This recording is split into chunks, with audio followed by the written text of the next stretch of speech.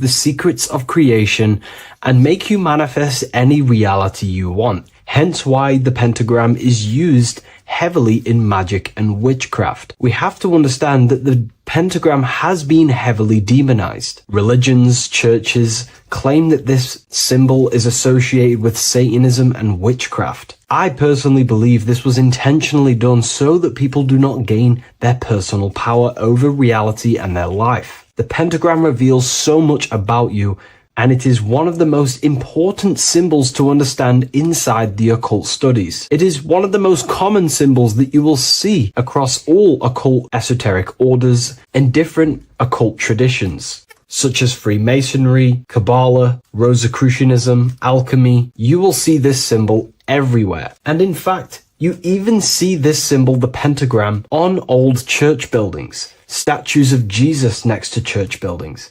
You will see this symbol used by Christianity itself, which is very contradicting about the church. But I'm not here to tell you to think anything. You can simply take this information with a pinch of salt and see if it benefits you. The pentagram used by the early Christians was said to symbolize the 5 wounds of Jesus on the cross. But this goes much deeper in an esoteric explanation. The pentagram ultimately represents the 5 elements of creation. All creation falls within these 5 elements.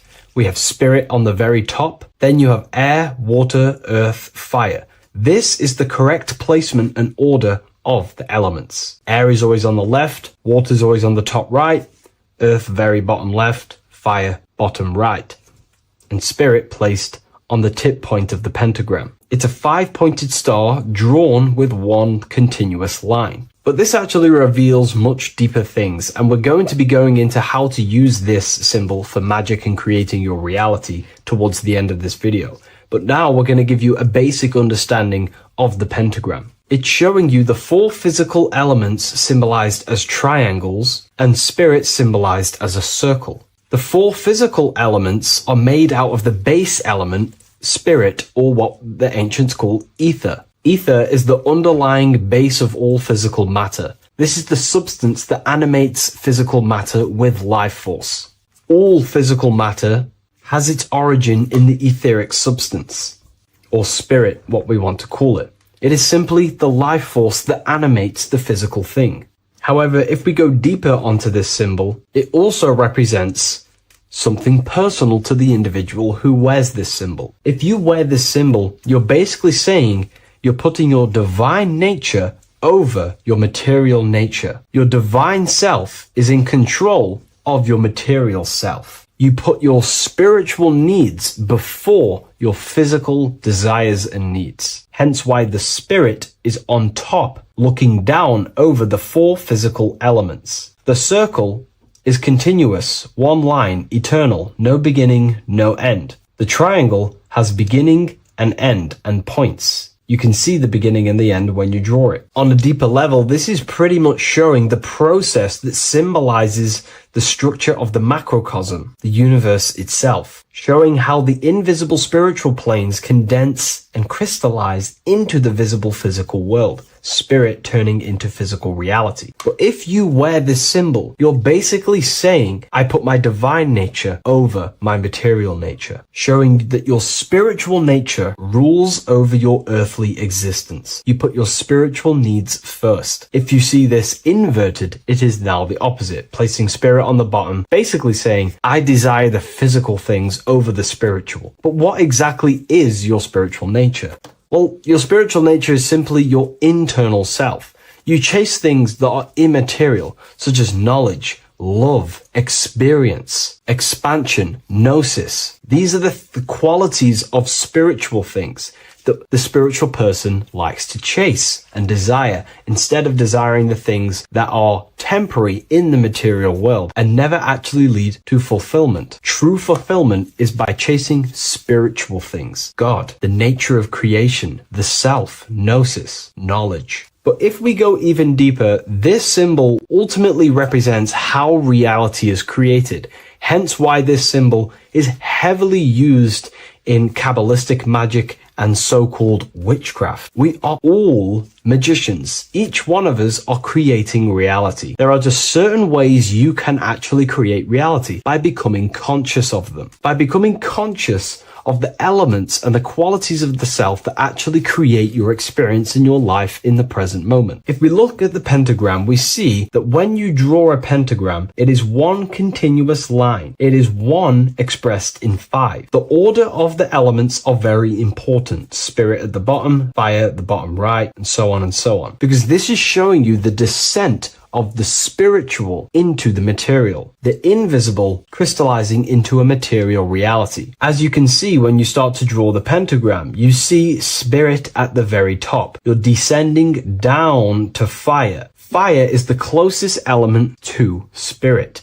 Hence why in magic and witchcraft, people like to use candles. So you're descending first into fire, then into air, then into water, then into earth, then back into spirit. Because of course, the cycle of creation unfolds itself. When you die, you return back to spirit, and then you reincarnate yourself back into physical reality if you wish and desire to. Everything is under this process of matter spiritual. In the daytime you wake up, you're in your material body. When you go to sleep, you enter your astral spiritual body. Everything's in this continual process, renewing itself in spiritual, then material. But the reason why this is associated with magic so heavily is because each one of these elements corresponds to a different body of consciousness, a different vehicle of consciousness. Consciousness has many different vehicles it uses to create the tangible self, the physical reality. For example, consciousness has a spiritual nature. The spirit element in this case symbolizes the emanation, the descent of the one power, the one force that we are all using. Each one of us is using this one power, the power of the source consciousness,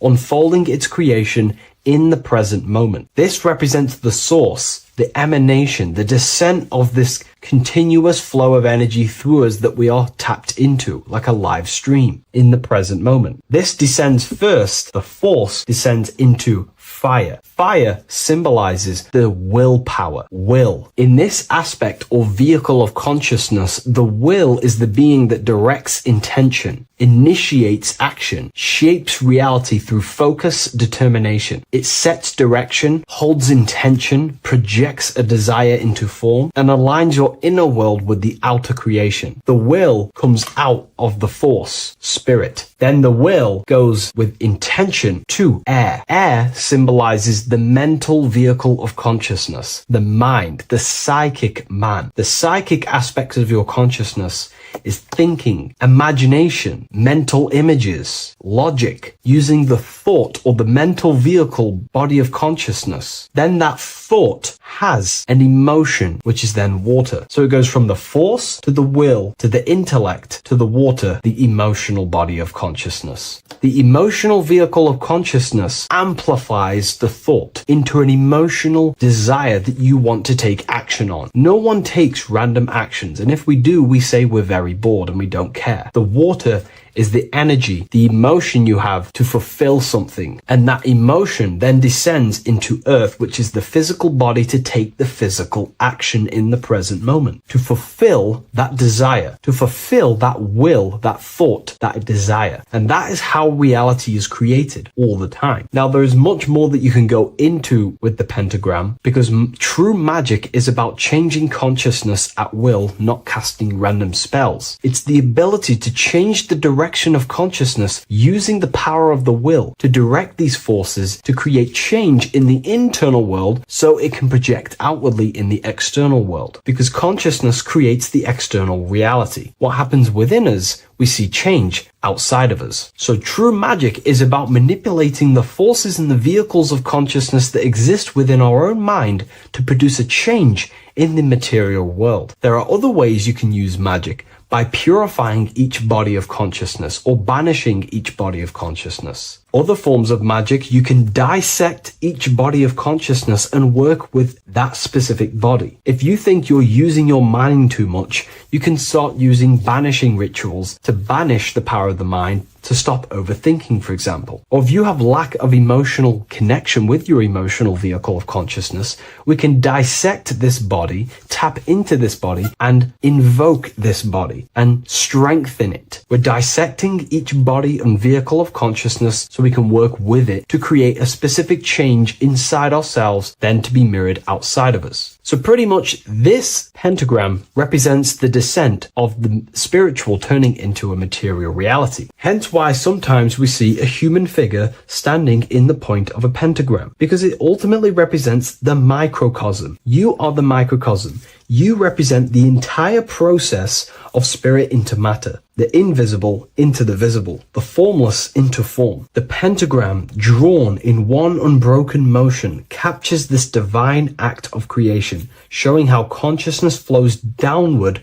through the elements or the vehicles of consciousness to bring forth the material reality. The Book of Symbolism will teach you all about this. It was released November 17th. A lot of people have taken advantage of this. You also gain a free ebook with this copy. Every order comes with a free ebook. And if you wish to get your copy of the brand new Book of Symbolism, you can find it in the description or revivalofwisdom.com. Thank you, everyone. I'll see you in the next video.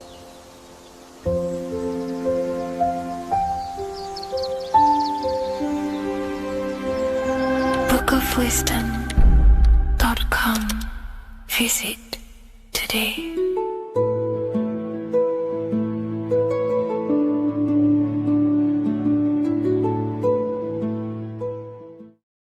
In this video, we're going to be decoding the symbol of the double-faced eagle, which is found on the Rothschild's family coat of arms. We see it in the Roman Empire, and we also see it in the 33rd degree of Scottish Rite Freemasonry. So let's get straight into this symbol and decode what this means. Freemasonry is considered a craft, and this craft is about reconstructing yourself. In fact, the word mason means builder, because every day we are building our mind's prison or our mind's freedom. Plus, you are a creator of reality. You are contributing towards the building project on the earth. You are a builder of yourself and reality, a creator. In Freemasonry, they use the allegory to teach the initiate a process of self-mastery. In Freemasonry, the allegory is that the Temple of Solomon is broken, and this broken Temple of Solomon needs to be reconstructed. But this is symbolic. The Temple of Solomon is yourself. You as an individual are the broken temple, as you have forgotten who you are, why you are here on this earth, and your mind has many limiting belief systems and restrictions on it. Therefore, we are the broken temple that needs to be rebuilt and reconstructed. The 33rd degree is the highest degree in the Scottish Rite system of Freemasonry. Therefore, this logo represents the state of consciousness the 33rd degree Mason is operating at. It is symbolic of their level of mind, their level of self-mastery, their level of awareness. This symbol is a very powerful symbol that you can use to also find your personal power. Now, of course, this is my interpretation based off my years of studying symbolism and connecting the dots. If you feel like I miss anything, please leave a comment in the comment section to maybe add to my points. The first of all thing that I see in this symbol that reveals a great power of mind is the eagle. The eagle itself is a bird, and a bird can go on the ground and in the sky. In a symbolic sense, this represents the body and the spirit, the ability to transform from this earth body and then also access astral projection and the spirit. The bird sees things from a higher perspective while it's flying in the sky. If you're only in the physical body, your perception of reality is limited to the ground. We do not see much from the ground. This is all symbolic to a level of mind. The bird can see things from above. It sees the earth from a top-down view and sees the whole, sees things from a higher perspective, symbolic of the mind of a 33rd degree Mason who understands who they are, what reality is, what consciousness is and the human psyche. Their level of intelligence allows them to see reality from a higher perspective, and they also have the mindset of seeing things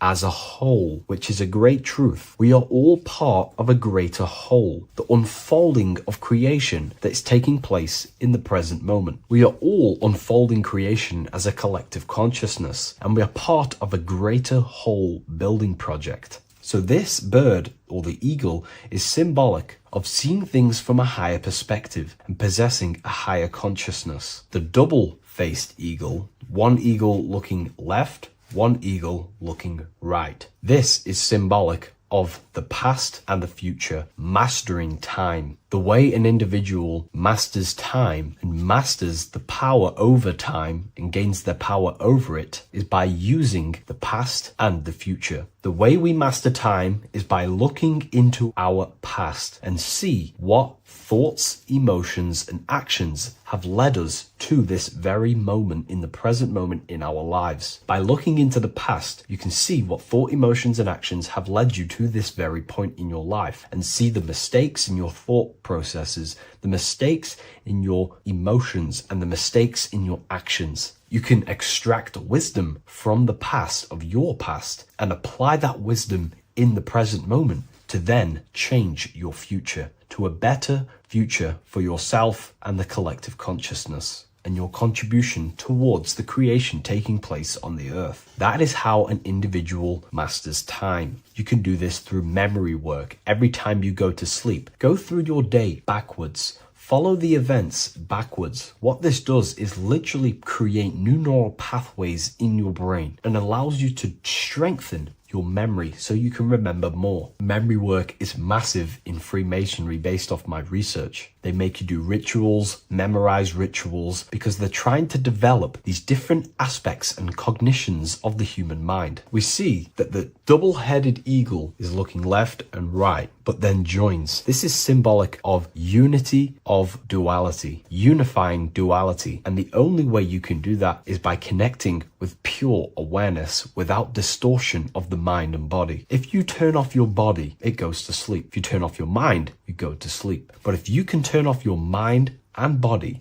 then who are you truly? When you turn off your mind, you're no longer your belief systems, your name, your job, your reputation, your status. You are this pure awareness who's observing the mind. So in meditation, you realize you are not the mind. You are the awareness, and the awareness is singular, and the mind thinks in dualism. So this is symbolic of unifying and seeing things through the lens of the awareness and not the mind, because the mind can produce illusions. So this is symbolic of a state of consciousness of the 33rd degree who sees everything as oneness. We are all one witnessing consciousness experiencing itself. However, this witnessing consciousness is molded differently through the mind. My mind has gone through memories, traumas, events, and belief systems, which makes my mind unique to you. But when we all turn off the mind and connect with pure consciousness, the pure awareness, then we are all, on the deepest level, actually one. The universe is one.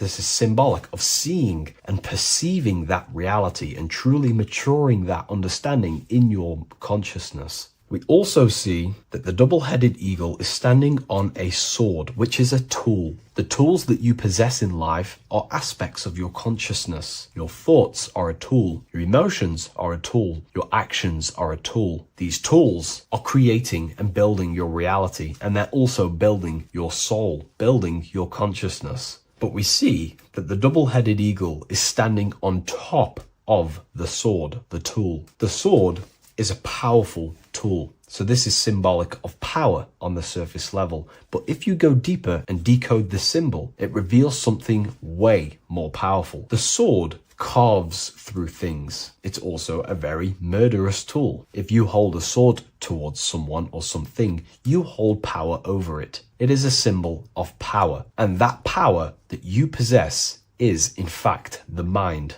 The mind is the powerhouse of control over reality. The mind is the most radiant force in the universe, as all things respond to the mind. The emotions, the body, and physical reality itself responds to the mind. The mind holds power. Matter is a physical manifestation of mind. The reason why the sword is the mind is because it's associated with the air element. When you swing a sword, you're moving this through the air. And if you've read the Book of Wisdom Volume 2, you understand that each element is corresponding to a different body of consciousness. Air is associated with the mind, the mental body of consciousness. Water is associated with the emotional body of consciousness. Earth is associated with the physical body of consciousness. Fire is associated with the spiritual willpower body of consciousness. Therefore, what we're looking at is the intellect. We're looking at gaining control over the intellect, the mind, thought, banishing all negative thought power from the mind. Think of it like this. You are tapped into a live stream of consciousness, and this live stream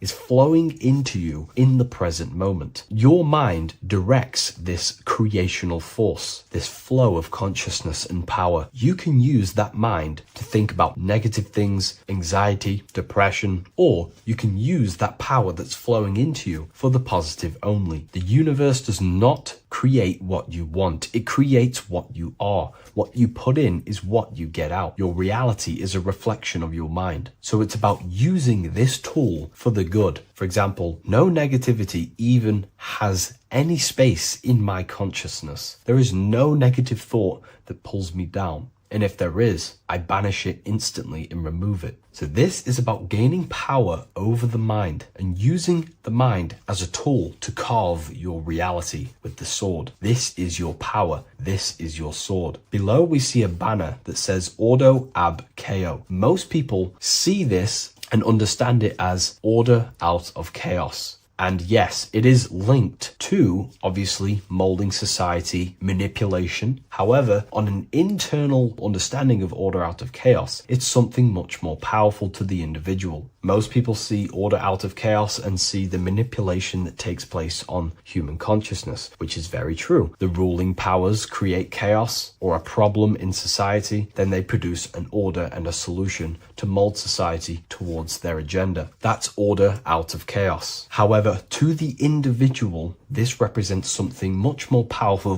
that you can take advantage of. Ordo ab chaos, order out of chaos. This is understanding that reality comes from chaos and physical creation is the order of that chaos. The mental plane is chaos. It's just simply pure thoughts, random thoughts. But the physical world is the order out of that chaos, the darkness coming into light. To you, for example, when you first start your journey of self-mastery and spiritual awakening, you are in chaos. My mind was in chaos. My mind had many limiting belief systems. My mind used to think random thoughts unconsciously. I used to take random actions, unknowingly create my reality, and produce chaos. That chaos needs to be ordered. So when there is chaos in ourselves, with different aspects of our minds and subconscious, we need to produce an order so that we can gain power over the mind and over our thoughts, emotions, and actions, the three forces you have 100% control over in your reality. If you try and control anything else other than your thoughts, emotions, and actions, then you are breaking natural law. The only things you have been given power over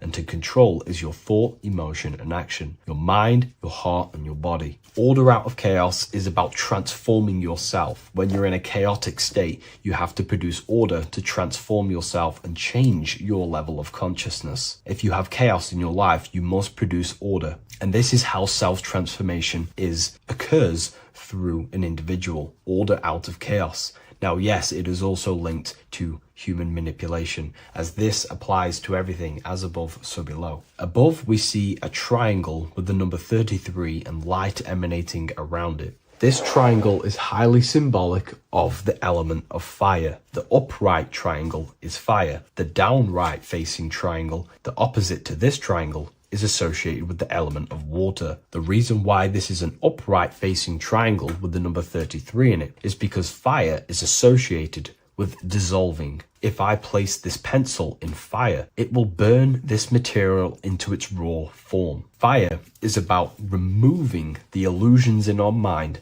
to gain power over it. It's about dissolving all the illusions in ourself, the false belief systems, the negative subconscious programs and thought patterns. This is about destroying them and producing order out of them. It's about removing the veils of consciousness so you can figure out who you truly are. If I burn this down, it will reveal its raw essence. It's the same with consciousness. If you want to figure out who you truly are beyond your mind, emotions, body, then you have to remove the veils of consciousness. You have to dissolve the mind by meditation and stillness. You have to dissolve the nervous system by keeping very, very still. And you will connect with pure awareness and can connect with lucid dreams and out-of-body experiences. It's like finding a needle in a haystack. If you want to find a needle in a haystack, you don't go looking through the haystack to find the needle. You burn the haystack and the needle reveals itself. That's how you truly connect with who you truly are. And this is why it's associated with the number 33 also, because the number 33 is the symbol of rebirth. Jesus dies at 33 and ascends to heaven. The human mind is fully developed at the age 33. Ice melts into water at 33 degrees. It's symbolic of transforming states from death to rebirth, rebirthing the self. And this is how you rebirth yourself, by figuring out who you truly are. Because when you actually figure out and have an out-of-body experience, or you figure out who you truly are, you go through a mental rebirth. Everything you thought once was true has been completely burnt away, and now you are reborn into a new mind and a new perception of self and reality. So it's about being reborn again. At the 33rd degree, you are reborn again by the understandings and experiences that you've had with yourself. And the crown is a symbol of mastery. People in position of power wear crowns. It is a symbol of power over something. This whole symbol reveals your own personal power, the level of power that the 33rd degree Mason has over themselves, not over other people, but themselves. But of course, once you gain your personal power, you understand how the mind works. You can use that against people. It's how you use the knowledge that determines whether you are bad or good. Again, if you think I've missed anything, leave a comment in the comment section. Please like, comment, and share if you love this content. I'll see you in the next one. And if you wish to get your hands on this book, I'll leave an Amazon link in the description. What is good, people? We're back with another video. And today we're talking about the chakras. Let's jump straight into this because I know there's been a lot of requests for this video. So let's jump straight into this. So you have 7 chakras, right? 7 chakras. And these chakras are feeding off your electromagnetic field, known as your aura. This is both positive and a negative pole, male and female, right?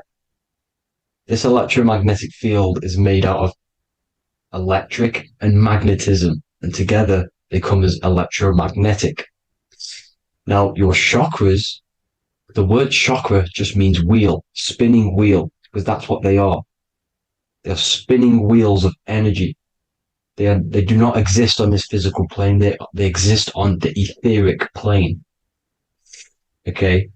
Now, these energy centers are known to regulate your emotions, and each energy center controls the organs and cells in that particular area of the body.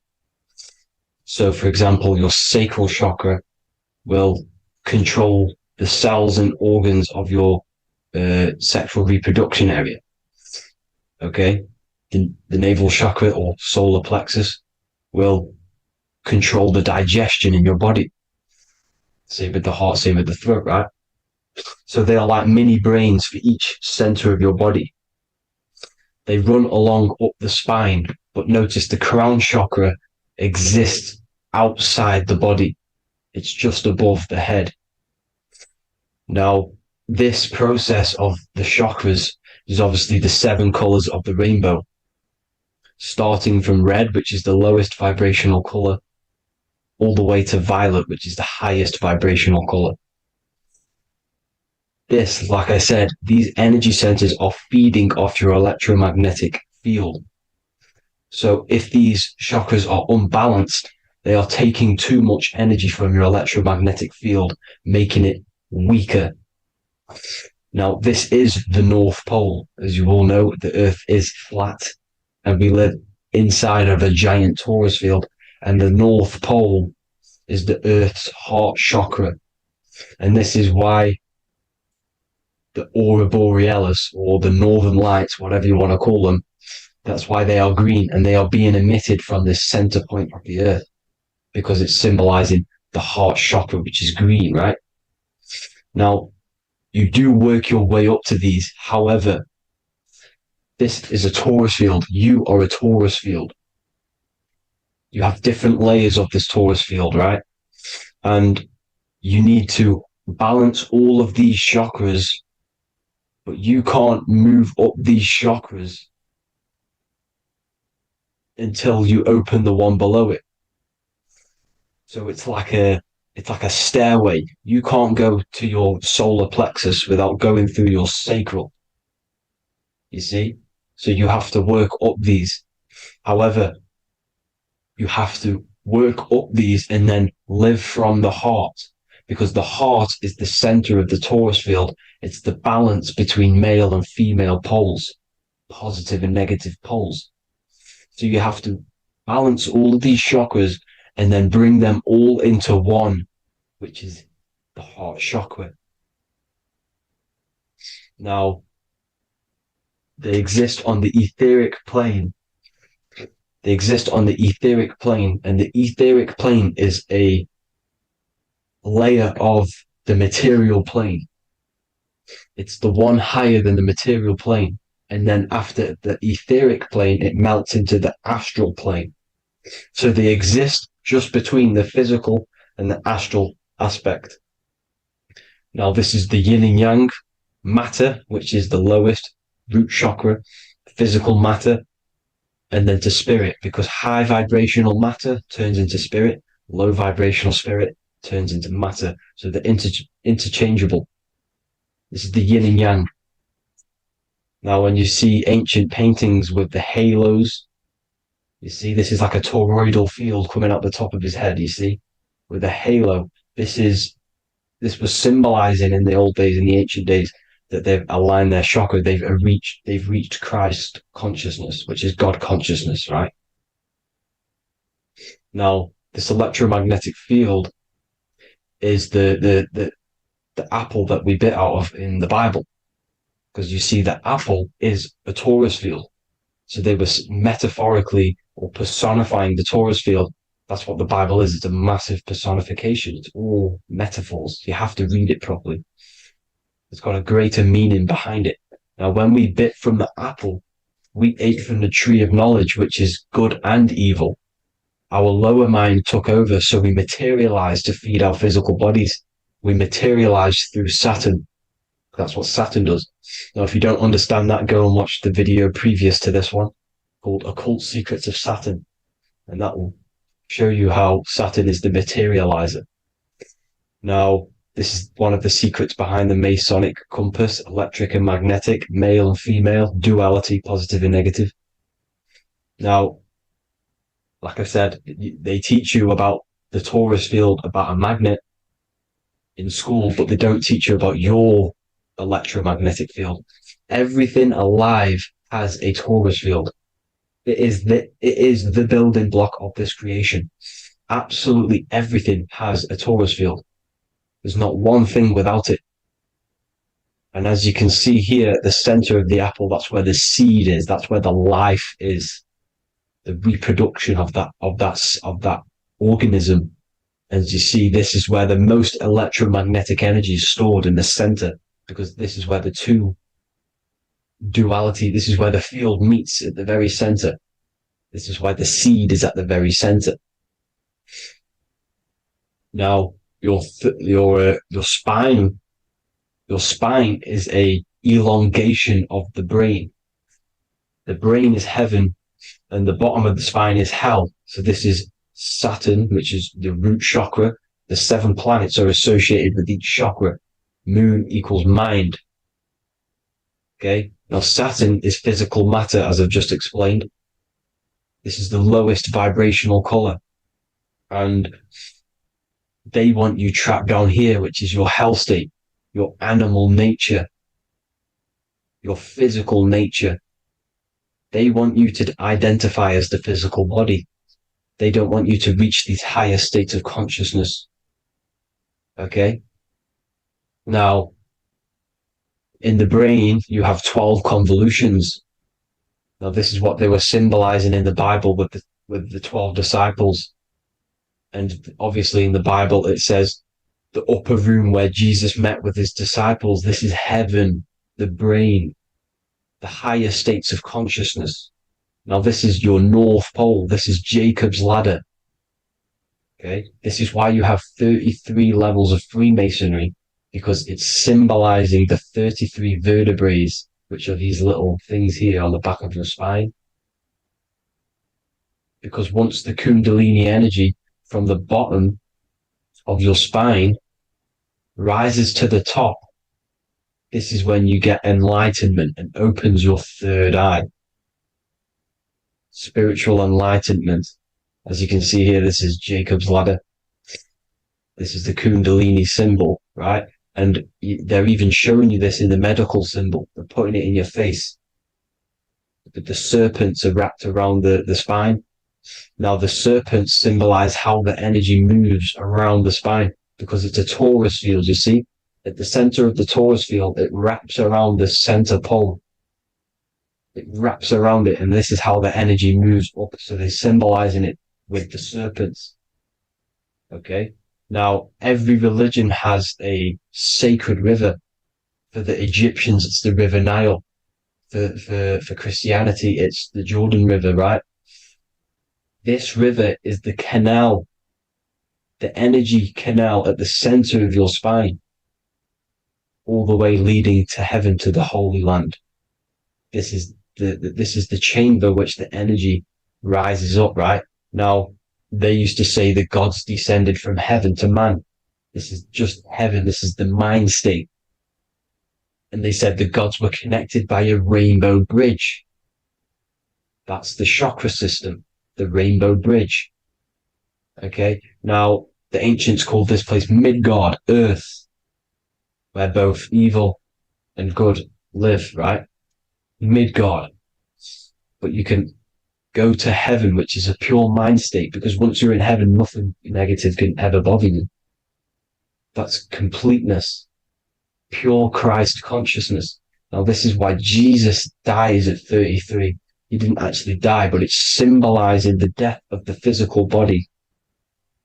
Not the death of the physical body, but his consciousness rising above the physical body to, as I said here, matter to spirit. Matter died off and he came spirit consciousness. This is symbolized by the 33 vertebrae, which is obviously the 33 levels of Freemasonry. And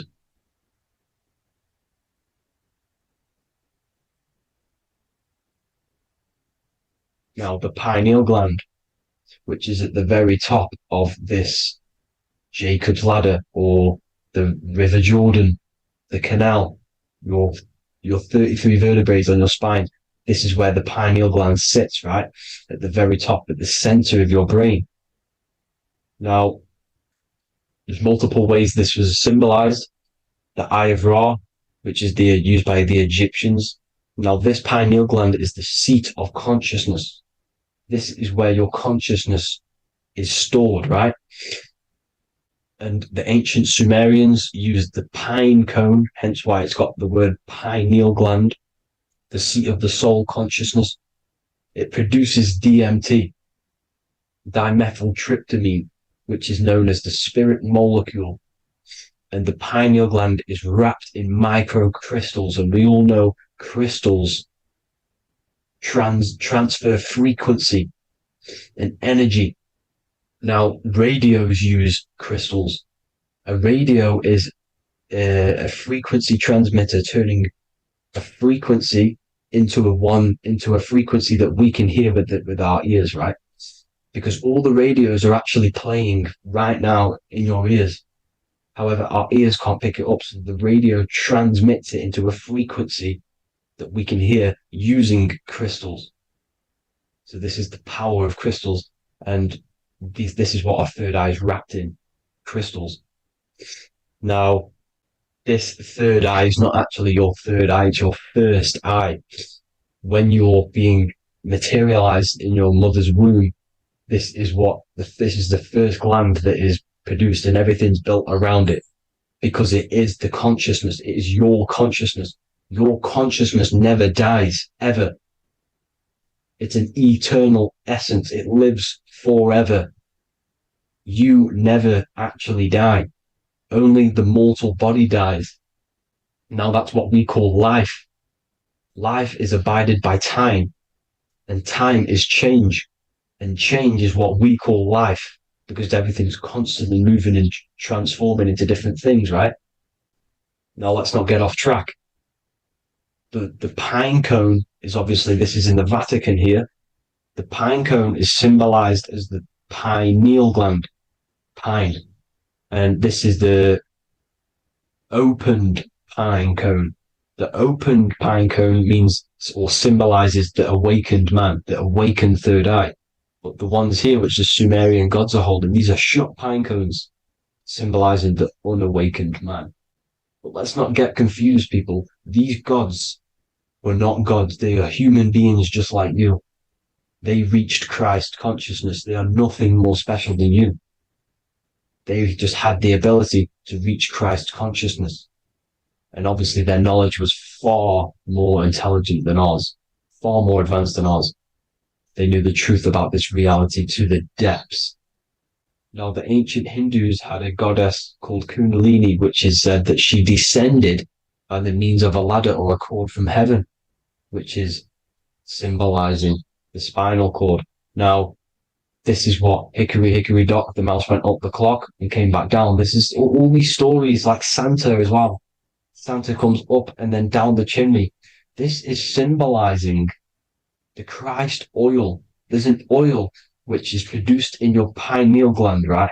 And this oil travels down the spine.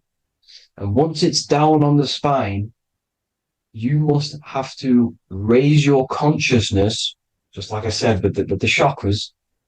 You have to raise your consciousness, raise your vibration to heat up this oil and turn it into a gas. And it travels back up the spine through like the serpents up the spine, and this awakens the third eye once it's coming back up the spine and hits the pineal gland. This is the secret behind Santa and hickory hickory dock, because Santa comes down and feeds the presents and goes back up the chimney, and he lives in the North Pole, the positive pole. This is the North Pole, people, and the presence is your sacred oil. This oil, your physical body, is the furnace. It's the spiritual furnace, which you have to heat up this oil by raising your frequency and turning it into a gas to rise up this chamber, the River Jordan, to your third eye, right? Now, this is an alchemical process. Your body is the alchemical furnace. It says in the Bible, if therefore thine eye be single, thy whole body shall be filled with light. I shouldn't have cut that out, but that's what it says. The light of the body is thine eye. If therefore thine eye be single, thy eye shall be filled, their body shall be filled with light. This is symbolizing the pineal gland, enlightening the body, the spiritual body, filled with light. Now, as I said, they want you kept down here, which is the root chakra, which is your animal nature, which is obviously mind, matter over mind. This is the symbol of Saturn, right? As you say, we're built of body, mind, and spirit, the Holy Trinity. That is the sun, moon, and earth. The sun's your soul, solar. Moon is your mind. Earth, which is the cross, which is your physical body, the 5 elements, right? So body, mind, and spirit. So the Saturn symbol is actually made out of the cross on top, which is the earth, and the moon on the bottom, which is symbolizing matter over mind, because earth is physical matter. You don't want to be matter over mind. You need to be mind over matter. See, they want you identifying as your physical body. They don't want you to realize you're an eternal consciousness. You're an eternal essence of consciousness which never dies. They want you trapped in your animal nature. And this is why the Baphomet has a goat head, because it's symbolizing your animal nature, which is evil. Not evil, but you're more likely to do evil things, right? Which brings bad karma. That's your animal side. This is why the Baphomet has an animal goat head. As you can see here, he's got the Kundalini energy here. So when you see the inverted cross, the cross is your body, as you can see here. The inverted cross means your chakra's downwards, down here. Your head's down here. Your mind is down here. But your mind needs to be up here, which is the upwards cross, which is Christ consciousness. And as we all know, 7 colors of the rainbow, 7 planets, 7 chakras. Red light is low frequency and long range. This is why Saturn is the slowest moving celestial body. And it's the lowest chakra, because it's low frequency, long range. The moon being the crown chakra, which is high frequency. This is why the moon moves around the quickest. The moon is your crown chakra, which moon in mind. See, so there are multiple ways of your chakras becoming blocked. Now, each chakra has a specific intelligence. It has a specific thing that it's doing for the body, right? Now, this can be overused. It can be abused. For example, masturbation. That keeps you down here in your sacral chakra, because you're abusing that energy center. You're abusing your sexual energy, which is then becoming unbalanced. So this is how energy, this is why these centers are pulling more energy out your electromagnetic field, because these centers are wheels. The chakras just mean spinning wheel of energy. So when you're abusing these certain centers, you're pulling energy out of your electromagnetic field, which is making your field weaker, which is making your frequency lower, which makes you prone to diseases, prone to lower negative energy, right? So you need to align these chakras. You need to unbalance them. And as you can see here, you can screenshot these to see how they're blocked. I'm not going to go over each one because it'll take me forever, but have a little read yourself. This is why they're blocked. Now, the ancients used to say Aum when they meditated. Now, these are the 7 vowels. There's not 5 vowels, there's actually 7. Now, when they say Aum, they're aligning all their chakras by saying this when meditated. This is where the Aum originated from. Now, emotion is energy in motion. So if you're feeling a certain way, that's the energy you've put in motion. It's a reflection. We live in a mirror reality. Everything's mirrored. Everything's mirrored. As within, so without, as above, so below. Everything's a reflection of some sort. So whatever you're feeling, you're doing something wrong. It's telling you you're doing something wrong from the root cause, because your energies are the effect. You're feeling the effect of something you've caused. The law of cause and effect. Nothing escapes it. Now, the Jehovah's Witness believe that exactly 144,000 faithful Christians go to heaven or be resurrected, right? This is not true. This is symbolic. 144,000 go to heaven. Now, the petals on the chakras, this is the root chakra, this is the crown chakra. Now, if you add up the first 5 chakras, the petals, add up the petals on the first 5 chakras, you get 48. And then you get to the third eye, which has 2 petals. 48 times 2 equals 96. 96 plus 48, which you got from here, equals 144. The last chakra has 1,000 petals. Times 144 times 1,000, you get 144,000. This is a frequency. This frequency is the frequency of the ascension up your chakras. This frequency is a high frequency, which turns that oil into gas, which rises up the spine, activating your third eye. Right? So this is all the religions are all symbolic for this sacred secret of Christ consciousness. As it says in the Bible, the kingdom of God is within. It's not out there, people. You must look within yourself. You are God. You are a spark of his consciousness, infinite consciousness, right? So 144,000 is a frequency, and you must achieve this. Like I said, these people in the past, they're not gods, people. These were just humans. Nothing special. They just reach Christ consciousness. Now, they keep you in these lower vibrational states with the food, right? And as you can see here, all of these fast food restaurants are mainly are red and yellow, which are these lower states, these lower two chakras, lower vibrational colors, because they want you trapped down here in matter. And these foods are so low vibrational, they will keep you down here because your gut produces, I think it's like 80% of melatonin. Melatonin is your feel-good hormone. These foods will not make you feel good. This is very low vibrational. Meat. It's not meat, it's raw flesh. These animals are stripped from their family, put on a conveyor belt, watch their friends be tortured, and then get slaughtered in a slaughterhouse. Think of all the fear that's running through their blood, all the hormones, all the fear, and you're going to go and eat that very low vibrational energy. As you can see here, this is the light photons within fruit. You can see the life force in this fruit. You must think, feel, and do positive to raise your vibration.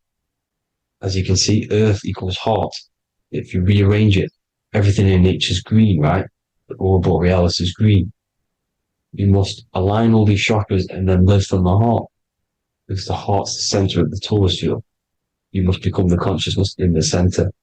So that's it for this video, people. Thank you all. God bless.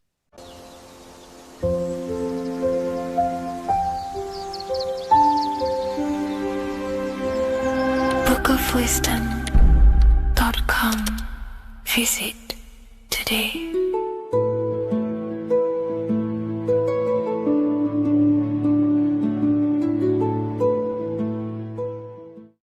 Hello, Seeker. Welcome to Revival of Symbolism, a channel devoted to the language of esoteric symbolism, guiding you to discover yourself and expand your consciousness into deeper realms of thought. I'm Harry B. Joseph, also known as Revival of Wisdom, and today we're going to be discussing this particular piece of Freemasonic artwork, and in the context of force and form. This is a very important ideology to understand about life, your reality, and ultimately to gain your personal power. So if you want to gain your personal power, you have to understand force and form, which is one of the most basic understandings and teachings within the occult schools of thought. So if we look at this piece of artwork that we have here on this Freemasonic drawing or painting, whichever it is, we see in this context force and form. Now, there is a lot going on in this piece of symbolism. There's so much more than just force and form. However, in this video, we're just going to be breaking down the force and form aspects so you can gain an understanding. Here at the very top, we have light rays. This represents force. Here below, you have the physical manifested plane, form, force and form. All creation is force and form. It is the interplay of force and form. Force is the invisible energy that moves, and form is the pattern that contains and directs that movement. Force without form is chaos. Form without force is lifeless. So without any force, there would be no movement or manifestation. Without form, there would just be chaotic forces within the universe. So force and form are the opposites in duality, force and form, okay? So without any force, which is your spiritual life force, your consciousness, which is force, your body wouldn't even exist, because your body is the formation of the spiritual forces. Your life is a creation of your forces, such as thought, emotion, imagination, desire. We're going to be breaking that down in detail so you can use these forces in your life, okay? So we have light rays here. This is a force. This is light emanations coming down from above into the world of form. We have to understand, no physical action on the physical plane, there is no force. All force takes place within the astral and etheric realm. So that's what we must understand. Force takes place in a higher dimension. What you see in the material realm is the formation of that force. So every movement in the material is made manifest through the invisible forces. When you take an action, there is a reason why you are moving the body. And for me, for example, I've written the new book of symbolism, and it's out November 17th. The force that driven me to build that, to take the actions to build that, is a force, and that is an emotion or a desire. So that we all have a desire, which is the force that moves us. And that desire is not a chemical reaction within your nervous system. That desire is, in essence, a spiritual force that takes place within the astral plane. So we have the mental plane. Below you have the astral plane. Below that you have the etheric plane. And then below that you have the physical plane.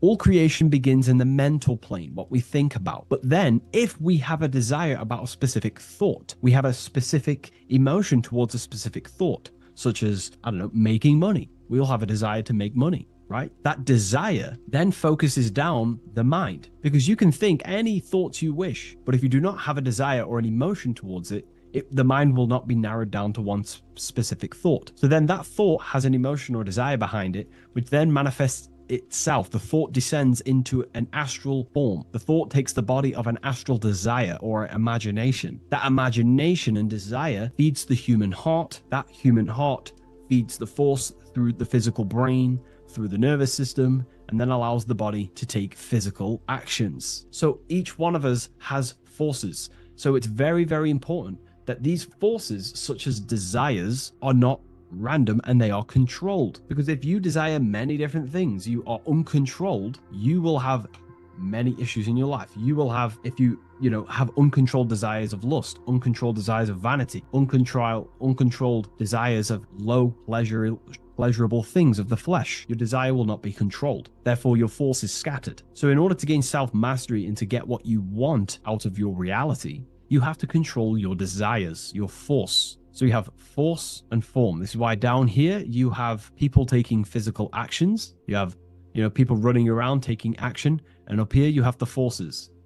So it is the astral forces that is in constant rotation and interplay with the physical material realm, force and form. Force originates in the higher planes of consciousness and descends through the mental and astral into the physical. Within the mental plane, force takes the shape of thought. Thought is the first outline of form, the archetype that gives structure to creative currents. When one conceives an idea, the pure spiritual energy flowing through the consciousness becomes clothed in mental matter. This mental form is the mold through which all subsequent energies must pass. It defines the direction of movement and determines the quality of the outcome. Within the astral plane, the same force becomes emotion, desire, and vitality. Here, the mental pattern receives life. The astral body, being composed of the substance of feeling and magnetism, fills the thought form with motion and color. Force in the astral plane is dynamic, fluid, and responsive to rhythms of desire.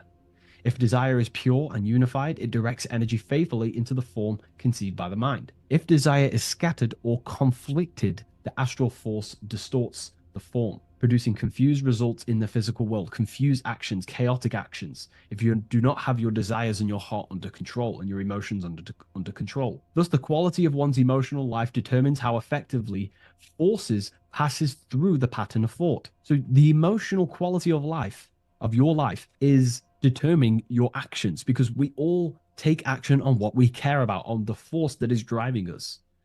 So we must unify our heart with the higher mind, with higher thoughts that are not selfish, thoughts that are not egotistical. In the mental plane, there are three subplanes. We have higher mental plane, middle mental plane, and lower mental plane. Higher mental plane is higher thought. This is what people call the higher mind. A lot of people say the higher mind, but they don't know truly what it is. A lot of spiritual people will just throw these words around. The higher mind is simply the mind that exists within the higher mental plane where higher thoughts take place. Thoughts that are guided with love, that are guided with selfishness, without being selfless, thinking without being egotistical. For example, if you think, how can I make money? How can I gain? How can I do all this stuff? and you're thinking how to make money for yourself for personal gain, that's a selfish thought, and that will manifest in the lower mental plane. If you want to become more of a powerful mind and gain your personal power, you want to think in a different way to penetrate the higher mental plane, because the lower mental plane, most minds in the collective consciousness operate in the lower mental plane, because that most people think unconsciously. Therefore, their minds are not trained to think in the higher mental plane. So most people dwell in the lower mental plane. This is where all the lower thoughts are. There's not very good ideas because the collective consciousness is there. Once you start to raise your mind, you then start to learn to think differently. Instead of thinking, how can I make money? How can I gain? How can I, get this? Think differently. Think on a collective scale to penetrate the higher mental plane. Think, how can I benefit the world? How can I do something that's going to benefit people? Because money will come as a side effect of that. That's just one example. So when you shift your mindset to use the higher mental plane and train your mind, you're gaining willpower. You're also penetrating the higher mental plane where better thoughts are. You receive better thoughts, better guidance through thought forms. That's a whole other lecture I can make. Thought forms, which are basically demons and spirit guides, what people call. They're just thought forms. So we truly do live in a mental world, and everything is force and form, symbolized by the light and the material reality. The individual who understands this relationship between force and form begins to work consciously with the descent of energy through the different planes of consciousness: mental, astral, etheric, physical. When you hold a clear mental image, you create the form. You fill that image with emotion and desire, you generate the force. When you act upon that energy, you complete the circuit of creation. The process is simple yet exact. Force always seeks form, and form always requires force to live.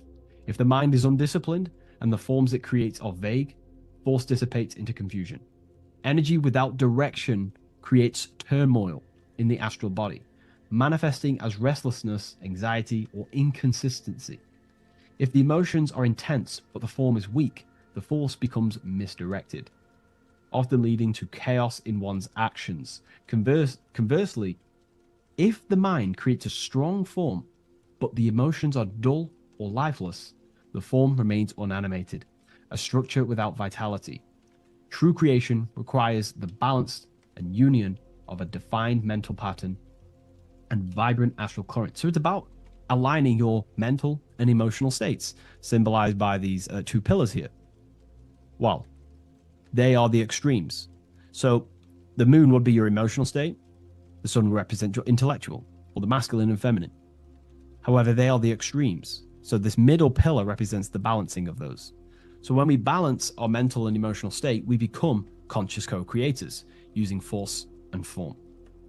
It's a very important lecture, and I know this is a quite complex and advanced lecture, but this is what this channel is about, Revival of Symbolism. It's about more advanced teachings. But hopefully you can get your head around this. There's a few books out there you can definitely read. I can't think off the top of my mind, but you can read this stuff up. It's great information. It will definitely help you in your life. Force and form. And if you haven't already, join the waiting list. I'll leave a link in the description for the Book of Symbolism, November 17th on revivalofwisdom.com. If you wish to be notified, I'll send you an email. I just want to say thank you for your support. Please like, comment, and subscribe, and share to a friend. I'll see you in the next one. Absolutely. Let's refine that into your signature deep and esoteric.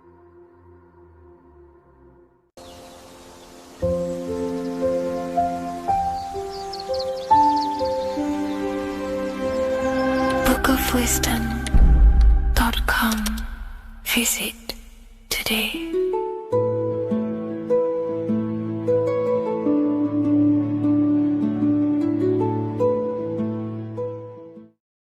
Welcome to Revival of Wisdom. What is good, people? Is Revival of Wisdom. We're back with another video. Today we're going to be talking about the importance of Saturn and the occult. Let's jump straight into this. So Saturn is the god of the earth, right? It's the time of God, change, destruction, physical matter. He creates and destroys, because the energy of Saturn is the key to crystallization. It wraps things in physical matter, right? He creates everything, all life forms, and he takes things back, because the day that you're born, That's the day that your expiry date is coming. The time is ticking until Saturn takes your life. This is why he's known as the Reaper. Okay? As he's personified as eating his child here in this ancient Roman painting. As you can see, he's eating the child. We are all children of Saturn, right? He creates physical matter, our physical bodies, right? He's the god of time because he's the slowest moving celestial body. He's the Lord of the Rings, as you can see here. He's the last one on the ring. He's the slowest one moving, okay? So he is the Lord of time, destruction and creation, okay? This is why his name is Saturn, Satan. He's the devil, okay? But I'm not saying Saturn's evil, guys. It's a part of life. Everything lives and dies, right? He's the key to crystallization. Now, as we have the clock here, our god Saturn, or Chronos in Greek, just means time. He's also the god of time, as I've already said. 60 seconds in a minute, 60 minutes in an hour, 24 hours in a day. Add 2 plus 4 equals 6. 60 seconds, 60 minutes, 2 plus 4 equals 6. That's 666. Okay? And as you see on the clock, 6 take away 12 equals 6. 7 take away 1 equals 6. 9 take away 3 equals 6. 6 is the number of Saturn. It's associated with Saturn, right? He's the god of time, of justice. Everything goes back to the Reaper in the end. Everything lives and dies. Now, the artwork of him, he's always got the Reaper staff. You see, it's personifying death. Now, when you see this, the Romans were not saying Saturn was a real person, a real god in human form. No, this is personification. This is what the ancients always did. They personified, just like the Bible. It's all personification. So the personifying Saturn eating its children because it eats, it's the Reaper. No one can escape the Reaper. No one can escape death. Now, Saturn is 666, which is in the Bible, the number of the beast, right? The number of the beast, Satan, 666, right? So on the North Pole of Saturn, you have a hexagon which makes a cube, right? Now this hexagon, when you join up all the corners, creates the 6-pointed star known as the Star of David, right? In the Jewish religion. Now, as you can see, the 6-pointed star has 6 points, 6 mini triangles, and a 6-sided hexagon. That makes 666. And also, your Saturday is named after Saturn, the 6th planet, the 6th day of the week, and has a 6-sided polygon in its North Pole. That's also 666. Now, this Star of David, this symbol goes back thousands of years, and it originates from Saturn. It's not the Star of David, right? It originates from Saturn. It symbolizes the physical and spiritual aspect combined into one, which makes us humans, right? Also symbolizes the male and female combined into one. These two sacred energies create the human. We consist of both male and female energy, also known as the Seal of Solomon. And we all know if Solomon was a real person, he talks about communicating with 72 demons. He could apparently, in the text, he could communicate with 72 demons, and this is sorcery. This is black magic. Now, this symbol is associated with hexing people. When you place a hex on someone, that is a form of witchcraft, which a hex is just a curse. When you're cursing someone, this is black magic. Now, the the black magician would stand in the middle of the symbol and cast his spells onto other people. Now, this symbol is obviously on the $1 bill, twice on the $1 bill. And it's very, very ancient symbol. And it originates from Saturn. And let's keep going. So the cube. So I've just said how you see the cube on the North Pole of Saturn, right? The cube is limited. It's a 3D shape. It symbolizes limitations to the physical 3D dimension, the third dimension, the physical realm which we are in. Now, as you can see, the color associated with Saturn is black, right?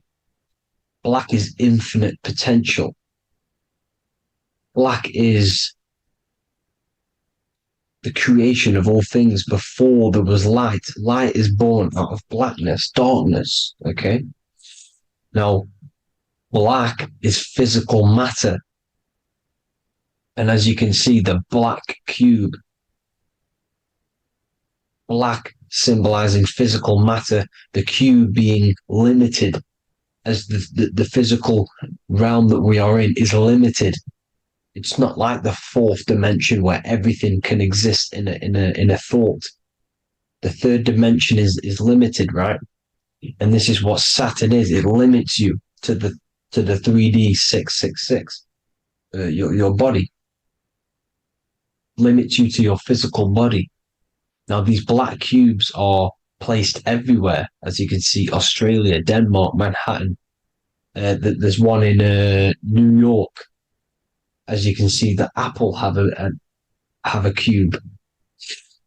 The Nintendo GameCube, Trump Tower is a black cube. This is worshipping the energy of Saturn, the god Saturn. Okay, it's not a god; it's a celestial energy. However, it rules over Earth because it pretty much created the physical realm. Now, as you see, when you go to a funeral, you wear black, a black suit symbolizing Saturn, which is the color associated, black. And as you see in Mecca, they walk around the black cube in rings. As you can see here, they're stood around in rings, like the Saturn, the rings of Saturn. The Mercedes symbol. You probably wouldn't notice that, but yes, it's Saturn. And when you graduate from university, you wear a black cube on your head. This is all symbolizing Saturn. Okay. Now, as you can see, the Jews here have a black cube on their third eye whilst they pray. Notice how he's shutting his eyes into blackness, darkness, and he's wrapped around a black strap around his arm. This is symbolizing the wrapping of physical matter, of how physical matter wraps things into existence. And as we all know, the Star of David is a Jewish symbol. So he has the black cube and the Star of David, right? So all of these religions are secretly worshipping Saturn. Okay, this is all Saturn worship, Kronos, the god of time and destruction, the physical reality. Now, as you can see, it's symbolized everywhere in all major corporations. Pepsi, internet, that's obvious. NASA, of course, NASA. NASA means to deceive in Hebrew. Universal, Walkers, that one's so obvious. Nike, Toyota.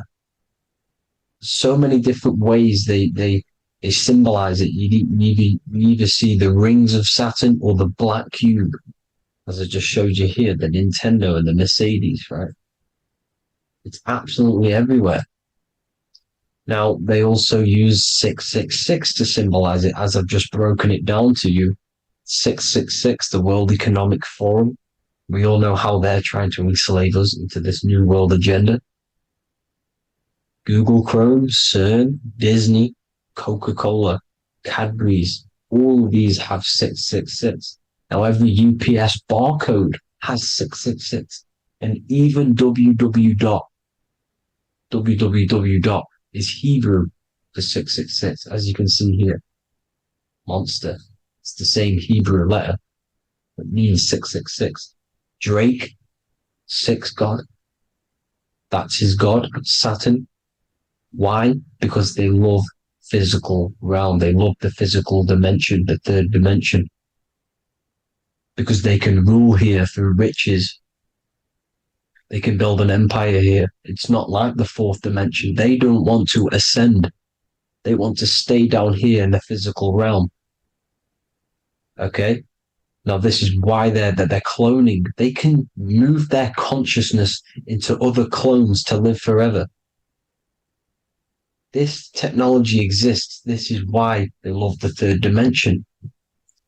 As you can see, all of these sellouts here, Drake, Leonardo DiCaprio, all of these people doing 666 because this is their God.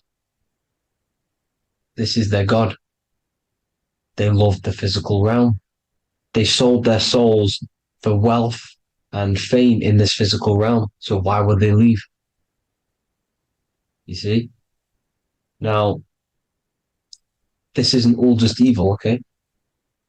So you have 7 chakras, right? You have 7 days of the week, 7 solfeggio scale notes. These are frequencies, the solfeggio scale. Now, it's called the Saturn moon matrix because the moon symbolizes your mind, because you're created out of the Holy Trinity, which is body, mind, and spirit, right? That's the triangle, the equal triangle, body, mind, and spirit. Now, the 3 main celestial bodies are Earth, Moon, and Sun. The Earth being your physical body, the Moon being your mind, and the Sun is your soul, hence why it's called solar. It's a solar soul. Now, these symbols are alchemical symbols. So when you're doing alchemy, you use these symbols to obviously symbolize what we're talking about. Now, as you can see, these are all the symbols of the planets. Now, Saturn is created out of the moon on top, the moon on the bottom and the earth on top, as you can see here. You see? And this creates the number 5. Now, with the moon being your mind and the earth being your physical body, this is mind over matter, because the earth is your body's matter. This is a matter over mind. You don't want to be matter over mind. This is low states of consciousness. You won't be mind over matter. You see, to manipulate matter, to create your own reality. Now, obviously, we all know Saturn is associated with the lowest chakra, which is the root chakra. This is to deal with your animal instincts. When you're down here, you identify as the physical body. You don't know anything spiritual. You're you have a pure physical mind. You don't believe in anything spiritual. This is survival mode, consumption. They want you trapped down here, which is matter over mind. They don't want you to create your own reality, which is mind over matter. You see? Now, that's what Jupiter is. Saturn is the moon on the bottom and the earth on top. But Jupiter is the moon on top with the earth on the bottom. That's mind over matter, you see? So, these chakras are an ascension process from matter, physical matter to spiritual. This is the ascension. This is the stairway to heaven. This is Jacob's ladder. You see? Now, the number 5, which is obviously associated with Saturn as well, which create the symbol for Saturn, created the number 5. You have 5 senses, 5 elements, 5 physical elements. As we all know, Saturn crystallizes everything into physical matter out of the 4 elements. 5 fingers and toes, 5 points of man. Okay, the number 5 is the number of justice. Saturn holds things back.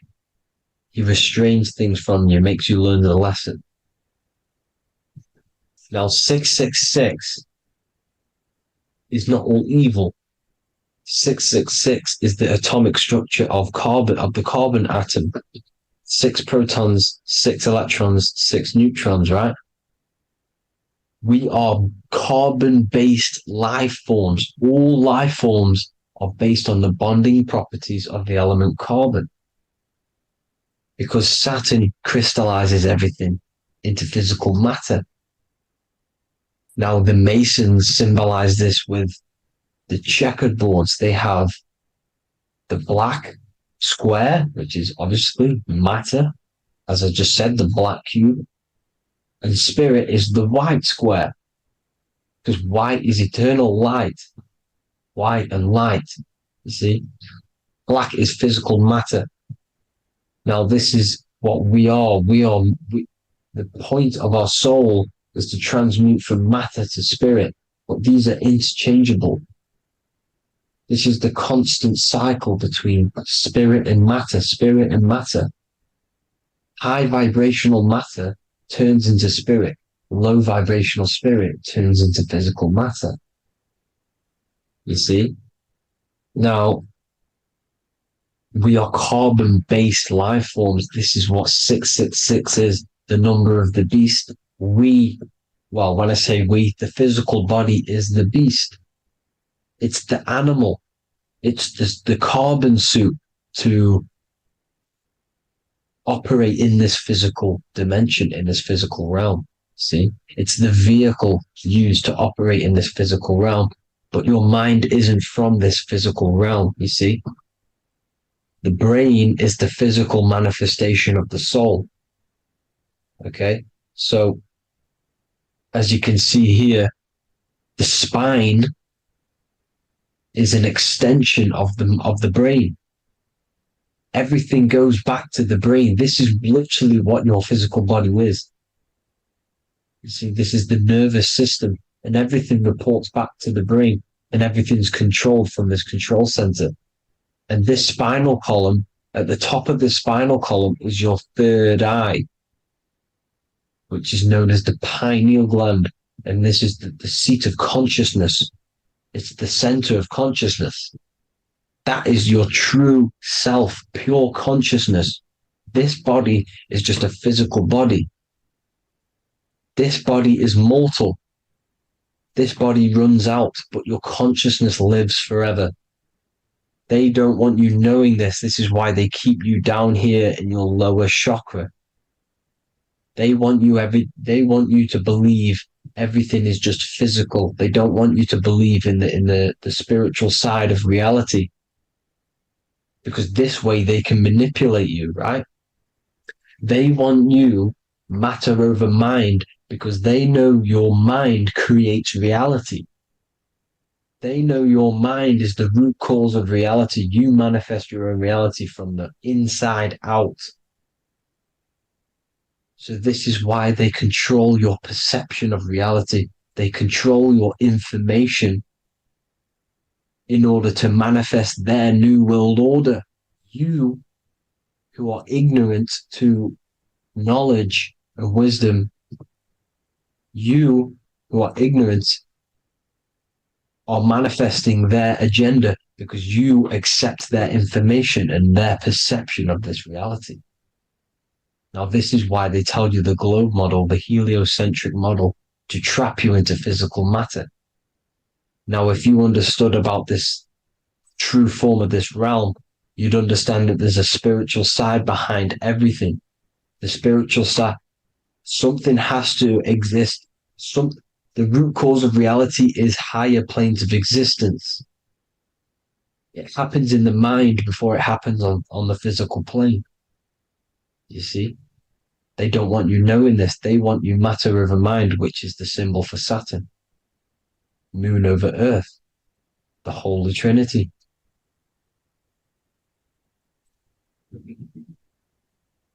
Now, as you can see, the cube also makes IXXI. This is Roman numerals. This is Roman numerals. And when it's translated from 9/11. Yes, 9/11. This is the secret code of the one world order. The two twin towers, when the two become one. Okay, when the two become one, this is how you reach the higher states of consciousness, the physical and spiritual. Now, as you can see, the 9/11 memorial are two black cubes. It's two black cubes. This is all Saturn worship. Now, I'm not saying that Saturn is an evil celestial body, right? No, everything has a good side and a bad side, right? It's duality. The spirits of Saturn on the dark side are the most evil demonic spirits. Now, these are the spirits that these are invoking through these rituals, right? Yes, 9/11 was a massive ritual. It's a satanic ritual, okay? Now, we all know Elon Musk. Elon Musk is coming with the mark of the beast. And English gematria, this equals 666, right? 666, as I said, is the number of the beast. You are the beast, your physical body. You see how the Bible twisted things up to make things more confusing, right? But it's there. You just have to have the knowledge to be able to read the Bible properly. As we all know, we had this virus. I'm not going to say the name because I'll get flagged. This virus adds up to 666 because this is all part of the New World Order. It's all part of keeping you in this physical dimension. Okay? Now, as you can see here, Novus Ordo Seclorum on the back of his shirt, on Elon Musk's shirt. This is also on the $1 bill. Novus Ordo Seclorum. This means New World Order. Yes, New World Order. This is on the back of Elon Musk's shirt. And as you can see here, he owns Neuralink, which is the brain chip which they're going to be putting into implanting this onto your brain. This is the New World Order to connect you and merge your consciousness with AI. Neuralink and Meta, he owns Meta as well, which is the metaverse. These are going to be linked in, hence why they have the same symbol, but just in a different format.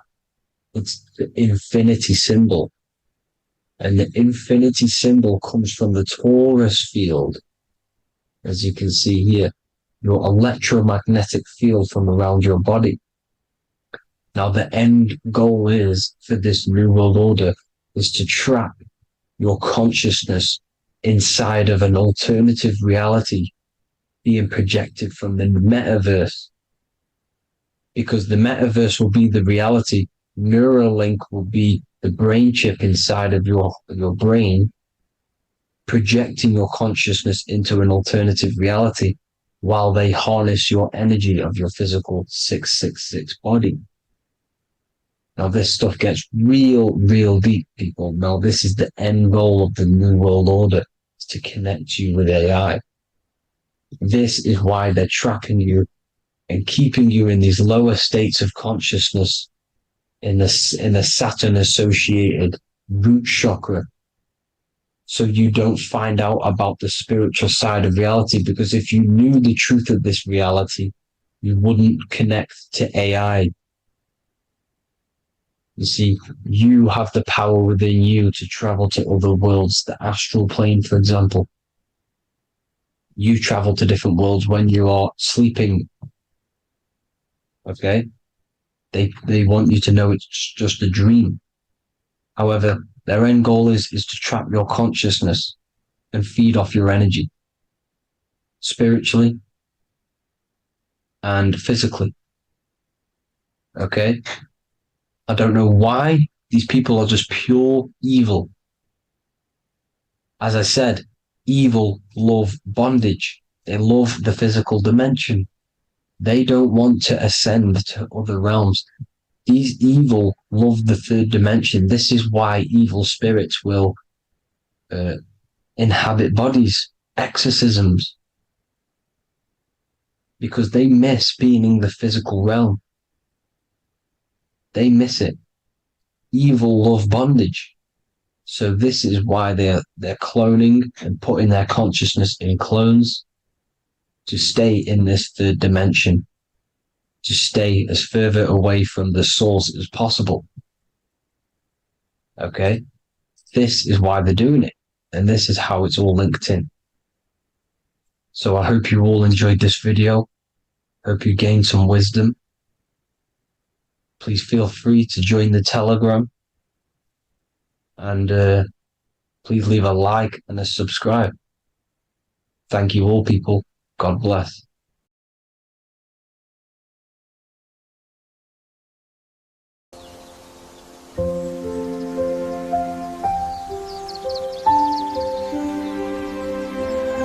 bookofwisdom.com.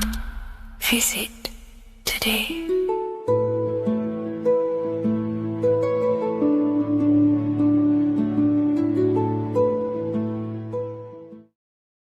How are we all doing, people? It's Revival of Wisdom from the Wisdom Academy.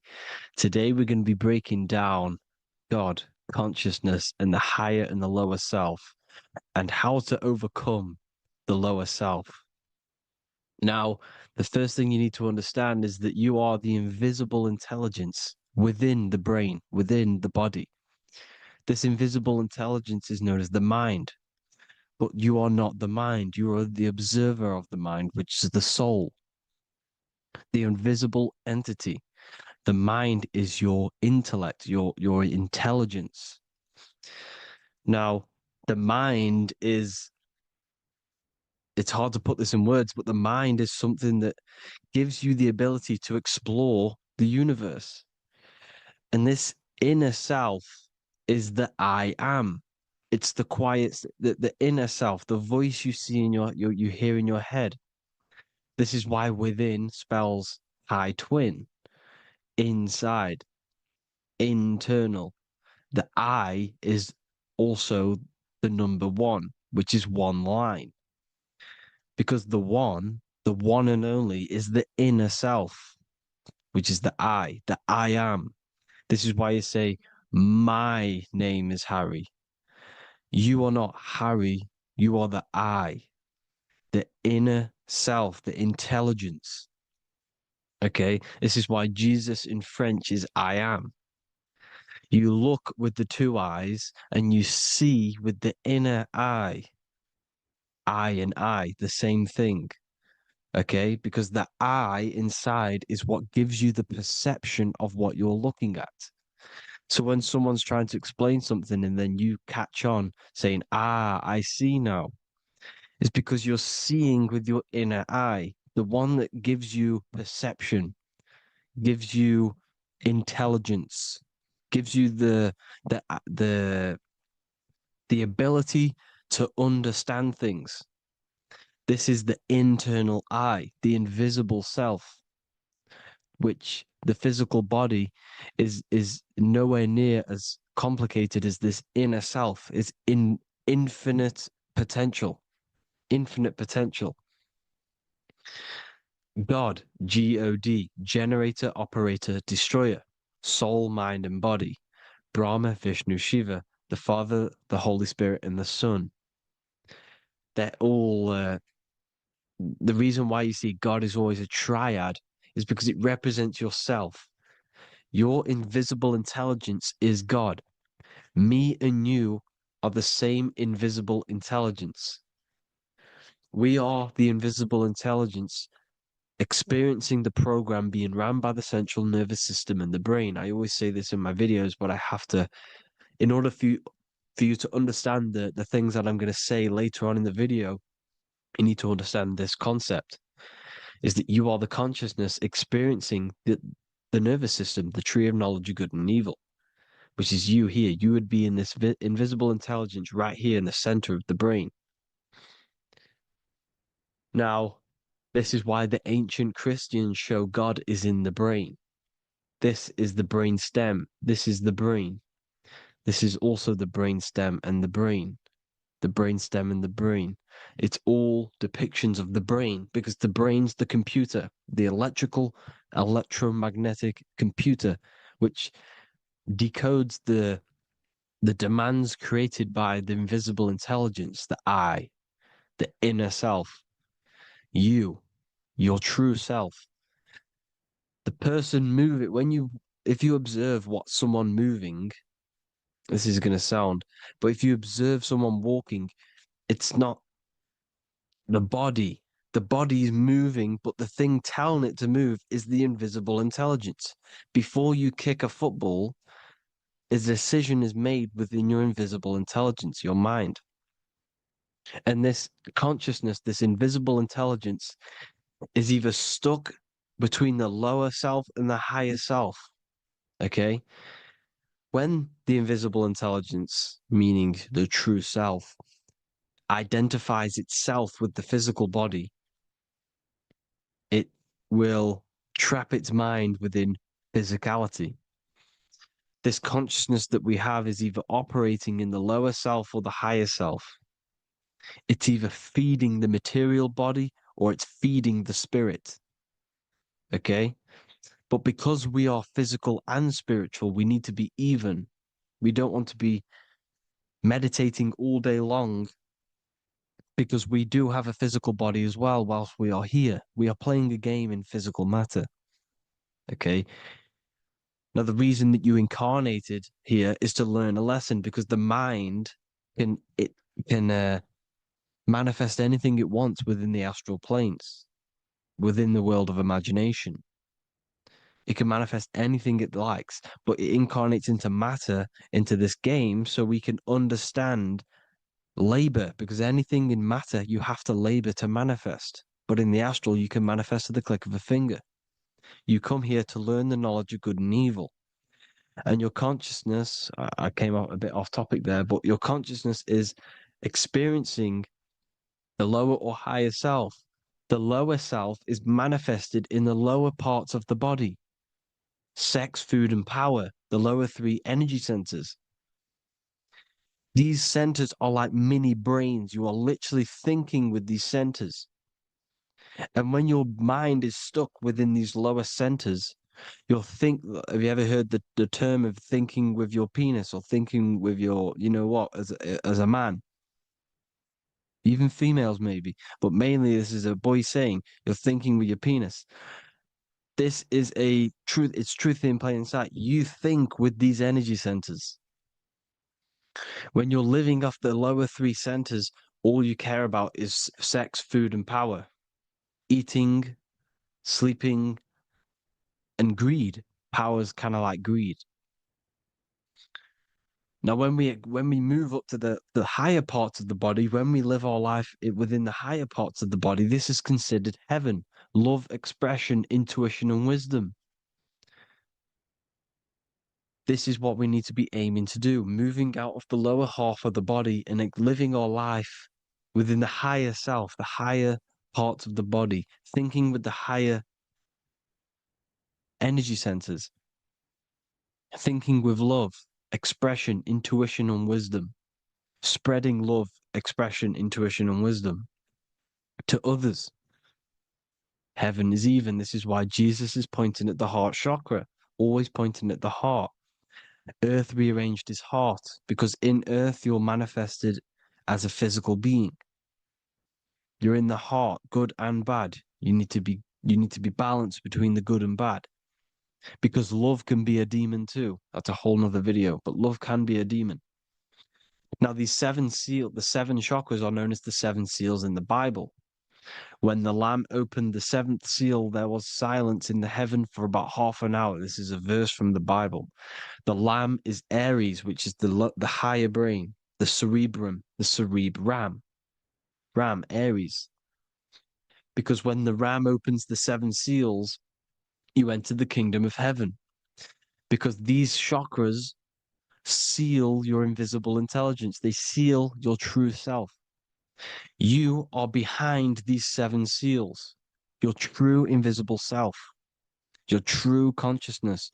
Because behind these 7 seals, you do not think about anything materialistic. Your intelligence is not material. It's not physical. It's not from the physical world. It does not desire the physical world. The body is the beast. The body's the animal, the lower self, which can corrupt our intelligence. It can corrupt the intelligence. Okay? Now, we need to balance these chakras so that we gain a deeper connection between this intelligence and the brain. Because when there's a strong connection between the brain and the intelligence, your body and the intelligence, you have a strong connection. Therefore, you can manifest what the intelligence is saying at all times. Meaning, when, for example, your higher self, this is intelligence, the higher intelligence is always speaking to you. It's always guiding you. It's always telling you the right thing to do. You can feel it when you're doing something wrong. You can feel that you're doing something wrong because this higher self, this intelligence knows what it needs to do here. And when there's no connection between the body and this our intelligence, our true self, when we strip away, when you close your eyes for long periods of time, you will figure out you are this invisible, infinite, creative being. There's no words that I can't describe what it is, but it's the voice inside of your head that you can feel when you close your eyes. You are this being inside of the heaven, because this is heaven, this intelligence. And when there's a strong connection between the body, you can manifest everything it's saying. When everything is balanced, when you're no longer thinking with the lower centers, when they're all balanced, you're not thinking in particular with every center, you balance them all, you can manifest everything it says.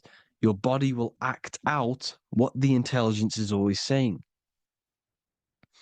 This is God in the brain, the intelligence, trying to touch Adam, representing the lower self. This is why they're not touching.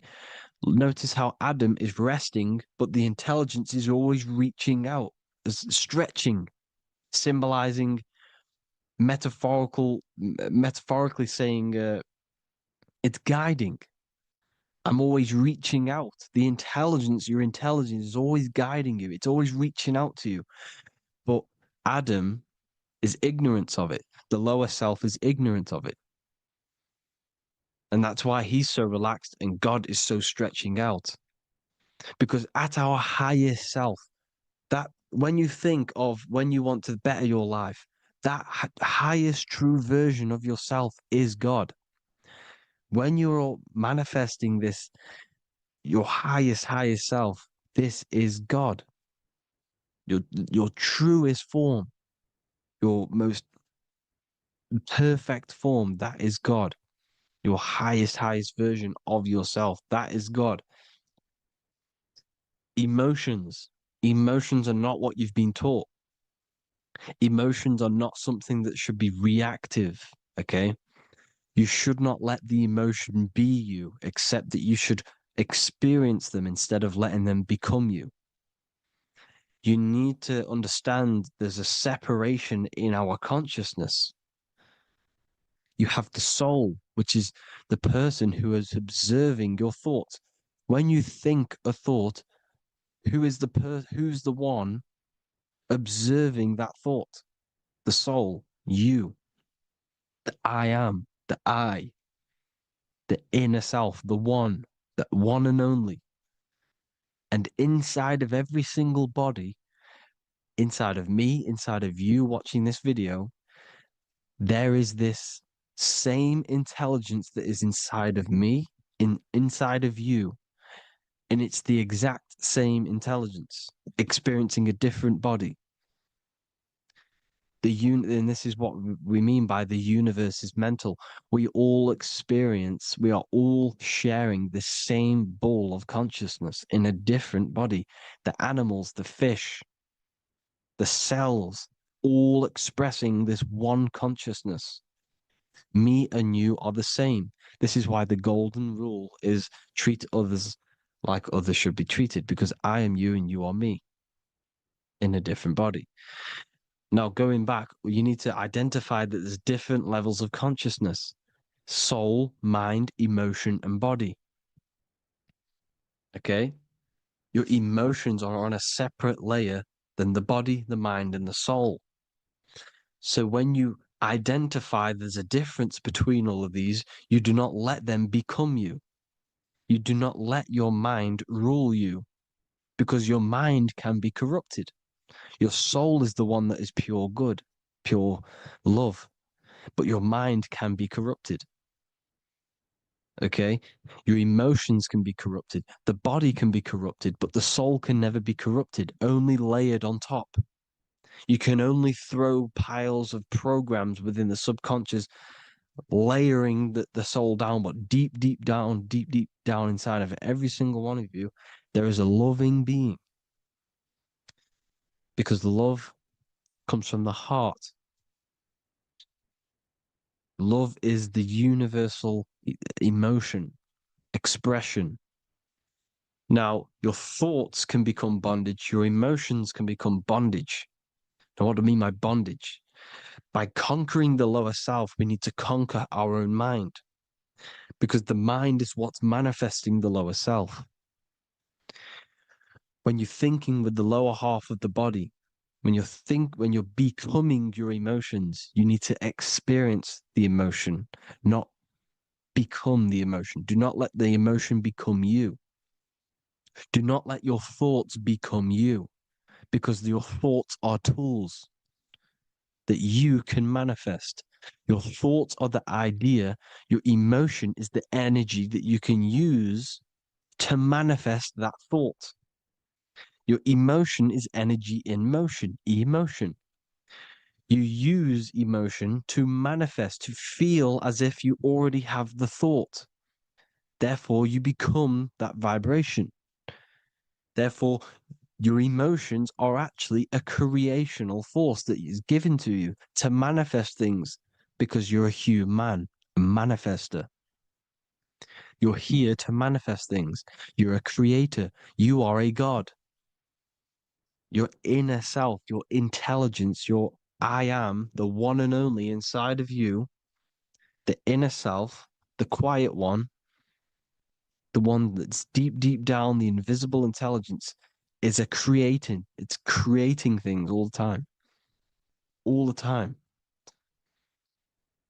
Speak no evil, see no evil, hear no evil. This is the astronauts, they're Freemasons, but they understand this, because thinking, seeing, and hearing can corrupt your mind.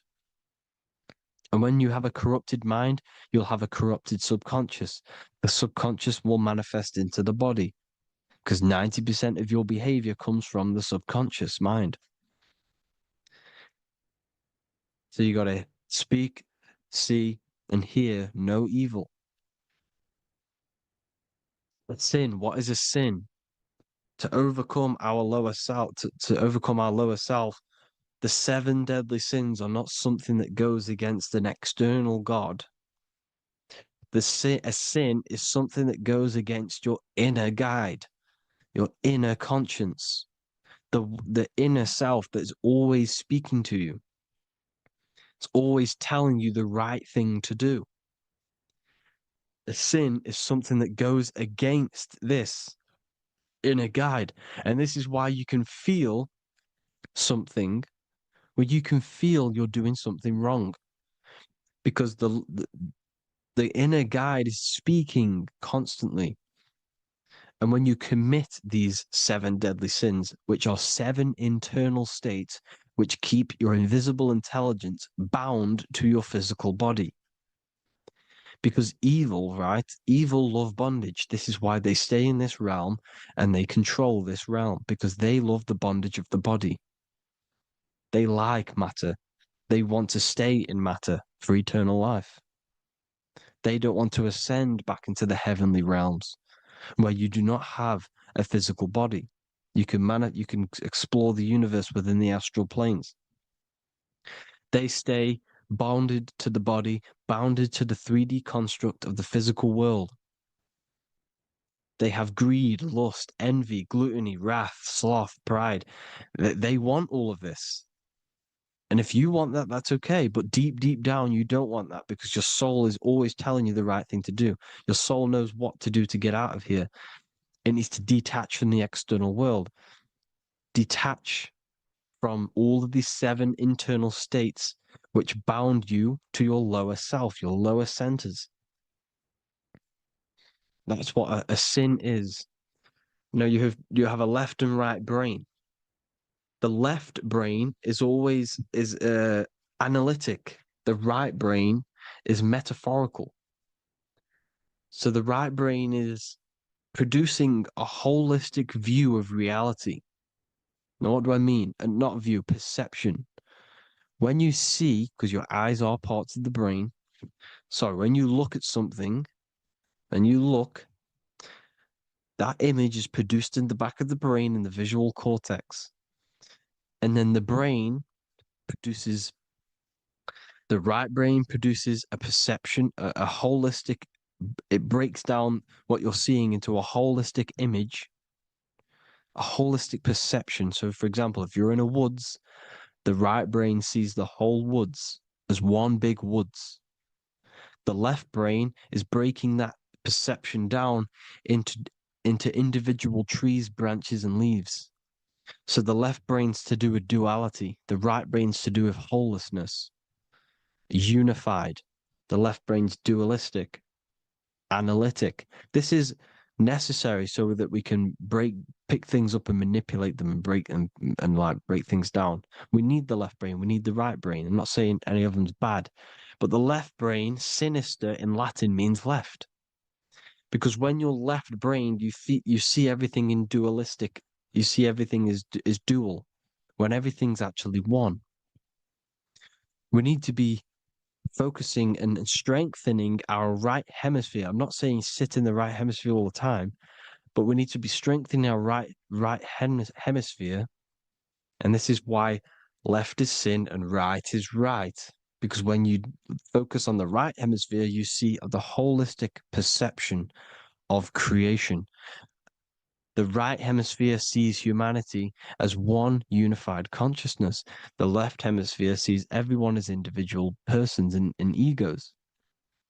Because the left hemisphere is dualistic.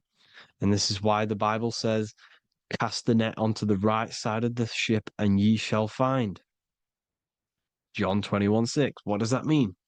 Cast your energy, cast your perception into the right hemisphere of the brain, and ye shall find unified consciousness. You shall find your higher self, the one and only. If then you have been raised with Christ, seek the things that are above, where Christ is seated at the right hand of God. Wow. Powerful. What does this mean? Seek the things that are above, where the Christ is seated at the right hand of God. God is your consciousness, your invisible intelligence between the 2 hemispheres. The right hand of God is the right hemisphere. Seek the things that are above the heart. Love, intuition, expression, and wisdom.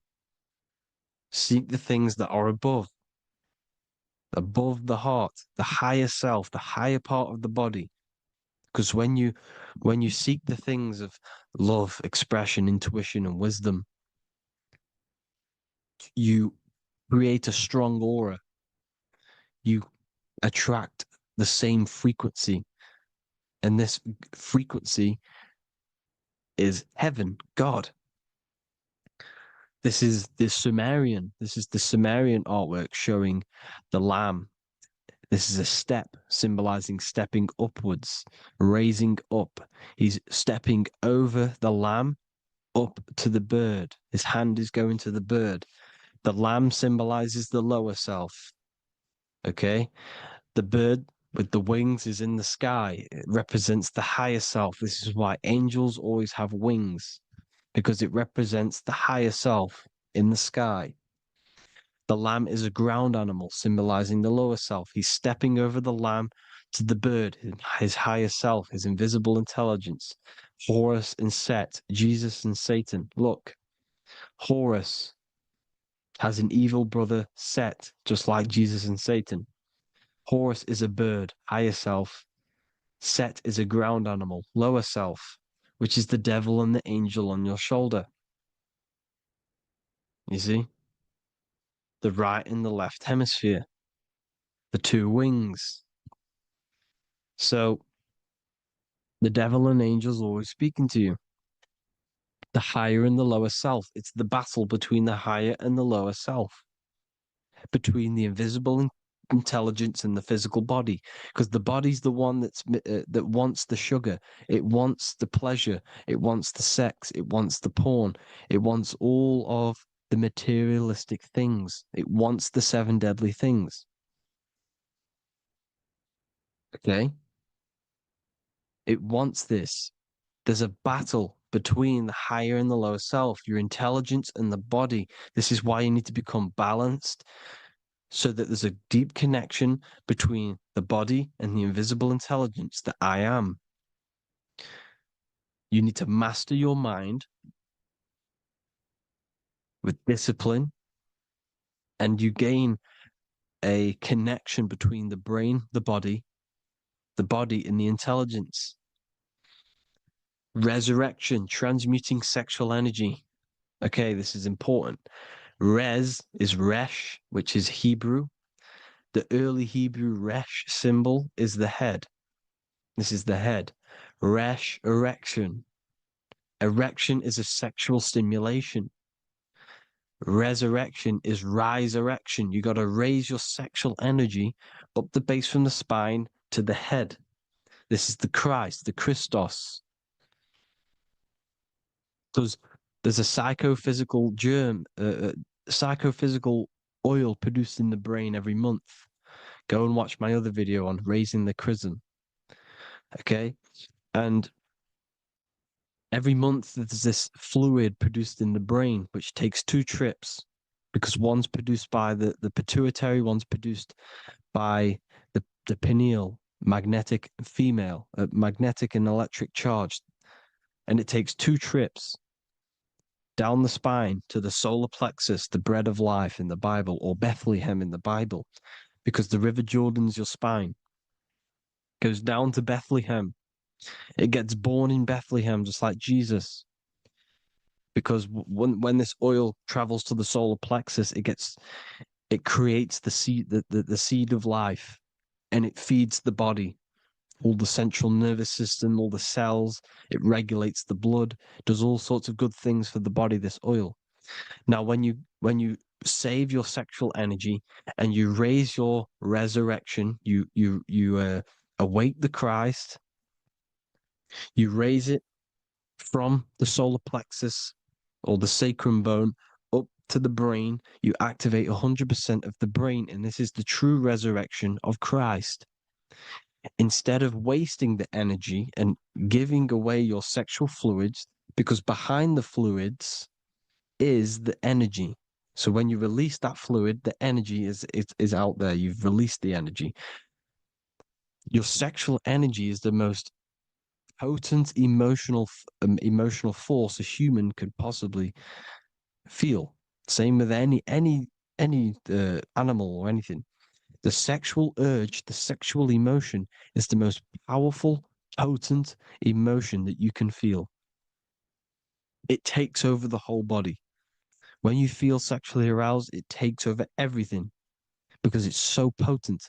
And when you fight the serpent, when you fight the sexual energy, which is shown here in the Egyptians, the cat cutting off the head of the serpent, or Hercules fighting the serpent, Or in the Greek mythology, fighting the seven-headed dragon, the seven chakras.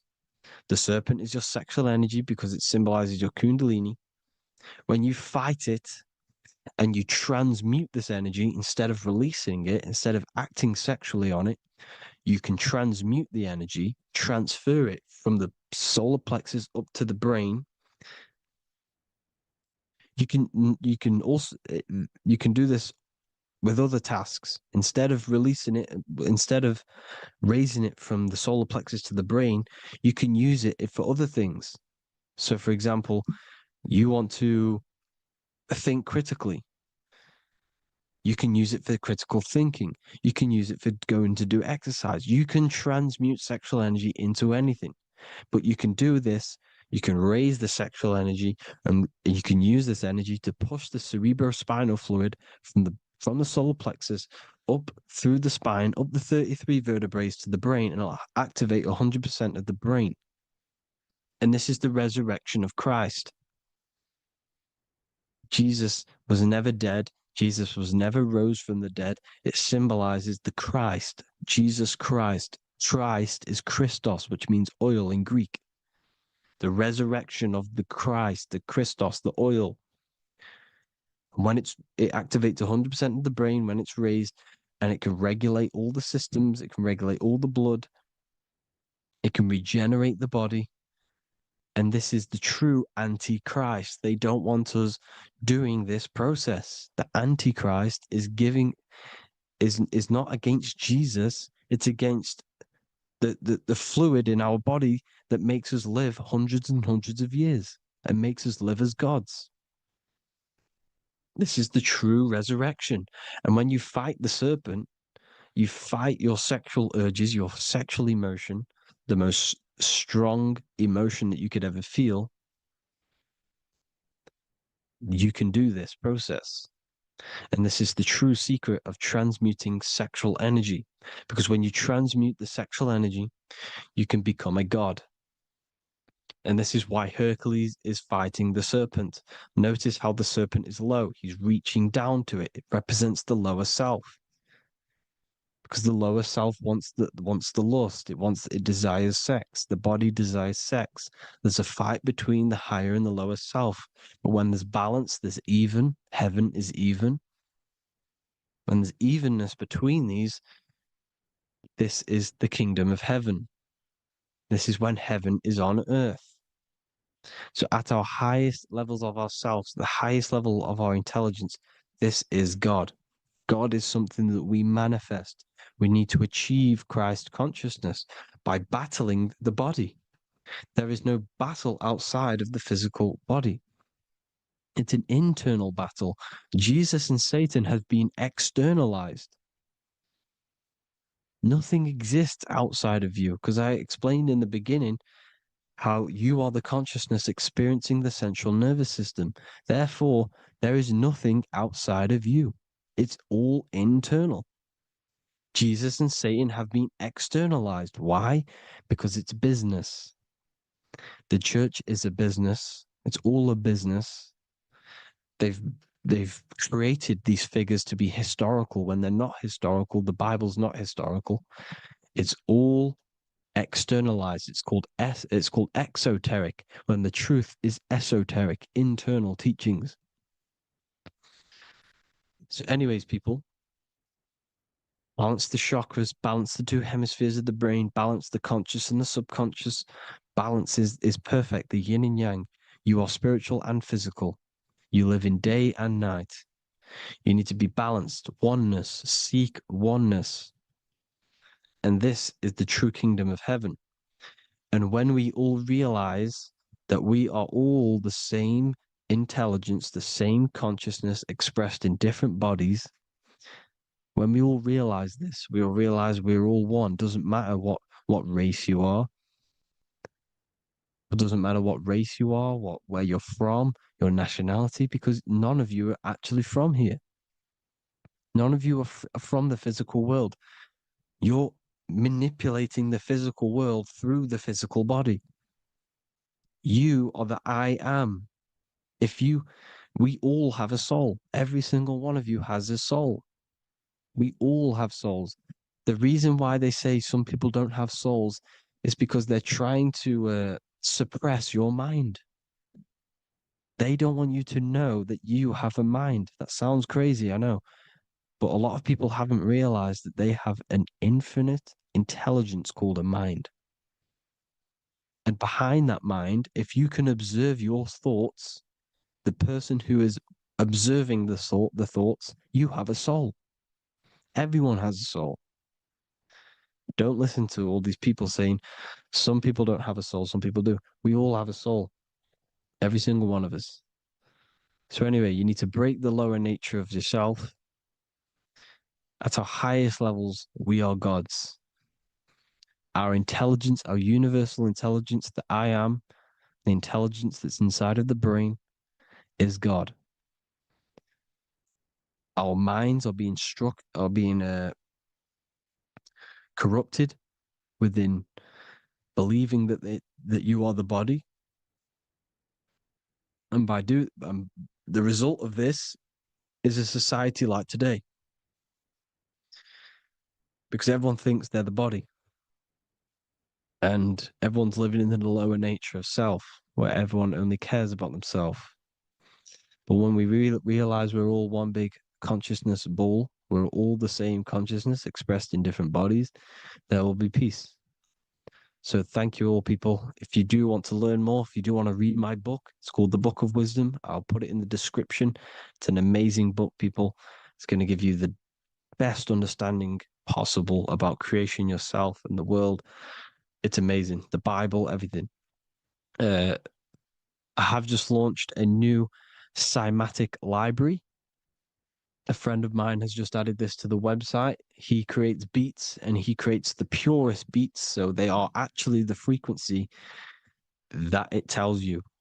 Most of the stuff on YouTube and Spotify and Apple Music it says it's a certain frequency, but we know these major platforms are all playing with the frequencies of the app. So if you want a real binaural beats, solfeggio scale frequencies to meditate on or listen to throughout the day, join the Occult Library. You can get a 2-day free trial. I'll put the link in the description. Thank you all, people. Hope you all enjoyed this video. God bless you all.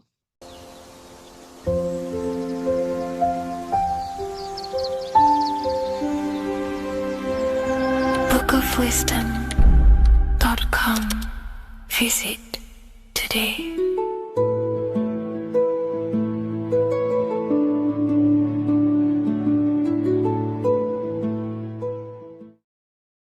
What is up, people? How are we all doing? Today, we're talking about the flat earth cosmology. So let's jump straight into this. Please drop a follow and leave a like to help the algorithm. So we live in a torus field. Everything's made out of torus fields. And every torus field has motion. It's what it is. It's the motion of energy. And every torus field has a center, which is the black hole. It's a womb of creation. It's counter space. Now, this is why the North Pole is magnetic, because the center of this torus field is the most magnetic part, the strongest part of the field. So this is why all compasses will point you to the center. And the Earth's magnetic field is spread across the whole of the Earth. And it's spinning, as you can see here. It's like a tornado at the center. And this tornado is the force which is spinning the sun and the moon around us. You got the sun, the moon, Polaris, just like in the Masonic cosmos here. The sun, the moon, Polaris, the all-seeing eye. Now we'll get into Polaris a bit later, but the sun is the magnetic force. Sorry, is the electric force, because every field is electromagnetic. Now, the sun is electric. It's positively charged. It's gonna give you energy. It's feeding energy. The moon is more magnetic energy, which is taking your energy away from you. And this is why you become sleepy when the moon comes out, because it's taking away your energy. So these two forces is the balance. It's the yin and yang. It's the balance. Everything in this creation is balanced, because the torus field is the Earth is the plane of inertia, the 0 point within the field. because physical matter is a result of two opposing forces equalized on the plane of inertia. And that is where matter crystallizes into physical results. And this physical plane is the plane of inertia, planet Earth. And at the center of this plane is the black hole, the womb of creation.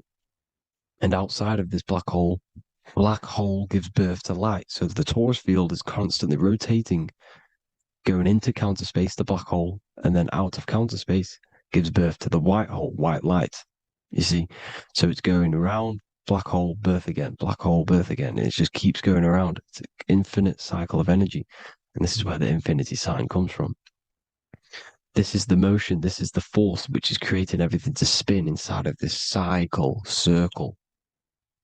Okay? And it's making the stars spin. It's making the sun and moon spin around us, around this center point. Now here you see Horus and Set putting their feet inside of this dome. This is the royal arch, the arch of the dome above us, which is like you see in the Masonic cosmos, the royal arch of Freemasonry. This is the dome above us, the firmament that the Bible talks about. You see, they're putting their feet in because Set symbolizes the moon and Horus is the sun. Horizon, Horus. Horus is rising, the sun. So they're both putting their feet around the center magnetic pole, which is the pole, North Pole. And above the North Pole, you have Polaris, the pole of electromagnetic energy. You see? And this is how we get the sun and the seasons. Because the sun, for us, when it becomes summer, it's on the Tropic of Cancer. Then it spirals outwards, going out and out and out, then goes to the Tropic of Capricorn. That's winter for us. Then it comes back in and creates summer again. So it's constantly spiraling around this center magnetic North Pole. You see? So this roof above our heads is the firmament, and this is what they've taken off of us. They haven't physically taken it, but mentally they have taken this away from you. It's a female energy, and this is what the Egyptians called Nut, the sky god Nut. And this is the womb. We are inside God's creation, God's womb. And the woman's womb, when she has a baby, is a microcosm of this, because everything inside of this creation is macro. It's a reflection of the bigger things, as above, so below. So the dome above our heads is the dome we are in when we are a baby. And you can see the sacred geometry of it is the exact same. It's the dome. And when we are inside of the womb, the woman, the sacred maker, which is the M, the Masonic M, this is the Gmail symbol. The Masonic M is maker, mason, matter, male. She delivers the male, you see. She delivers the male because it's the maker, the female, the magnetic. The woman is magnetic in nature. The male is electric in nature. So when we are in this womb, the female, we are being fed by the center umbilical cord, by the center of the mother's stomach. We're connected to the center of the woman's stomach, just like we are when we are in the earth. The center is where the aurora borealis is being emitted from, the electromagnetic aurora borealis, the northern lights. This is our spiritual umbilical cord, connecting us to counter space, connecting us to the realms beyond this world. Because at the center of every torus field is counter space. And at the center of the earth is our spiritual umbilical cord. And this is the earth's belly button, as you see. As above, so below. We had a physical umbilical cord. We have a spiritual umbilical cord. And this gets cut when we die, when we're cut away from the physical reality. You see, here's the ancient Egyptian tablet showing this female. You can see the hair, it's a female above us, because the female energy is nurturing, helping, looking after. And that's exactly what the dome is. It's protecting us. It's the Ark of the Covenant, the Ark covering us, you see? And this is what they've taken away from us. By you believing in space, it completely destroys the idea of this being a sacred creation. They've taken the roof off your head, whether if you believe in space, you believe that there's chaos, there's planets, there's asteroids about that could kill us at any moment. But this isn't true. They've made you fear your own creation that you're inside of. They've made you fear what's above you. You see, and it's to hide the power of astrology, the power of the lights in the firmament, which are constantly flowing through the ether. These powers which are above us are sending rays down to the earth, which are influencing our psychology and how we behave. And this is what astrology is. It affects human consciousness.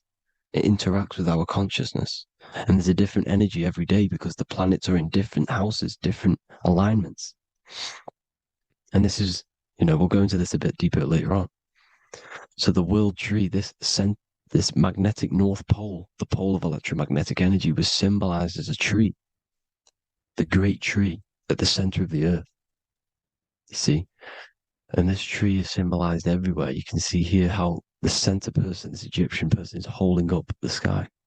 This is the North Pole, the hyperboloid, at the center of every Taurus field. And this tree was in the Mayan cosmology. This is an ancient depiction. This is the Taurus field. There's the plane of inertia. Here's the center tree. Here's the tree in the center, the magnetic North Pole, the woman holding the stars. Here's the Hindu with the two birds symbolizing the sun and the moon revolving around this center tree. The Mayan tree, his Horus and Set around the North Pole. They all knew this flat earth cosmology. They knew these secrets. It's so sacred you understand the creation that you're inside of. Because if you don't, you'll be led astray. You don't know where you are. You're lost. You see? And here's the Masonic art with the rays of the stars coming down with the tree in the center.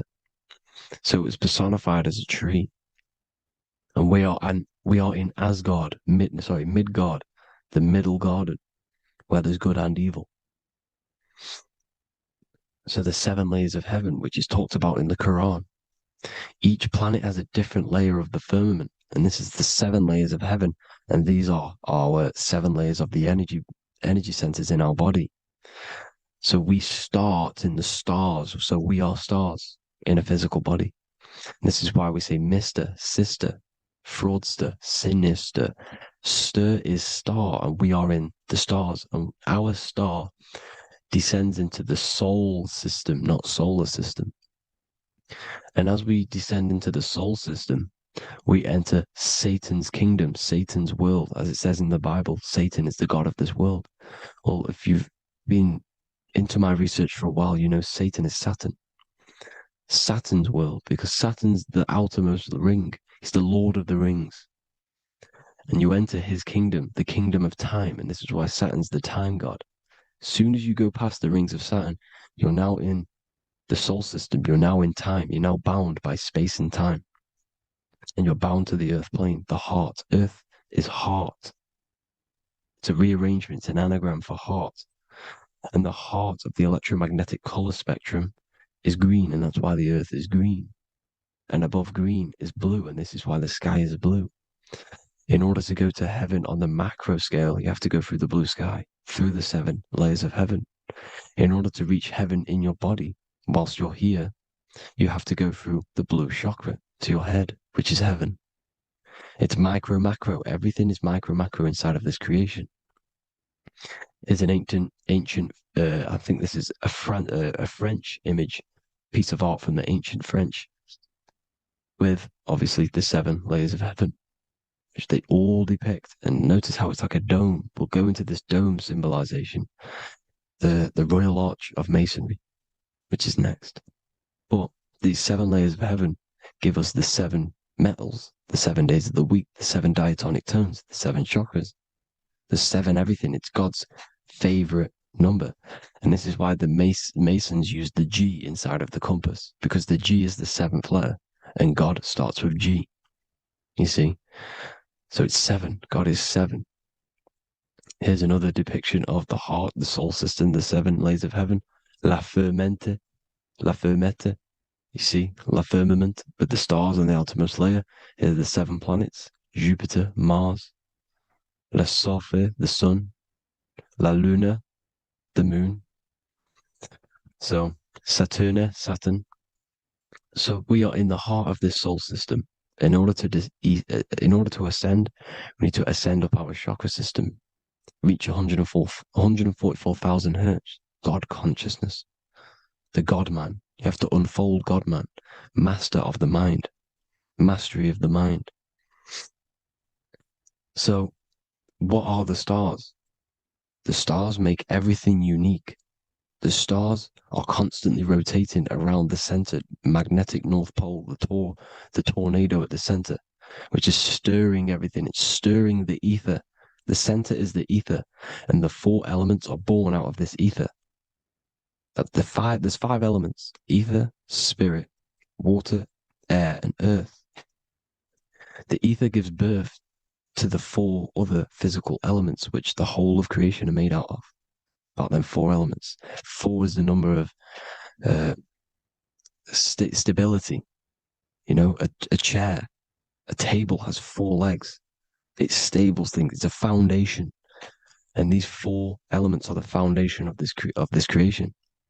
You see, and this magnetic North Pole is stirring this, and the four vibrational states of the ether are the four elements.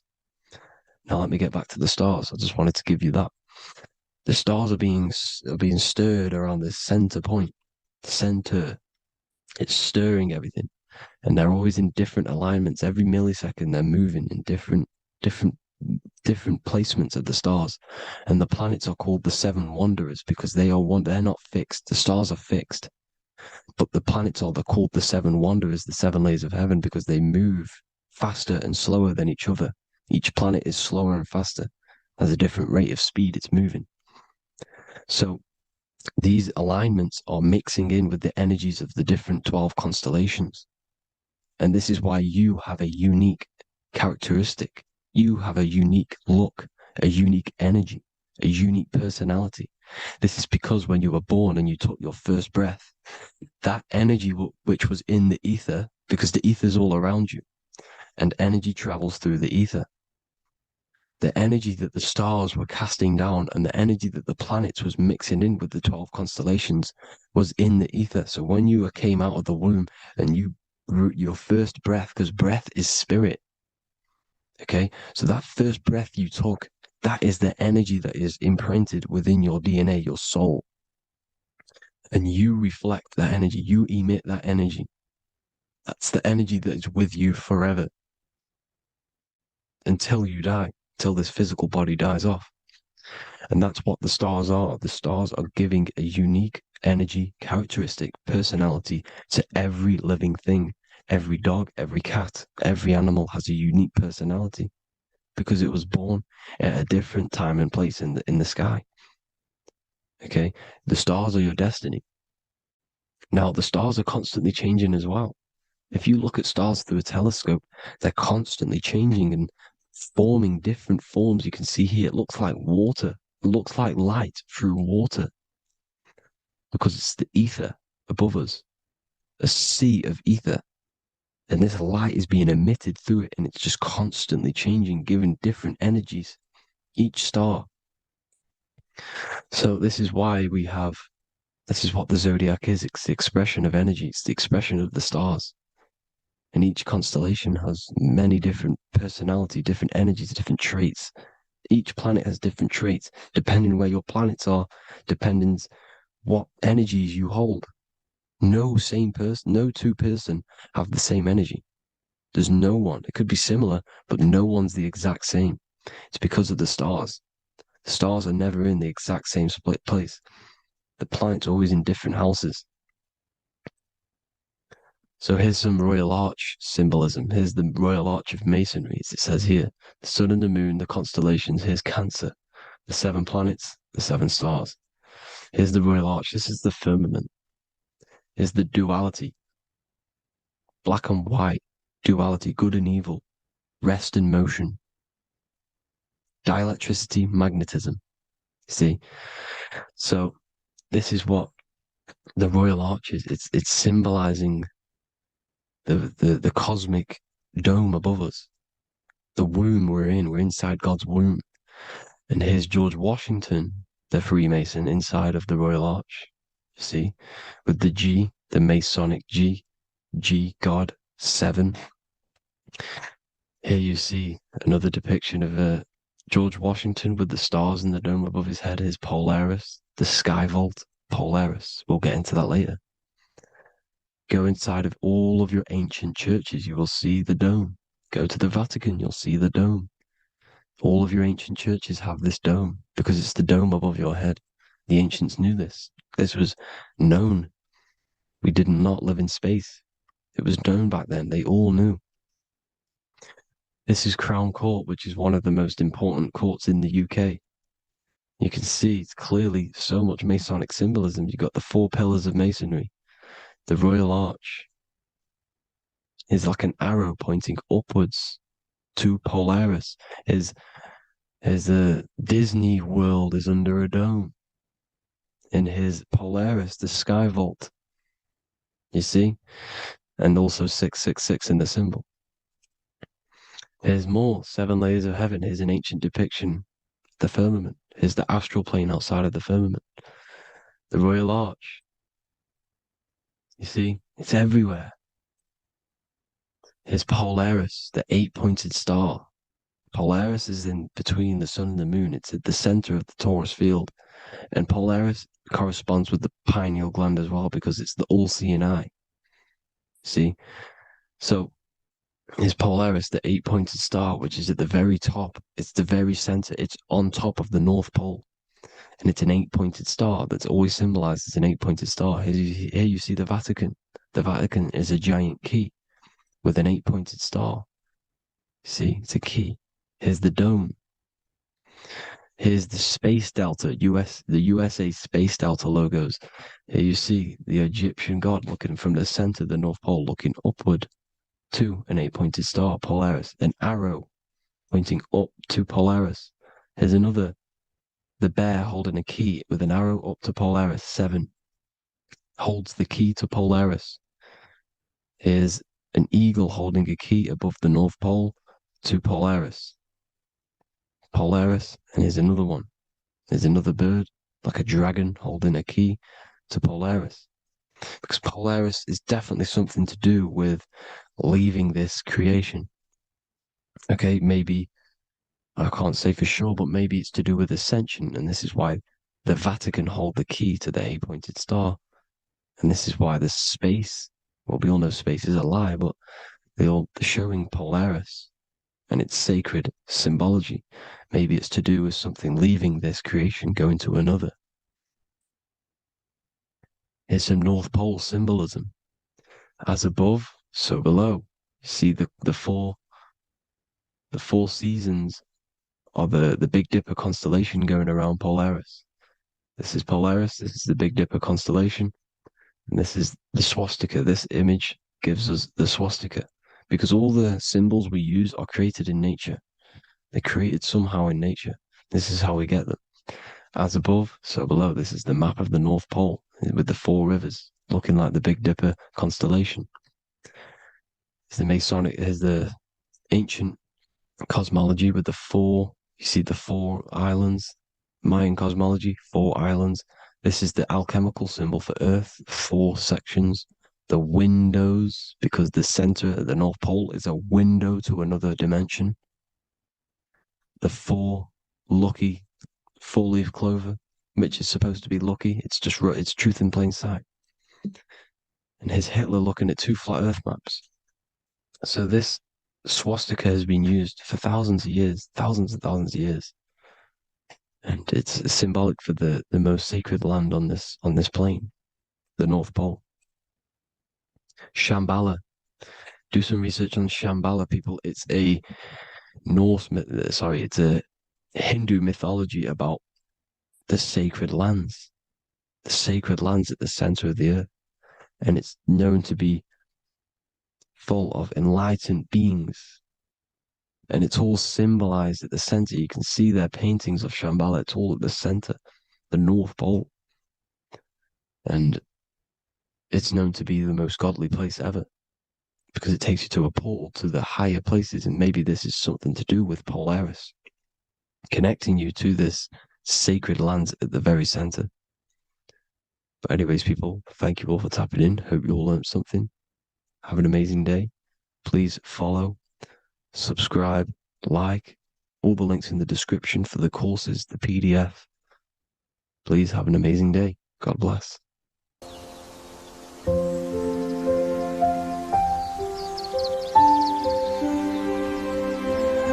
bookofwisdom.com. Visit today.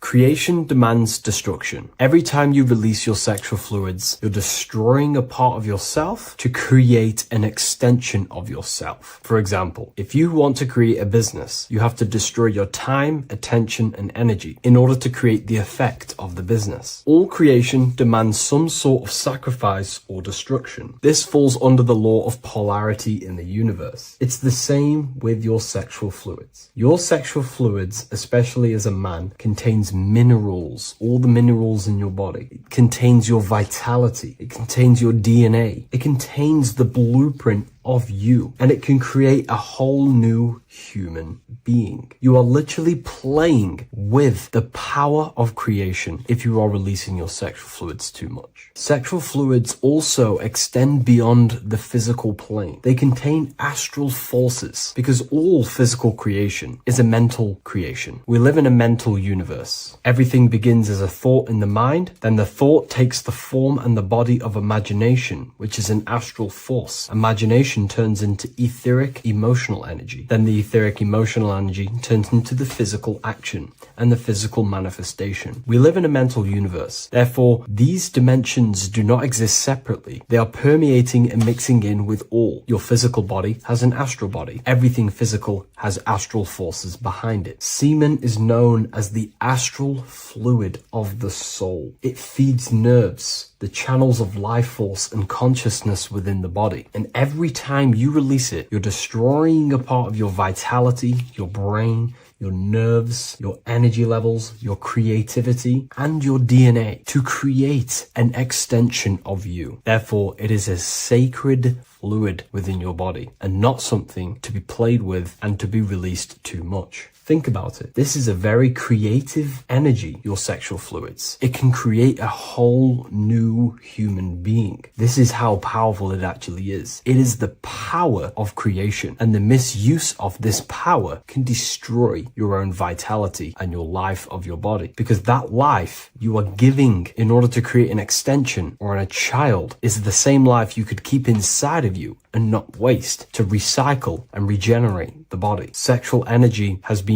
for thousands of years associated with regenerating the body, longevity of life, and maintaining youth. Not only that, every time you release your sexual energy, it floods the brain with dopamine. Dopamine is the brain's reward system, created within the middle of the brain. It releases every time you've achieved something. However, sex or an orgasm is the most powerful feeling you can feel. It's the most amazing, intense feeling and release of dopamine you can possibly feel as a human. Therefore, if you flood your brain with this high amount of dopamine every single day, you are getting the epitome of human feelings every single day. Therefore, you will become numb to everything else in reality. You won't be able to enjoy the small things in life. And I know this firsthand because I experienced this myself. As soon as I stopped, this is when I started to enjoy the little things in life, seeing family, and I actually gained more energy, more ideas. We'll get into this a bit later. It is a creative energy. It creates a whole new human being. Therefore, if we maintain this energy, we can maintain our creative power within us, because that's what we are. We are all creative beings, moving energy from higher dimensions of consciousness, the mind, into lower dimensions of consciousness, the physical world. You hold the power to create. You are not in a world. The world is working through you. You do not possess a life. Life is working through you. You are not in a universe. You are the universe. It's moving through you. There is no past, present, and future. The present moment is you. When we release every single day or frequently throughout the week, like I said, we're triggering the brain's reward system, dopamine, which makes you feel as if you have already achieved something. And if your brain is telling you you have already achieved something by overusing your sexual fluids, then you will not have the motivation to achieve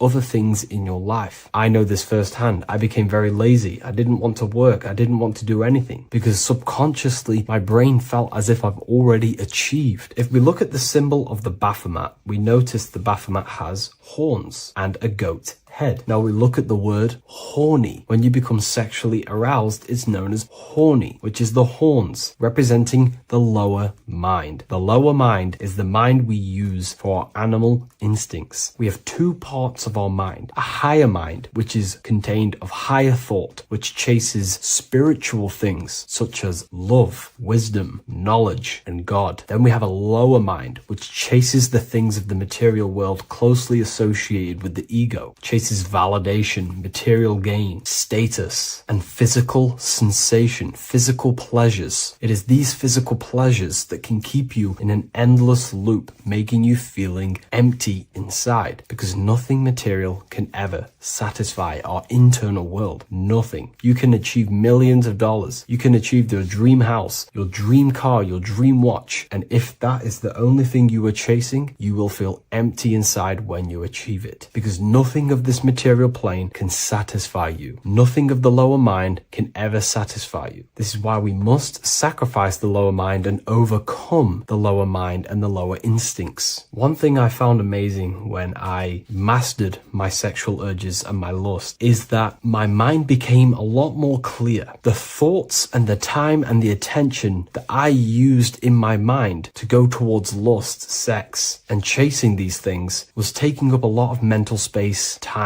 and energy. But as soon as I removed it and mastered it, my mind became an open vessel for higher thoughts to be received from the higher mind. The mind is like a radio antenna. Whatever we attune it with, that's what we receive. If we're constantly thinking about lust and low-level pleasures, we're going to just receive low-level thoughts. But once we remove all of the lower mind and we conquer our physical body and physical urges, our mind becomes an open channel for divine thoughts and spiritual thoughts. This is what most people call today as downloads. You receive wisdom from your higher self. Not only do you receive more wisdom, you just receive more power to create. The male and the female come together to create a child. That's how you were created. Now, the law of correspondence teaches as above, so below. It refers to everything in the universe. Therefore, in order for you to create a reality, to give birth to something, you have to bring together the masculine and the feminine. Your masculine forces are willpower and actions. Your feminine forces are emotions and imagination. When you combine the willpower, action, emotions, and imagination and combine them together, you can give birth to reality. But it's important to only give birth to things that are spiritual, that are good,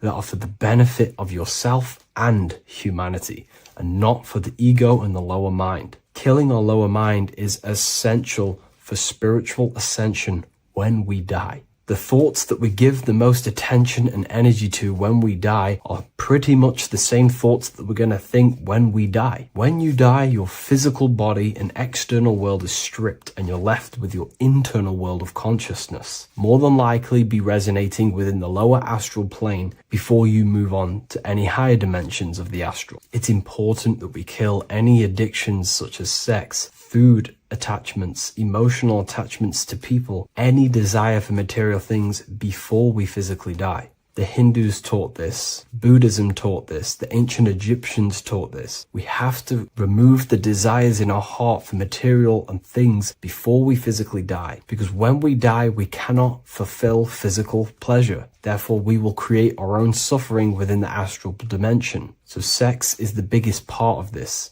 We have to remove the desire for sex or releasing any of our sexual fluids before we physically die to master ourselves. And not only that, it's going to benefit the way you feel, the way you think, the way you act towards people once you have mastered this. Porn psychologically damages you. You are quite literally the person in the corner of a room watching two other people give pleasure to each other. Psychologically, that is not good. And what happens in darkness is always revealed in light. What you do in your alone times will show in your confidence, in your eye contact, in your presence, in your aura, your energy. You cannot hide things that you do in the dark, because they always reveal themselves in a subconscious way, whether physically or through an energetic spiritual way. Sex can be known as sacred energy exchange. You are exchanging energy, bioelectrical energy. It's a scientific fact that when you hold hands with another person, your brain waves of each individual become synced. Your emotions sync. And you exchange electromagnetic energy because you are an electromagnetic being. When you have sex with someone, you are literally exchanging emotional energy. Your aura is not just an electromagnetic field. It is literally a manifestation of your internal consciousness. Your consciousness contains your thoughts, your beliefs, your traumas, your emotional state.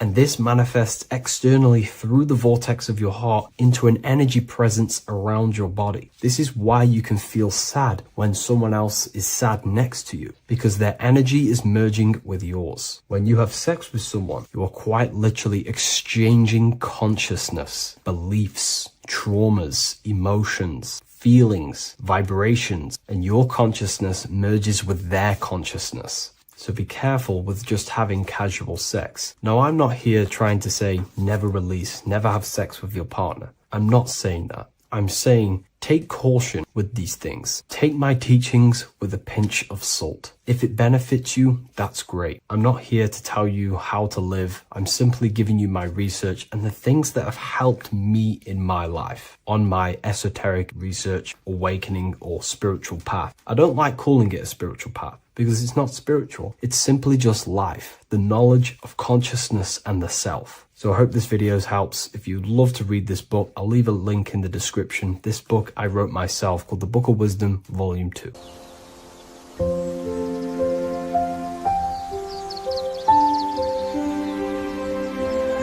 bookofwisdom.com. Visit today.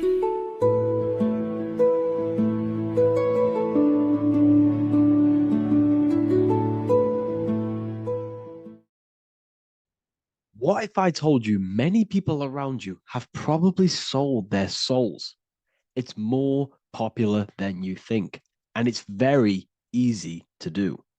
Selling your soul is not something that you can just go and meet the devil and do it. It doesn't work like that.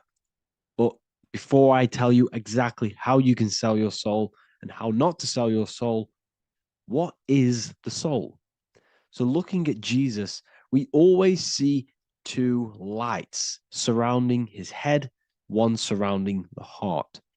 And as of course, if you've been watching my channel, you know Jesus represents you. He represents the divine essence of the universe made in human form. Each one of us possess a fractal of God's infinite consciousness. We are all God. We are all God experiencing himself in a three-dimensional divided form, separated from his oneness. God wanted to experience himself, so he made this world. So each one of us possess a soul, and the soul is the spark of God's infinite loving consciousness, filled with God's loving moral law. So the reason why Jesus is always have a light above his head and a light on his heart is because this represents the brain and the heart. The brain is not the mind. The heart is not the soul. The brain is the physical manifestation of the mind. It is the physical mechanical computer for the spiritual mind.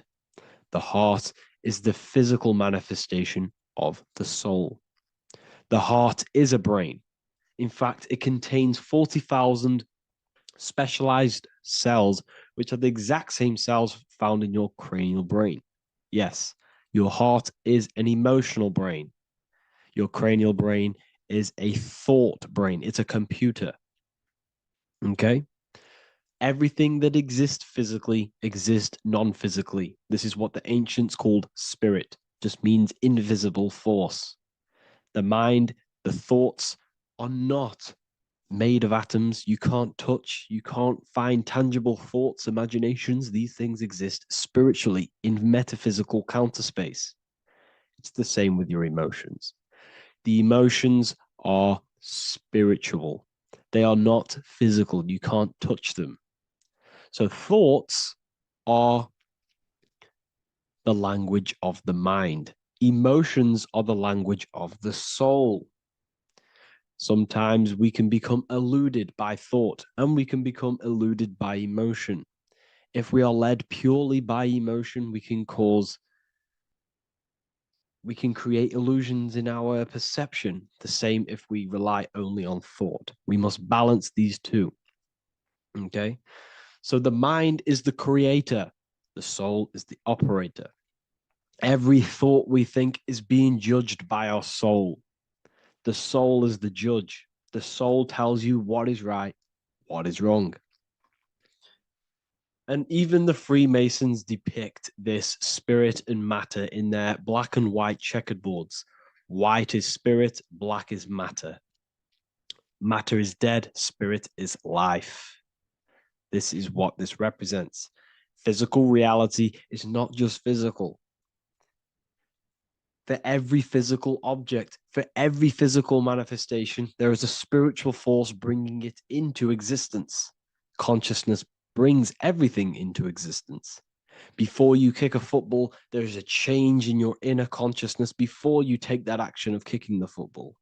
Everything exists in spirit before matter. You existed in spirit before you were physical. We also see this in alchemical Freemasonic artwork. This represents the clouds. This is the mind. This is the heavens. And then coming down into the heart, which represents the earth. The light entering the mind into the heart, because every thought we think is being judged by the heart.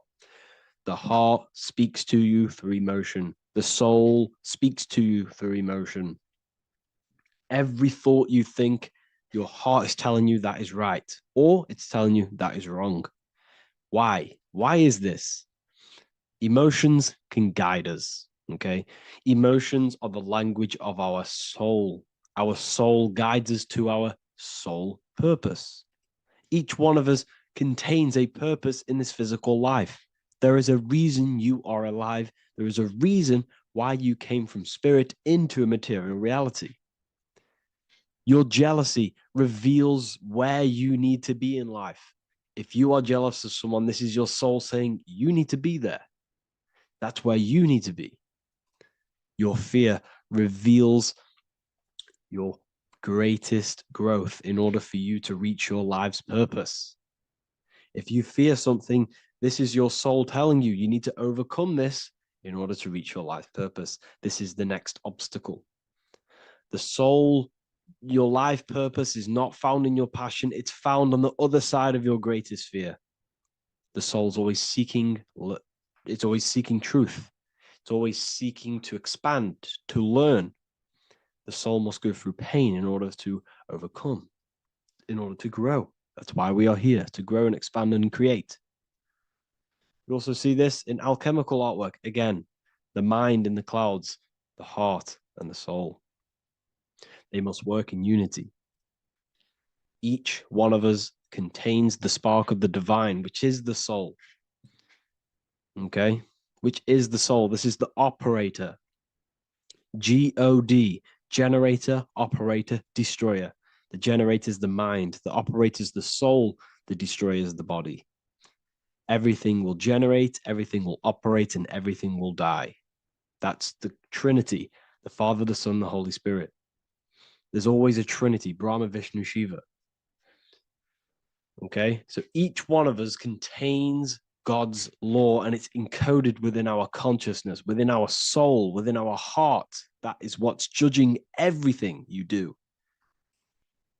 Every time you hurt someone, you can feel it. If you've ever punched someone, you can feel it. You know it's wrong. If you've ever stole something from someone, it doesn't matter what you've learned in the past.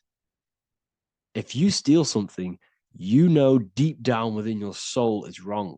This is because each one of us are encoded with God's law of love and integrity. I don't care how tough you think you are and how hard you think you are and what you've done in your life. I don't care. You know what is right, what is wrong, because you are encoded with love. Does not matter how far your mind can take you away, how corrupt your mind can become. There is always a spark of love and empathy in your heart, in your soul. You know this when a child. When you're a child, you're not racist. You don't want to hurt anyone.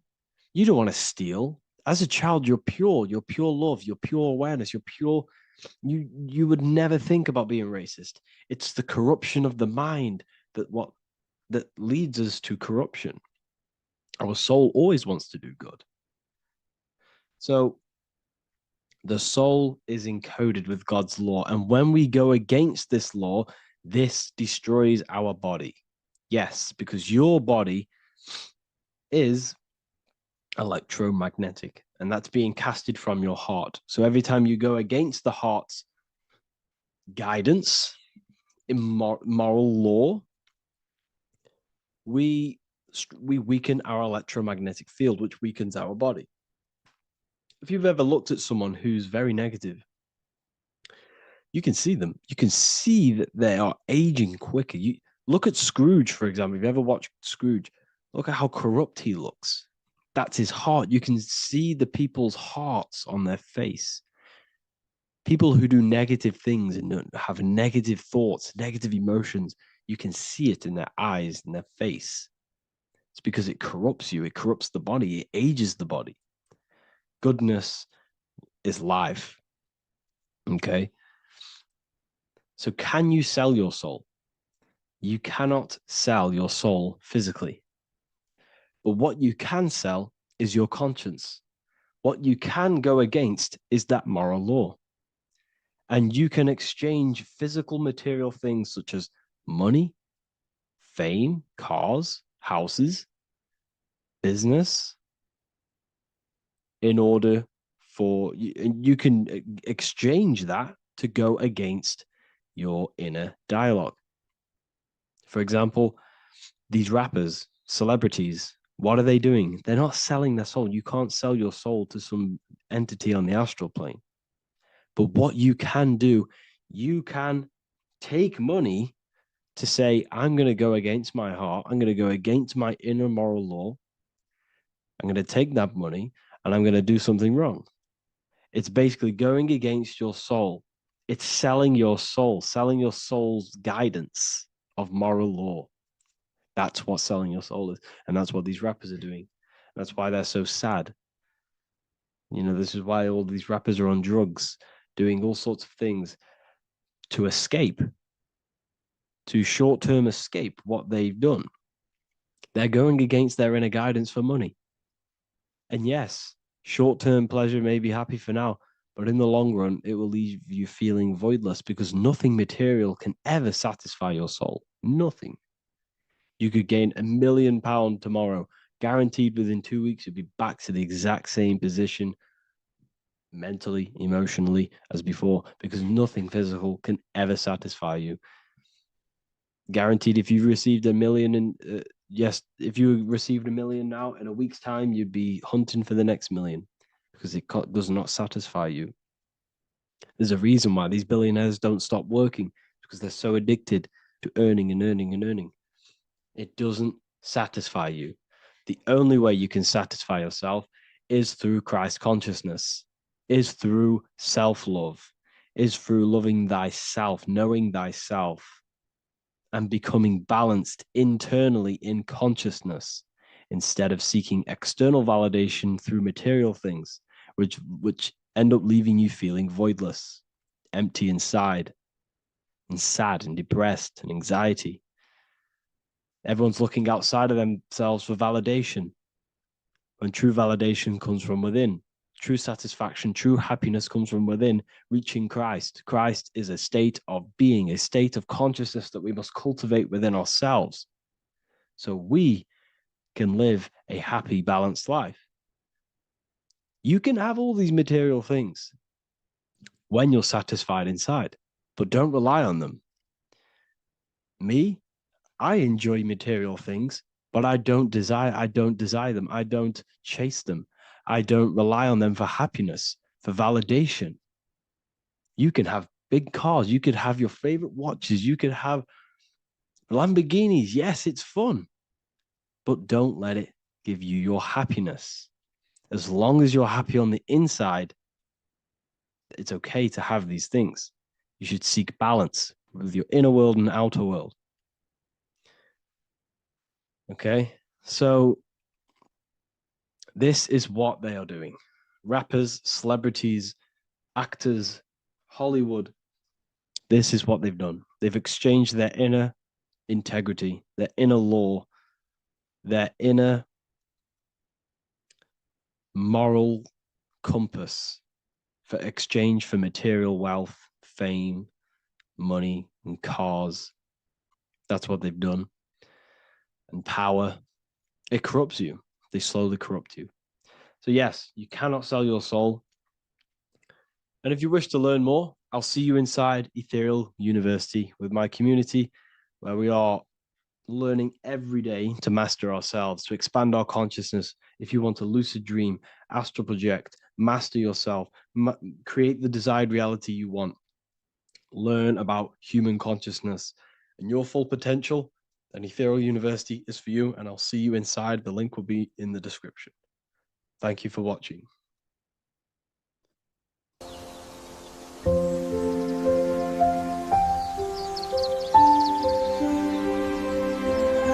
bookofwisdom.com.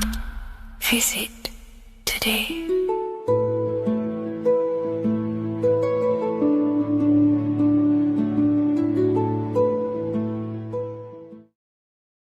There's an ancient symbol hidden in plain sight, one that holds the key to transformation, power, and unlocking your true potential.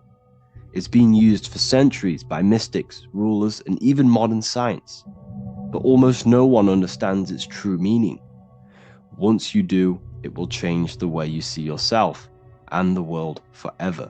Stay with me, because this could be the key to your own awakening. The symbol of the snake, or the serpent, is a very powerful symbol that refers to something within you, that we all are on this journey. So first of all, we see this symbol in ancient Egypt on the top of the pharaoh's head.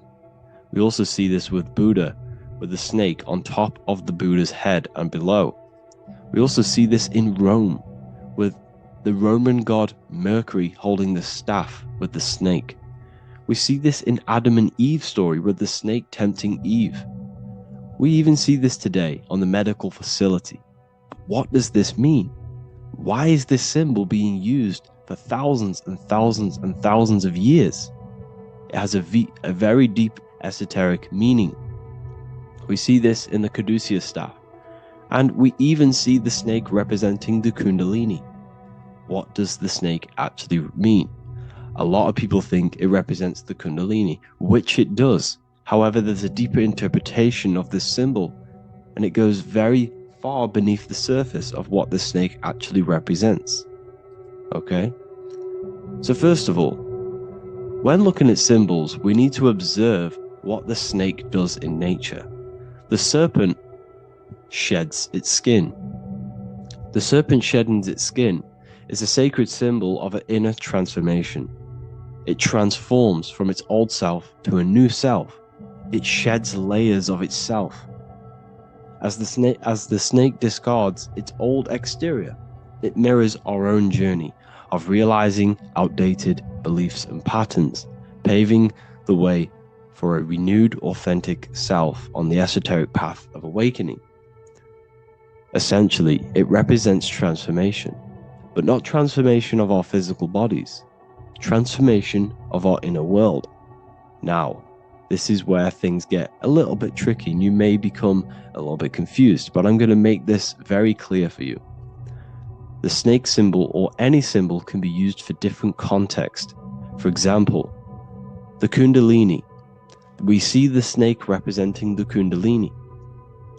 We all know that energy can't be destroyed, only transferred. Like I said, this is a transferring of energy. It's a changing, a transforming, shedding its skin. It represents transformation. Sexual energy is energy, and we can transform the sexual energy into a Kundalini awakening to activate dormant brain cells in our brain and to activate the human light body, which is the spirit. We can cultivate, save, and retain our sexual energy, transmute it up the spine to activate the brain. This is a symbol of transformation, of energy in this context. However, when we go to the emergency services, this does not mean the same thing as the Kundalini. The snake in this context represents transformation of health. When we are picked up by the emergency services, we are looking for a transformation. We are unwell and now we need to transform to well-being. This is why they use this symbol. It represents transformation, especially with the pole and the snake climbing. It's climbing, it's transforming from the bottom to the top, shedding its skin, shedding old layers, transformation. We see this in the Bible with the snake tempting Eve to eat the apple of the tree of knowledge of good and evil. Well, what does this mean? Where's the transformation in this? Well, this is a very hidden one. The transformation takes place in Adam and Eve's consciousness and their mind. They go from a pure, whole state of consciousness, from being tempted by the snake, and they eat it and they transform into knowing the good and evil, into the dualistic ways of thinking and the dualistic meaning of this world. Let me rephrase that.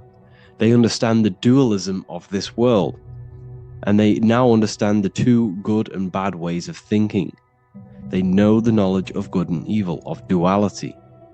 They shifted from a whole state of consciousness into their consciousness being split into good and evil. This represents the journey of every single soul that incarnates into this world, including yourself. When you were a child, you were whole. You had no understanding of good and evil. But as you grew older, you eaten the fruit.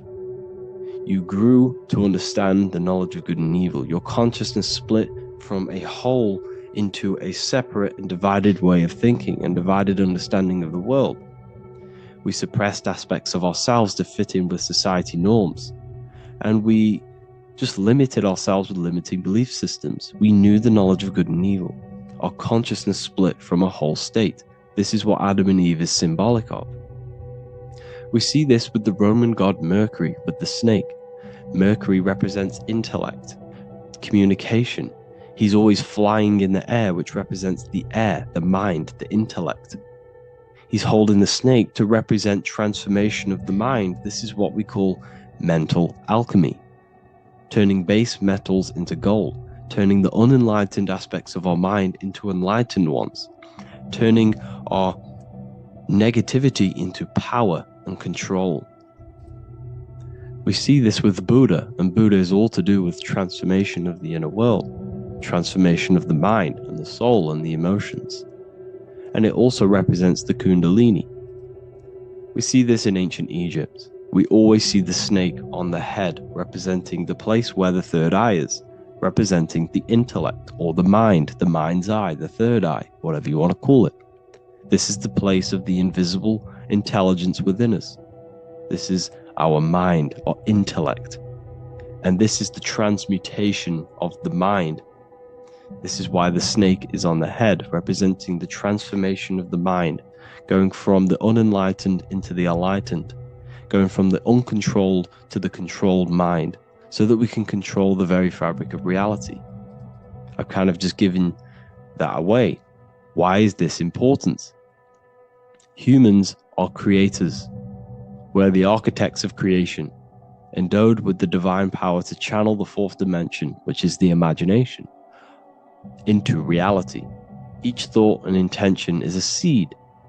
When nurtured with focus and clarity, transforms the unseen into the tangible experience. This creative process bridges the gap between the ethereal and the material. Humans are creators. It's impossible for you not to create. Whether you're doing this consciously or subconsciously, you've been creating your whole life, turning non-physical thought into physical reality. We are creators. However, the mind cannot create in a state of chaos. The mind cannot create with limiting beliefs. The mind cannot create with thoughts that come and destruct our minds. The mind cannot create consciously and effectively if there are impulses within our mind and we have no control over the mind. So this is where self-transformation comes from within. This is where the snake comes in. The snake represents the transmutation of our mind from the uncontrolled to the controlled. In this context of the Egyptians with the snake on their head. It's all to do with mental alchemy. In the occult tradition, the mind is seen as a delicate instrument that demands constant vigilance. Left unchecked, it reverts to archaic and destructive thinking patterns. Like a finely honed blade, it must be continually sharpened through discipline and self-refinement. In this unending process of unveiling and mastery, we learn to shape reality, harnessing the power of our thoughts to manifest the highest potential. It's all to do with mental alchemy, and this is how the snake is connected to you. And what the snake represents to you, it represents the transmutation, the changing of ourselves, of our consciousness, so we can gain control in this 3D world. If we lack control, then we'll constantly be manifesting chaos. Now, there are 3 ways that we can transform our world, and we can slowly transform our mind. Now, this is not an overnight process. It takes periods of time of purification. And number 1 is affirmation. Let's say we have this dirty cup of water and we have a tap of water. And in this tap, it's pouring in more water, clear water. Over time, if I keep pouring clear water into this cup, it's going to slowly purify this cup. And then in the end, it will look like the cup on the right. It's the same with your mind. The cup represents the limiting beliefs, the negative thoughts, the negative mind, the uncontrolled mind. But if we keep repeating affirmations over and over and over again, such as I am disciplined, I am powerful, I am limitless, over time this can purify our subconscious and we can gain control over the mind, and we will become conscious of the thoughts that we are giving attention to. The second way is meditation. Meditation allows one to develop an off switch for the mind, providing a sense of control over it. Over time, we gain the ability to filter our thoughts and become more conscious of the ones we choose to engage with. Meditation, over a period of time, will give you this button that allows you to filter out negative thoughts. If you have a negative thought in your mind, you'll be able to become conscious of this and redirect your mind's attention. This is all about self-control, because remember, we become what we think about. The snake represents the transmutation of the self. And another way is visualization. Visualization allows your subconscious mind to experience the reality you desire, accepting it as truth. As the subconscious becomes more immersed in this imagined reality, it works to manifest it into your conscious experience. Your visual eye, visual eye. You're using the mind's eye to see and mold your future. That's what imagination is for, to create in your future. You can become your future now in your imagination. And this can slowly purify your consciousness, slowly purify your mind, which will then, if you do all 3 of these over periods of time, you will see great transformation from the inside out. And your outer world will start to mirror your inner transformation. Because it's as within, so without. You change your inner world of consciousness, of thought and emotion. You'll change your external reality and your circumstances. So I hope this lesson has gave you a great understanding of what the snake actually represents. And now that you see it, you will see this everywhere. Every time you see a snake, you know it represents the transformation. So please, if you can, leave a like, comment, and subscribe, and turn on the alerts to make sure you never miss a video. And if you have any video suggestions, feel free to make a comment and I can make a lecture on it. I appreciate you all watching this video today, and I'll see you all inside my university if you're inside, and I'll see you all in my Telegram if you join, and I'll see you in the next video, of course. Thank you and take care.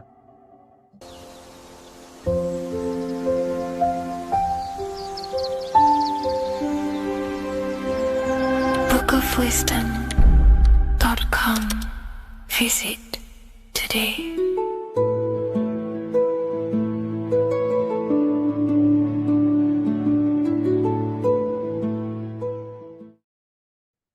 Left and right hemisphere, and what are they doing? How does it contribute towards your perception in this world? And this is what we're going to be talking about in today's video. We're going to be breaking down the two hemispheres of the brain and how they function in your life. So first, we have the left hemisphere. This is the logical hemisphere. This is the analytical, divided, scientific, or verbal hemisphere.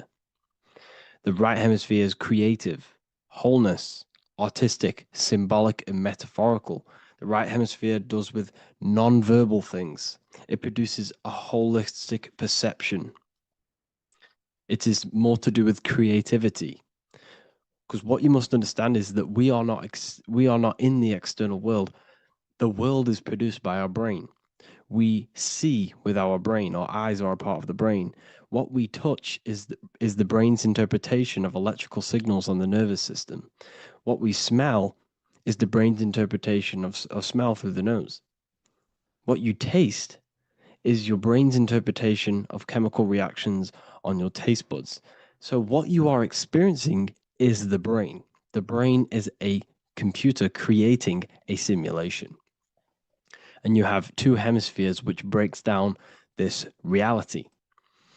So essentially the brain is the perception creator. It creates perception. So if the brain is creating this, who is the one experiencing the brain? Well, that is you, the consciousness, the mind, the all-seeing eye. You are the all-seeing eye experiencing the brain, the observer behind the brain, behind reality, behind the emotions. So if you're walking through a woods, this left brain sees individual trees. The right brain sees the whole woods. It sees the biome. It sees the bigger picture. So when you are walking through this woods, the right brain picks up a holistic perception of reality. It creates the woods as one unified woods. The left brain's job is to break this down and analyze it so that we can see individual things. And this is also necessary for humans to have the ability to break things down and manipulate things in this world. So without this left hemisphere, we could not manipulate things and break things down. So this right hemisphere is important because it sees the whole woods. It sees humanity as one unified consciousness. However, the left hemisphere sees individual egos. So the left hemisphere is the place of the ego because it only understands it sees the world very divided.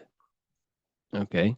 So, for example, here's another example of the left and right hemisphere. If someone pulls out in front of you in traffic, your left brain is going to start going crazy and analyzing them, calling them names. The right hemisphere, however, sees the bigger picture. Maybe he didn't see you. Maybe it's just a mistake. Maybe he's in a rush. You see how the two brains are very different. They do the same thing, but they function in different ways. The right hemisphere is feminine, the left hemisphere is masculine. So like I said, this person pulls out in front of you, you start to think with the left. If you start to perceive that in the left brain, you're going to start analyzing them. You're going to start going crazy and calling them names because you're analyzing it. You're not seeing the bigger picture behind it. You're not seeing it from his perspective. So there is a crossover.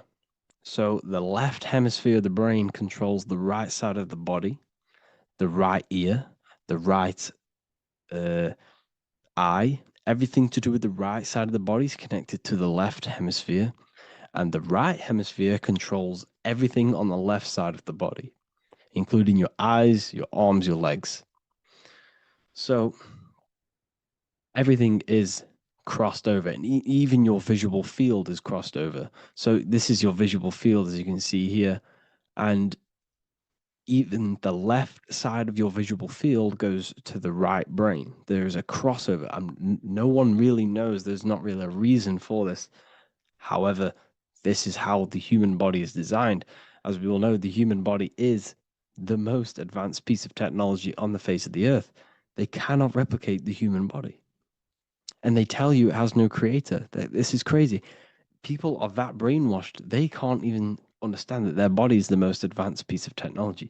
Your body is so advanced, the computers that you use are mimicked of the body. Everything they create is mimicking nature, but they don't show you how intelligent nature is because they don't want you to understand you're in an intelligent design. So, anyways, let's get back on track. There is a crossover in the brain, and this is why they teach you to write with your right hand. And I was speaking to someone who's in a nunnery, or whatever you want to call it. They were a nun, or they knew someone who was who was a nun, and they forced these people, these nuns, to write with their right hand. You had to write with your right hand. This is why, I'd say at least 70% of the world or 80% is right-handed and right-legged, because they taught us this to activate the left hemisphere more because of this crossover that happens in the body. So when we are using this right side more, we are using that left hemisphere more. Why? Why are they doing this? Well, they also called it writing. Writing is a spell, to cast a spell on you to use that right side of the body so that you use this left hemisphere, because they want you to see the world as a divided perception. They don't want you using the right hemisphere, using that left side of the body to activate the right hemisphere to see the bigger picture and see how everything is all one and everything is created. This left hemisphere domination keeps you from seeing the connections between everything, because that left hemisphere analyzes, it breaks things down. So when we are left hemisphere dominated by using the right side of the body, we are essentially seeing everything as divided. And this is why so many people will not understand my work, because my work connects dots and connects fields of knowledge, and makes you see the bigger picture. So people who are left hemisphere dominated will see my work and think this guy's crazy. But everything, it's all about activating that right hemisphere. So they called it writing because every word you say is molding your mind in some sort of way. The things you see is molding your mind. Everything you take in through the five senses is molding your mind. And language is a massive spell, especially the English language. They called it writing so that you use that right side. It's a spell because your subconscious mind picks up everything you say. And 90% of your daily basis behavior and thought patterns is produced by these subconscious programs within the subconscious mind. Essentially, your conscious mind is only the 10% of you. The conscious mind is just what you're aware of, what you're wearing, how you're feeling, what you're thinking. That's your conscious mind. The subconscious mind is controlling every system in your body. It's telling your heart to beat without you being conscious of it. So essentially, this is what they're programming. They're programming this system in the back of the mind, which is controlling everything through the words. And this is what spells are, because it's all about creating perception in the subconscious. So they want you to use that right side more. I truly believe the ancients, they were balanced. They used the left and the right side of the body. They didn't have a stronger side because they understood this science of the body and how the body works. So this is actually called phonetics. It's not etymology. Etymology is the study of root words. Phonetics is the study of how words sound similar. The way words are spoken. So phonetics, phone, is why we call them a phone. Because you speak into a phone. So this is write and writing, to use that right side to activate the left hemisphere more. So your hands are a manifestation of your brain. The left hand is the right brain, the right hand is the left brain. And as a child, we were always taught that when you place your hands together like this is the size of your brain, which is true because your hands are a part of your brain. They're an extension of your brain. Everything, every part of your body other than your brain is an extension of the brain. Everything's working and feeding back information to the brain because you're experiencing the brain. So another trick that you can do, or another exercise, is looking in the mirror and closing one eye at a time. If you close your right eye, if you take your top off, for example, you'll analyze your body if you close your right eye because you're using that left hemisphere. Sorry, other way around. If you look at yourself through your right eye, you'll use that left hemisphere, which will analyze yourself. You'll see individual body parts. If you close the right eye and use the left eye, you'll see your body as a whole. You won't really analyze it. This is how you can analyze yourself using these two hemispheres. So this whole system is created to keep you thinking logically and to restrict you from creating and restrict you from understanding symbolism, allegories, metaphors, and teamwork. They want you stuck in a logical way of thinking and a logical way of seeing the world. This is why when you go to school, you are told exactly what to do. You're told to think this way and no other way. You're told to do orders, do this. It's a very left-brained system because if we all started to open up this right hemisphere, we'd all see, wow, everything is all one, everything's all connected. And this is what my work is doing. I'm showing you everything is one. The physical world is an illusion of duality, but everything comes from the one source, the one mind. The universe is a giant mind. I am mind, you express mind. We all possess mind. Behind the physical body is the same mind consciousness. And we are all expressions and fractals of this infinite consciousness called mind. And this is what they don't want us to figure out, is that we are all just one consciousness expressed. It's an infinite consciousness. It's even in the squirrel, it's in the dog. All of these different animals, they're just different bodies, but behind the bodies is the same consciousness, which is mind. That's what the pineal gland is. The pineal gland is not the mind and it's not the third eye. The third eye is your mind. If you have a closed third eye, it just means you have a closed mind. If you have an open third eye, it just means your mind has expanded from beyond physical things through astral projection and mystical experiences. This is how you gain an open third eye. It's just an open mind. A mind that has astral traveled, has explored the realities within the mind. So everything they do is to keep us in a divided state. Divide and conquer, right? That's their motto. All to keep you thinking how everything is divided. Everything they've done is division. Postcodes, countries, everything is divided. Like football teams and all this stuff. It's also a natural process when you grow up, because as you grow up, your brain is constantly analyzing the world. So this is sort of a natural process of how you become more left hemisphere dominated, because your brain is always analyzing. And unless something awakens you, you can awaken that right hemisphere where you can start to see the bigger picture. Even the music, it's all tuned to 440 hertz, shuts down the right hemisphere of the brain. 440 hertz, Spotify, Apple Music, the radio. Every time you turn on the radio, it's tuned to 440 hertz. This was specifically tuned. It never used to be tuned to this. It was in the 1950s. It was changed. The standard music tuning was changed to 440 hertz because it shuts down that right hemisphere of the brain. They don't want you thinking, seeing the world in this way and perceiving things as one. And I'm going to show you. It tells you this in the Bible. Cast the net onto the right-hand side of the boat and you will find the fish. What was Jesus saying? This is, you see, people read the Bible and they don't understand it. If the Bible is not talking about you, then it has no meaning. The Bible, everything you read in the Bible is about you and how it can better your life. It occurs to you. So if Jesus says, cast the net onto the right hand side of the boat, this is an allegory. The boat is your body. Cast the net. It's the awareness, the perception onto the right hemisphere of the brain, and you will find the fish. What's fish? What do fish do? They swim deep in the ocean. It represents the knowledge, deep knowledge. Cast the net onto the right hand side of the boat, and you will find fish. You will find the wisdom. You will gain understanding when you cast that your awareness into that right hemisphere.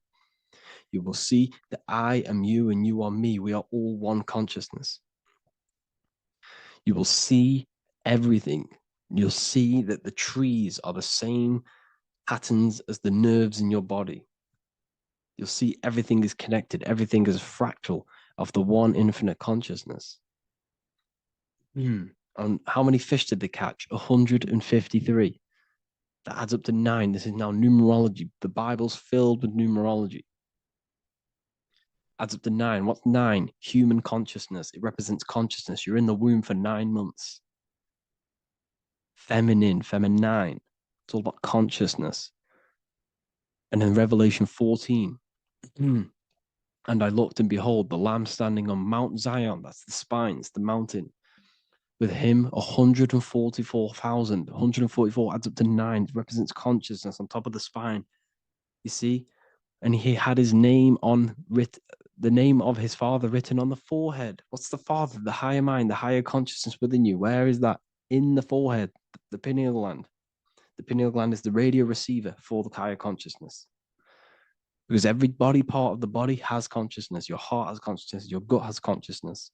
You are thinking with these different consciousnesses. You think with the gut. You think with your penis. You are thinking with all these consciousness. And it's about raising your consciousness to the higher consciousness, which is the father, the mind in the head. Don't think with the lower parts of the body, because that is your animal nature. Think with the higher parts of the body. It's all representing consciousness. How to activate the right hemisphere of the brain? Well, it's all to do with non-verbal things. So music will activate the right hemisphere. Make sure it's tuned to the right frequency, though. 432 hertz, 528 hertz. Any frequency that adds up to 3, 6, or 9 is good for you. Meditation, turning off the thoughts, and you raise yourself to the higher brain. Symbolism. Symbolism is all right hemisphere. Reading between lines, metaphors, determining the Bible, it's all right hemisphere. Seeing the bigger picture, it's reading between the lines.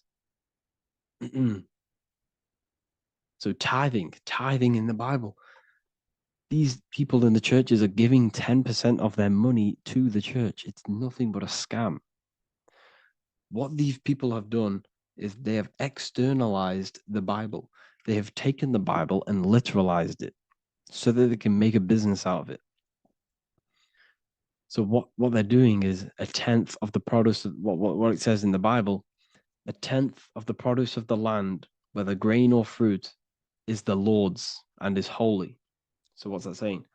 The 10th of it's basically saying give the 10% to the Lord, to God. What does that mean? Well, what's the land and the fruit? This represents physical things, the physical things that you have. The 10th of the physical things that you have. What's that? That's your ego. All the physical things that you have is all to do with your ego. That's the lower self. The ego, what is the ego? It's the mind's perception of the physical self. You had no ego when you were a child. Okay, when you were a child, you had no ego. As you grew older, you created the ego.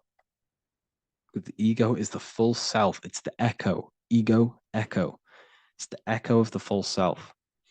So it's saying give the ego over. Take away the animal self.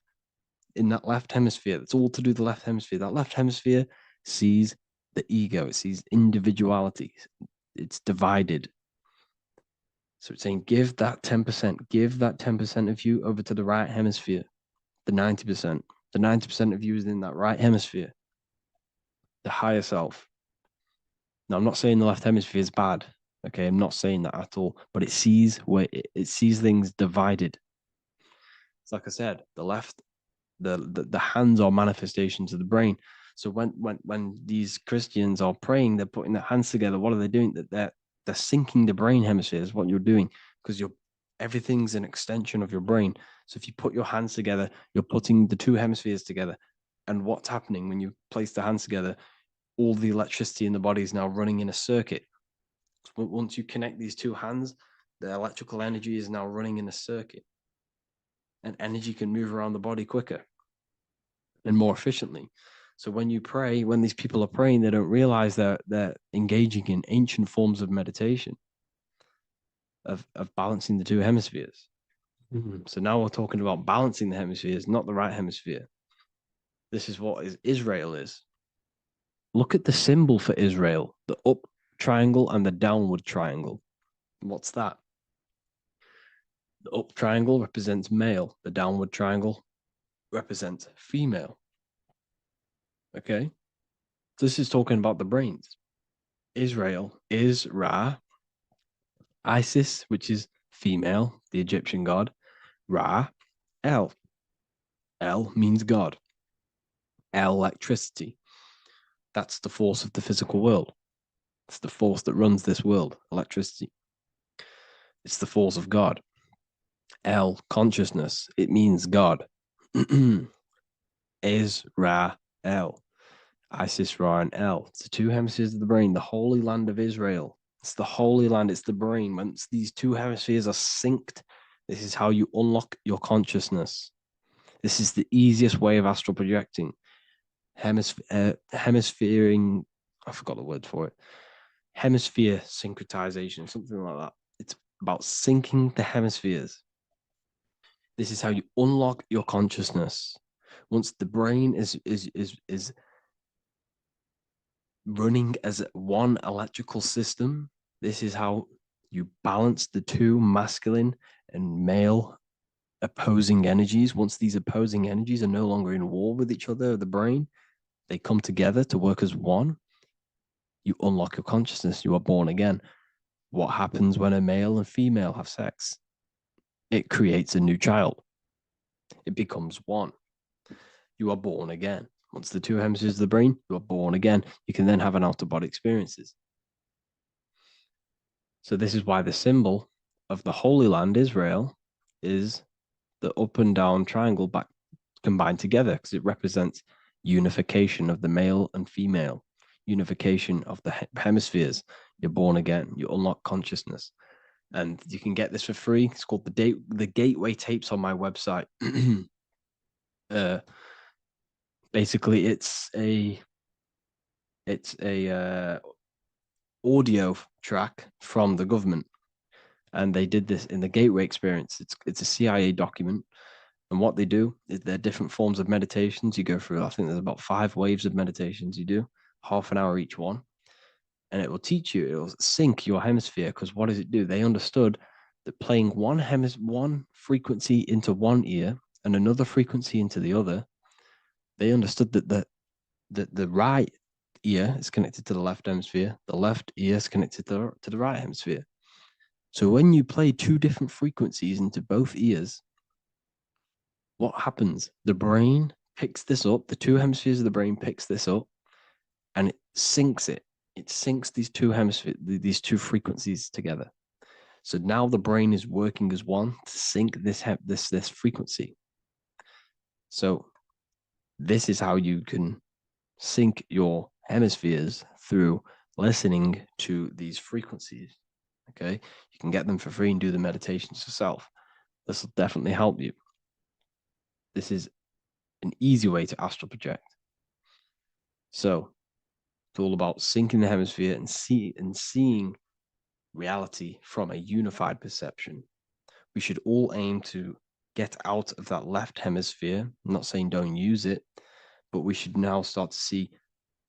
We should not start to read between the lines of the Bible, read between the lines of the symbolism they're showing. Study symbolism, study allegories, in myths? What are they trying to tell us through these allegories? And, this is how we start seeing things in a better way. Once we understand that we are all microcosms of an infinite consciousness, we can all come to one, because love is the unifying force of this infinite consciousness.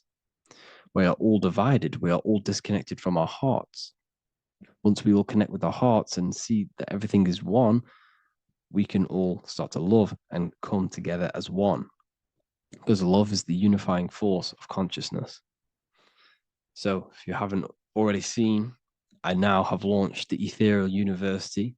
I will be doing lectures like this one, but even better, deeper, and even releasing knowledge that I can't talk about online as they are censored. I'll be doing lectures every single week. I'll be doing live calls every single week. You also gain access to my library, which is filled with over 45 occult books, filled with knowledge. Okay, I'll show you now. Plus, you get my book, The Book of Wisdom, PDF form, and the Human Health Guide, PDF form. You also get all of this stuff, the health section, Q&As, ethereal meditations. We've got some celestial studies, cosmology, and numerology coming soon. You also get the brand new Manifestation Mastery course, plus the library. And there'll be new books, new lectures, new live calls every single week. Or you can get the Book of Wisdom, use the code WISDOM in all capital letters to gain 40% off. This sale will be ending very, very soon. So if you're watching this, be very quick to get yourself a physical version or a PDF of my book. You can get it in all these languages. Hope you enjoyed this video, people. I'll see you inside the Ethereal University, the real university. Have an amazing day.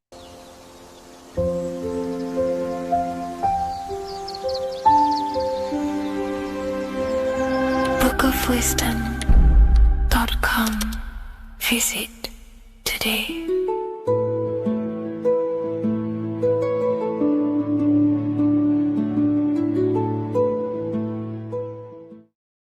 What if I told you that the seasons don't just change the external world, they also change your internal world? They have a psychological and a spiritual effect on your consciousness. If you're new to esotericism, you may not really understand this. But if you have some deep understanding of as above, so below, you already know this. But today we're going to be explaining it in great detail. So tune in, take a pen and paper, maybe make some notes. So we have 4 seasons. The sun is the main source of life on the earth, and it changes the circumstances on the earth in 4 different ways. Of course, we have spring, summer, winter, and autumn. These are the 4 states of the earth due to the sun's cycle. Not only do they take place on the earth, they also take place on you, your body, your mind, your spirit, your consciousness. They change things internally and externally. The first thing we need to understand is that we have a dual nature. We have a mind, and in that mind, we have an internal self. That's what we call the spiritual self.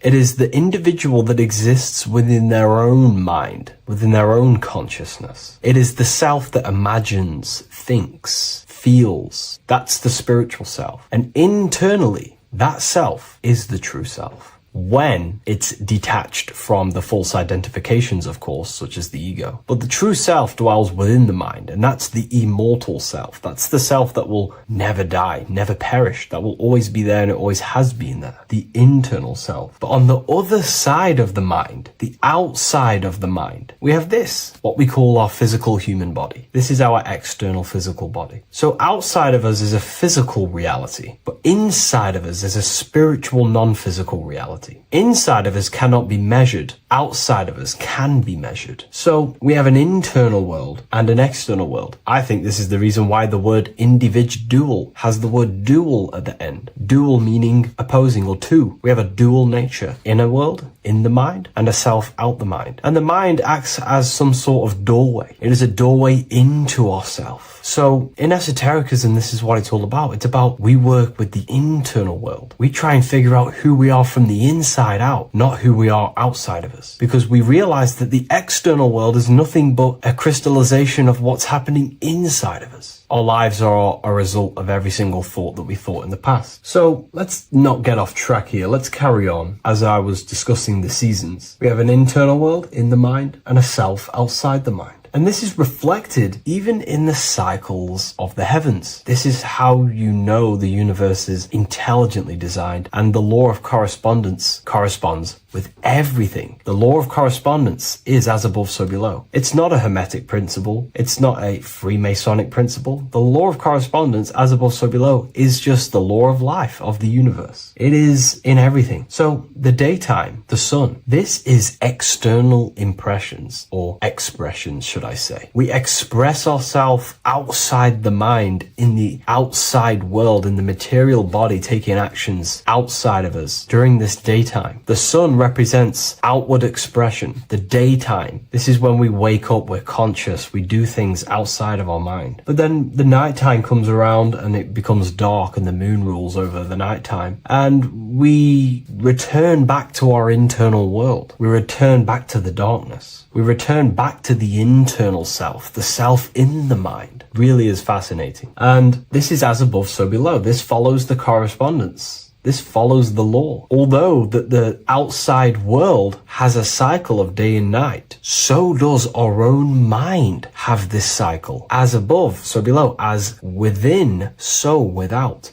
What's happening outside of us is also happening inside of us. The mind is also going in a cycle. Because in the daytime, the mind wakes up and we express things externally. But when the sun goes away and the electromagnetic rays of the sun are not very strong, our brainwave decreases, our body activity decreases, it slows down, and we return to the internal self. The body switches off and we return to the internal self in the mind. We enter in the doorway of the mind and return to the internal, the spiritual self. And when the body is less active, this is when we are more connected to the internal world, our spiritual true self. So as above, so below corresponds with the day and night, the sun and the moon. The moon represents our internal world, the world inside our mind, the self inside the mind. And the sun represents the external self in the external world. So not only are these cycles happening in nature, the darkness outside of us when the sun goes away is the same darkness that we go within ourselves when we go to sleep. It's the same cycle. Our bodies are in the cycle of the external world also, as above, so below. But then we can even take this even further. This fractals down even further. If we look at the cycle of the yearly cycle of the sun, which is what we call the 12 zodiac signs, we notice that these 4 seasons also take place in every single cycle of the day. So a yearly cycle can be seen as a big version of a daily cycle, or a daily cycle can be seen as a smaller version of a yearly cycle. For example, if we look at Aries, which is spring, this is when the sun springs everything back to life in the spring. This is when the crops start to spring up and start to grow again. But we could see that at 6 a.m. in the morning, when the sun rises and just cracks over the horizon and starts to bring light into our day. Aries is associated with the morning time also as spring. Morning time is a smaller version of spring. Then we look at the summertime. The summertime is midday, when the sun is at the top of the middle of the sky. This is when the sun is most powerful, most radiant in our day. This could be seen as the summertime. Then when the sun starts to set, this is associated with autumn. Autumn time is the sunset. Then the winter time is associated with the nighttime, the midnight, when everything's very dark. So a daily cycle is basically a smaller version of a yearly cycle. And just how I explained how the cycle of the sun outside of us also happens inside of us with our consciousness falling asleep when the sun goes away, is also happening to us on a yearly cycle also. So the daytime is associated with the summer and the nighttime is associated with the winter. The winter is like the inhale. The summer is like the exhale. It's the breath of the universe, just like how we breathe in and out of our lungs. Everything takes this rhythm and polarity, okay? So winter is associated with the self and the world inside of ourselves, inside of our mind, the spiritual self, the internal. Because the winter is when the sun's rays, electromagnetic rays, are not very powerful. And this decreases brainwave activity, making us more connected to our internal world, inside the mind. But the summer's the complete opposite. The summer is when the sun is very, very powerful. and the sun's powerful electromagnetic rays increase brain activity, making us more actionable in the physical world outside of our mind, in the external world. So summer is the daytime and winter is a big version of the nighttime. Vice versa. Just like how in the winter, we're more in the house. We're inside buildings because it's very cold outside. Animals hibernate. They go inside. They go into little places. They collect all their food and prepare for the winter. They go inside. They go in darkness to hibernate. So does our consciousness, our spirit, the self inside of our mind. We can use these cycles to our advantage, to evolve spiritually, to connect and be more balanced. You know, I've mentioned a lot of this inside the university to my members, to the family inside of there. We discussed this. We had a great discussion about this. And, you know, the live calls we have are priceless. The conversations you can have with someone when they're awake, you never forget them. You always have deep, meaningful conversations. And we discussed this deeply, and we were going into some interesting things about how we can use these types of changes in the seasons for our spiritual growth. We even discussed about spring and autumn and how they're associated with the different spiritual bodies that we have. But anyways, let's not get off track. Lucid dreaming,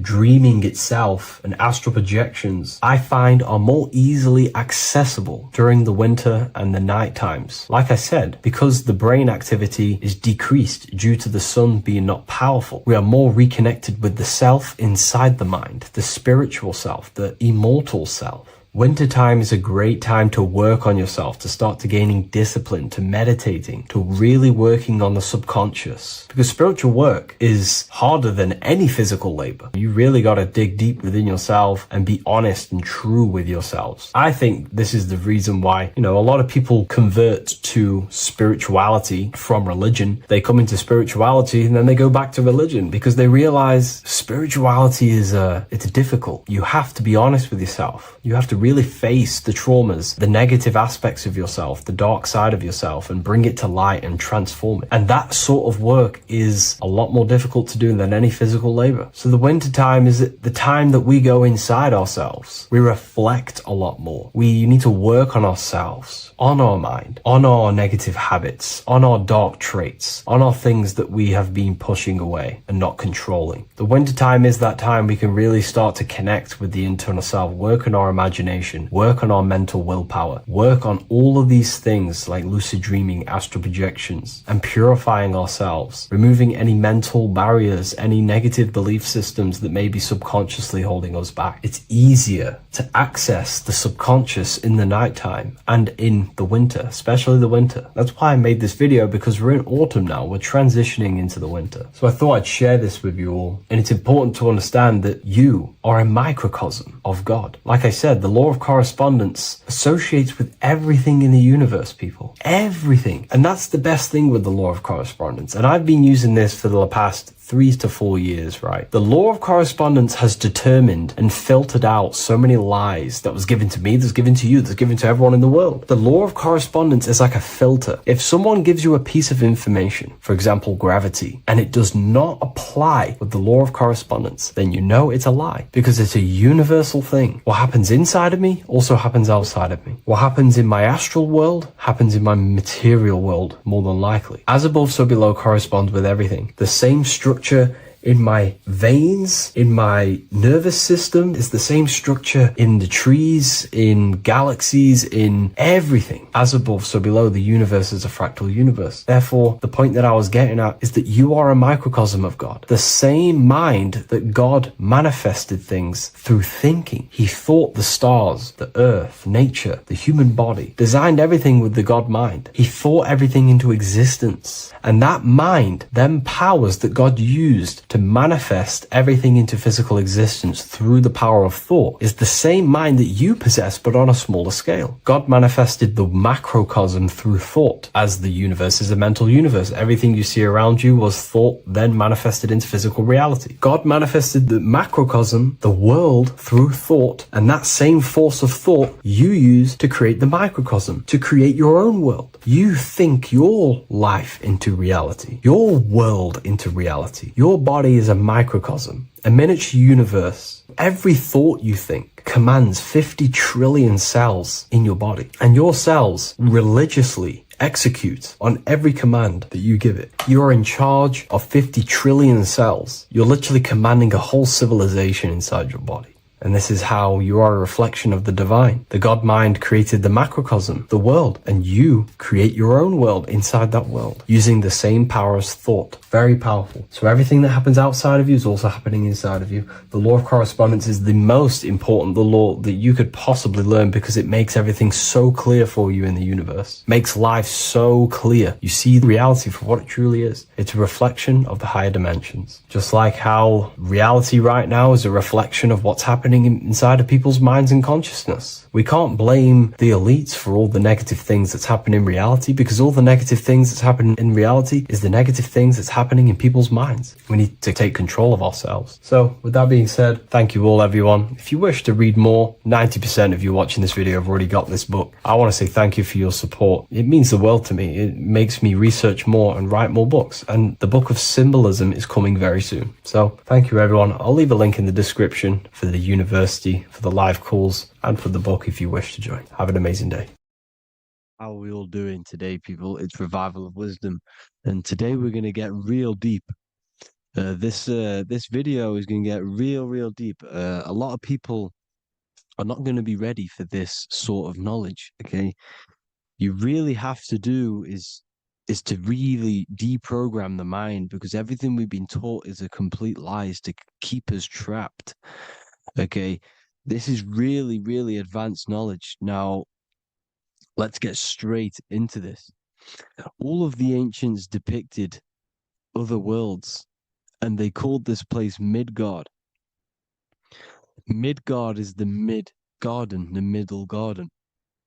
This is why the Masonic symbolism on the floor is always a black and white checkered board symbolizing the polarity here, the good and bad, because we're in the middle garden, the heart. Earth rearranged spells heart because we're in the heart of this system, or whatever it is, a super quantum computer, whatever you want to call it, simulation. Now, in the Quran, it talks about the 7 layers of heaven. All of these ancient artworks are depicting these different layers of reality. Okay, and look at the Egyptians here with the boat outside of the firmament. Boats travel on water, and this is exactly what the Masons are doing. So they're still using the same symbols.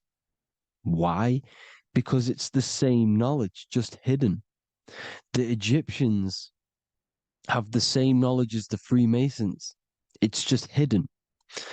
Now, this cosmology that they're showing here, which is probably made maybe 100 years ago, this painting or artwork, is the exact same as the one we see here with the arch, the boat. You know, it's similar because the boat is symbolizing traveling these other worlds because the ether is also symbolized as water. Because if you look up at the stars through a telescope, it looks like it's water. It's shining through water because this ether, whatever this substance is outside of this world, was symbolized as water. Okay, and look at all these ancient depictions showing these different layers of reality. Now, we are being trapped within this 3D dimensional world, which is the cube, the Saturn cube, because there are 6 sides to everything in this world: front, back, left, right, up and down. 6, which is the cube, because we're in the Saturn, Saturn's world. Okay, now, always been depicted as a tree of life, the tree of the universe has always been depicted as this tree. Because let's get a bit deeper. Now, the cosmology of this reality is the sun, the moon, and Polaris, always in the Masonic art. The sun, the moon, and Polaris, the all-seeing eye. If you go inside of the temples of the Masonic temples, they always have this star in the middle, shining light beams. Okay, look here. The light beams coming from the big star in the middle, which is Polaris. This I is God. It's God's light shining down from his abundance. Now, when you astral travel, you will see this big ball of light above you, and this big ball of light is God. But you cannot travel towards it until you are pure. It doesn't work like that. You have to become formless. You have to become pure before you can become one with the light. In all these Masonic artworks, it's all depicting the star in the center. This star is Polaris because Polaris is the way out of this place. And this is why you see the stairway to heaven all the way up to the light beam, the light source. What does it say in the Bible? God is light because everything is made out of one substance, and that substance is light. And it symbolizes the eye because God is an eye. All things that are alive have an eye. And we all say, I am. We all see these realities through eyes. God is an eye. He's the all-seeing eye. He sees all things at all times. And he is projecting this light. And this light comes down to create all the different levels of the worlds. And this is what the two pillars symbolize the number 11. 11, the number 1, is just a vertical line. It's the one. It's a 1 point. 11 symbolizes the mirror nature of reality. Everything's mirrored. As above, so below. Now, the 11 also symbolizes openings, doorways. And as you can see here, an opening to the all-seeing eye. And you see here again, an opening to the stairway all the way up to the light.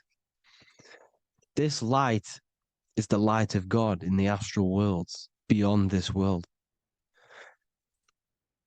Now, Polaris has also been symbolized as the UFO. They put the truth in plain sight. So, you know, in the films, how the UFOs suck people up. That's what Polaris is doing. If you ascend beyond this world, if you do not ascend beyond this world, you will be reincarnated in this world. The whole thing is to outgrow this consciousness to the plane above. And I'm not just making this up. I'm going to be bringing in scriptures after this.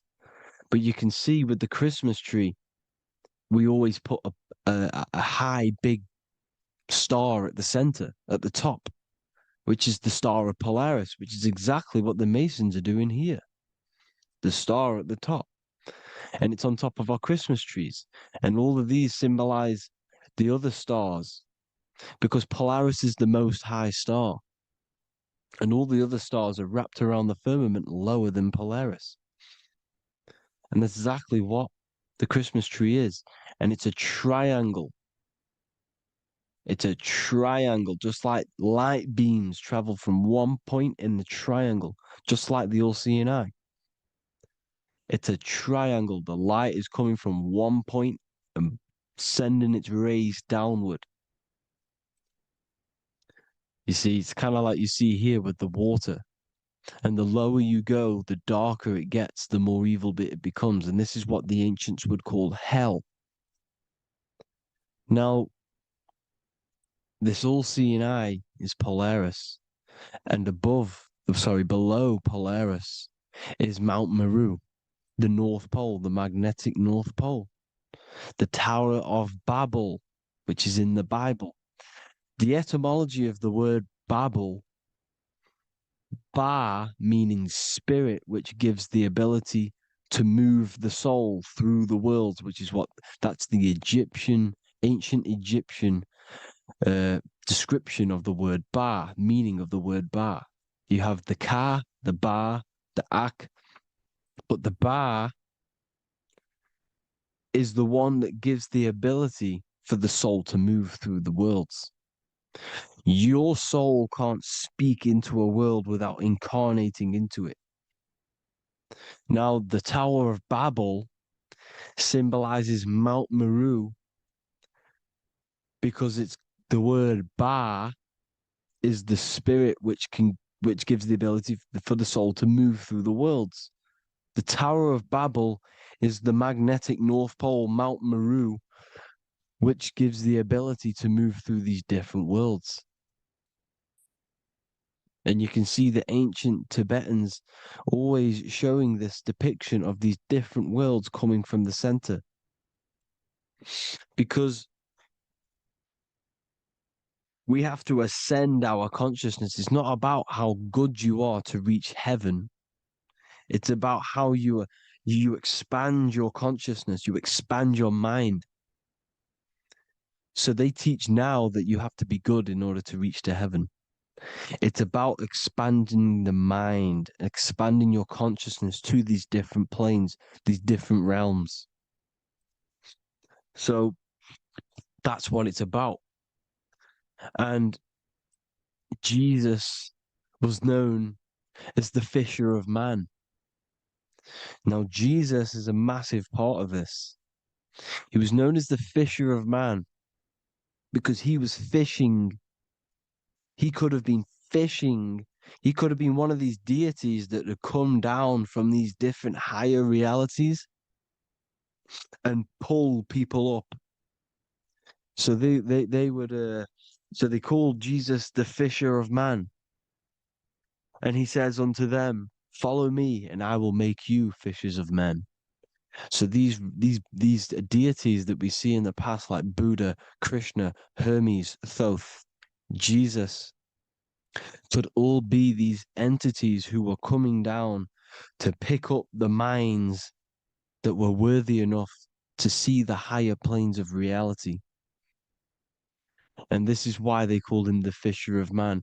Now, when Jesus walks on water, there is a parable with Paul. And he says, but Jesus immediately said unto them, take courage, it is I, don't be afraid. He's talking about astral travel here. He's talking about leaving the body. Because when you leave the body in astral travel to see these alternative realities, you can't be afraid because fear is a bondage, which is what the Emerald Tablets talks about. Lord, if it's you, Peter replied, tell me to come to you on the water. The water. Come, he said. And Peter got down from the boat, walked on the water, and came towards Jesus. But when he saw the wind, he was afraid and began to sink. When you become afraid in astral travel, you sink back into your body. Lord, save me. So this is talking about Jesus pulling people up into different realities. And you can see the fish is the symbol of Jesus. Is another symbol of Jesus, a fish. Because fish symbolize deep occult knowledge. Because fish travel the depths of the ocean. And they symbolize us because we are fish underneath the ethers. And Jesus was pulling people up. You see, so the Bible is a people today believe the Bible is a book telling you how to reach to heaven, how to become godly and reach heaven. But you've got to become the Jesus Christ to see these alternative realities. Now look at the Emerald Tablets is a massive part, and it speaks so much about these different realities. Look what it says here. This is in Emerald Tablet 3. Then in my heart grew a great longing to conquer the pathway that led to the stars, which is exactly what the Masons depict in all of their art. Look, the ladder to the stars. And then he goes on to say, years after years, I sought after wisdom, seeking new knowledge, following the way, until at last my soul, in great travail, broke from its bondage and bounded away, broke from the bondage of the body. Free was I from the bondage of earth men. Free from the body, I flashed through the night, the stars. The stars are a massive part in the astral world. Each star is a different reality. And the true astrology is the star that you came from. You came through a star to reach this, to reach here. There is a reason why you are here. There's a reason why you have the personality traits, because your soul came from a specific star. This is why we call them stargates, because they are gates in and out of this reality. And Polaris is the way out to the higher worlds. Now look, far into space, my soul traveled freely into the infinite circles of light. Beyond knowledge were some planets and great gigantic beyond dreams of men. Then he goes to say, lift up your flame from out of the darkness, fly from the night and ye shall be free. Lift up your flame. Your flame is your soul, because it has to be lifted up out of the darkness. This is the darkness, this world, this body's the darkness. Because it's a bondage. You need to break free. You need to learn how to astral travel, people. You have to learn this. If you want to get out of this world, you have to learn how to astral travel and see the other realities. Traveled I through space-time, knowing my soul at last was set free, knowing that now I must pursue wisdom until at last I pass to a plane hidden from knowledge, known not to wisdom, extension beyond all that we know. So he's talking about he went to a place where we cannot even comprehend here, a place that is not even known to earth men. He's telling you he's ascended out of this world to the planes that are beyond. And it says here in the Emerald Tablets, man is in process of changing to forms that are not of this world. Grows he in time to the formless, a plane on the cycle above. Know ye must be one, ye must become formless before ye are one with the light. The light, the same light that I was talking about, the Masonic light with the triangle, God, the one source. Ye must become formless before ye are with the light. Formless, you have to leave the body. You have to leave the body. You have to gain the ability to leave this body and travel to these other worlds. Now, it says here, not as man am I, for free have I become of dimensions and planes. In each I take on a new body. In each I change my form. Know I now that the formless is all there is of form. You see, all things created come from the things that, all things that you see come from the things that you cannot see. All of us have the same spark of consciousness, the same I am. Every dog, every animal, every human has this same I, this same thing which sees through the eye. It's formless. It takes this formless entity is the same entity of us. We are all the same entity in different bodies. And this entity it was represented as the flame, the cosmic flame, which is inside of all of us. And this is why the Masons depicted your spine as a candle or the Holy Grail. You would either see this or a candle with a flame on the top, because the Holy Grail is your consciousness, which is on top of your spine, which is the candle. Now, Jesus, Thoth, Buddha were all these deities which were coming down to lift people up because they were fishermen of men. And he would lift you up to the higher worlds, out of this world, to the ones above. Now, Thoth, you can see him here, he's leading the way. He's holding someone and he's leading the way with knowledge and power. He was leading the way to other worlds, out of this world. There's no point trying to change this world This world will stay the same. It will stay the same. You have to get out of this world. And that's what they're telling you. That's what they're keeping you from. They're keeping you stuck within this thin layer of reality. So what the Masons are doing, they have the ability to astral travel. They're living not stuck and bound to one reality, but living within the different layers of reality. And this is what Morpheus was doing in the Matrix. Morpheus was going into the Matrix to go and get Neo, which is exactly what Jesus was doing, pulling up people out of this world to the ones higher.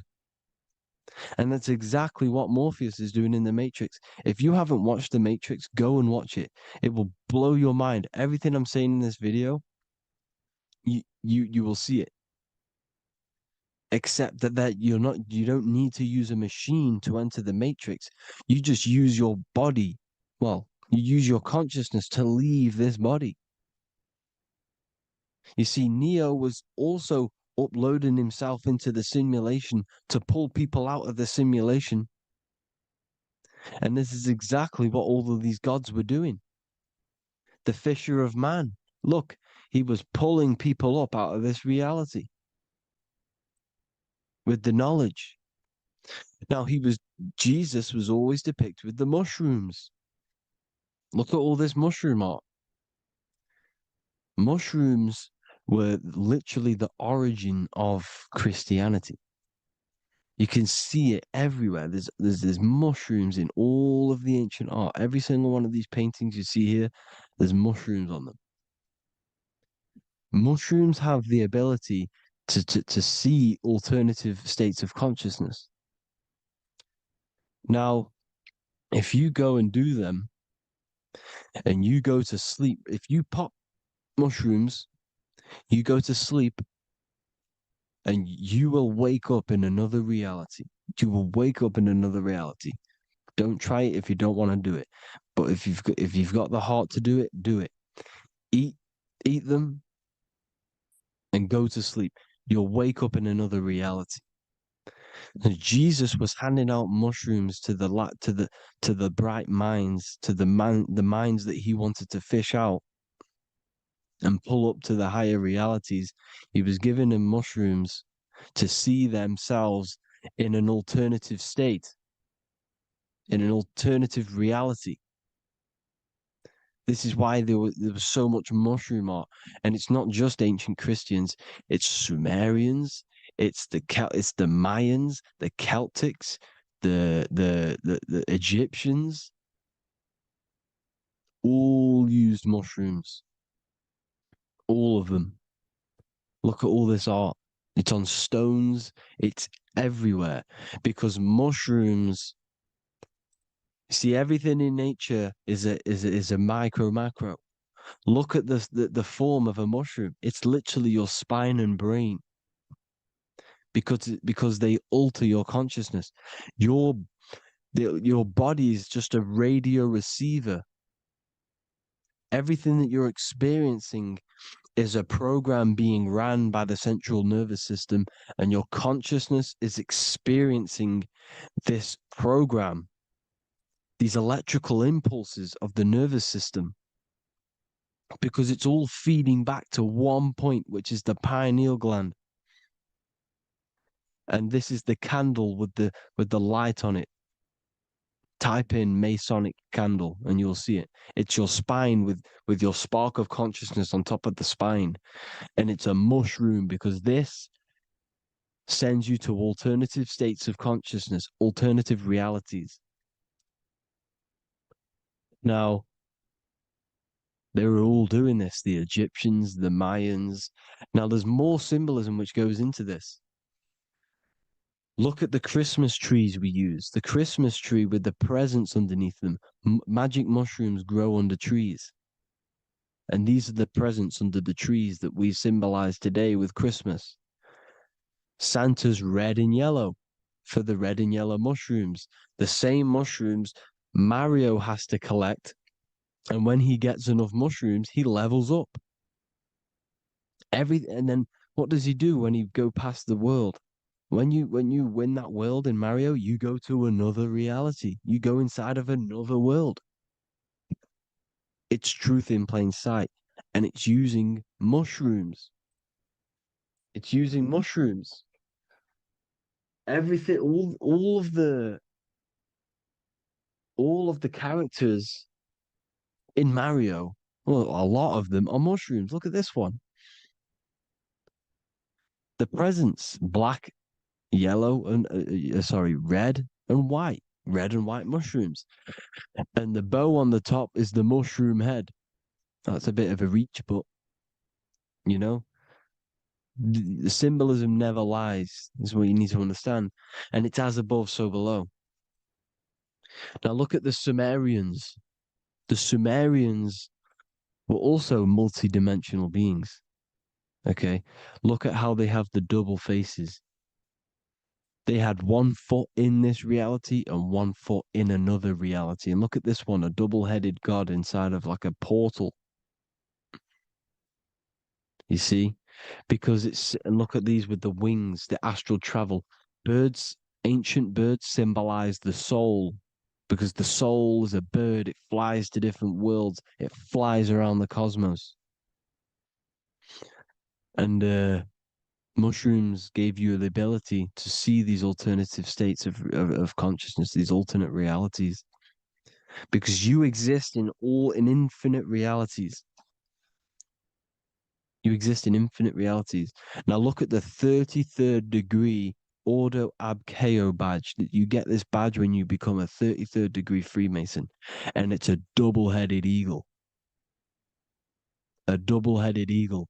And you can see this in Sumeria first. Sumeria have the same symbol, a double-headed, well, bird.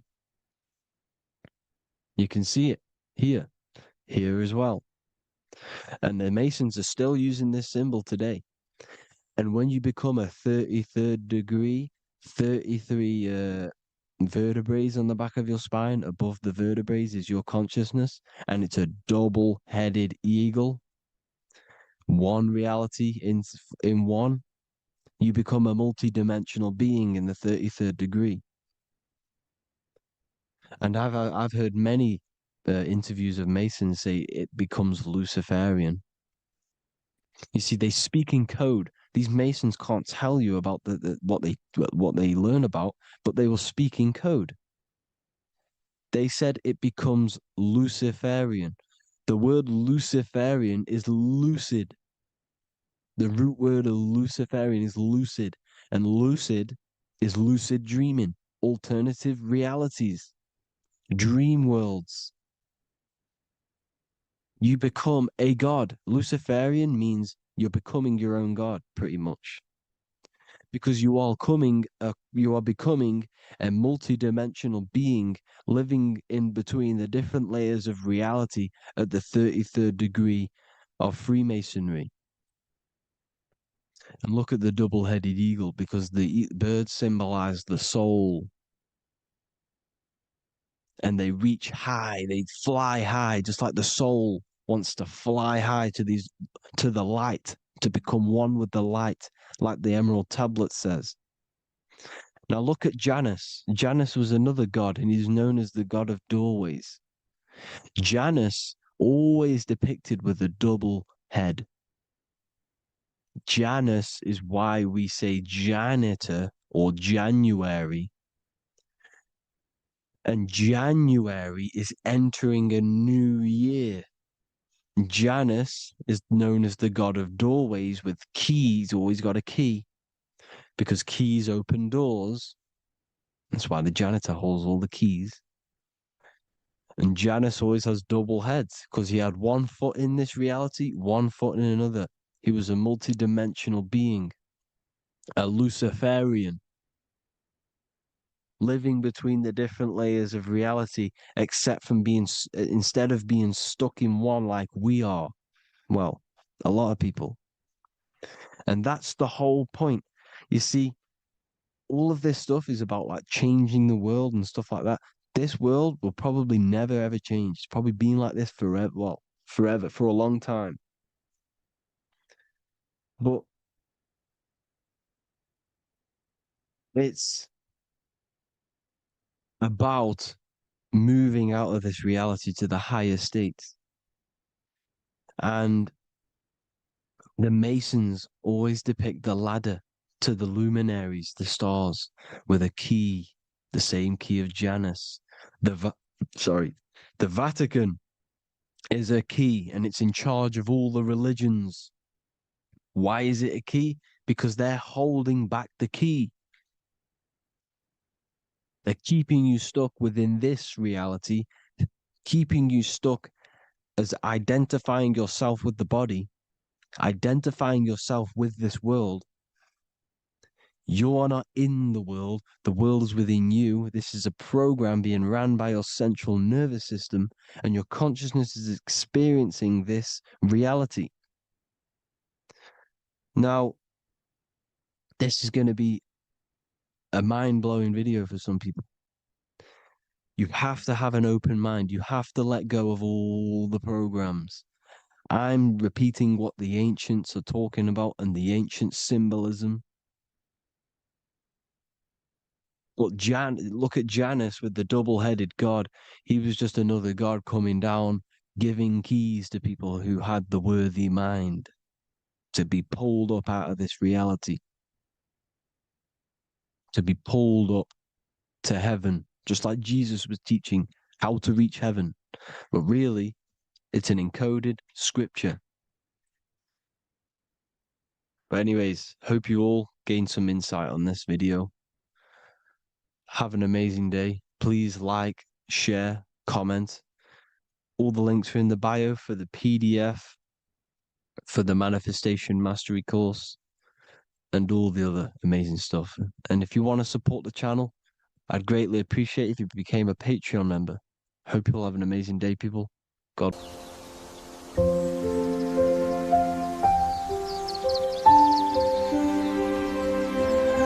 bookofwisdom.com. Visit today.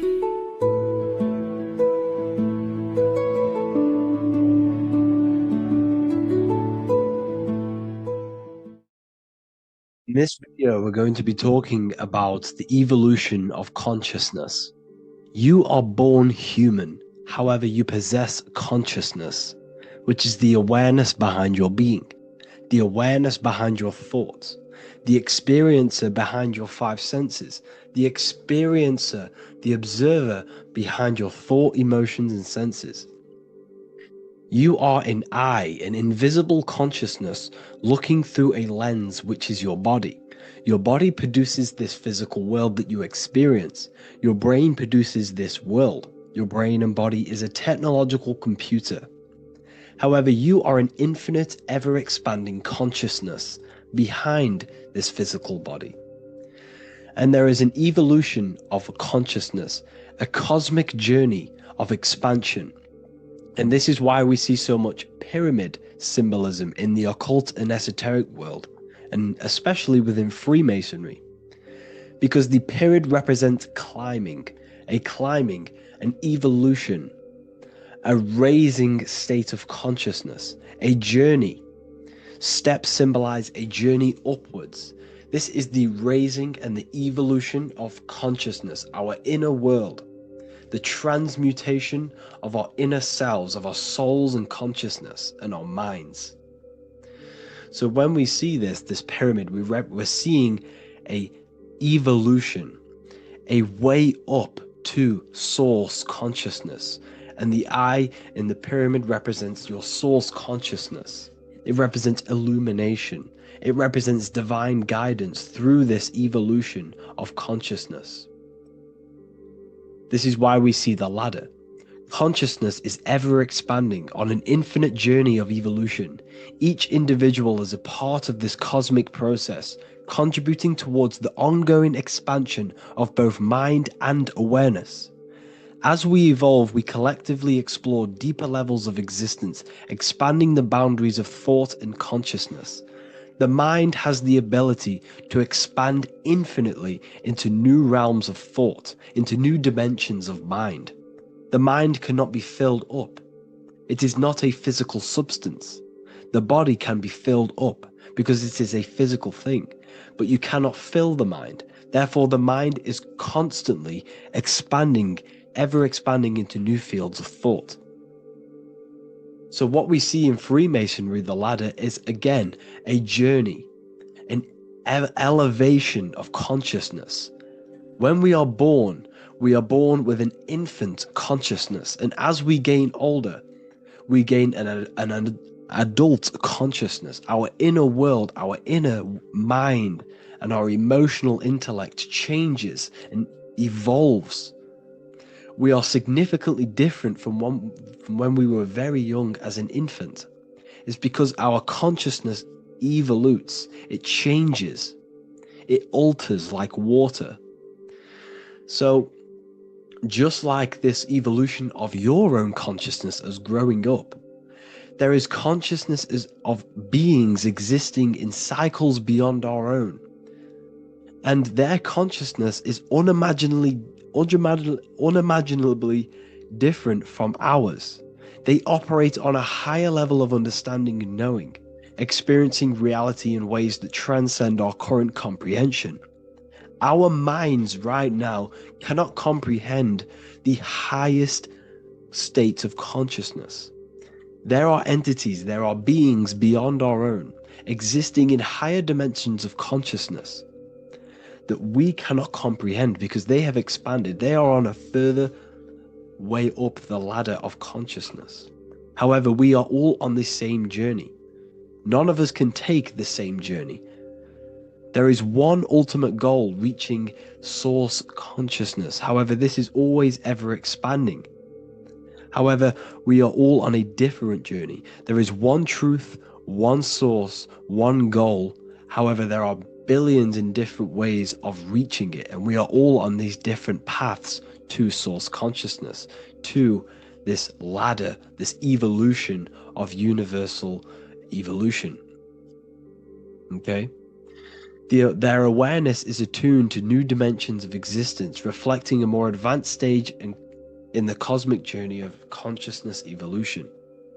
So when you take DMT, you are shot into these higher realms of consciousness where you meet these beings who look similar to these images. They are not speaking to you physically. They don't speak to you three-dimensionally through vibration and words. They speak to you mentally. If you have done DMT, then you know this.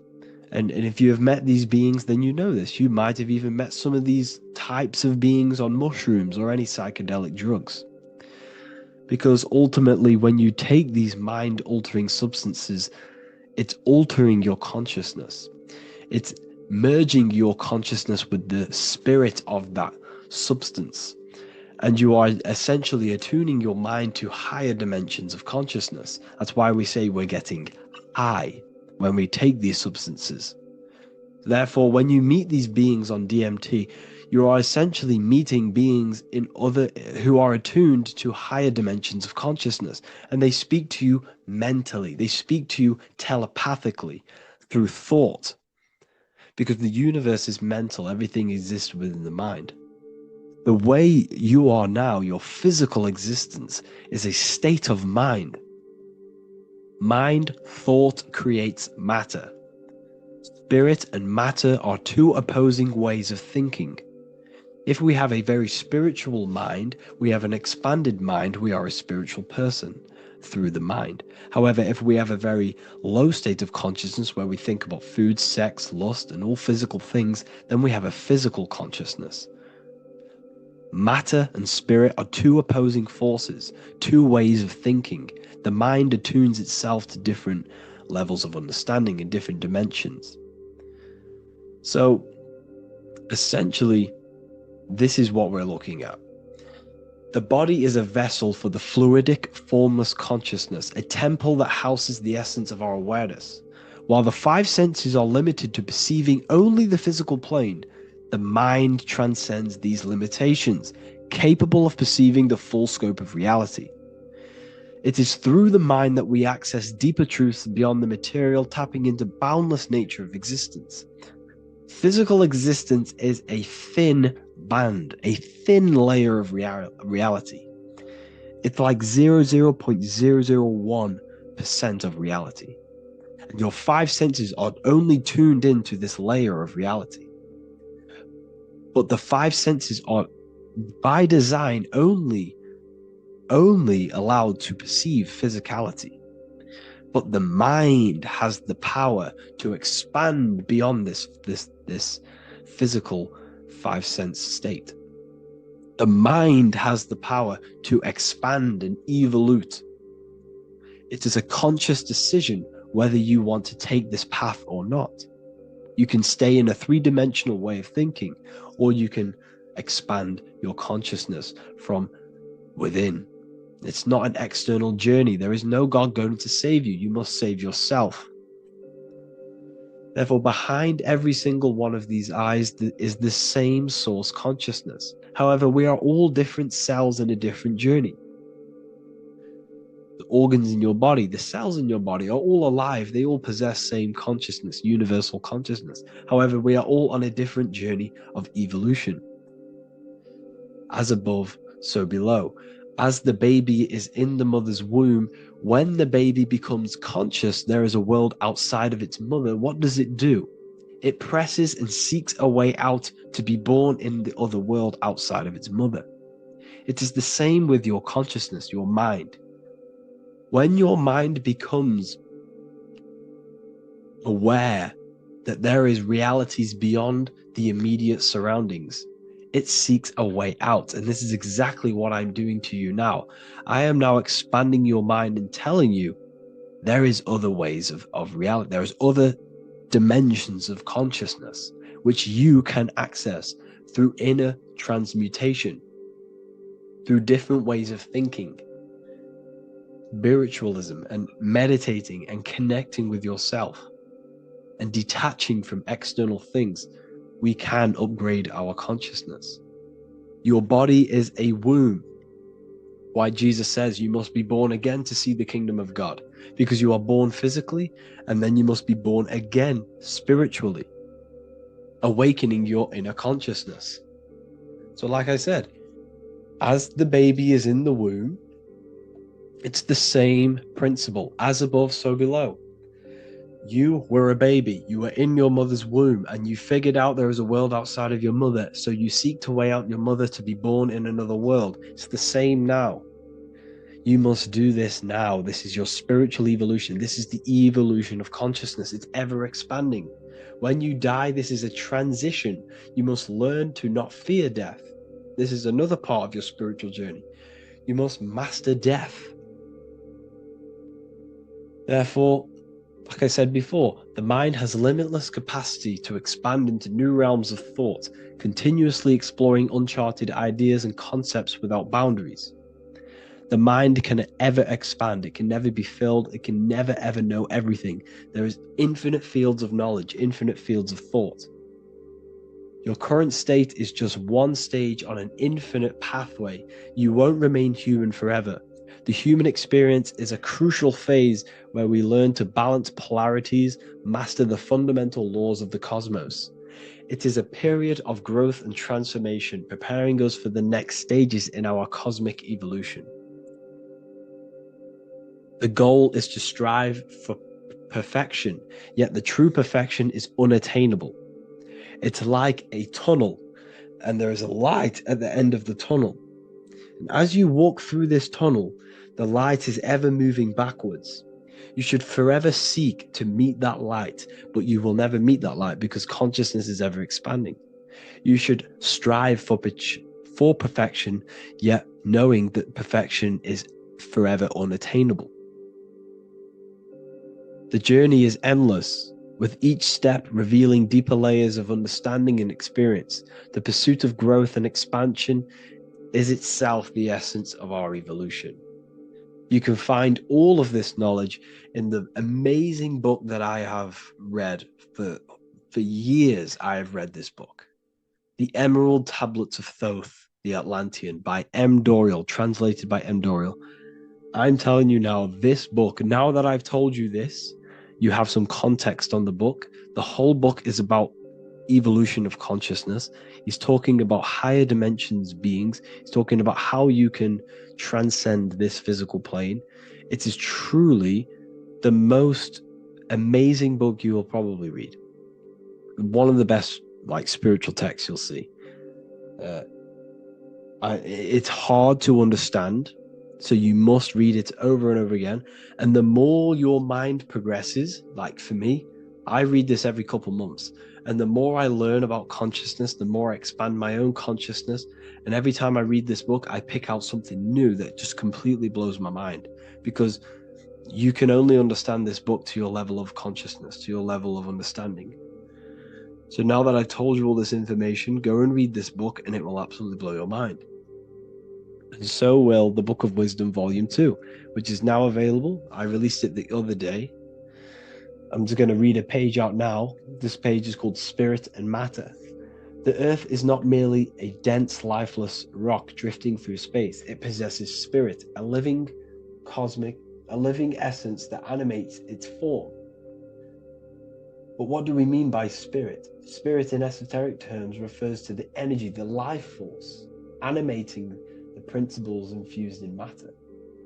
So essentially, what this page is talking about is how everything has spirit, consciousness within it.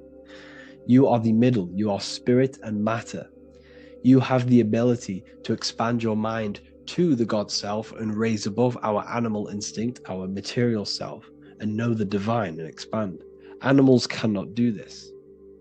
Animals are not self-aware. Humans possess self-awareness. We can observe our consciousness. We can say, why do I exist? We can look in the mirror and know that we need growth. And this is what Anunnaki means. Anu means above. Anu was the supreme god of the sky, which is a metaphor. He represents spirit above, heaven. Anu came down to earth and married Ki, the goddess of the earth, which represents matter. It's a myth, it's an allegory. Anu married Ki and gave birth to the Anunnaki. Spirit came down and infused with matter and gave birth to the human, which is you. You are spirit infused in matter, Anu and Ki, Anunnaki. You are the Anunnaki. And this is just one of the teachings in my book. Honestly, this book is absolutely amazing. If you truly, truly want to expand your consciousness, give this book a read.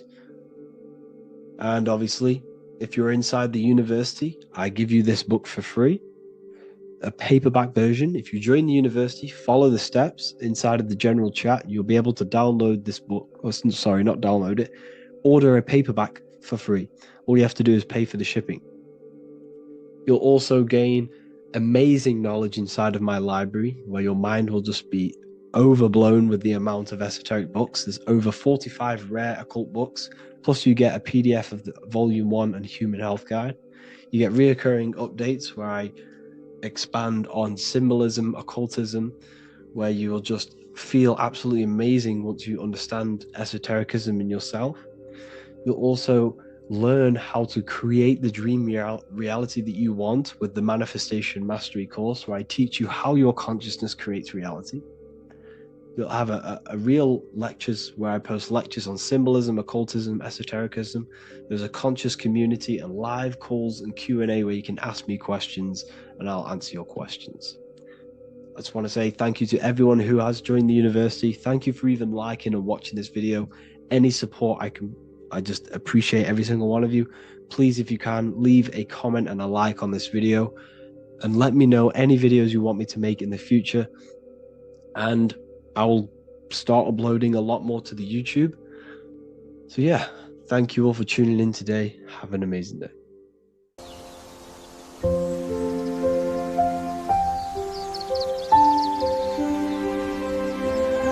bookofwisdom.com. Visit today.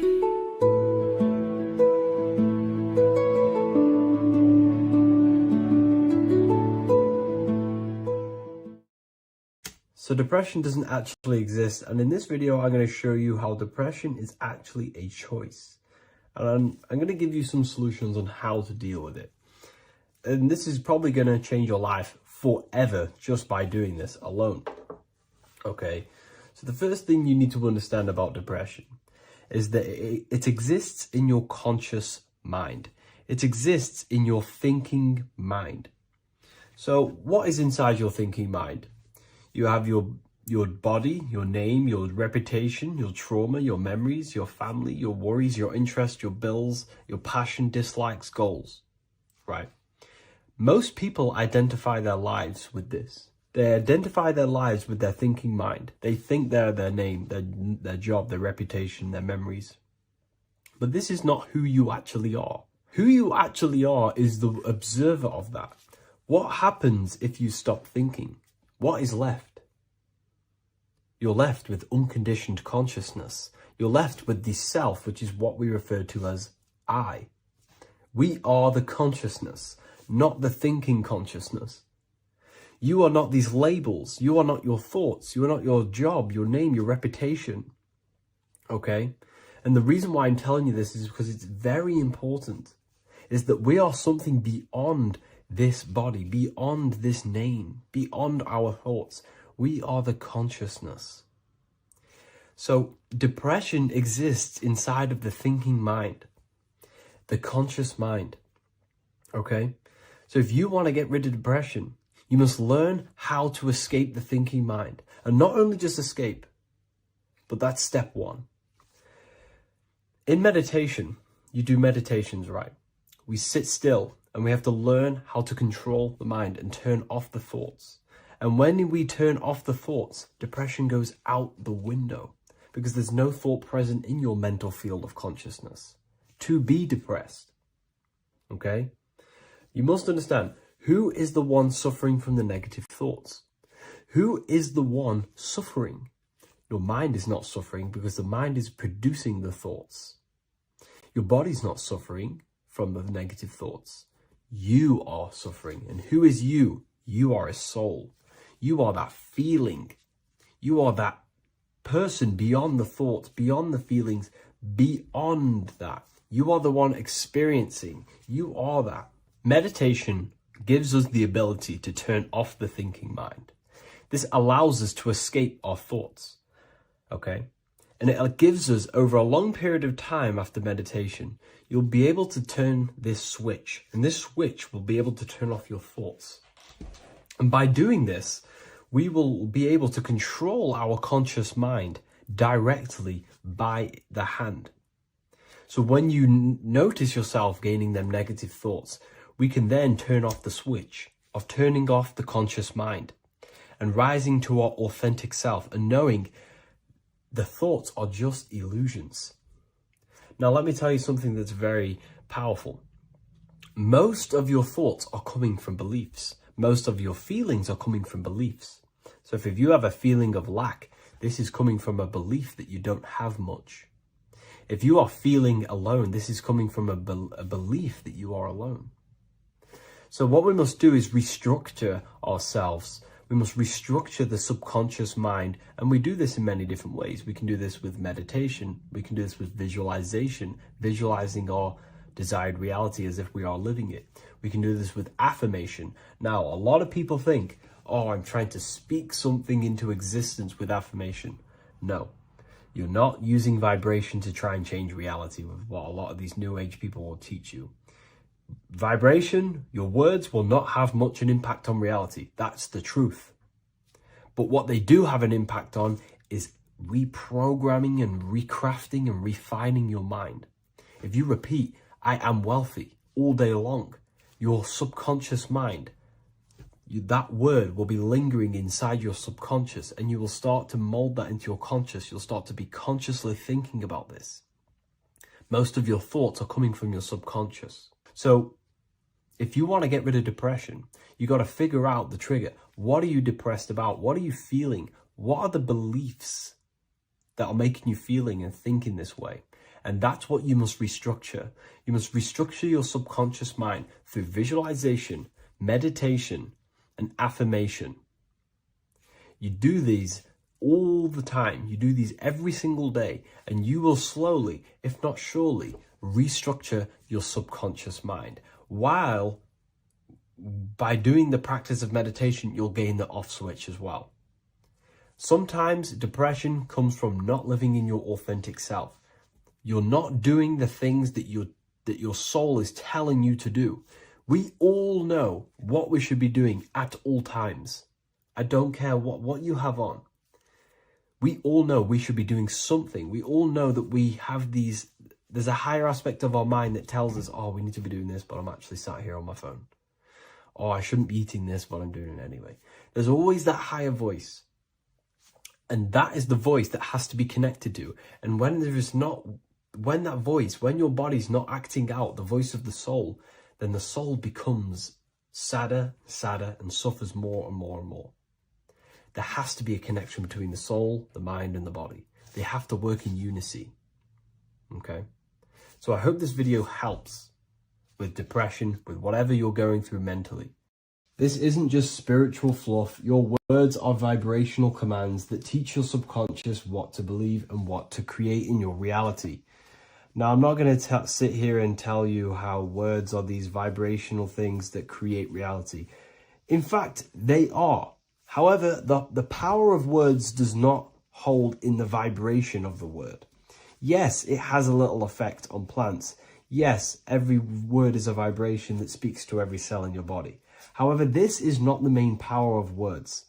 The main power of words is restructuring your consciousness and invoking energy inside of your own consciousness. I'm going to go over these two in detail for you. Your life is an externalization of your consciousness. Your belief system, your internal world, are building blocks to create your external world. What you believe in is how you see reality. It is the filter that you see to see reality. If you want to change reality, you have to change your consciousness first. There's no point trying to create a change, a manipulation in the external world, because it won't last very long. You have to restructure your inner temple, your inside world of thought and emotion. For example, your external reality is an externalization of every thought you thought in the past. Your life circumstances are just a result of every thought you thought in the past. You become what you think about. So if we can control what we think about, we will control who we become. Words are a powerful way to restructure your subconscious mind, which will then restructure what you think about. For example, if I said the word chicken all day long, I'm going to be thinking about chicken all day long. The words we repeat enter our subconscious mind, and our subconscious mind molds our conscious mind of what we are consciously giving attention to and thinking about. And that becomes our emotion. Our emotion becomes the energy, the charge behind our action. And all this creates who you are and your reality. If you want to create a change in your external world, you need to repeat the end result as in an affirmation. I am abundant. I am disciplined. For example, if you're trying to stop a certain addiction, don't say, I am going to stop smoking. Say, I am disciplined. By saying discipline, the subconscious mind accepts the word discipline and not the word smoking. If you repeat smoking, I am not smoking, your subconscious mind will just pick up smoking and then do more smoking. So if you are trying to create discipline in your life and trying to stop something, say, I am disciplined. The reason for this is powerful because you're conditioning your consciousness. You're conditioning your subconscious mind and filling it with the word discipline. And I'm not going to say do this a certain amount of times a day or do this in the mornings.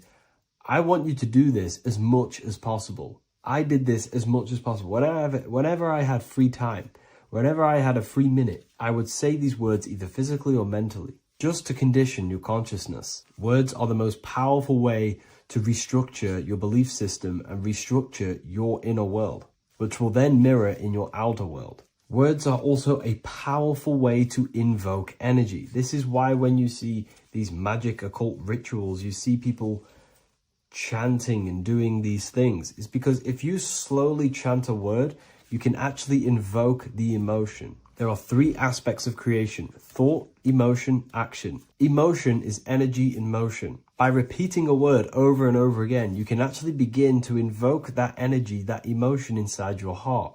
And you can start to feel the reality as if you are already living it. And this is just another powerful way to condition your consciousness to become a certain thing before you have it. This is what magic is. Magic is all to do with reprogramming the subconscious mind, aligning the subconscious with a certain belief or reality, which will then produce an effect in our thoughts, our emotions, and our actions, which will then create that reality. So if you want to create something in your life, literally just repeat, I am something.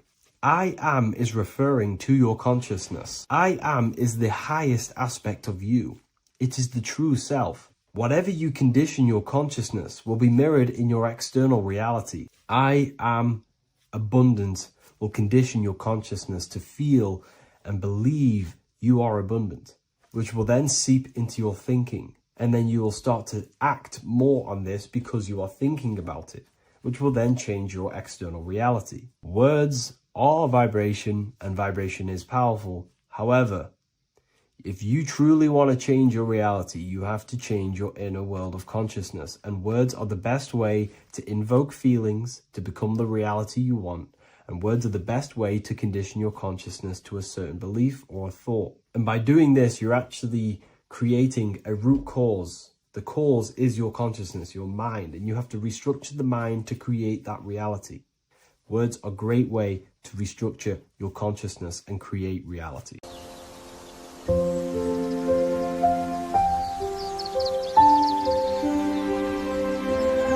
bookofwisdom.com. Visit today.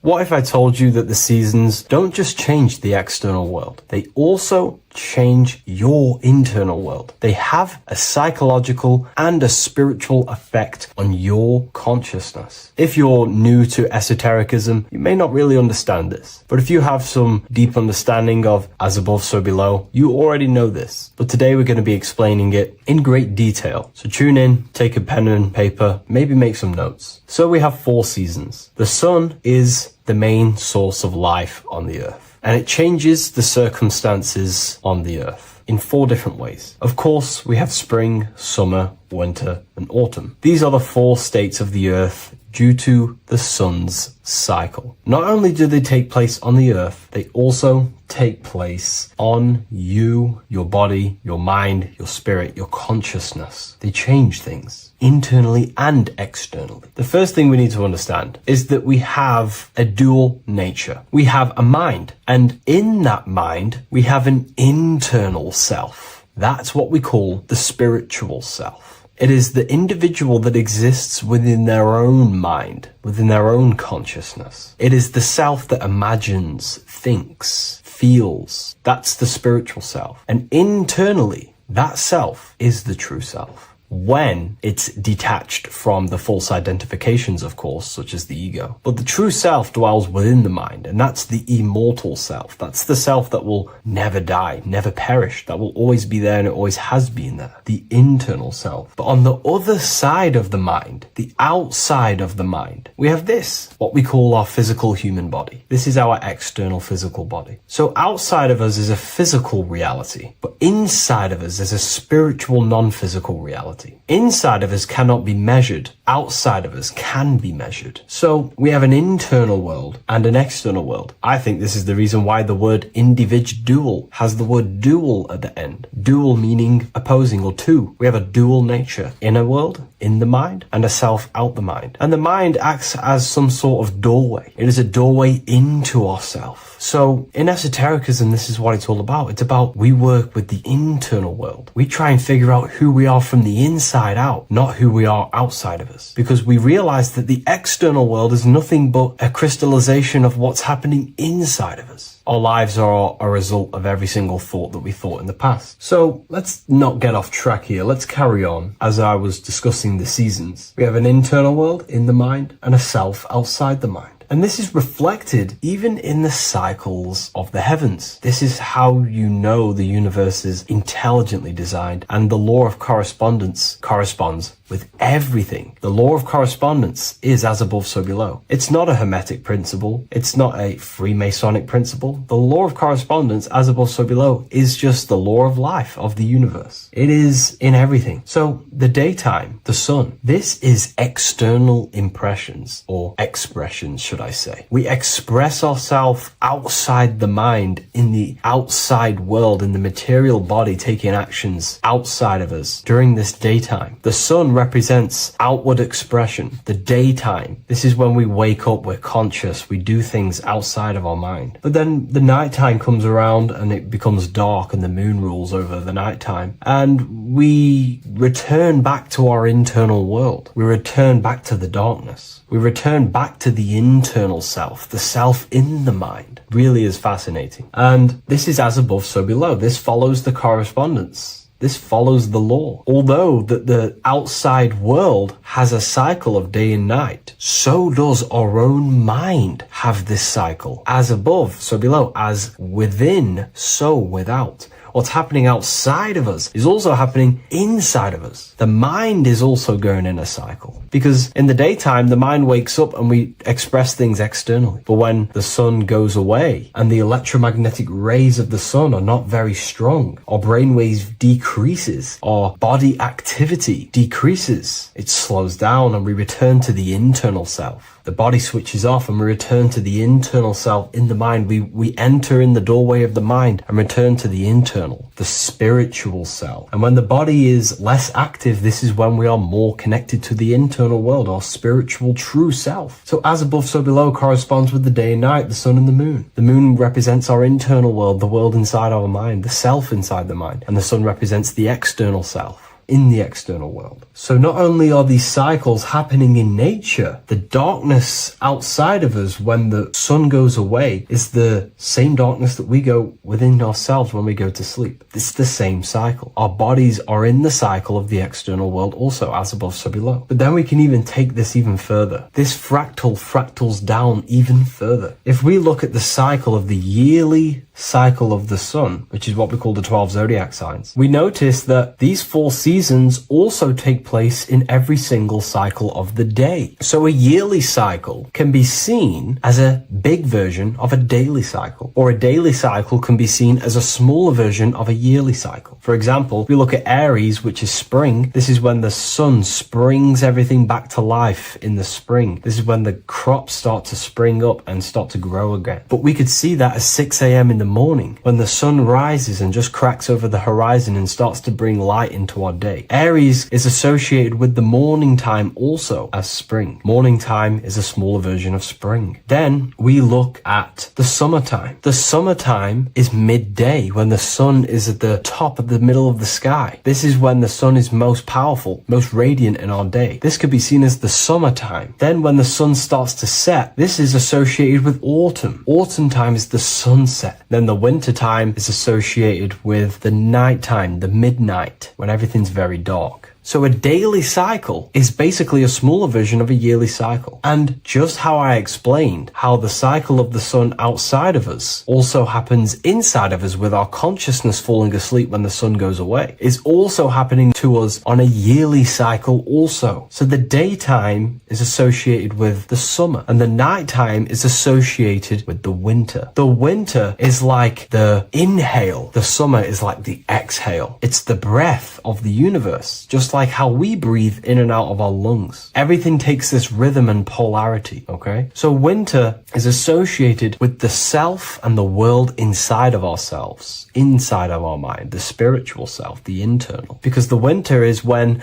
the sun's rays, electromagnetic rays, are not very powerful. And this decreases brainwave activity, making us more connected to our internal world, inside the mind. But the summer's the complete opposite. The summer is when the sun is very, very powerful. And the sun's powerful electromagnetic rays increase brain activity, making us more actionable in the physical world outside of our mind, in the external world. So summer is the daytime and winter is a big version of the nighttime. Vice versa. Just like how in the winter, we're more in the house. We're inside buildings because it's very cold outside. Animals hibernate. They go inside. They go into little places. They collect all their food and prepare for the winter. They go inside. They go in darkness to hibernate. So does our consciousness, our spirit, the self inside of our mind. We can use these cycles to our advantage, to evolve spiritually, to connect and be more balanced. You know, I've mentioned a lot of this inside the university to my members, to the family inside of there. We discussed this. We had a great discussion about this. And, you know, the live calls we have are priceless. The conversations you can have with someone when they're awake, you never forget them. You always have deep, meaningful conversations. And we discussed this deeply, and we're going into some interesting things about how we can use these types of changes in the seasons for our spiritual growth. We even discussed about spring and autumn and how they're associated with the different spiritual bodies that we have. But anyways, let's not get off track. Lucid dreaming,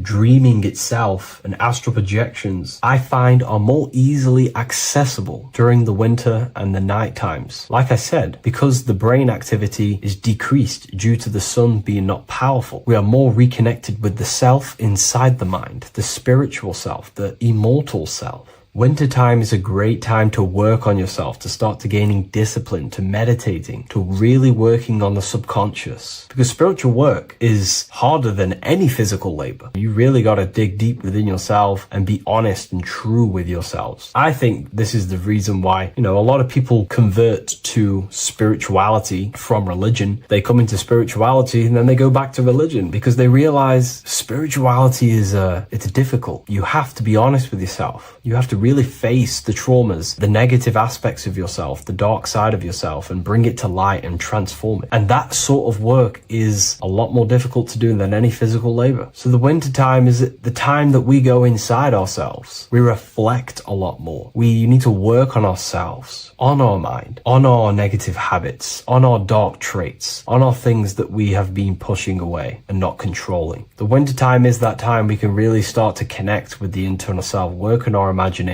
work on our mental willpower, work on all of these things like lucid dreaming, astral projections, and purifying ourselves, removing any mental barriers, any negative belief systems that may be subconsciously holding us back. It's easier to access the subconscious in the nighttime and in the winter, especially the winter. That's why I made this video, because we're in autumn now. We're transitioning into the winter. So I thought I'd share this with you all. And it's important to understand that you are a microcosm of God. Like I said, the law of correspondence associates with everything in the universe, people. Everything. And that's the best thing with the law of correspondence. And I've been using this for the past 3 to 4 years, right? The law of correspondence has determined and filtered out so many lies that was given to me, that's given to you, that's given to everyone in the world. The law of correspondence is like a filter. If someone gives you a piece of information, for example, gravity, and it does not apply with the law of correspondence, then you know it's a lie, because it's a universal thing. What happens inside of me also happens outside of me. What happens in my astral world happens in my material world, more than likely. As above, so below corresponds with everything. The same structure in my veins, in my nervous system, is the same structure in the trees, in galaxies, in everything. As above, so below, the universe is a fractal universe. Therefore, the point that I was getting at is that you are a microcosm of God. The same mind that God manifested things through thinking. He thought the stars, the earth, nature, the human body, designed everything with the God mind. He thought everything into existence. And that mind, them powers that God used to manifest everything into physical existence through the power of thought, is the same mind that you possess, but on a smaller scale. God manifested the macrocosm through thought, as the universe is a mental universe. Everything you see around you was thought, then manifested into physical reality. God manifested the macrocosm, the world, through thought, and that same force of thought you use to create the microcosm, to create your own world. You think your life into reality, your world into reality. Your body is a microcosm, a miniature universe. Every thought you think commands 50 trillion cells in your body, and your cells religiously execute on every command that you give it. You're in charge of 50 trillion cells. You're literally commanding a whole civilization inside your body. And this is how you are a reflection of the divine. The God mind created the macrocosm, the world, and you create your own world inside that world using the same power as thought. Very powerful. So everything that happens outside of you is also happening inside of you. The law of correspondence is the most important, the law that you could possibly learn, because it makes everything so clear for you in the universe. Makes life so clear. You see reality for what it truly is. It's a reflection of the higher dimensions. Just like how reality right now is a reflection of what's happening inside of people's minds and consciousness. We can't blame the elites for all the negative things that's happening in reality, because all the negative things that's happening in reality is the negative things that's happening in people's minds. We need to take control of ourselves. So with that being said, thank you all, everyone. If you wish to read more, 90% of you watching this video have already got this book. I want to say thank you for your support. It means the world to me. It makes me research more and write more books. And the book of symbolism is coming very soon. So thank you, everyone. I'll leave a link in the description for the university, for the live calls, and for the book if you wish to join. Have an amazing day.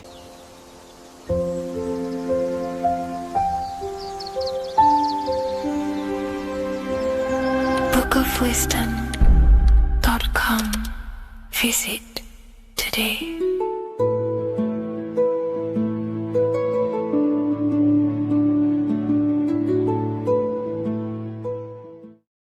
Welcome to Revival of Wisdom.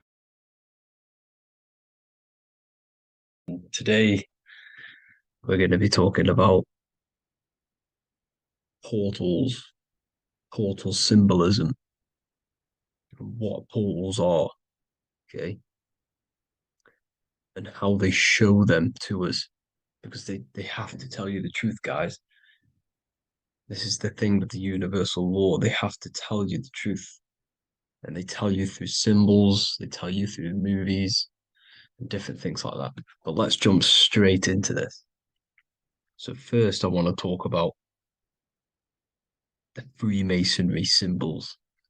Okay, so first we got, obviously this is some Freemasonry art, but notice how you've got the ladder with a key. Okay, so this is ladder symbolism with a key. So maybe this is talking about ascending.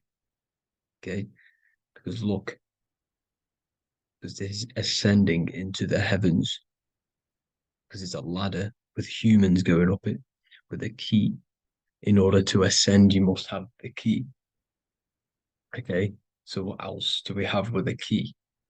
Well, the Netflix show Lock and Key, which is all about portals and keys. Because what do keys do? They open doors, gateways. Okay.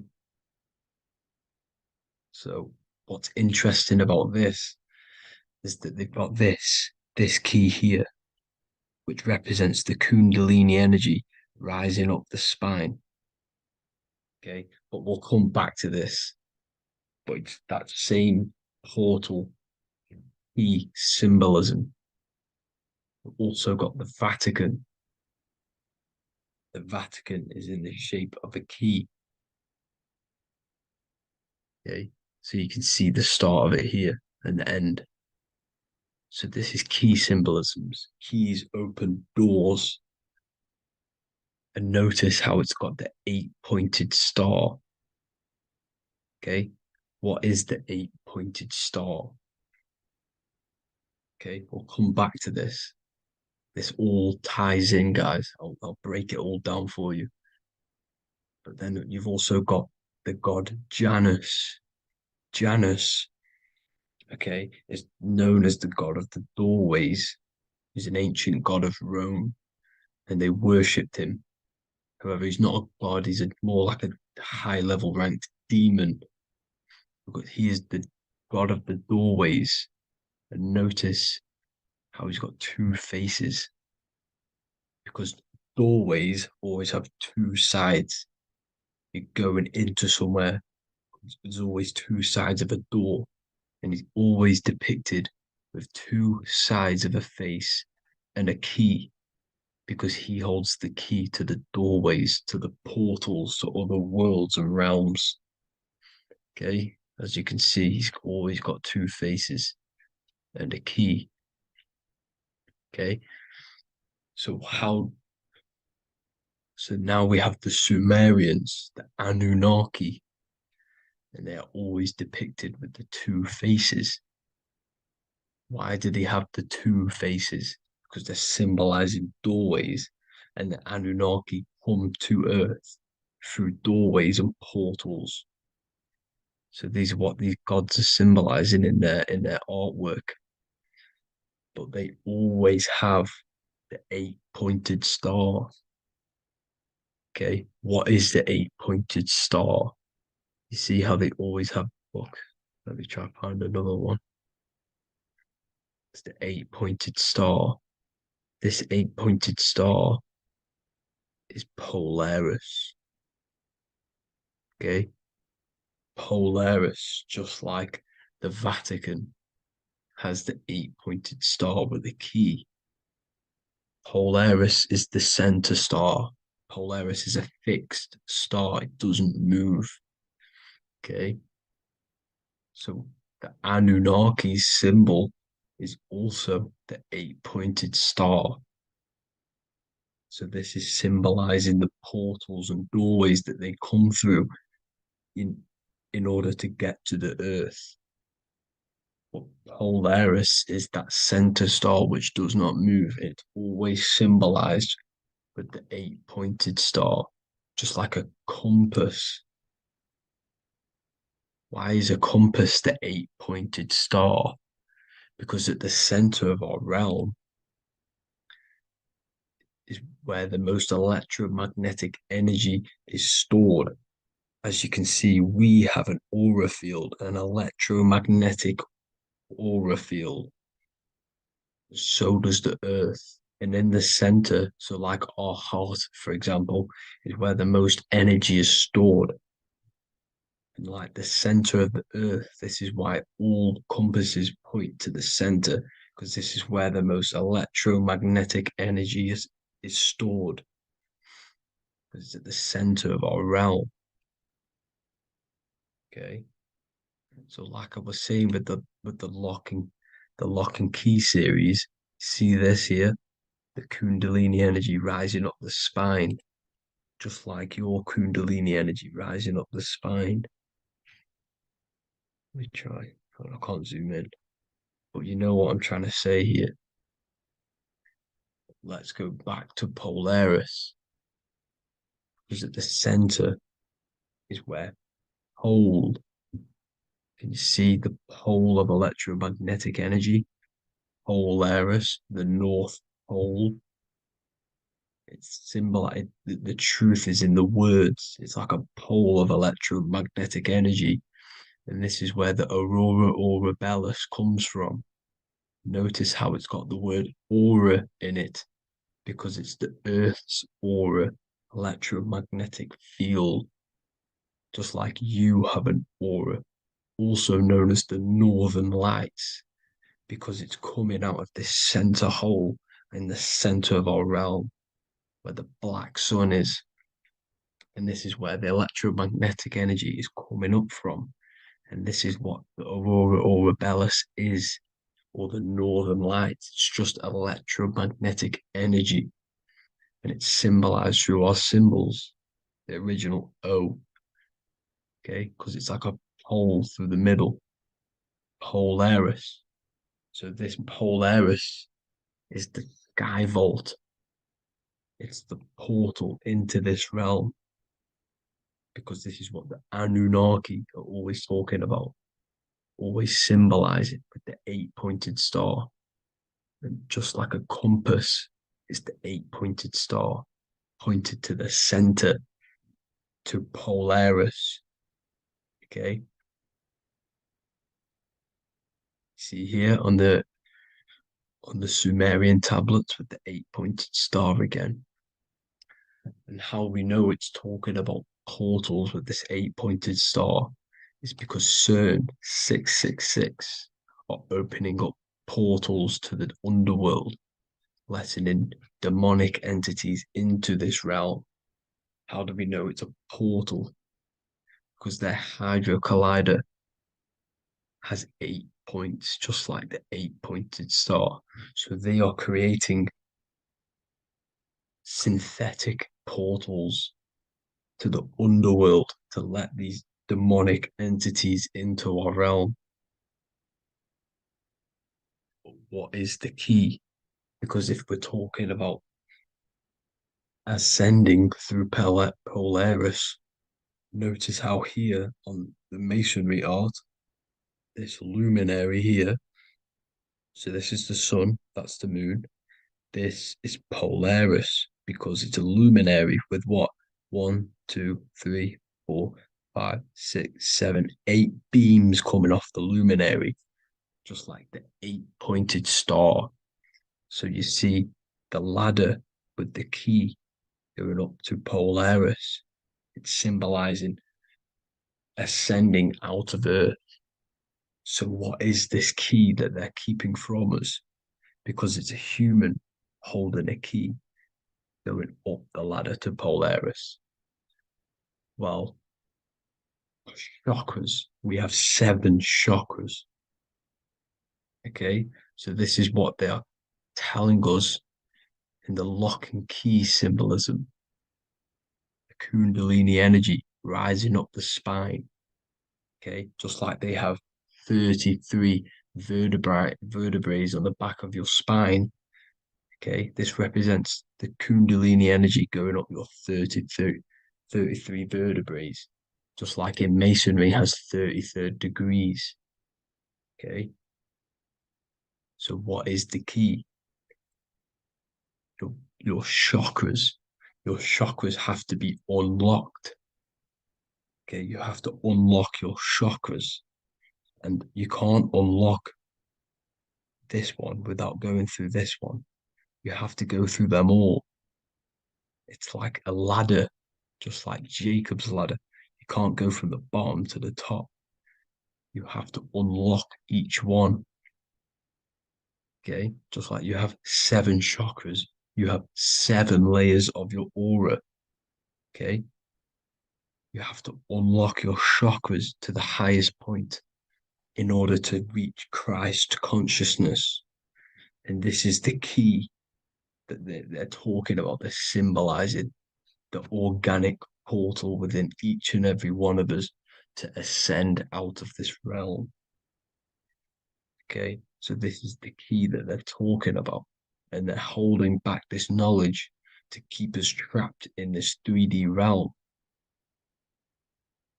Okay, so like I was saying with the 33 vertebrae and the Kundalini energy coming up the spine, 33 vertebrae, you can see this sort of symbolism going up to the light, because it's the light you see here.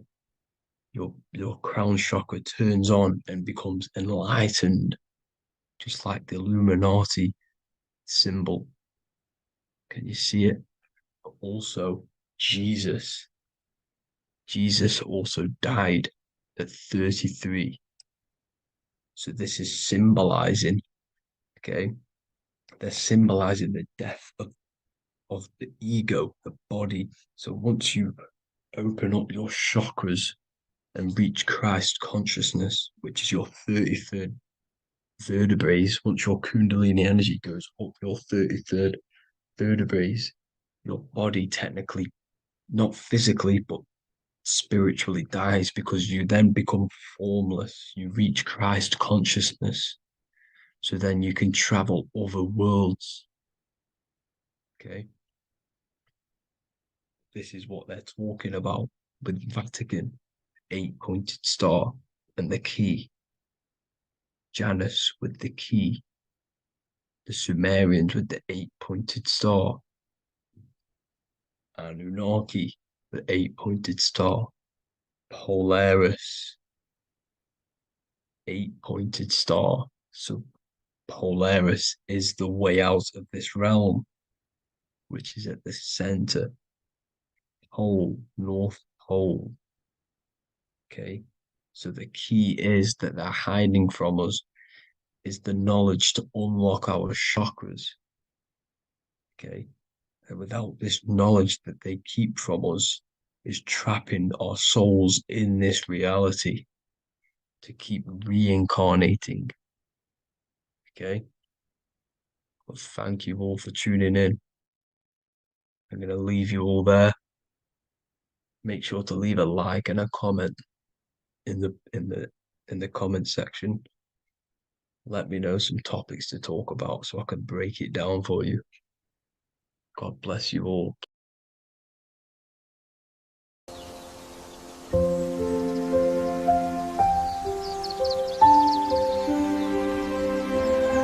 bookofwisdom.com. Visit today.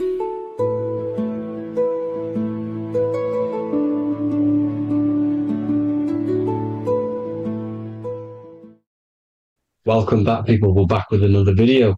Let's jump straight into this. Make sure to tune in till the end because this has got so much information in this video. So sit back and enjoy. So everything's torus fields. The Earth's a torus field. Everything's torus, which is electromagnetic field, electric and magnetic. The center of the torus field is where the two opposing forces meet in the center. And this is what creates the plane of inertia, the dielectric plane of inertia. Okay? You got red shift, blue shift, positive, negative, south and north pole, right? This is what the ancients were showing with the tree of life. As you can see here, this is the plane of inertia and this is the torus field. Everything consists of this. Everything is a torus field. A atom is a torus field. Okay, now the inertia is the 0 point. So this plane is a 0 point. It's the balance between two poles. Okay, now this creates matter because matter is two opposing forces in motion equalized. So these two forces coming together is what creates matter on this physical plane. And this is why we can't see the electromagnetic field because it consists of one of the elements, which is either electric or magnetic. But when they combine together, it's what creates this physical plane, which is physical matter, which is light in motion. Now, everything is one. Don't get confused by duality. Duality is two opposing forces, but them two opposing forces are created by the same substance. It's two aspects of the same substance. So, for example, water and ice are the same thing. You know what I'm trying to say? But it's two aspects of the same substance because all is one. The whole universe is one. All goes back to the one, which is God, the creator, or magnetism, whatever you want to call it. Because magnetism pulsates. Electricity has two poles, red shift, blue shift. Okay, so red shift, blue shift is electricity, and electricity vibrates, and all vibration always comes back to a standstill point. But magnetism is what pulsates. This is why your heart pulses. You breathe, which is a pulse. This is the breath of the universe, magnetism. Now, this is why the earth is green, okay? Earth can be spelt heart. If you just move the H to the beginning, it spells heart, okay? Because the heart is the center of the torus field, which is the heart chakra for us humans, okay? We consist of the same field, as you already know. Heart being the center, which is green, which is the center of the seven colors. The center of the seven colors. This is the most powerful chakra in your body. People think it's the crown chakra, but it's the heart chakra because it's the center of the torus field. You must align them all and combine them all into one, which is the heart chakra. Now, Earth is green. Nature's green. Okay, this is because we live on heart chakra, the plane of inertia. It's the center of the torus field. Okay, and this is what the Egyptians called Isis, which is nature. Nature is balanced, and nature is female, Mother Nature, because it looks after us with the fruit it grows with abundance and the water. It's a female energy. Mother Nature, and this is the symbolism of an equal, balanced arms. This is the scales, it's balanced. Mother Nature is balanced. This is why the sky is blue, because what comes after the heart chakra? Blue. Sky is blue. We live in Midgard. This is what the ancients called Midgard. You don't have to take this tree literally. It's a metaphor. We live in Midgard, where both positive and negative duality here. Now, Mount Meru.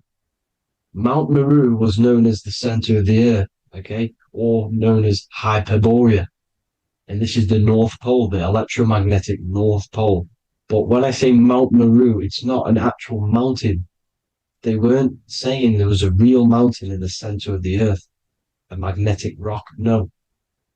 The plane of inertia, okay, there's something called a hyperboloid. That's what it's called, a hyperboloid. And this is the center of the torus field. And this hyperboloid is what is in the shape of a mountain, you see? So if I go to this next one, they say Hyperborea on this map. Why do they call it Hyperborea? Because this is the hyperboloid in the center of the torus field. And this is the electromagnetic mountain, a metaphor.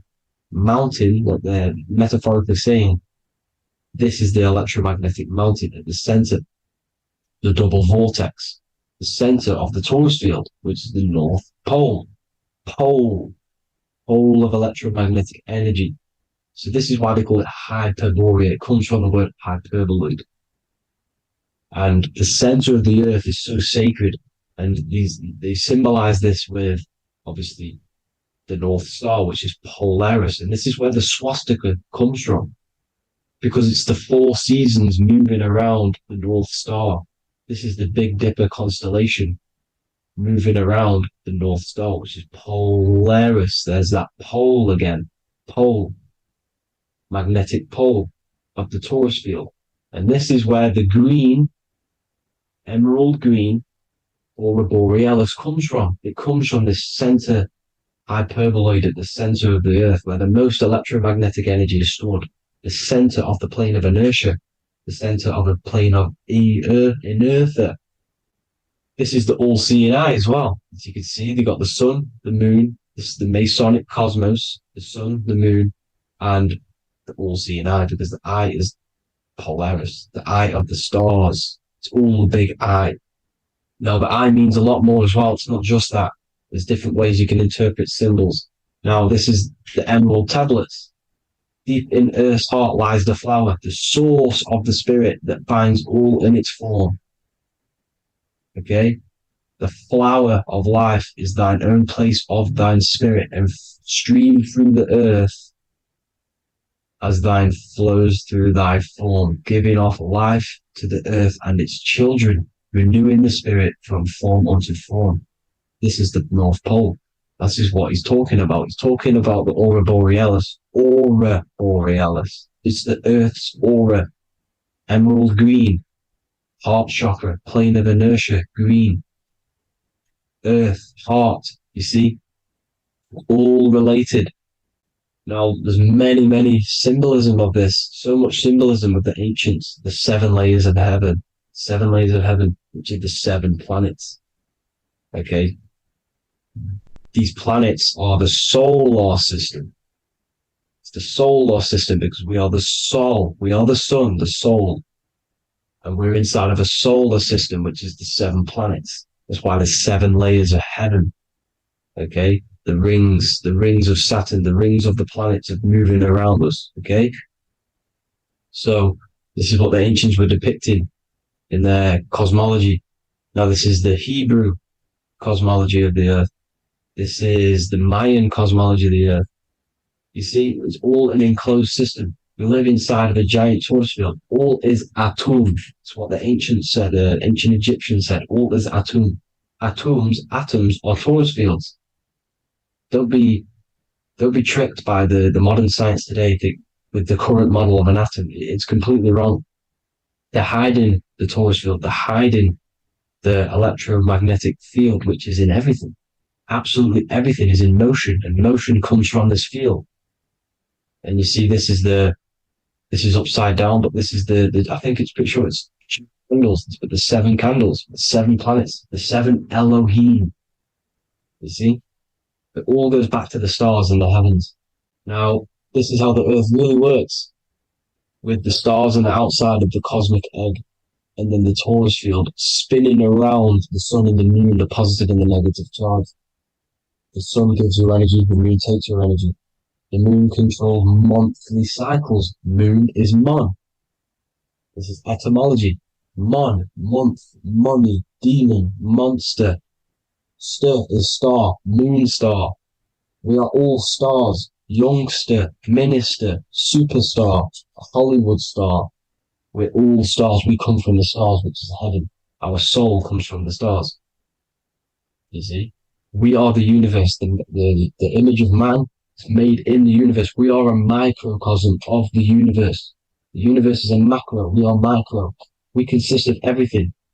The body, mind, and spirit. The sun, the soul. Moon, the mind. Earth, the body. Body, mind, and spirit. We have 12 systems in the body, which are governed by the 12 zodiac signs. Starting at the Aries, which is the ram of God, all the way down to Pisces and Capricorn, kneecap. It all goes back to the stars. We are the stars. We are the universe. Everything is inside of us. Everything.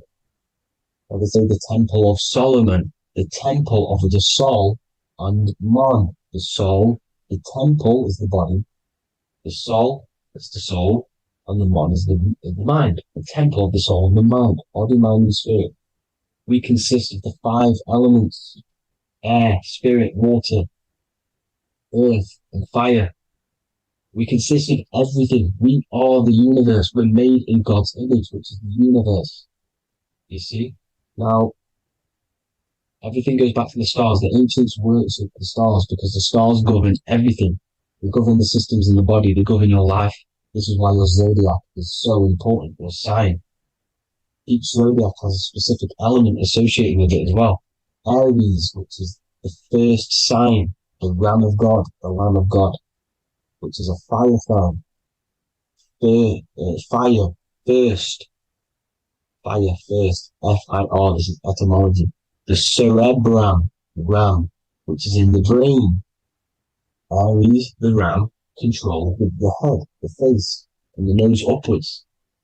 So it controls the cerebrum. The Torah, which is, I'm pretty sure it's a Hebrew Bible, which is the Taurus. Tornado comes from the Taurus field. You see? Everything's inside of you. It all goes back to the Taurus field, and the Taurus field is everything. Now, like I said, 12 zodiac signs, 12 systems, 12 cranial nerves in the brain, the 12 disciples of the Bible. All symbolic. Have to read the Bible properly. Now, this center, at the center of the earth, right? This is what's stirring the ether. And the ether consists of the 4 elements. Because there's 5 elements. Spirit can be called ether. People call it spirit or ether. Ether is pure potential, pure energy. It's what connects the astral to the physical. It's the dimension between the physical realm, which we're on, and the astral. So it has pure potential. It's pure energy. This is why we say either. I either want to go there or there. It's connecting 2 scenarios. That's what the ether is. It's connecting the 2 worlds, the astral and the physical. The center is like the cosmic womb. There's a black hole in the center. This is the center of the Taurus field. This is the womb of creation. This is the womb of creation. And inside of this black womb are the 5 elements, and everything's being stirred around. Everything's in motion. Light is motion. Everything's motion. Now, like I said earlier, light crystallizes into physical matter. They are the same substance. Spirit and matter are the same substance, but different variations, different aspects of the same substance. Low vibrational spirit turns into matter. High vibrational matter turns into spirit. or light, whatever you want to call it. Matter is light crystallized. This is where we get the 7 metals from. The planets. The planets are light, specific frequencies and vibration of light. When these lights, or the planets, materialize, material metals materialize, they turn into the 7 metals. Saturn turns into lead. That's why lead is red. Saturn is red. The sun turns into gold. That's why the gold is yellow and the sun is yellow. You see, Saturn is the time god. What happens in autumn? The leaves turn red and they die. This is why Saturn, Satan, time god, the reaper, everything is crystallized till it's death and then reborn again. You see, rust. When things rust, it turns to red because it's Saturn. Saturn crystallizes everything. He's the reaper who comes around in winter. You see, he's Satan. Jesus and Satan, the sun and Saturn. They say we live in a solar system. The solar system. I think I've already just broke this down. The 7 planets are the 7 chakras. Everyone already knows this. But I'm going through it anyway. But this is where we get the 7 planets from. And the 7 metals. You see, all the ancients knew it was an enclosed electromagnetic system. It's not a spinning ball in the middle of space, people. They want you to believe this so you get stuck in this material world. Because if you believe everything's material, you can never affect this plane effectively. You can never create your life effectively if you don't understand the planes of existence. Because the mental plane is a higher plane. And it breaks down and it controls the planes below it. The mental plane, hold on, I've got it here for you. The mental, the astral, etheric, and physical. Etheric connects the physical to the astral, but the mental is what's above them all. You see? Now, it's important to understand this. It's important. However, the ancients always talked about the enclosed system. Only NASA, which is introduced around the Roman times, not NASA, but the globe Earth was introduced around the Roman times. Okay? By these Masons. These Masons introduced this because they wanted to take over the minds of the masses and control them. These people worship the physical realm. They know how it works. They know the ins and outs of it. They know how to do the magic. They know how to do it all. They understand it all. That's why Masonry have to take the oath. The oath of not speaking. You're not allowed to speak about anything you learn about in Masonry because they're discovering the truth about your mind and how it creates reality and stuff like that. So this is the Masonic cosmology, the 5-pointed star, the 5 elements, the checkerboard for duality, positive and negative, the 2 aspects of every substance. This is another ancient painting depicting the firmament, the stars inside the firmament, the sun. You see, the ancients worshipped the sun because it's so important for sustaining our life. It's the only reason we're alive is because of the sun. But then people think it gives you cancer today. They brainwash you to think the sun gives you cancer when it's the #1 source of all life. They want you to believe it's a big, spinning, dangerous ball in space. It's not. It's here to give us life. It's God's son. That's why Jesus is known as God's son. It is the Son of God. God created that to sustain us. You see? So it's important you understand the true cosmology of where you are. Because if you don't know where you are depleted of all of your morals. You're depleted. You're demoralized. You're lost. You don't know where you are. You don't know where you exist. Okay? Once you accept the globe model, the heliocentric model, you will subconsciously think that you come from nothing. This is why they implemented the evolution theory just after the globe model was introduced by Charles Darwin. Charles Darwin came in after the globe model He's a Mason, he was another Freemason, and implemented evolution where we came from monkeys because they want you thinking less of yourself so they can manipulate your mind.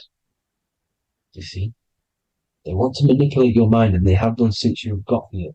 Since you came through that portal, you were manipulated from that day to believe this, believe that. The true cosmology, the truth will set you free. You will understand things better.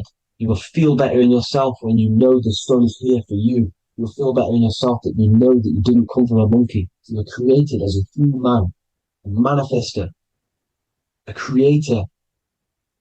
You're so intelligent. Your mind is amazing. You can manipulate matter, mind over matter. See? Thank you all people for tuning in. Tap in with yourself. Love yourself. Find the truth. Spread the truth. Nothing dies. Nothing in this creation dies. Everything's energy. Everything's light. Light can never die. You're a light being. That's why it says Q. Q man. Q is light in Hebrew or Latin. Either one of the two. You are light. You're a light being. You never die. Ever, ever, ever die. Ever. Stop thinking you're going to die. This body will die because it contains electricity. And electricity always goes back to a standstill point because of vibration. Electricity vibrates. You are pure light. You will never ever die. Thank you all people. God bless. Make sure to like, subscribe and share.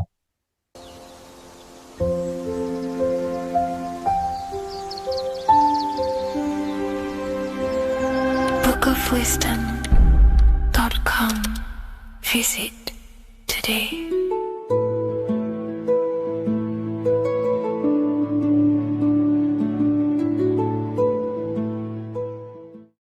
What is good, YouTube? Today we're going to be talking about the astral plane and how the cosmology fits into the astral plane. Okay, so first let's go over the astral plane and go over the different layers of reality so that you can understand reality more. You are a multi-dimensional being. You are not in these, you are in all of these realities at the same time. They all interweave into one big reality. But there are different planes. They are different vibrational dimensions. There are different dimensions of reality. The mind is the root cause of reality. We're living in the mind of God. Everything is being thought into existence from the root cause, from the universal mind. This is why the ancient Egyptians said, all is mind. We're living in the mind of God. And we are a microcosm of this mind. This is why we all have the same mind. This mind is the world of thoughts. Now, this world of thoughts is just the thought alone. For example, it is the thought of a chair. But then when you start to imagine this chair and you start to mentally see the chair, you're now manifesting the thought, the singular thought, into some sort of form. So now you're imagining the chair. You're imagining the form of this chair, which is then manifesting into the astral plane. The astral plane is the world of thought forms manifesting. So when you are imagining something, you are seeing into the astral plane. Okay? Your third eye, it is an eye because it sees the astral plane. It is seeing the other side through imagination, through dreaming. Well, we'll go over dreaming later. So the thought of a chair is a singular thought. The imagination of the chair is the manifestation of the chair. And in the astral plane, it's basically the world of all the chairs that could ever exist. So you're thinking of the chair as a singular thought, which is the mental plane. The astral plane is the imagination of that chair, is the thought, the manifestation of it. Depending on the vibrational state of the thought will depend what level of the astral plane it will go to.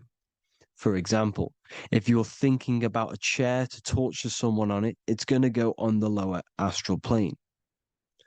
Or if you're thinking and imagining happy things, it's going to go to the higher astral plane.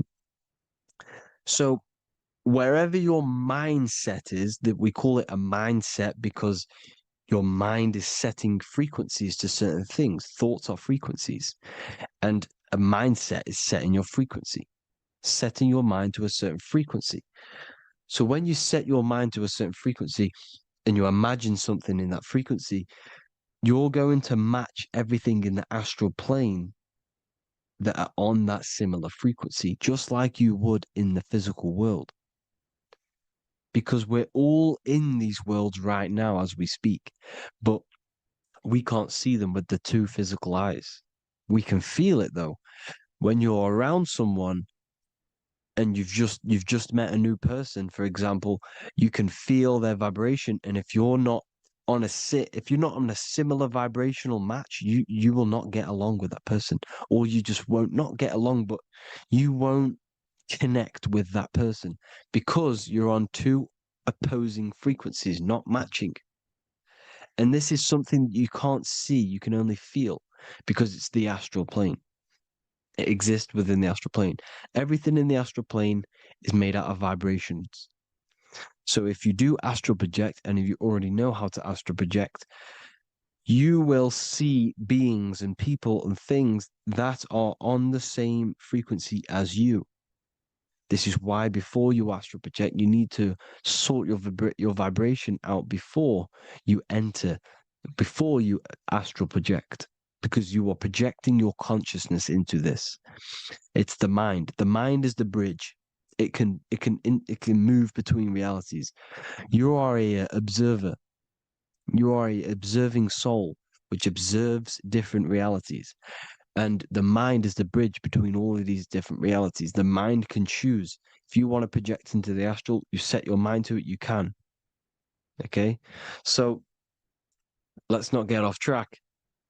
The lower astral plane is where demons are. The higher astral plane is where heavenly beings are. Heaven and hell are kind of a real thing.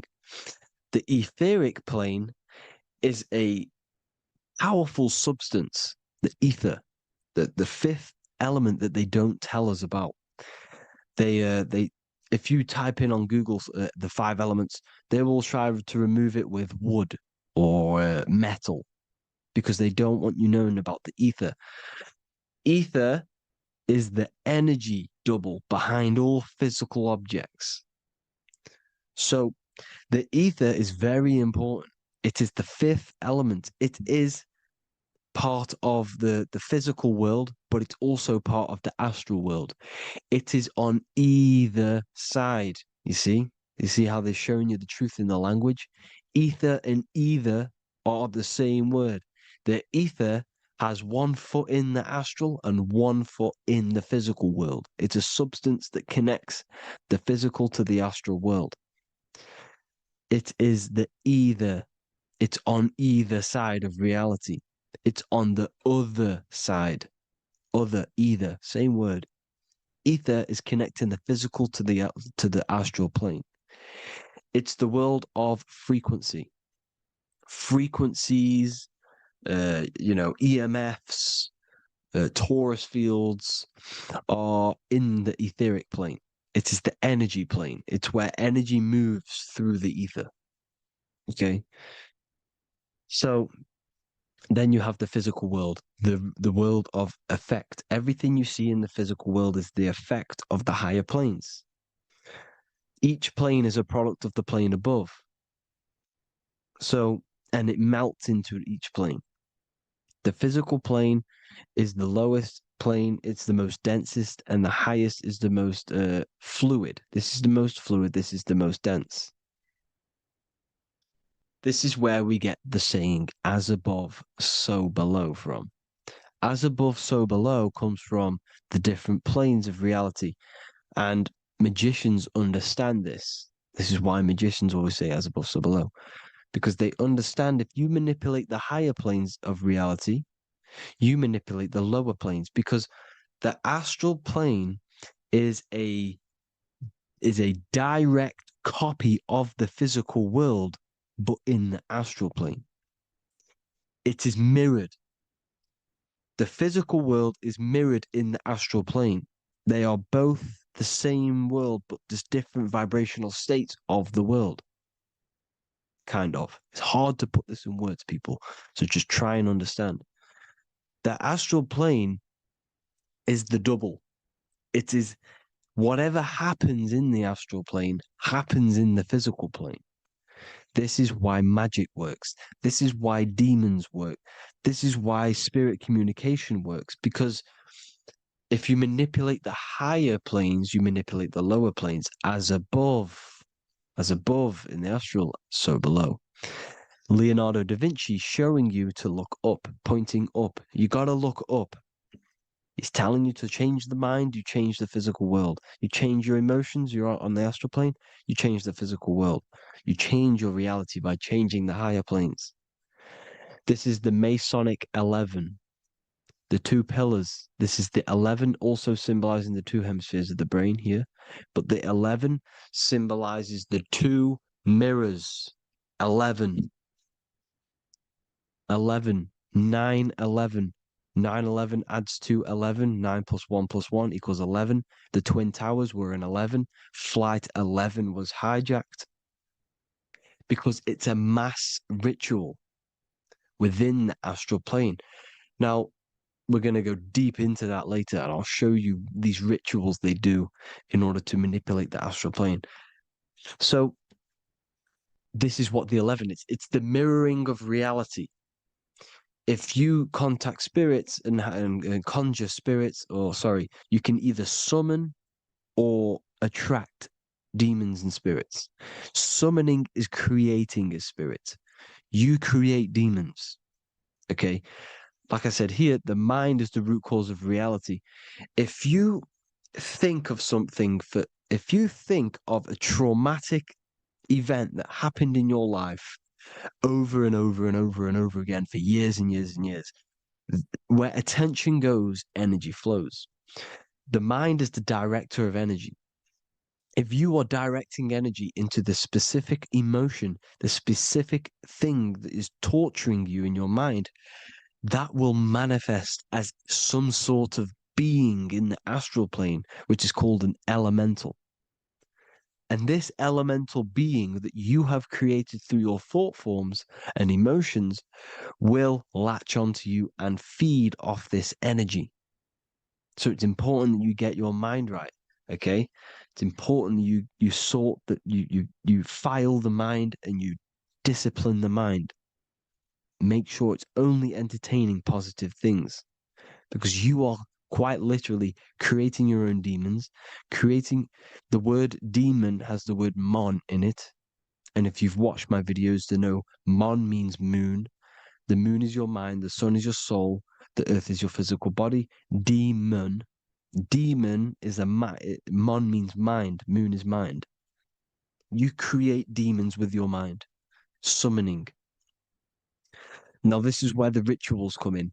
9/11 was a ritual because everyone was thinking about this big fearing, the death of 9/11. Everyone was thinking about it. And all of their minds thinking about this horrific thing will manifest and summon a negative energy spirit elemental within the astral plane. That's how all of this works. This is why it was a mass ritual. Okay. Chris Brown, new album name 11/11. Release date on the 11/11. This will be my 11th album and contain 11 songs. All of these people know the occult. This is Hermes Trismegistus with the star of Saturn, the six-pointed star, as above, so below. The mirroring of reality, physical and astral. The two Masonic pillars. So as above, so below. What's above us? The stars. The stars are connected to the astral plane. This is why we call them stargates. When we dream, we are experiencing these different realities. And what are stars? They tell in the Bible, it says Genesis 1:14. And God said, let there be lights in the firmament of the heaven to divide the day from the night, and let them be for signs. Signs translates to things to come. Why things to come? The stars tell the future. Why? And why do we say as above, so below? As above us is the astral plane and the etheric plane. As above, so below. Whatever happens in the stars happens on Earth. The stars are connected to the astral plane. Above us is the astral plane. We are a star in a physical body. This is why we say Mr., sister, stir equals star. The E and the A are interchangeable. We are stars, and the stars are the start of our incarnation. We start in the stars, same root word, and we descend through the seven energies, which are our seven chakras. Then we enter the heart of the soul system. The heart rearranged spells earth. And this is the true cosmology. Here's the Masonic cosmology. This is Masonic now. Here's the firmament. Let there be a firmament in the midst of the waters to divide the waters from above, from the waters that below. Genesis 1:6. The firmament, firmament comes from the word firma, Latin, I'm pretty sure, which means firm. When something is firm, meaning it's stable, it does not move, it is firm. The firmament is firm. So, is the firmament Genesis 1:6. What does he say? Genesis 1:3, sorry. Let there be light. This is before the sun and the moon was created. Let there be light. Before the sun and the moon was created, light was appeared. So what's that tell you? This is a holographic projection from some sort of light being, some sort of projector. And that projector is the all-seeing eye you see in the Masonic cosmology. This is the all-seeing eye projecting the light beams.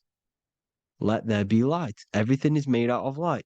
The universe is created out of light waves. The torus field is one unit of light. The light projecting this reality is Polaris.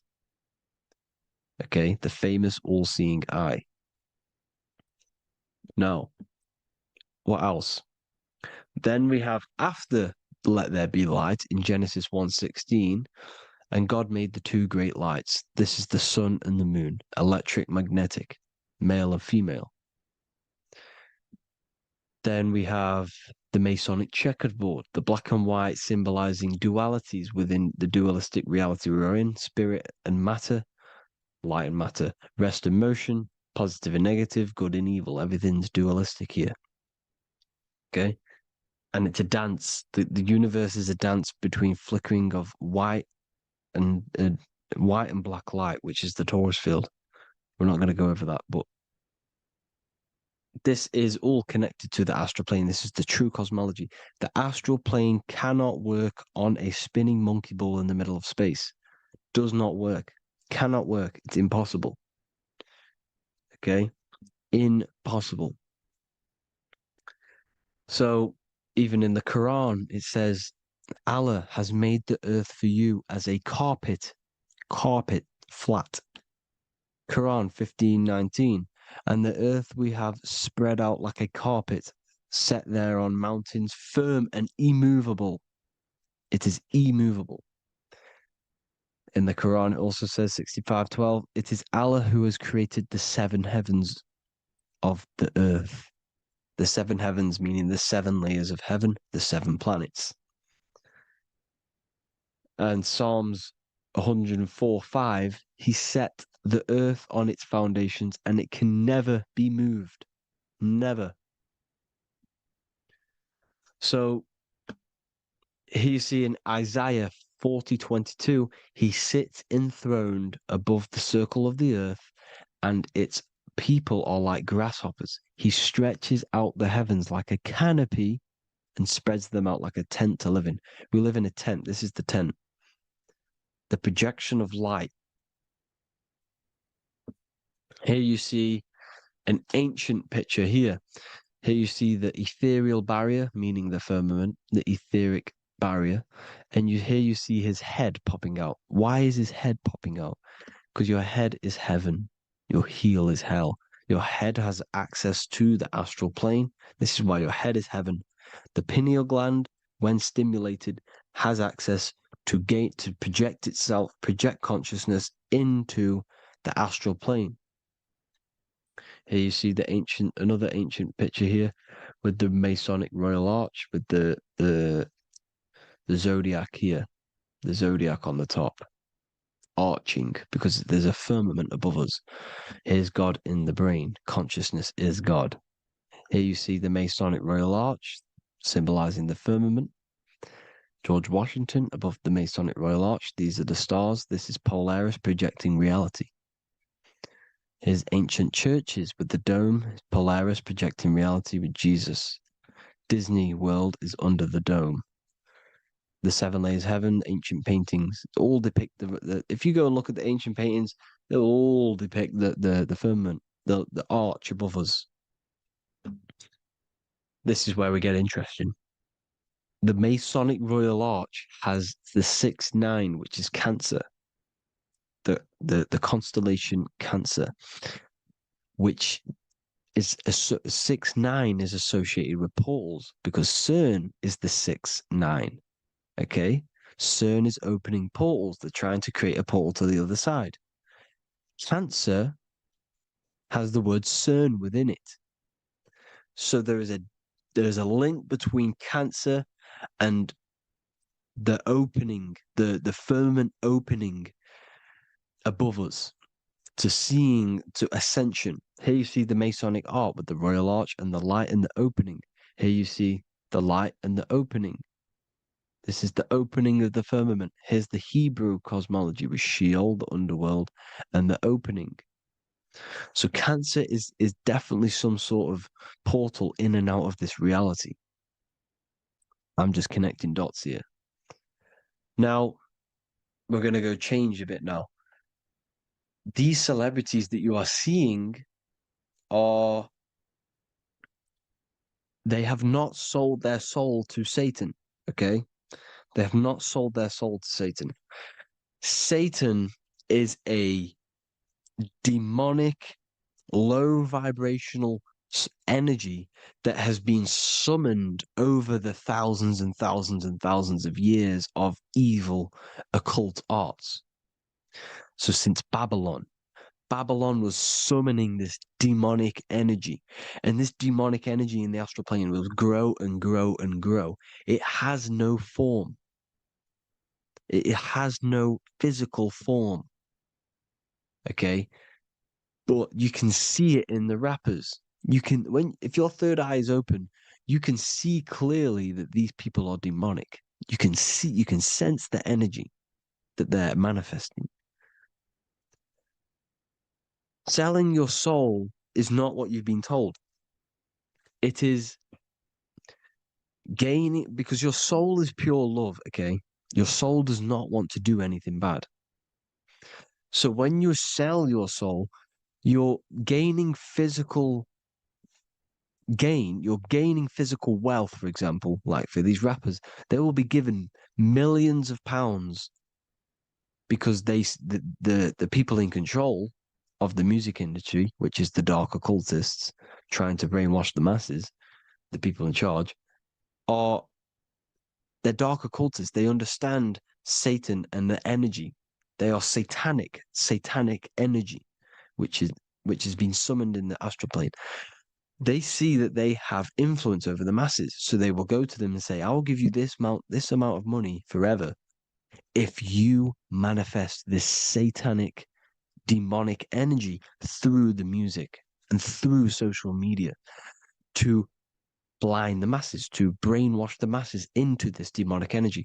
Because when you listen to music, music is frequency. Whatever you listen to, you become that frequency. So if you're listening to these people, they're throwing energy, this demonic, satanic energy that they sold out to.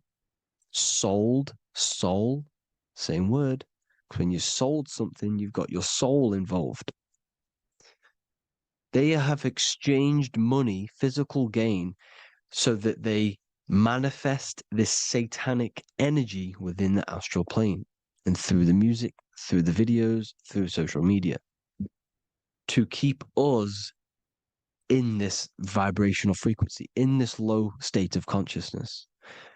This is what it actually is. It's not, you're not selling your soul to some sort of devil.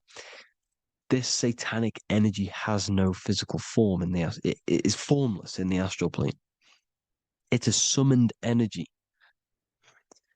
Now, the root chakra is red. This is why the devil is red, because it symbolizes the animal nature of man. When you are operating off your root chakra, you will kill, you will fight, you will do anything to survive, because it's all about survival mode in the root chakra. They want you keeping in that fighting mode, that surviving mode, so that you are manifesting this low vibrational frequency, this satanic energy, this demonic red energy. This is why the devil is red. And the devil has a tail with the red arrow pointing down because it symbolizes your light body. This is your Merkaba. Your Merkaba is your light body. Mer equals light, Ka equals spirit, Ba equals body. Merkaba, this is the devil's tail pointing down, the descension, your heel, up to your heel, hell. Ascension to heaven, head. You see, this is the all-seeing eye with the illumination coming off it, your head, when you're illuminated. The Merkaba is your celestial sphere to portray different planes of reality. It is the vehicle of ascension. It's your light body. It's in the word Kabbalah, Kabbalah, Ka, spirit, Ba, body, La, light. Same thing, Kabbalah, Merkaba. Same thing. It's all about the light body. This light body sees different realities. So when you see the goat in the music industry, it's this satanic summoned energy that's been summoning for thousands of years within the astral plane. When it becomes to the physical plane, it will manifest through different things. A goat, an owl, Satan, Moloch, Baal, same deity, same demonic energy that's been summoning in the astral plane. And this is why the Baphomet has a goat head. Drake's new album is the goat. The Polo G, the Masonic G, with the goat. And here's Rylo Rodriguez in the mirror with the goat in the mirror and him in his physical body. It symbolizes, the mirror symbolizes the astral plane because he's manifesting the goat, the demonic energy. He's sold out to the demonic energy. And in the physical plane, he's his physical body. The mirroring, the Masonic 11, the mirroring of reality, the astral and the physical. And what do you call them when they're an amazing rapper, the best rapper? You call them the GOAT. Because you're the GOAT because you're manifesting the GOAT energy, this satanic, demonic energy within the astral plane. So Baal, Moloch, all the same thing. Because in the astral plane, if you want to gain spirits to come to you and communicate you in the physical world, if you want to communicate with spirits, you have to gain their attention. You can either gain their attention or come together and agree to create some sort of being, which is Satan. Okay. You can, like I said earlier, you can create these beings, you can summon them or attract them. One way to attract them is sacrificing. In order for you to become God, man, to turn to God, you have to sacrifice your life. You have to sacrifice, not drinking, not doing things, not doing anything demonic, not doing anything bad, not eating meat. You have to sacrifice yourself to become the light. However, if you want quick, instant gains in the physical world, you can sacrifice something else to communicate with these spirits because these demonic energies feed off demonic energy, your demonic energy. So these dark occultists will give away babies. They'll sacrifice, torture babies so that they gain, so that they can communicate with these spirits for physical exchange. Yes, you can do this. These powerful spirits, these powerful demons can give you powers. They can give you certain things. And this is what they are doing. They're summoning and attracting these demonic energy. This is why, trafficking is one of the most, Balenciaga. Baal is the demonic energy in the astral plane, which requires child sacrifice for his presence. Balenciaga, and they were trafficking children. They were trafficking, killing them, and offering them to the spirits. This is what they are doing. Balenciaga. It's in the name. Here you see, you can see here a stick man with two horns. The goat, obviously, it's all the same deity. Baal, the goat. Moloch, here's Moloch, the owl, the Egyptian owl, because it comes from the owl of Moloch, which is Baal, which is Satan, all the same demonic energy. And it's on the dollar bill, a tiny dollar bill, on the $1 bill. All the same thing. Bohemian Grove, they worship the big owl, Moloch. It's all the same thing. It's all one big demonic energy which has been summoning in the astral plane. And it's trying to take over Earth, the physical plane. That's what it's doing. So I hope you all gained a deeper understanding of the astral plane and what's actually going on in the world. Please leave a comment if you can to help the algorithm. Drop a like if you like this content. And hope you all learned something today. And God bless you all. Thank you all.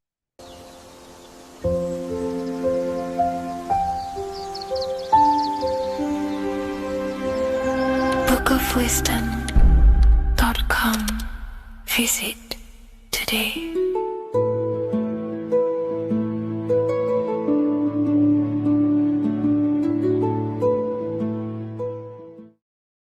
Before you call the Baphomet evil, make sure that you watch this video until the end so you gain a full understanding on what the Baphomet truly is. No, I am not a Satanist. I am simply an esoteric and occult researcher. I've been looking into symbolism for a very long time, and I can reassure you that this symbol does not represent the devil, does not represent any negative figure.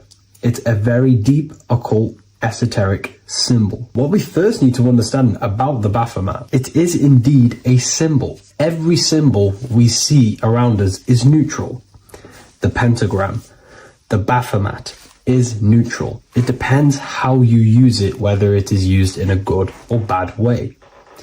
Everything is neutral. It's your mind's perception that gives it a positive or a negative charge. First of all, let's break down the Baphomet symbol. Let's look very closely at the Baphomet. We have clearly the four physical elements corresponding to the Baphomet. Here we clearly have the fire element. The wings represents the air, the flapping in the air. The fish scales, which is the water, and this dome figure representing the earth. The soul is incarnated into four bodies. We have a mental body of consciousness, intellect. We have an emotional body of consciousness, which is all to do with intuition and energy. We have a spiritual body of consciousness, our astral body, and a physical body of consciousness for the physical earth. Earth corresponds with your body. Air corresponds with your mind, fire corresponds with your spirit, water corresponds with your emotions. So the Baphomet is showing you the four elements of the soul, the four bodies of the soul that we are incarnated in. Now, let's look at this moon figure. We have the moon. The moon represents the internal world. It represents what we cannot see. The sun represents our conscious mind, what we can see, what we're aware of, the physical world. The moon represents what we are not aware of. It represents our internal world. Remember, we have two worlds, but you're an individual. You have a dual nature, individual. You have an internal world. When you close your eyes, you have an internal voice, an internal world of thought and emotion, and an external world of this material body. The moon represents the internal. The moon on top represents the moon controlling the mind, represents the inner world controlling you. Now, this is very symbolic in the occult world. If the inner world is controlling you, then you have no control over reality. This is the devil horns. You know the devil horns? The moon crescent? This represents you are the devil. You're being controlled by your thoughts, by your emotions, by your psyche. Then we have the moon below, which represents control over the inner world. We have control over our thoughts, our emotions, our impulses. So you're either being controlled by thought and emotions, or you're controlling them and having self-mastery. In alchemy, we always see this symbol of the man or woman on top of the moon, representing emotional control and self-mastery of the internal world. The journey of the occultist is to gain full mastery over their consciousness. They want to be conscious of every single thought that enters their mental field of consciousness. We get over 7,000 thoughts a day. It is possible to achieve a certain level of mastery where you are conscious of every single thought that enters your mind. This is one of the end goals of self-mastery and occultism, as this gains your personal power. When one achieves this, they are then able to direct the mind in one place and one place only, becoming more effective in manifestation and creation, because we are microcosms of the divine. We are creators. This is the gesture of as above, so below. The inner world and the outer world are mirrors of each other. The inner produces the outer. Your physical life circumstances are a result of every thought you thought in the past. The inner projects the outer. If you want to produce a change in the outside world, you got to produce change in the inner world of consciousness first. As above, so below. As within, so without. This corresponds with absolutely everything in the universe. Now we have the goat head, which represents the animal self. This represents the lower carnal mind. Lower carnal mind, which is earthbound, because a goat is on the ground. It's not a bird, it's on the ground. It represents the lower self. The beastie nature, the one that tells us to hate, to steal, to eat all the time, to consume. It's the beast within us, the beastie side of our consciousness. It has a human body resembling this, the human in the beastie nature, or we have the spiritual nature, the higher self. In essence, this symbol of the Baphomet represents the higher and the lower self of human consciousness. It represents the higher and the lower. To conclude all of this, the Baphomet is a symbol that represents the two paths that one can take. We can take the beastie path and become an instinctual animal, our body, or we can take the divine path of reaching our higher self. It is a symbol that represents the higher and lower self and the four different bodies of consciousness. In essence, this does not represent Satan or the devil. The devil represents the lower aspect of our human psyche. The war between Jesus and Satan is symbolic and allegorical for the war that happens within our mental field of consciousness. The internal war between good thoughts and bad thoughts, positive emotions and negative emotions. It is the constant war inside the battlefield of your own mind. Jesus, Satan are symbols, characters that are symbolic of aspects of your own consciousness, because the universe is mental. The only thing that truly exists is your mind. Therefore, all of these ancient spiritual texts like the Bible, the Bhagavad Gita, the Quran are all symbolic of what's happening inside of our mental body.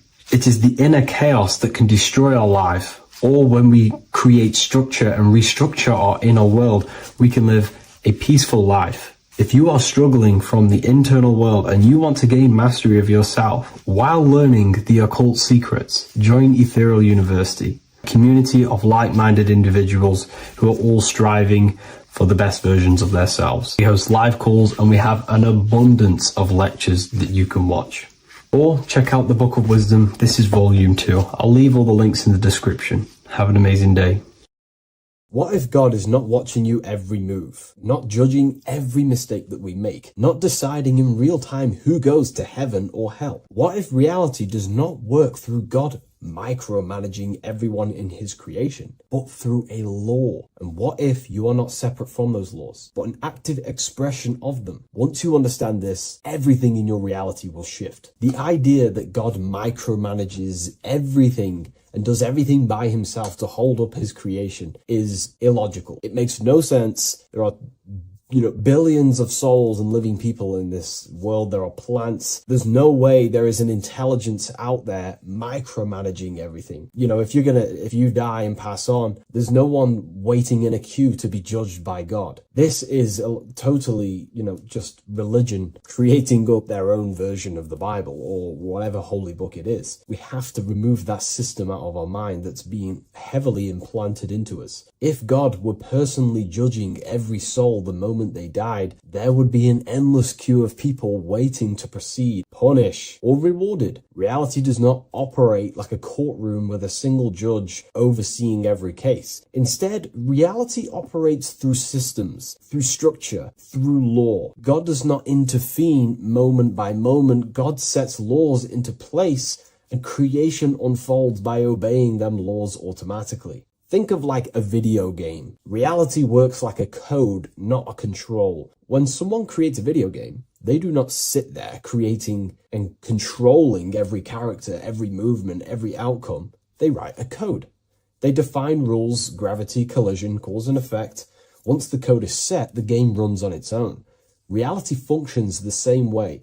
God is not micromanaging existence.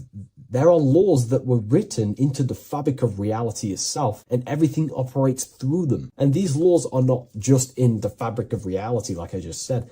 They're literally ingrained into your own mind. Your mind cannot escape these laws, are pretty much creating everything you call life. We see some of these laws in nature. This is where geometry comes important. Geometry is not random decoration in nature. It is a law made visible. Spirals, symmetry, ratio, structure appears everywhere because geometry follows rules. These rules govern how plants grow, how crystals form, how cells divide, how planets rotate around the Earth, never ever falling off track. The sun rotates around the Earth. The moon rotates around the Earth.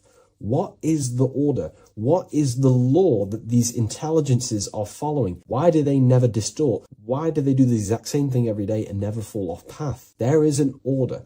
And in fact, the word cosmos comes from Greek, and the word cosmos in Greek means order. This is why we call cosmology or the cosmos, the universe. It is order. It is an ordered, structured creation which contains and recycles and regenerates itself. For example, if we look at the Fibonacci sequence, this sequence is a code written into nature. It's not just decoration. It is an instruction into plants, into everywhere you see the Fibonacci, which is right there in your hand, the Fibonacci sequence. The pattern governs how things grow in the most efficient and sustainable way possible. Leaves, flowers, shells, trees, hurricanes, and even galaxies follow this sequence because it allows growth without collapse, overlap, or waste. The reason the Fibonacci appears everywhere is because it's the law of balance. Each stage of growth builds the one before it. Nothing is forced. Nothing is micromanaged. Growth unfolds naturally because the rule already exists. Without this law, nature would not sustain itself. Plants would block their own light. Branches would compete instead of expand. They would all be fighting for space. Systems would collapse under their own complexity. The Fibonacci solves this by allowing infinite expansions while maintaining order. This is what an actual law looks like in action. A single principle set once, creating harmony across all scales of existence. Nature does not think about how to grow. It follows the code on a subconscious level. And because the code is perfect, growth appears intelligent. This is the same principle that governs reality itself. Without the Fibonacci sequence, plants would be fighting for space, fighting for light, that it would be pure chaos. The reason why there are laws in place is because it allows everything to self-sustain itself, to grow infinitely. These laws, such as the Fibonacci sequence, is pretty much a code to ensure that plants, nature, are eternal and they keep recycling themselves without a being micromanaging these things. Just like how your body works. Your body is running off subconscious programs. You don't tell your heart to beat, you never have. You don't tell yourself to breathe, you never really have. You don't tell your digestive system to digest food. These laws are already in place before you even become conscious as a baby. Who is the one telling your body to grow, to regenerate itself when it cuts? Who is this intelligence? What is this intelligence? Well, this is what we call the universal subconscious mind. The universal subconscious mind, the same power that is making the planets rotate around the earth, the same power that's telling the seed to grow into a plant,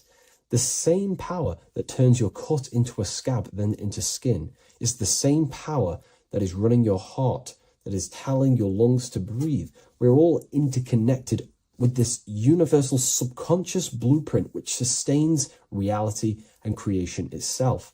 It's a self-containing system. Now that we've gone over some of the basic stuff, but you see where I'm trying to come from now. There are laws you cannot escape, and one of them laws would be cause and effect. It's impossible to escape this law. It is too powerful for your consciousness to actually escape cause and effect.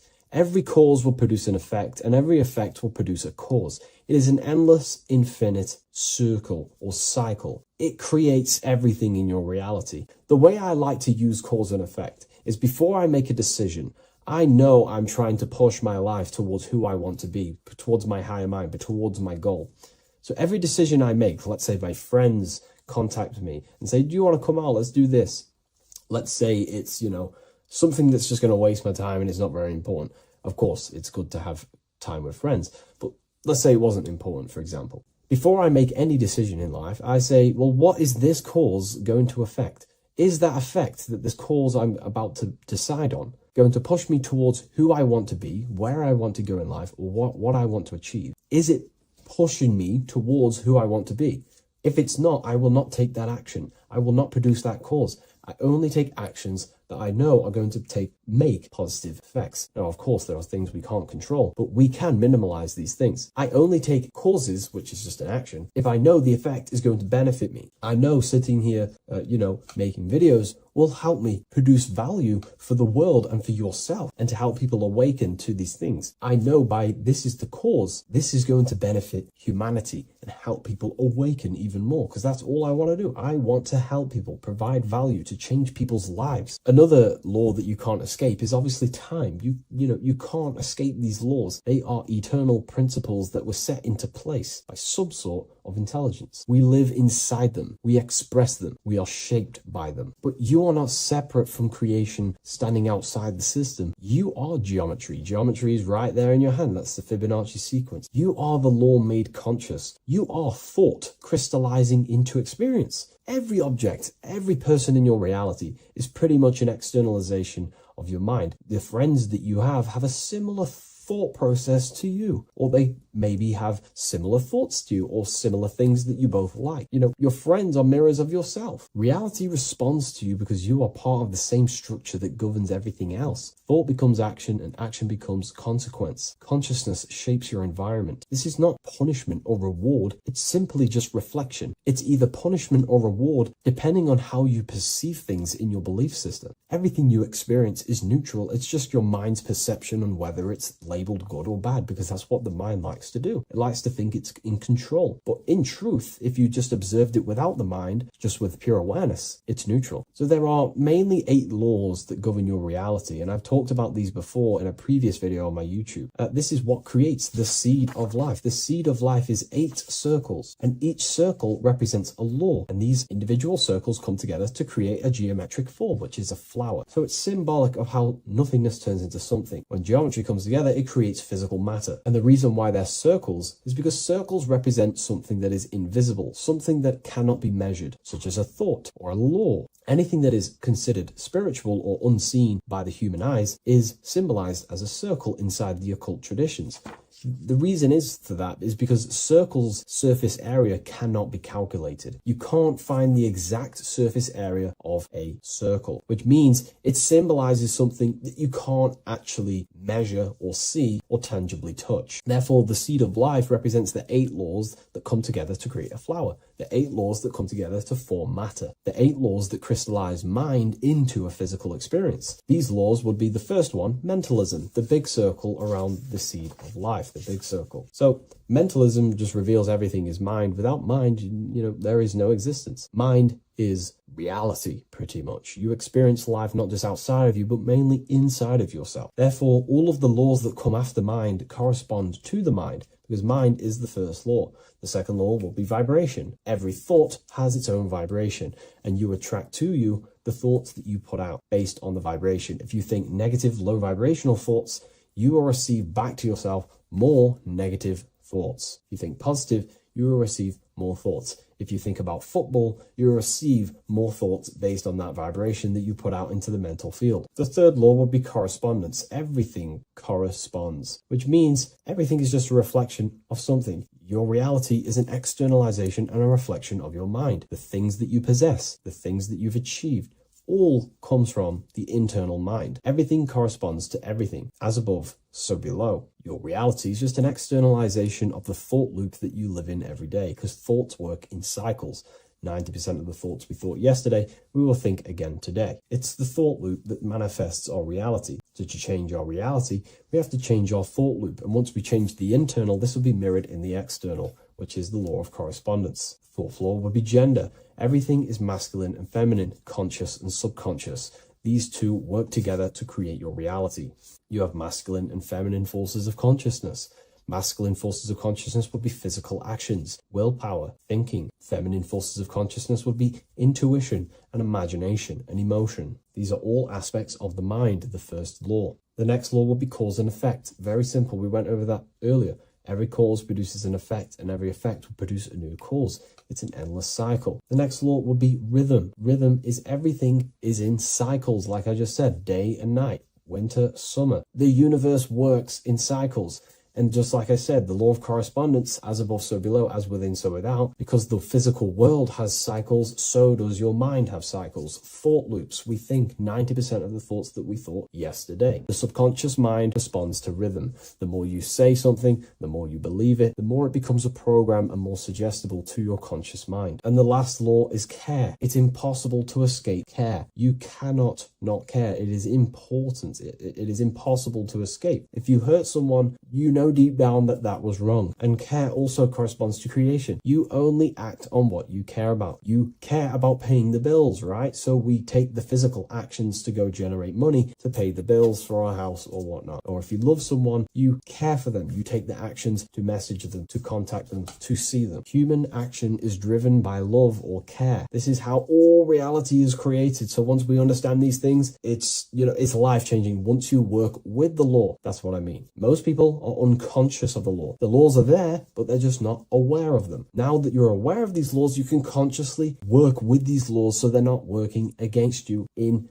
so you can actually make these things and work them in your favor. So let's go into heaven and hell, because there's a massive debate. Now that you understand that you are the laws, you are crystallizing reality, not just in the physical, but in the spiritual dimension, in the astral plane. It's the exact same laws. The law of correspondence reveals, as above, so below. Your reality is a reflection of your mind. Everything is a reflection of you. That doesn't mean that other people don't exist. I mean, the way you view other people is through the lens of your mind. You perceive what you have in your mind, your beliefs, your traumas, your memories. This is where heaven and hell are misunderstood. No one is sent anywhere by force. There is no external authority dragging souls into destinations. Consciousness determines the environment that you are in. Environment, it's mental. As above, so below. When the body dies, consciousness withdraws from the physical technology of the body. The simulation of the physical world is no longer being ran by your brain. I mean, your consciousness will go into the astral plane, which is the realm that just sits above the physical plane, which is the realm of imagination and desire. The environment that you go to in the astral plane directly corresponds to your state of thought and your emotion and your desires. If you desire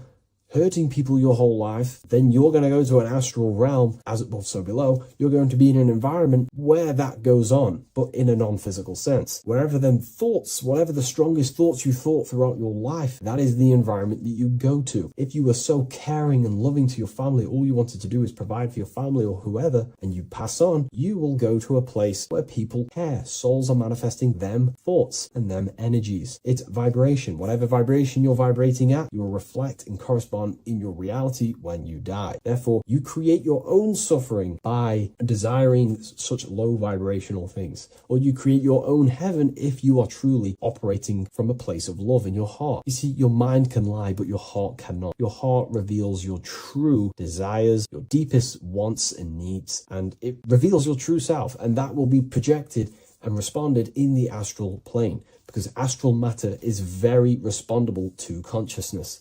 The physical plane is not real. It takes a longer time for things to be manifested in the physical plane. But in the astral plane, whatever you think, whatever you desire, it instantly corresponds to your reality there. So God does not micromanage everything. The law does not judge, it simply reflects. The universe is made of laws. The Emerald Tablet of Thoth even mentions this. He says, the search for the laws that governs man's life are an eternal mystery. Man is always forever searching for the laws that govern his existence. This understanding now changes everything in your reality. It removes fear-based control, it removes blind obedience, and it returns responsibility to where it belongs, to you, your consciousness, yourself. You are not being watched, you are not being mirrored. Reality is not punishing you, it is responding to you. Once you understand that God works through law, not micromanagement, you stop waiting to be saved, judged, or condemned. You realize something far more powerful. You are not separate from creation. You are participating in it. You are the universe experiencing itself. What a fabulous video, and I really enjoyed this today. Please leave a like, comment, and share on the video, and I'll see you all in the next one. And if you wish to get this book, there is a link in the description. Have an amazing day, everyone. Take care. What are we all doing, people? Survival wisdom. Today we're going to be breaking down the Bible and its real, true metaphysical meaning. All of these slides within this video is taken from my book, The Book of Wisdom, so you can get all of these slides. So the Temple of Solomon, you are body, mind, and soul, which is the Holy Trinity, the moon, sun, and earth. The sun is your soul because the sun is its infinite source of energy. It is its own source of energy. And that is what your soul is. It's its own source of energy. The moon is mind. This is why you call people a lunatic. You're a lunatic. Luna means the moon. And inside of your mind, you have a specific mood. Mood is moon. And mind in German is Mond. And the word Mond means moon. And earth is your physical body because your body contains of the four elements, the four physical elements. Well, the Temple of Solomon is the temple of the soul and the mon, the soul and the mon, the soul and the mind. And it's the temple of the Holy Spirit in the Bible. Everything leads back to one singular point in the center of the brain. The brain is not the mind. It's mind over matter. Okay? The brain is the physical manifestation of the mind. The brain is the electrical computer which decodes the light waves given to it by the mind. This is why everything in the body leads back to one singular point. And we'll go over this in a minute. But this is controlling the physical body. This is the within. If you rearrange within, it spells high twin because within you is your twin, your true self. And it's just an entity in the center of the mind. And if you shut your eyes, you can feel it. Your awareness is in the center of the brain. So there's just an empty chamber in the center of the two cherubs, the two brains. They are two separate brains. They're two hemispheres. And the empty chamber, when scientists chop it up and see it's just an empty chamber, well, because you can't see in that plane of reality, you cannot see the mind. You cannot see thoughts. It is invisible to the human eyes, to the visible light spectrum, to the two eyes. The reason why we call it the third eye in the center of the brain, it's not the third eye, it's your true self. It's the mind and soul. It's an eye because it does see. It's the all-seeing eye that you always see here. There's some Masonic artwork showing the two pillars, the two cherubs, the two hemispheres of the brain, and the inner eye. This is the eye that sees all things. What do I mean by seeing all things? Not physically. It sees the mind. Because your soul is watching the mind. You can observe the mind. You are not the mind, and if you meditate deeply enough, you can go beyond the mind. It's the all-seeing eye. It sees the mind. It sees what emotions you're feeling. It sees what you're thinking. It sees what you're seeing with the two eyes. It's the all-seeing eye. It sees all things. It's omnipresent. It's everywhere. Because the mind can be anywhere. The mind can switch itself into any place it wants. There is no limitations with the mind. So there is two hemispheres in the brain. And in the Bible, there is a quote saying the most holy place between the two cherubs. The two cherubs is the two hemispheres of the brain, and the most holy place is between them, which is what the Masonic artwork is showing. This is the all-seeing eye, the soul and the mind in the center of the brain. And you will not see this with the two eyes. So when scientists come to seeing the empty chamber in the center of the brain, they wonder because they do not understand the occult side of the world. They do not understand the layers of reality. How the two eyes, everything physical comes from the unseen. Everything seen comes from the unseen. Now, the two hemispheres of the brain play a major role in our lives. The right hemisphere is the artist. The left hemisphere is the scientist. The right hemisphere controls the left side of the body. The left hemisphere controls the right side. So there's a crossover. Now, the right hemisphere is to do with your feminine energy, creativity, unification, metaphors, visualization, intuition. The left hemisphere is to do with sequencing, facts, materialistic details, language, and logic. So they keep us normally trapped within the male aspect of our mind, which is the left hemisphere. You know, if you listen to Spotify, Apple Music, and radio, they're all tuned to 440 hertz, which shuts down the right side of the brain, makes you left brain dominant. And we learn, well, 90% of people learn to write with their right hand. They're taught to learn with their right hand, which is to do with the left brain. You see, so we are being trapped within this left side of the brain, which is all to do with logic, thinking logical, not creative.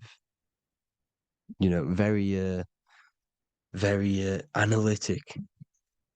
But the right side of the brain is to do with your creativity. So the right side of the brain is perceiving reality as a holistic perception. Now, what do I mean? If you're riding through a woods, for example, if you're riding through a woods, your right hemisphere is seeing the whole woods as one unified woods. The left hemisphere's job is to break down the perception given to it by the right hemisphere and break it down into individual trees. So what am I saying? The right hemisphere is seeing humans and everything in creation as one unified consciousness. The left hemisphere is seeing individual egos. This is why the left hemisphere is the place of the ego, the right hemisphere is to do with the higher self. They're both needed, though. I'm not saying one's better than the other. It's balance. Now, they don't want you to see the unified picture, perception of creation. They want you to think everything is individual, everything doesn't come from the one, because all things come from the one. And we experience the two in this reality, dualism. In order to understand the one, we have to experience the two to advance. So, anyways, let's get away from the two hemispheres.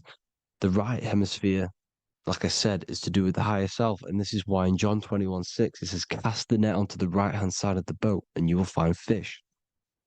Meaning, cast your energy, cast your perception into the right hemisphere of the brain, and you will find God, unification, and higher self. You will see things from a unified perspective. How we are all one, because we are all the same consciousness. The same spark that is in me is in you. This is why I am you and you are me. We are all the all-seeing eyes of God, just split up into individual bodies. We are all made up of the same essence, consciousness. And that consciousness, that mind and soul, is in the center of the brain. You are just in different avatars. And until we see this, we'll forever be divided and conquered. Until we figure this out as a collective consciousness, we will forever be divided and conquered and ruled over. This is why the Bible says, ye are gods. You are the sons of the Most High, because we are. We are the Word made flesh. We are God made flesh. Mark 16:19. So then after the Lord had spoken unto them, he was received up into heaven, head is heaven, H-E-A, and sat on the right hand of God. God is the consciousness in the center of the brain. Heaven is the head, and the right hand of God is the right hemisphere of the brain, meaning he sees things in unification, creativity, intuition, the higher mind, the higher brain. When Moses crosses the Red Sea is the corpus callosum, moving from the left to the right hemisphere of the brain to see unified perception of reality. Head, H-E-A, heaven, same root word. This is why the ancients always depict God in the center of the brain. Here you see ancient Christian artwork showing God in the center of the brain, the light. Here you see it here. Here you see Ganesh, an Indian god, which is the brain. Here you see the Father, the Son, and the Holy Spirit in the dome, the brain. This is the brain, because you are God made flesh. That's what consciousness is. The upper room where Jesus meets the 12 disciples. It's the upper brain on the upper room. The upper room is the chamber, the empty chamber in the center of the brain. That's the room. And the 12 disciples are the 12 cranial nerves in the brain, which pretty much rule the body, all the cranial nerves. The tree of life, the cardiovascular system. This is why in Genesis it says the tree of life was in the midst of the garden. Midst meaning middle, because the middle of the body is the cardiovascular system, which is controlling all of the systems in the body. The tree of knowledge of good and evil is the nervous system. It's the spine and brain. This is what's detecting good and evil. The brain is the electrical computer with the left and the right hemisphere, decoding the dualistic world, decoding the light waves given to it by the external world. It is an electromagnetic computer. It is artificial intelligence. It is very intelligent, the brain and the nervous system, the human body as a whole. But the tree of knowledge of good and evil is the nervous system, because it is the tree that detects good and evil, makes you learn good and evil in this dualistic reality. Here you see Adam and Eve around the tree of knowledge of good and evil. Adam and Eve, male and female energies, with the serpent in the tree and the tree of knowledge of good and evil. Well, this is the spine, the brain, and the serpent is the kundalini up the spine. The serpent is the S. That's why S, serpent, S, the letter S is the serpent. Sex and serpents make an S noise. You know, the Bible cursed the serpent. So we don't figure out the true religion. The true religion is raising the kundalini and becoming God-man and reaching our higher states, our true God self. Because once the kundalini is saved and hits the pineal gland, it activates 100% of the brain when we're only using around 20 to 10% as of right now without the kundalini awakening. So when you use it, you're activating 100% of the brain. You're activating all the dormant brain cells. You're regenerating the body. And this is the serpent in the tree of knowledge of good and evil. This is the spine, brain. This is Adam, Eve, the male and female energies. The light of the body is the eye. Therefore, if thine eye be single, thy whole body should be full of light. Matthew 6:22. This is the single eye in the center of the brain. It is not the pineal gland. It is what's inside the pineal gland. You have to go beyond the physical world, and there are no words to describe things that are not physical, metaphysics. And the whole body should be full of light. Well, this light is the same pyramid that you see. You are the pyramid with the all-seeing eye on top. This is why the ancients built the pyramids with the stairs in the middle symbolizing the spine, because once you open all the chakras and balance them and raise the kundalini, you activate all of the brain, which gives enlightenment. The word enlight in ment. Ment means mind, light in the mind. Enlighten the mind. And this is enlightenment. We are the temple. And Jacob called the name of the place Peniel, for I have seen God face to face. Within spells high twin. Within you is the God self, which you need to manifest into the external world. And he's seen God in Peniel, the consciousness. He's seen his true self, consciousness in the pineal gland. Genesis 28:10, Jacob's ladder. Jacob, he took a rock there and laid his head on it to sleep. Jacob had a dream. He dreamed there was a ladder that was on the ground and reached up into heaven. Head is heaven. The rock he fell asleep on is the sacrum bone, because he's symbolizing the oil that comes down the spine, hits the sacrum bone and rests there, falls asleep, and it looks up and it sees the ladder to heaven. Because when you raise this oil, you become God man. You become God in heaven. You can leave the body at will. Do you not know that your body is the temple, that your body is the temple of the Holy Spirit? Corinthians 16:19-20. Or do you not know that your body is the temple of the Holy Spirit within you? Your body is the temple of the Holy Spirit, the soul and the mind within the center of the brain, the temple of Solomon, temple of the soul and the mind. Romans 8:10. Christ is in you. It's not external. When you give where attention goes, energy flows.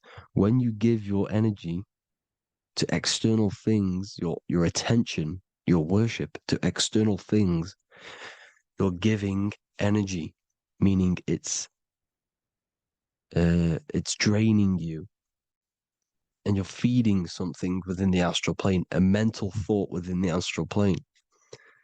So with you realizing that the Christ is in you, that you don't have to worship anything outside of you, this means that you're internalizing your energy. You're not giving your energy, because where attention goes, energy flows, which means you become more present. You become healthier because you're not giving off all of your special electromagnetic energy that's charging you. This is why the religions run by the Vatican is all external. They're exoteric. Exoteric means external teachings. The esoteric is the internal, the hidden teachings. In Psalms 82, I have said, ye are gods, and all of you are children of the Most High, because we are the Most High, split up into individual bodies. That's what consciousness is. Consciousness is the Most High, and we have to raise ourselves to the Most High. Brahma, Vishnu, Shiva, the Father, the Son, and the Holy Spirit. Why is it always a trio? It's a trio because it symbolizes us, the soul, mind, and body. The mind is the bridge for the soul to be in the body. What is the soul? It's the life force. It's the watcher. It's the all-seeing eye. The soul sees into different realities, and it gives life to the body of every reality it goes in. This is why you always see light around the all-seeing eye, because it is the energy, the life force, the light, life, L-I. Life is light. And it's the eye because it sees into the different realities. It sees into the dream world. When you're going to sleep at night and you dream, it's not a dream. It's another reality. You're a multi-dimensional creature. We live in a multiverse. There's infinite amount of yous. And there is a version of you which is the highest self in a reality somewhere. And this I has the ability to switch realities, which is exactly what astral travel is. Astral travel is the ability to switch reality beyond the 3D construct of this world. The Father, the Son, and the Holy Spirit, Brahma, Vishnu, Shiva. Brahma, the soul, inhabits different bodies. This is why they have different heads. Vishnu, the mind, symbolizing gnosis, meaning knowledge. This is the serpent. The serpent symbolized knowledge. Shiva, the body. The Father, the Son, and the Holy Spirit. The bird, the soul, because the bird symbolizes the soul. This is why you have here the Egyptians showing you the soul leaving the body. Here you see here with the twin head, the same head, and it's a bird. This is the soul self. This is the ego self. The Egyptians knew this. They knew all of this. Of course they did. Now, the whole story of Jesus is all metaphorical for the process which goes on within your body. Your neck and head is the Holy Grail, which the sun and the moon creates. Sorry, the sun and the moon creates the fluid within the Holy Grail, the brain, the skull. And the moon creates the milk. Sorry, the moon makes the milk. The sun makes the honey, the land flowing with milk and honey in the Bible. The land flowing with milk and honey is the center of the brain in the Holy Grail. Here you see the Masonic artwork showing you the sun and the moon creating the fluid in the spine. Here's the serpent. Serpent symbolizing the two Kundalini channels, the Ida Pingala up the spine. Here's the furnace raising the Kundalini, raising the oil, heating it up and rising it to the crown. You see? So here you see more Masonic art, seeing the sun and the moon creating the holy fluid in the brain, in the cup, filling the cup. This is why it's a cup, because it's the Holy Grail. This is the holy oil in the center of the brain that gets released down the spine, which is Jesus coming down from heaven. It comes down the spine, down the River Jordan in the Bible. This is when Jesus goes from Nazareth to Jerusalem. He comes down the River Jordan, and Joseph and Mary are in Nazareth waiting for Jesus' return. Joseph and Mary symbolize the pineal and pituitary gland, which produce the two oils created by the sun and the moon. And he returns. When he returns, he gets crucified at 33, because there's 33 vertebrae at the back of the spine, and it crosses the vagus nerve. The crucifixion of the oil past 33 vertebrae creates God-man, and it creates your higher self, and it activates 100% of the brain. And you turn into spirit, you turn to your spirit self. This is why Jesus dies. He didn't physically die, it metaphorically dies, and becomes his higher self. The ego self is left behind. It's the same with the whole story of Jesus. Jesus comes down from heaven, which is the oil. He dies in a cave for 3 days, which is the oil hitting the cave. Here's the cave, and resurrects after 3 days. If you resurrect the oil, comes up and gets crucified at 33 in Golgotha. Golgotha translates to a place in the skull. The three wise men from the east. Well, if you look at the Masonic artwork, they'll always show you a ladder up to the east. Okay? Here you see north, south, west. This would be east. Here you see east here. East here. The ladder up to the east. The east is the top, up. Three wise men from the east, the thalamus, pituitary, and pineal gland in the center of the brain. The most important glands in the body. Here you see the Egyptians with the spine, the sun, and the two hemispheres of the brain. What did I say at the beginning? The sun is the soul. The sun is its own source of energy. It's the life force, which gives life to anything it inhabits. The soul is the same thing. That's why sun and soul mean the same thing. So, what I'm saying is consciousness is God. And this is why when it refers to as God in the Bible, it means your higher self, pretty much. And returning back to this higher self, because God is something that you need to manifest. Consciousness is God, and your body is a reflection of the creation by God. This is why everything in the body corresponds with the stars. The stars rule the body. We are an image of the stars. This body is an image of the whole of creation. Aries rules the head. This is the cerebrum, the ram in the brain. Is the ram, Aries. And we have something called the cerebrum, Aries, the ram. This is the Lamb of God moving to the higher mind. Taurus, which is the lower brain and neck, the cerebellum, the bull Taurus, the lower mind, and the cerebrum and the cerebellum, the ram and the bull, is what makes you ramble on. Ramble meaning walking. The higher mind and the lower mind working together makes the body ramble. Ramble is what makes you walk along. Thank you to Santos Bonacci. Gemini, the two twins, rules the two arms, the hands, and the lungs. These are the two twins of the body. Sagittarius, the horse, which rules the hips. Hips means hippo. Hippo means horse. Hippopotamus means water horse.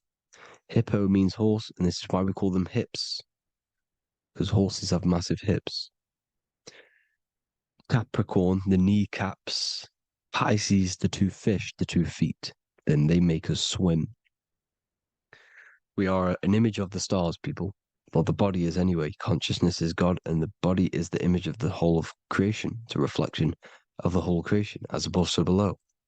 12 systems in the body, 12 cranial nerves for the 12 constellations, 12 cell salts. The body's made out of 12 cell salts. So, this is where it gets kind of deep. This is where we get deep.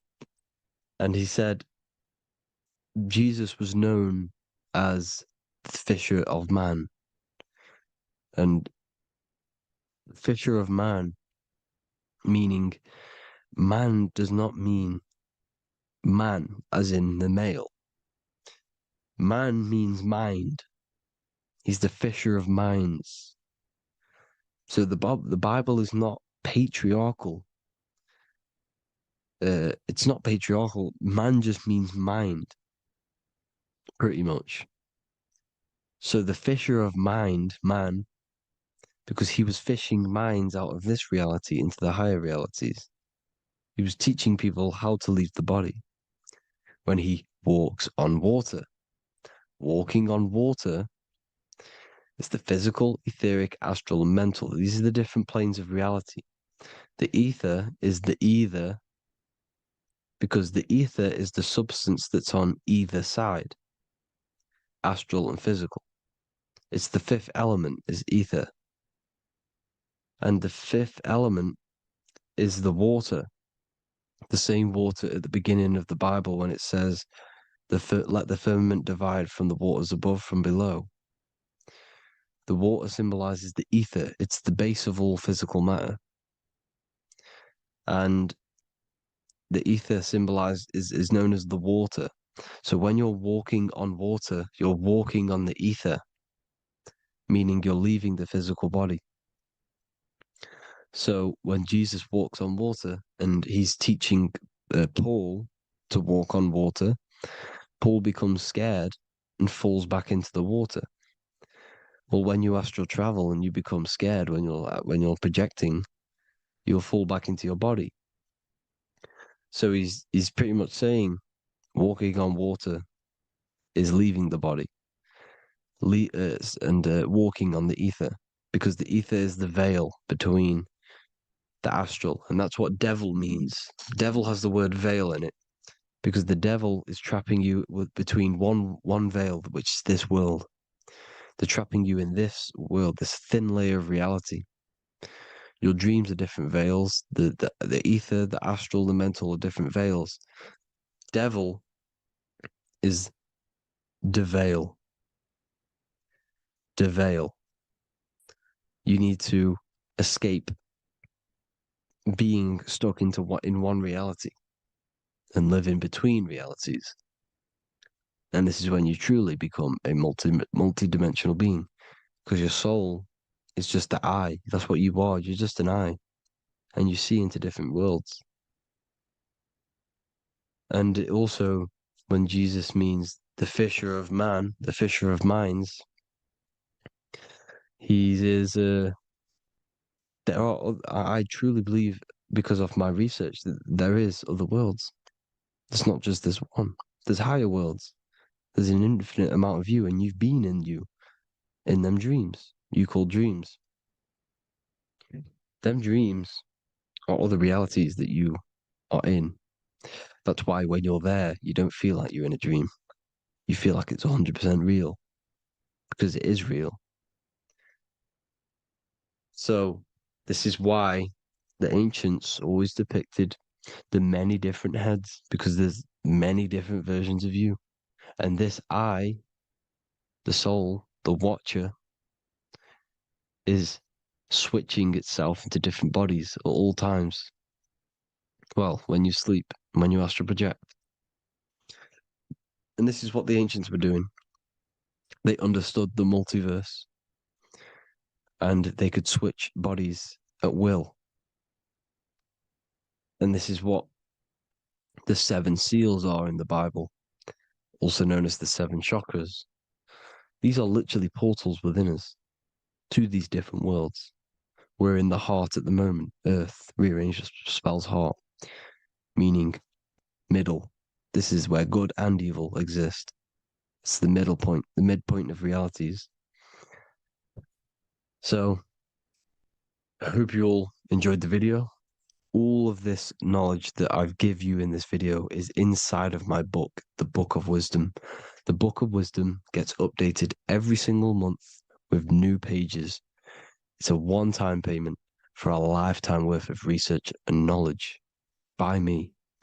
So if you do want to get it, the link will be in the description. But I hope you all gain some amazing insight. Please like, comment, and share to help the algorithm, and drop a subscription. And for more lectures, every 2 days, I drop lectures and knowledge within the Patreon. If you want to support the channel, join the Patreon. Everything's in the description, because we are not monetized on YouTube. Thank you all. Have an amazing day.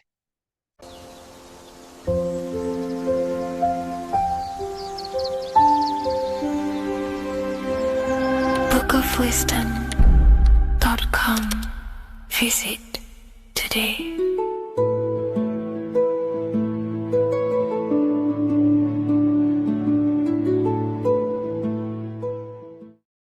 Hello, Seeker. Welcome to Revival of Symbolism, a channel devoted to the language of esoteric symbolism, guiding you to discover yourself and expand your consciousness into deeper realms of thought. I'm Harry B. Joseph, also known as Revival of Wisdom, and today we're going to be discussing the symbol of the pentagram. The pentagram is a well-known symbol inside the occult, used by pretty much every ancient tradition: Freemasonry, Rosicrucianism, Hermeticism, all the occult schools of thought. You will see this symbol, and today we're going to be breaking it down into some great detail. Now, there's a lot that goes into this symbol. It's basically a 5-pointed star. Now, if you notice that the star is one line continuously, You can draw this symbol continuously with one line without taking your pen or pencil off the piece of paper. So it's actually symbolizing one, and one expressing through 5 ways. So if we look at this symbol and each one of their points, we're looking at the 5 elements that create life, the universe, or creation itself. So the element of spirit simply represents the divine, the unseen world, the things that we can't really put our hands on, we can't feel, touch, taste, or see, but they hold influence over the material plane. So spirit covers a large category of things such as spiritual forces that drive physical existence. So it's one of the elements. Now, what are the elements? Well, they make up the entirety of physical creation.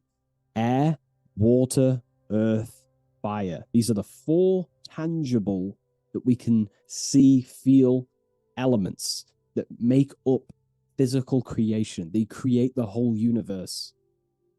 However, the spirit is the invisible forces, the invisible element that creates the visible, tangible world. Before you take a physical action, there is a force inside of you that moves the body.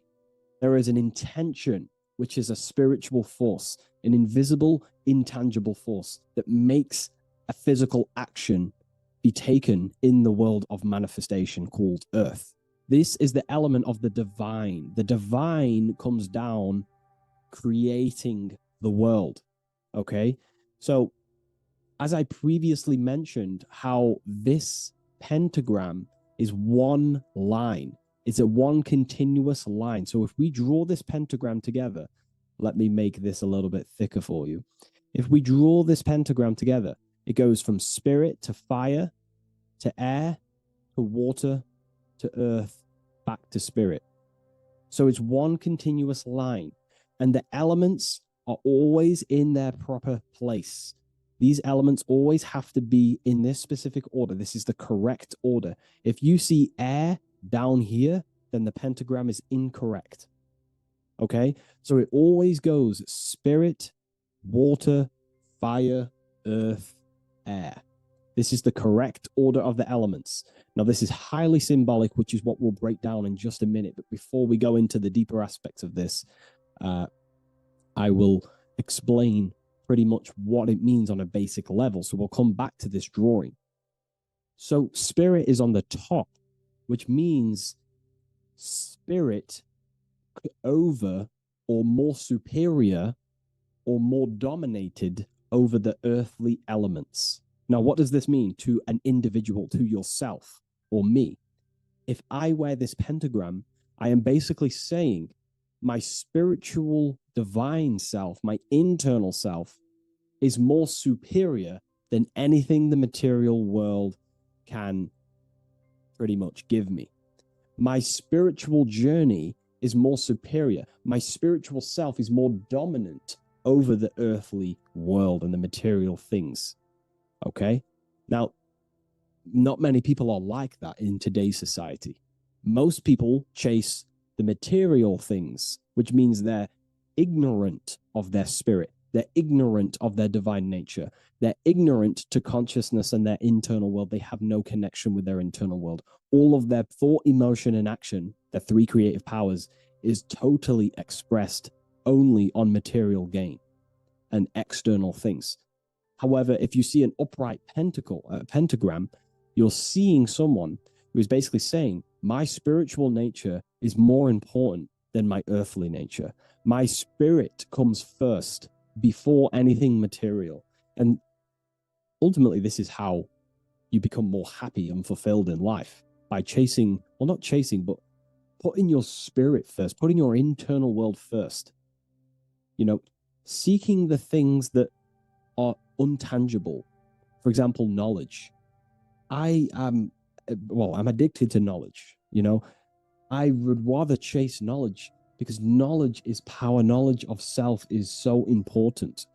When we die, it is the only thing that matters in the end. When you die, you are immortal. And if you have no knowledge of yourself, then you're going to struggle in the afterlife. If you have no self-control over your thoughts and emotions and desires, then you will suffer in the afterlife because you have no control of your thoughts, and your thoughts will be creating your reality in the realm of imagination or the astral plane. But that's a whole other lecture. But this symbol is pretty much saying placing the invisible over the visible. So there's many different avenues we can go with this. So this symbol is also used in magic. We could use the symbol for manifestation. It represents controlling the inner world to produce then effect inside of the external world. You see? So we have to put this first in magic spirit. We have to change the internal so we can produce change in the external. Reality is created from the inside out. Okay? So this symbol is heavily associated with magic as well, which is a whole other lecture. In this lecture, I'm going to give you a good detailed explanation, but this symbol is so vast and wide, it would take many breakdowns to go into each meaning of the symbol. So it's representing the divine element of spirit coming down and manifesting the physical plane through that process of this. So as I mentioned earlier that I'd come back to this, what we're looking at is the process of spirit turning into matter. This is the process of how spirit condenses into a material form, how higher energy, higher forms, which are invisible, come down and manifest and crystallize into a physical object or a physical reality. So this pentagram is explaining the process of creation. So it comes from the higher realm, spirit, the source, the emanation. An emanation is a thought or an emotion or a desire, which comes down to fire first. Fire represents the will. This is the willpower. This is the willpower. It's still kind of more of an invisible force, but fire is the closest element that represents spirit. This is why we light candles in magic and rituals, because it's literally opening a doorway to spirit. It's the closest element to spirit. So this is why sometimes in alchemical artworks, they use fire to represent spirit. Because, it's quite difficult to use a symbol for spirit because it's totally invisible. So it goes down to fire first, the will. Then it goes up to the air, which represents intellect, the intelligence of the mind. This is thinking, mind, intellect, logic. Then it goes down to water. This is emotion. This is intuition. And then it goes into the earth, which is physical body action. Okay? So spirit represents an emanation. So an emanation is something descending out of the void, out of the nothingness. And the first thing that descends is will, then intellect, then emotion, then a physical action. Then everything returns back to spirit from earth. So it's showing you how spirit manifests into matter. It's also showing you the macrocosm, how the world is created. So ultimately, it's a symbol of the microcosm also. It's a symbol of you. If you put your body outwards, you would see your body in this 5-pointed star shape. So it's a symbol of the microcosm, because you yourself are a microcosm. You contain all of the elements: spirit, fire, earth, water, and air. You breathe air, you drink water, fire in your nervous system, which is electricity, and earth is your physical body. So you are a microcosm of the universe. And this is what the circle, when we see the circle around, this is representing the macrocosm, the circle. So why are you a microcosm? Because you know how the sun changes the earth with its different electromagnetic rays, depending on how far away the sun is to the earth when it's rotating. Well, depending on what model you believe anyway, the electromagnetic rays produce change on the earth. So when the sun is further away from the earth, or whatever model you believe, when the sun is further away, then the electromagnetic rays of the sun are weaker, which means that's what the winter is. The winter is the death and the the death of the electromagnetic rays of the sun. We still get sun, but it's just not as powerful as summertime. So nature dies. But then when the summer comes back around, the sun is closer, it produces higher amounts of electromagnetic life force rays, which increases the growth again in the summertime. But this is also not only happening on the earth, it's happening within the body. The body goes through this rhythm. The same rhythm that the external world goes through, your body's going through this rhythm. So these changes in the cycles not only change the earth, they change consciousness. These cycles happen within you. They happen within your body, your cells, your nervous system, your brain, your psyche. Your emotions, your intellect is all affected through these cycles of the sun. So this is why you are a microcosm of the macrocosm. Your mind is cut out of the same fabric of God's intelligence, of God's mind. The same power of thought God used to manifest the world, to think it into existence, the same power you use to think your world into existence. You are truly a microcosm containing all the 5 elements, all the same powers of God, but just in a smaller version. It's a symbol of the microcosm. It's a symbol of the macrocosm also. It's a symbol of how spirit manifests into form. And this is why it's associated with magic, because you can use these elements in magic, this process of how spirit becomes matter. So there's so much that goes into this. And I actually broke this down inside the new book, the Book of Symbolism, on these 2 pages here. I will do another one on the inverted pentagram. This book, I've basically gone over every Freemasonic symbol, alchemical symbols, every occult society symbols is pretty much in this new Book of Symbolism. But again, it's not a book on symbolism. These symbols are representing forces within yourself. They represent you. And these symbols are designed to awaken aspects of yourself. So this is not a book on symbolism. This is a book on you. Each symbol will awaken different aspects of yourself to help you understand yourself. So anyways, it's a big book. It's going to be very, very soon. I'll leave a waiting list in the description. You can join the waiting list, or I'll just give you an email when it's ready. And I will see you in the next video. Please leave a like, comment, and share. And I'll see you in the next one.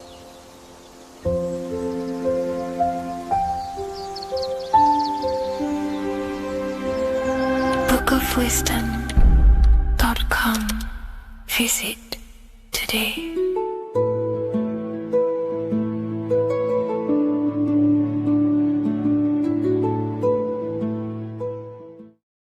The scariest thing about having your first out-of-body experience and leaving your body is the realization that you have after. You realize everything you've been told about yourself, reality, the earth, what you're doing here on earth is a complete, utter lie. Your self-belief of what reality is and what you are is completely shattered. You now fully understand that you are more than your physical body that you inhabit. My first out-of-body experience happened a few years ago, but before all of that, I remember being a child, going to bed and closing my eyes, and I remember as a child feeling like I was floating above my body and moving. And maybe subconsciously this has led me into knowing intuitively that there is more to reality, and I've gone down this path of esotericism, occultism, consciousness. Maybe that has led me to this, I don't know, but I've always had this subconscious intuition in my mind that there's more to reality than what we've been told. And maybe it came from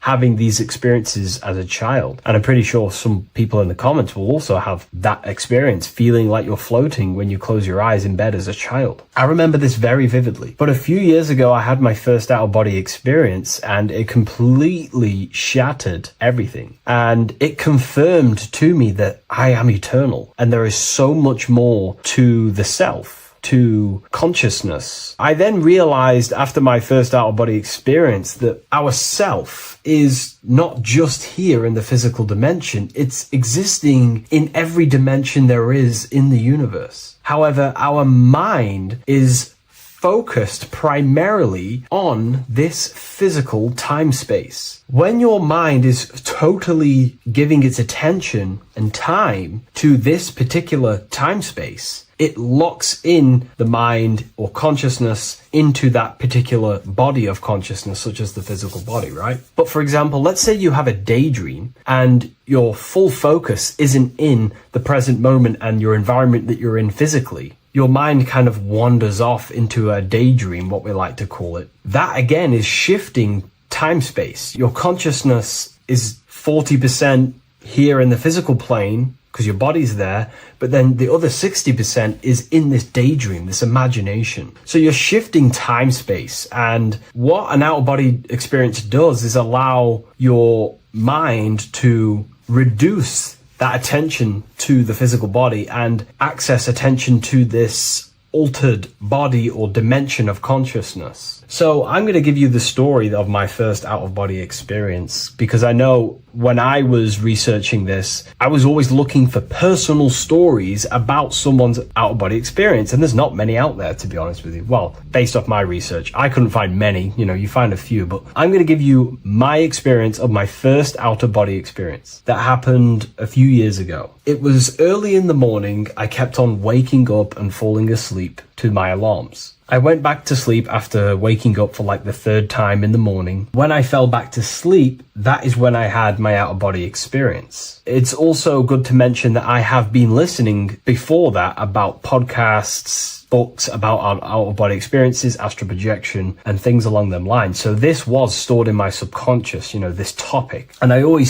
had a desire in my heart to actually experience this for myself. Long story short, I went back to sleep early in the morning because I kept on waking up, and it began with this tingling sensation, a high energy sensation. It was like bursting, intense, high frequency energy. My attention was no longer in the time space of my body, but my attention shifted into this energy body, which I now understand. I didn't understand at the time properly, but I now understand that as my consciousness started to feel like it was being pulled upwards, right now, our time space, our attention is in our body, and you feel all the data of the senses, right? And that's what I'm feeling right now. That's what you're feeling right now. But imagine that was completely stripped. My attention was no longer feeling the sensations of my body, because my body kind of just dissolved as I fell back to sleep. So this was a natural out-of-body experience. I didn't force it. I didn't meditate. I didn't do anything. This was just a natural out-of-body experience that I had. And a lot of people get these that I've read about. So my attention started to feel like I was being pulled upwards, and I no longer felt my body, but I felt this intense energy, frequency, sensation all around my body. It felt like this, it felt like illuminating energy that's moving very, very, very fast. So my conscious awareness was now shifting. I now understand. My whole body faded into this sensation. My whole mind faded into this energy sensation, this tingling free, and it was very, very intense. I was not feeling my normal senses anymore, only this energy. This energy was also pulling me up.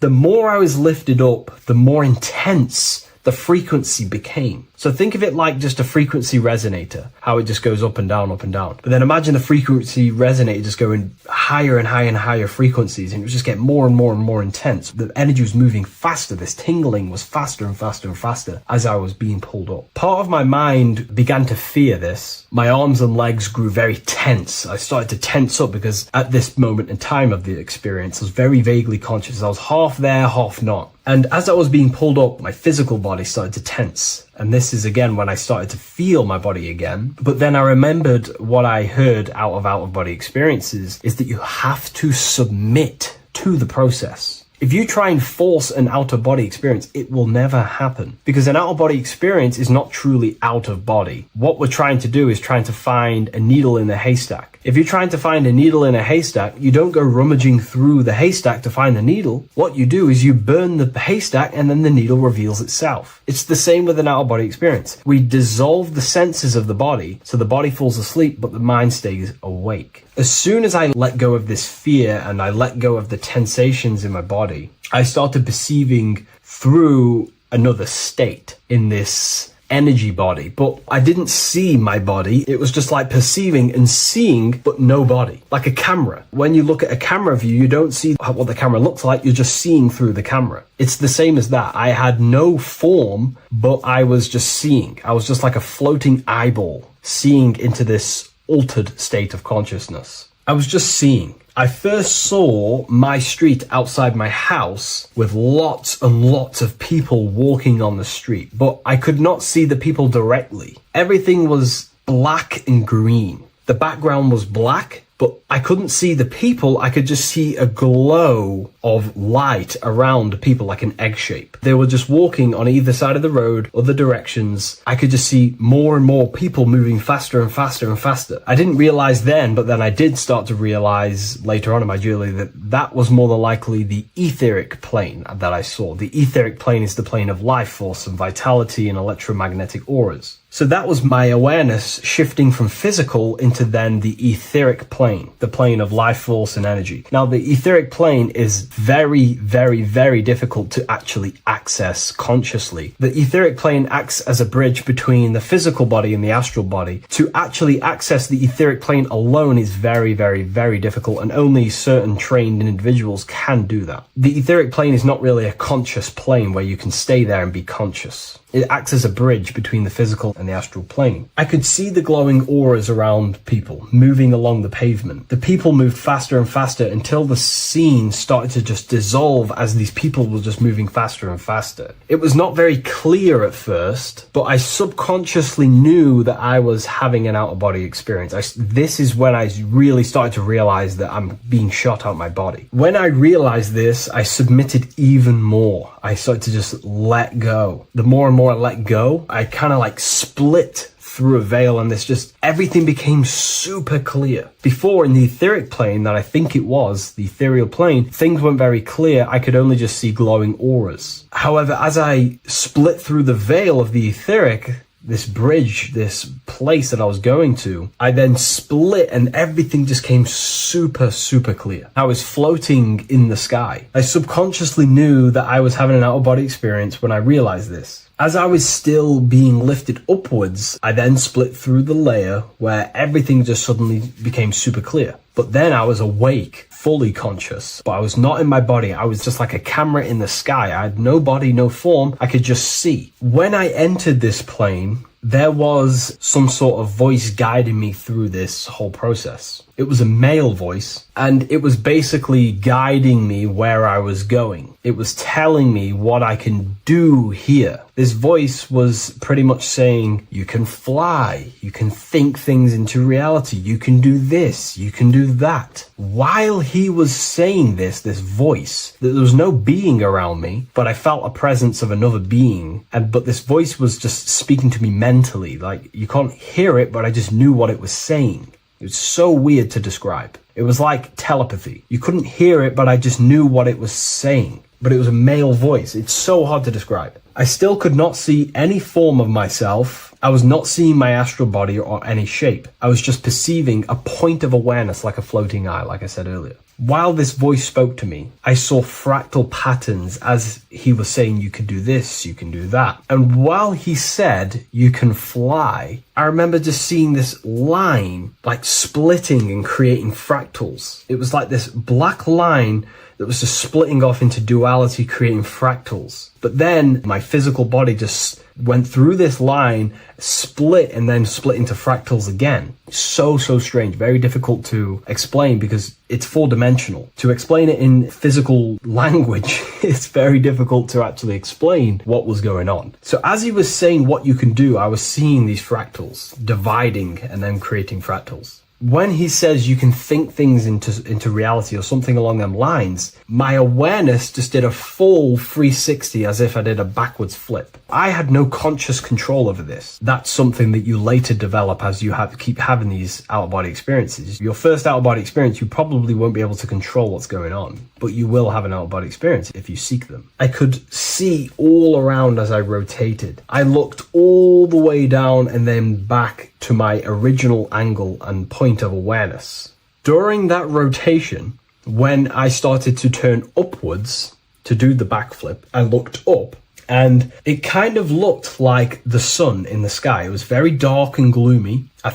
Now I know that was more than likely the lower astral plane because very dark and gloomy, and it was very kind of dense there. I looked up and I could see this. It was like the sun, but it was white, pure white light, and it was shining down over the astral plane. And that was the only light in that place. That's why it was so dark and gloomy there. And I then realized in that particular state. At that time, I thought that was God. I don't know what it was. Maybe it was, maybe it wasn't. Maybe it's the light of the higher mental plane shining through into the astral. But I looked up at it and I realized that was God. That was the source. That was the higher dimension beyond the astral plane, which is the mental plane, the higher astral planes, and then the mental planes, the planes of thought. Then once I saw that, I was in complete shock. As I rotated backwards even more, I then get the view of seeing down, completely down, like a bird's eye view. And I could see like an old medieval gloomy town. It was dark, almost night, with very little light. The only light present was the light from above. The town was old-fashioned, gloomy, misty. I looked over it from above. Then the experience began to fade. I don't remember anything after that process. But I'll be honest with you, the process of leaving my body for the first time was extremely intense. The frequency, the energy were overwhelming but powerful. Letting go and choosing to have no fear was the key to that experience. Just to give you a little bit more wisdom on what I actually experienced, now what I realized what was happening, I now understand that the voice that I was hearing was not an external being guiding me. It was actually a higher aspect of myself, a part of my own consciousness that is not focused in the time space of the physical world. My physical mind is focused here in this timeline, but once I exited this timeline and focused elsewhere, the higher part of myself guided me towards that experience. This higher version of ourselves that we call the higher self is a higher dimensional being, but we're just unconscious of it. This being exists beyond our ordinary thinking mind. Our self exists everywhere in the universe, and we can unlock higher versions of ourselves as we progress on our journey of awakening and self-realization. Because let's say right now, only 10% of your awareness is actually in the physical plane. Science tells you that 90% of you is actually in your subconscious mind. 10% of your awareness is your conscious mind. So there's 90% of you that your conscious mind is not aware of. But our conscious mind becomes so addicted with the physical world and distracted with the physical world, it just gets totally locked in with the physical. And we never pay attention to the hidden aspects of ourselves, the unconscious aspects of ourselves. And that's why everyone in the esoteric and occult space talks about gnosis, seeking knowledge of self. Gnosis is not knowledge, it's knowledge of self obtained through direct experience. So gnosis is about rediscovering who you truly are. And another bit of wisdom that I could give you from this is that the observer is the same observer that is observing this video right now. You're watching this video, but who is the one seeing the screen? Who is the one seeing the screen of your reality, of what you call life? There is an inner witness consciousness within you who experiences and observes your thoughts, emotions, and actions, experiences and observes the screen you call reality. And that witness also witnesses your dreams. When you shift your awareness from your time space of this body into your dreams, that same witness is witnessing your dreams. So when you meditate, connecting with this witness aspect of our consciousness really does help to excel the process of having an out-of-body experience. Because a lot of people have out-of-body experiences, but they don't understand what's actually going on. They don't understand the nature of it. But it's all mental. You move mentally in that dimension. You create mentally in that dimension. The same that you do in this dimension, but just on a quicker scale, because things manifest in the astral plane instantly as soon as you think of it. Just like the screen in your mind, you think of something, you have a screen of an object in your imagination. That plane, it manifests instantly, but down here, it takes a longer time for things to manifest and condense. Once you understand that thought rules the universe, thought is the creative force of the universe, you start to understand,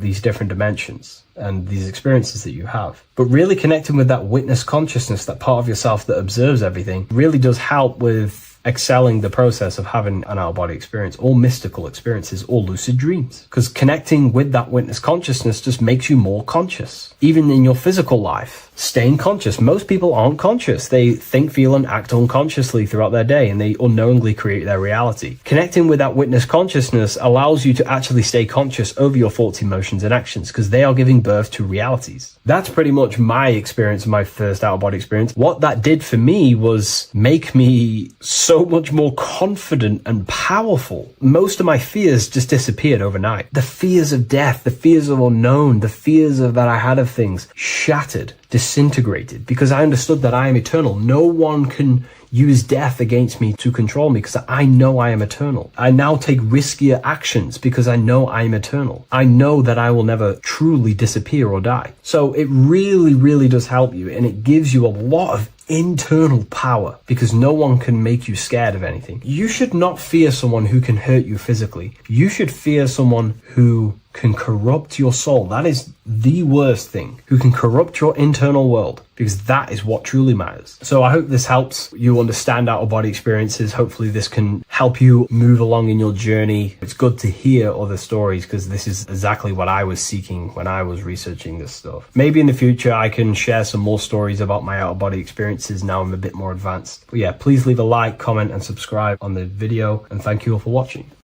What if I told you the devil is closer than you think, and it's not actually a real person, force, or spiritual entity outside of you, but a being and an aspect of your own mind and psyche? In this video, you will learn exactly what the devil is and the true esoteric meaning of the devil. The first thing we need to understand is that the universe is a mental universe. Look around you. Every action, every building, everything you see around you was begun first as thought in the mind, then manifested. We use the mind to build and shape our reality. The universe, the world, only exists inside of our mind. Therefore, God and the devil exist inside of our own psyche. So first of all, the devil is not a literal being, but a symbol of the lower self. It represents the unmastered, ego-driven part of the human mind, a symbol of destructive thoughts, emotions, behaviors, lives in realms of chaos, fear, hatred, lust, and ignorance. This is why we see the devil as red, because red is the lowest vibrational color on the color spectrum. It also corresponds with the root chakra, which is all to do with survival instincts. Red represents chaotic and intense emotions like hatred and anger. When we are angry, our face turns red. The devil represents our animalistic fundamental needs, our instinctual needs, our survival state of consciousness. We have a survival state of consciousness and a godly state of consciousness. Our godly state of consciousness is creating, not just experiencing in the animal state, but consciously creating reality.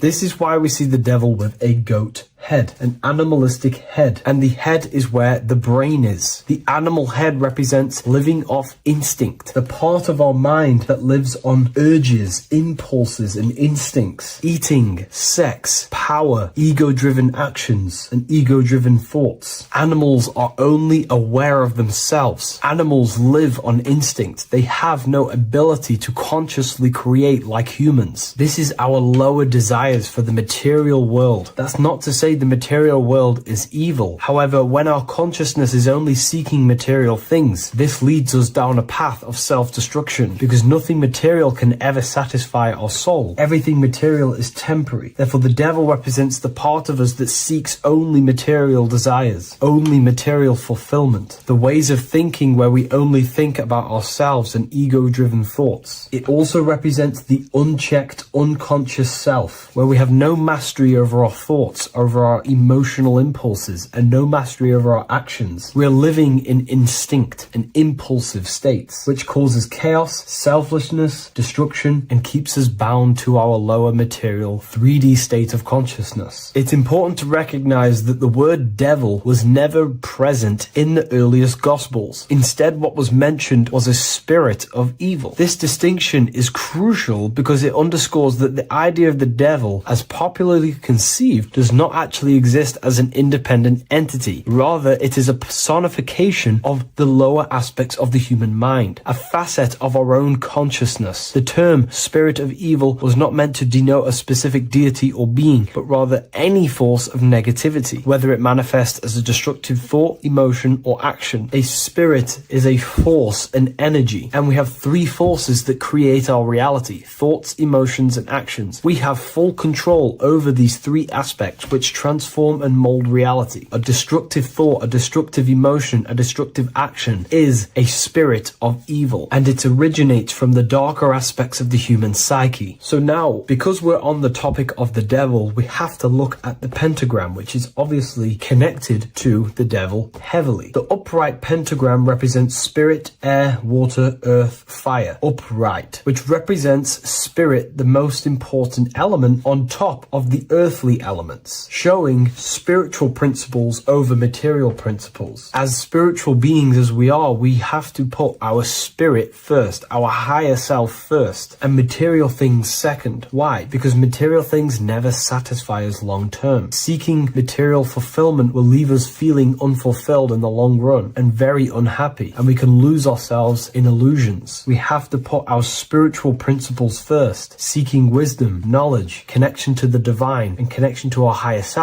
is what gives us true fulfillment in our hearts and souls. But when we see this pentagram inverted, we now have spirit on the very bottom, which now represents earthly principles on top of the spiritual principles. We're putting our earthly elements on top of our spiritual element, which this inverted pentagram represents no longer caring about spirit, no longer caring about our invisible internal world, and only caring about this external body, food, sex, material things, cars, money, and all the things outside of us, the world outside of our mind. This is what true Satanism is. Satanism is not worshipping an external deity, but it is worshipping the self, only fulfilling the ego's desires. This is what true Satanism is, and we have all been conditioned to live in this state. Satanists want us to believe that there is an external deity called Satan or the devil, and the reason they do this is because they trick us, making us believe that we are not Satanists, while they are actually conditioning us to be self-seeking, ego-driven people, where we only care about sex, food, material things, and money, which is actually conditioning us to be Satanists. 80% of the population today are unknowingly involving themselves in Satanism, which is ego-driven thoughts, actions, and emotions, dwelling and living in this state where we only care about ourselves. When we are spiritual, we realize we are all one. We are all one consciousness family, and we need to do things that help and contribute towards our collective experience, helping others instead of seeking to serve only the self. The angel is depicted with wings, which represents elevation, higher self. The devil is represented with an animal horns, which is on the ground. A goat is on the ground, which represents the lower self. This is the elevated mind and the lower material mind. Horus, the bird, higher self. Set, the ground animal, lower self. Jesus and Satan. These are two forces, two characters that exist within the human psyche, not real entities. They are forces of our minds, and there is a battle between our higher self and lower self all the time within our own minds. There's always a part of us that's telling to do one thing and another thing, to do something bad and to do something good. There is this battle inside of our own consciousness. Here we have the human spinal column. The human spinal column is showing you the higher and the lower self. The higher self represents the head. The head is where the mind is. This is the creative essence of the universe. This is where all material things begin as a thought in the mind. We create with the skull, with the brain. This is our higher self, the heavens, connected to the heavens, the sky. And the lower end of the spinal column is where our reproductive organs are, where our gut is. Our reproductive organs and our gut is all to do with survival. The lower end of the spinal column, lower instinctual 3D based consciousness. The lower end of the spinal column is where our lower self dwells. Eating, consumption, power, and sex, lust. These are all emotional forces and instinctual based organs that are not inherently evil, but when we dwell and live off this lower end of the spinal cord, it keeps us in low states of consciousness. Our goal to raise to our higher mind is to balance this, not to overeat, not to abuse power, not to abuse sex and lust, but to master these organs and gain the ability to say no to these organs so that we can raise to our creative side of consciousness. Instead of dwelling in our instinctual nature, we can turn to our creative nature and consciously become a builder and constructor of reality. This is the true way of raising consciousness. This is the stairway to heaven, out of the animal consciousness to the higher consciousness. To wrap all of this up, it's all about gaining control over our instinctual lower nature and allowing our spirit to rule over our body and not our body ruling over our spirit or mind. The moment you let a thought become instantly an action is the moment you are an impulsive person. We are all trained to be this way. It is okay if you are in this state. The moment you let a thought turn straight into an action without questioning, that is the mind mind controlling you and you not controlling the mind. We need to gain control over the mind, and we do this through many different ways, through meditations,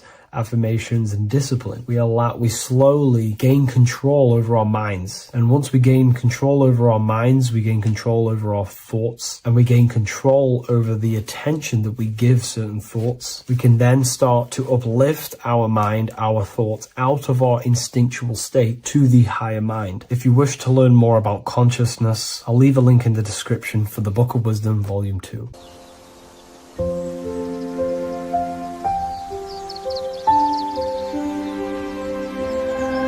bookofwisdom.com. Visit today.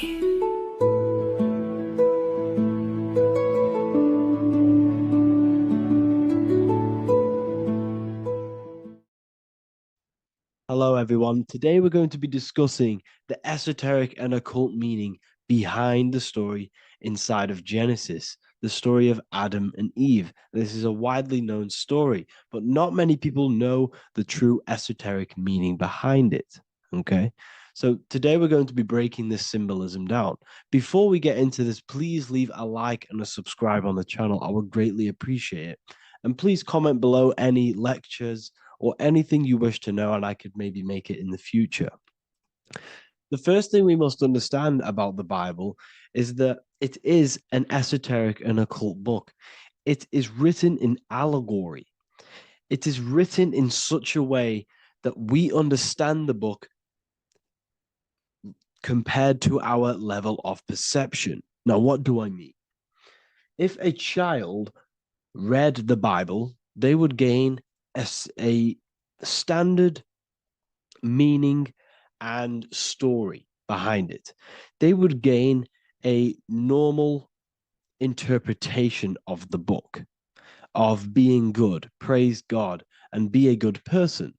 However, me, who have studied the occult and esoteric and symbolism for a very long time, when I read the Bible, I see a deeper meaning. I can read between the lines of the allegories, which means the Bible is written in such a genius way that it speaks to your level of intelligence.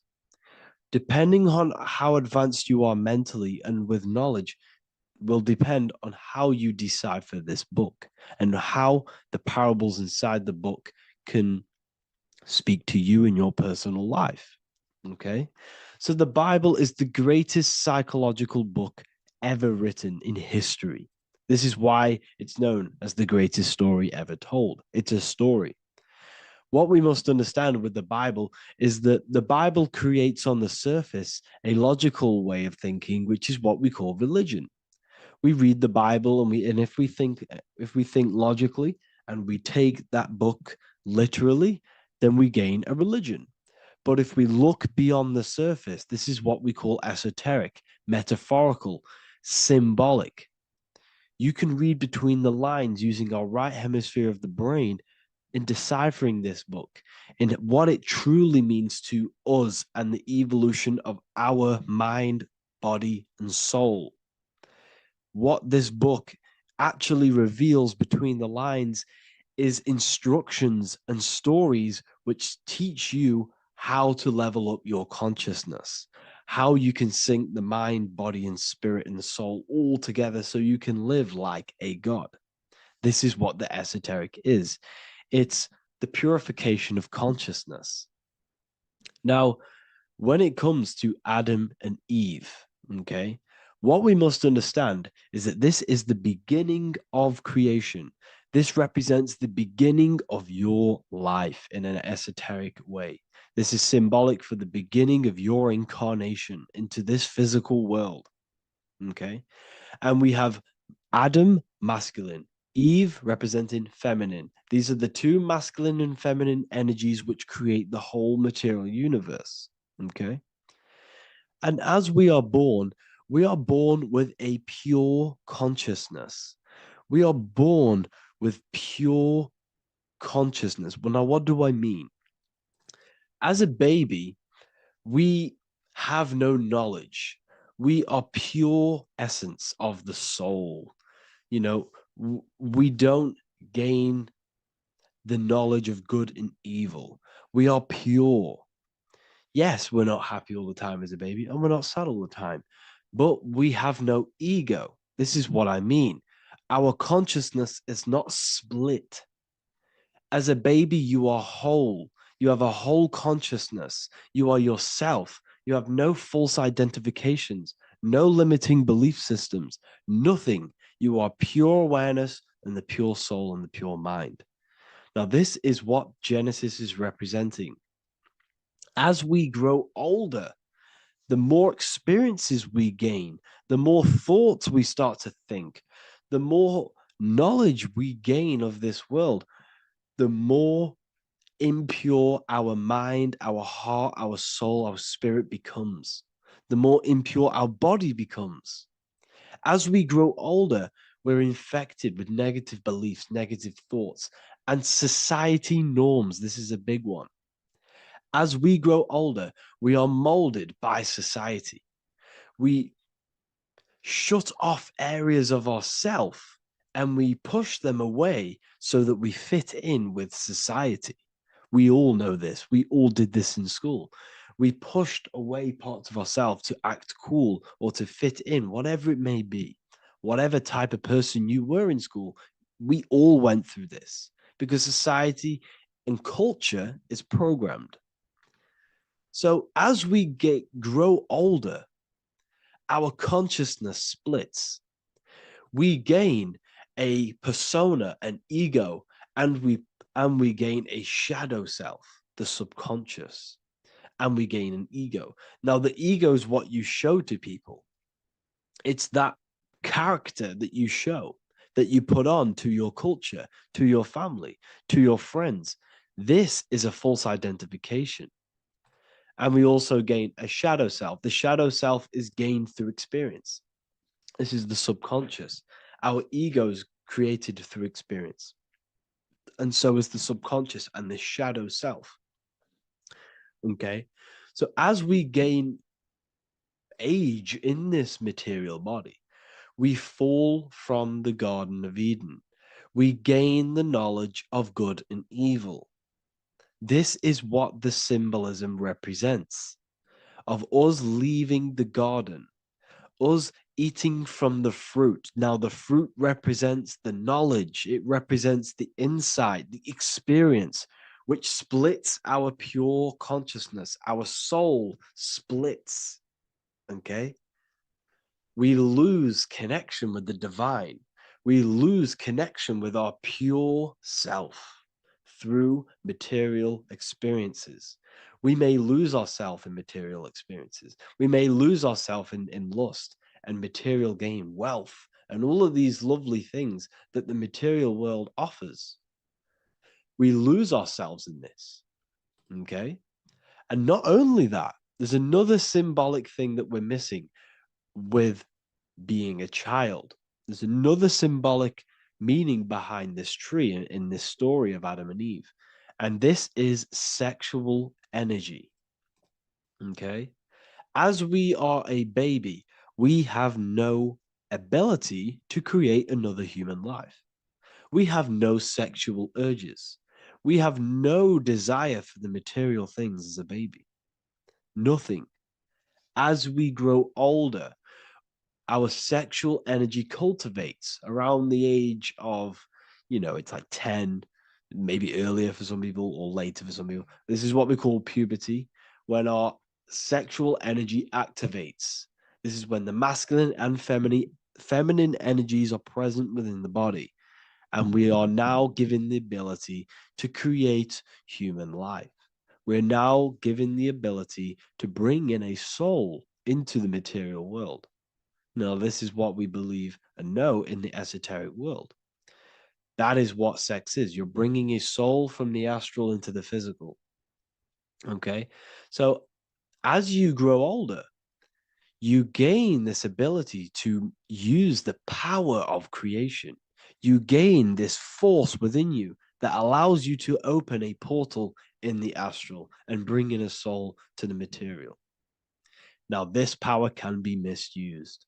This power is very powerful and it should not be misused. in occult and esoteric teachings, we teach and learn sexual transmutation, how we transmute sexual energy into different areas of our life so we can grow and create. Because sexual energy is creative energy.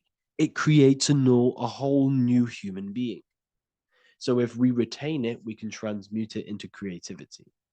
So this energy is kind of corrupting us as well. And now I'm not saying growing up is evil, all this thing is evil. This is a natural cycle that we must go through. The soul of us must go through this cycle so that we learn, so that we overcome it, so that we gain mastery of ourselves, so that we expand ourselves. I recommend you watch the Evolution of Consciousness lecture that I did on my YouTube. An amazing lecture. Talks about the evolution of consciousness and how we're on a never-ending cycle of life and death and expansion. So leaving the Garden of Eden is symbolic. You see, Eve represents emotion. She's feminine. Adam represents action. That's why he bit the apple. You see, Eve takes the apple and tempts Adam because she's the emotion. She's the sexual desire. And Adam eats it. He releases, he misuses the power of his creation. He misuses his consciousness because of material illusions and material desires. This is natural, okay? As we grow older in this life, our soul has to experience sin. We have to experience negativity. We have to experience evil, okay? And we have to misuse this power within us to learn about it so we can overcome it and gain control over it. Now, this is why the Bible says in Genesis 3:6, for God doth know that in the day ye eat thereof, then your eyes shall be opened. Ye shall be as gods, knowing good and evil. This is very, very, very symbolic. We come into this world to experience a dualistic way of reality. We come into this world to challenge ourselves so the soul can grow, because the soul comes from pure love from God. But we come into this world so the soul may know what it's like to be evil. You see, we are like a seed. Our soul's like a seed. And when that seed grows, okay, and it's planted, them roots must grow to hell in order for the top of the tree and the roots to grow to heaven. In order for the soul to reach the highest states, it must descend down into the lowest states. Good and evil. This is the story of good and evil, okay?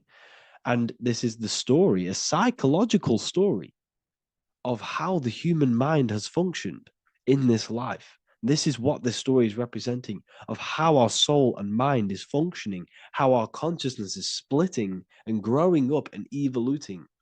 Okay.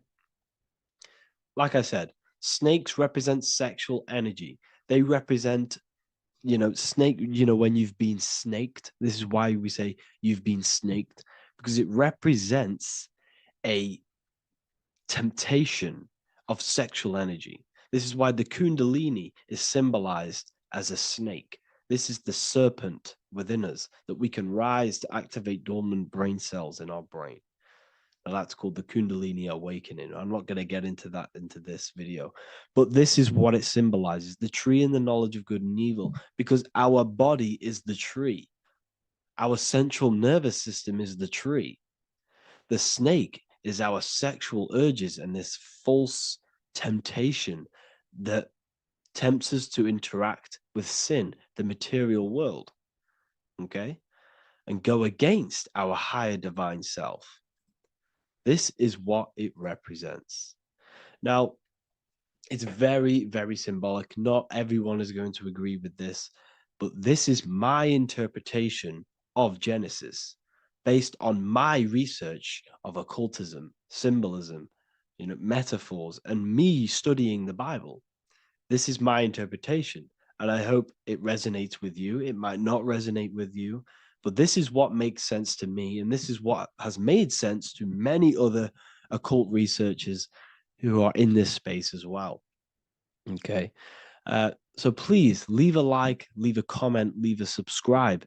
I'd greatly appreciate if you could, just give me some support on this channel. We're nearly at 100,000 subscribers, which is insane. I just want to say thank you all. And yeah, I will see you inside the university if you join. I'll look forward to mentoring you, connecting with you on the live calls. There's a new symbolism course which is going to be available very, very soon. And yeah, if you join the university, you also get a 30% discount on all of my products, astrology readings, one-on-one calls, all of my books. Yeah, so I hope you gained some insight on this video, and I'll see you in the next video, and I'll see you inside the university. Have an amazing day.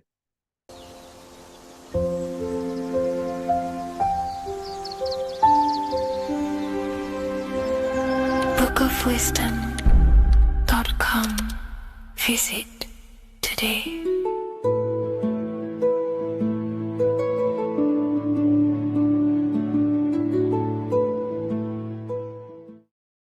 What if I told you that the Egyptians were trying to give you instructions on how to not reincarnate and come back to this material world and ascend your consciousness, your soul, to a higher plane that exists in the various dimensions of consciousness? This is Anubis, and this is his scales. You can find this image in the famous Book of the Dead, which is a famous Egyptian book and text talking about death, reincarnation, and the different things that go into death and how to prepare our mind, our souls for death. The Egyptians saw this as a massive thing in life. We must prepare our consciousness for the transition from a physical reality to a non-physical, tangible reality. The first thing we must understand in order to understand death is the term as above, so below. We die every single night. Consciousness goes to sleep, which is the withdrawal of consciousness from the material body into the inner realms of the mind. At nighttime becomes the darkness, and consciousness goes within itself. When the daytime comes around and the sun becomes more powerful, the rays of the sun increase the brain waves, and the body becomes active again, and consciousness manifests things externally. So the nighttime is the internal world, death or sleep, and the daytime is life, the external world. When we die, it's just a bigger version of sleep.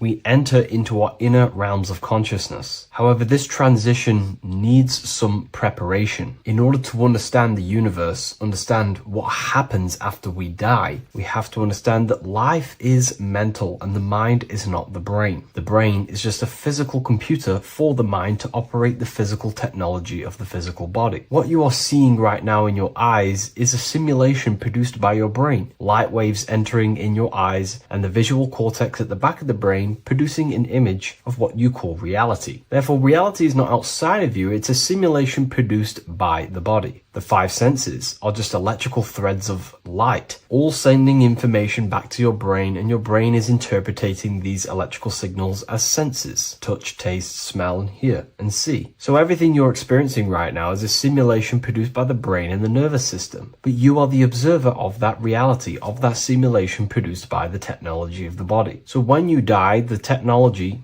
the simulation produced by the electrical system called the human body, is no longer running. Therefore, we don't actually leave anywhere, but the simulation stops running and we are dissolving one layer of ourself. So most people think they leave the body when they die, but we're not. We're simply just removing an aspect of ourself, a different dimension of ourself, and casting off that dimension, removing a veil or a layer. And we're seeing what is behind that layer. And what behind the layer of the physical reality is simply the world of imagination, the astral plane. At the moment of physical death, consciousness withdraws from the physical brain, yet the awareness does not cease. For a short period, the individual may experience a condition of peaceful unconsciousness, similar to deep sleep. Then, once the individual becomes conscious again after death, once the physical body, the etheric body, has fully been split up and consciousness is now operating in the astral plane. This is what the ancients called karma loka.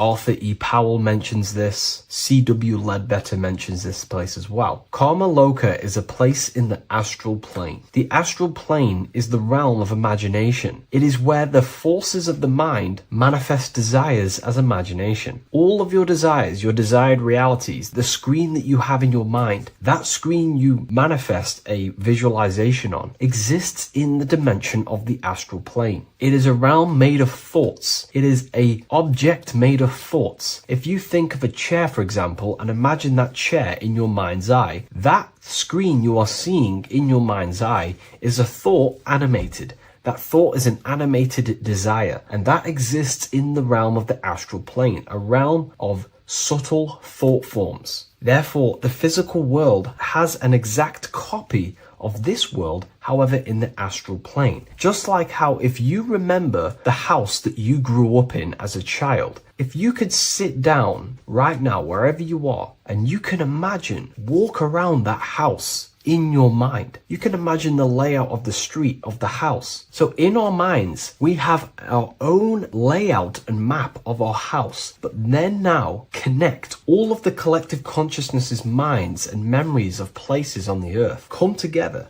to create a collective astral plane, a world made of thought forms, but it's an exact copy of the material world. To go into a bit more detail, this would exist on the lower astral plane. On the lower astral plane, there is an exact copy of the earth, made of everyone's memories, imaginations, and things along them lines. Karma Loka is where the word karma comes from. This is the region of desire and emotion and imagination. This place is not a place of reward or punishment, but a state of consciousness corresponding to the emotional nature of the person who passed on, who transitioned from the physical to the astral. Your state of consciousness, the thoughts you think every day, the fears that you face every day, the belief systems you have in your mind every day, still is passed on from the physical into the astral. The astral plane, you will go into an astral plane that directly corresponds to your state of thought, just like a dream. In your dreams, you will see materializations of your fears, belief systems, and things going on in your subconscious mind. You will go into an environment and a landscape when you die in the astral plane that match your desires, habits,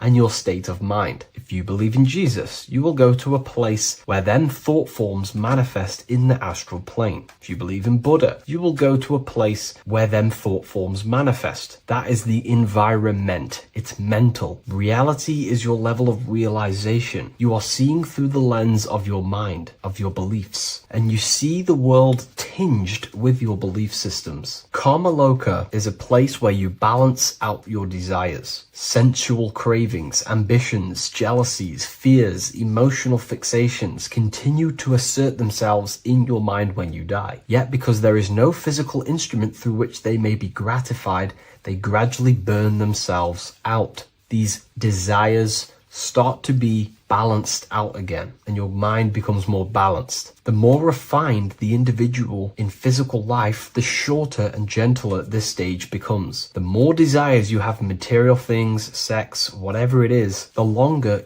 it will take to balance out the forces in your mind in Karma Loka. Desires weaken through repetition without fulfillment. Emotional attachments lose their magnetic hold. The astral body sheds its lower layers. It's like you're stripping away aspects of yourself. When that last personal desire dissolves eventually in the astral plane, consciousness can no longer maintain cohesion in the astral vehicle. The astral body disintegrates naturally and awareness withdraws into the mental body. The mental body is what the Christians call heaven. The mental plane is heaven, the realm of creative thought forms, the realm of pure mind, pure thought. The mental plane, also called the Devachanic plane, is a realm of blissful, creative, and luminous consciousness. The Devachanic plane is not an illusion, but subjective yet intensely real world, constructed by the individual's highest thoughts, ideas, loves, and aspirations. How does this link in with Anubis? Anubis is trying to give you instructions on how to prepare for life after death in this image. If we take a look at Anubis in this image, we have to understand this is symbolism. This is metaphorical. Anubis is known as the god of the underworld. He symbolizes the transition from awake to death. He's not a real God that you will meet when you die, but he represents the process of death, transitioning consciousness from physical to astral. He's giving you instructions in the Book of the Dead to make your heart as light as a feather, as this is a scale. So he represents death. Your heart needs to be as light and balanced as a feather. The heart is the emotional vehicle of consciousness, as I just explained that emotions are subjective to the astral plane or karma loka. We do not want a heavy heart before we die.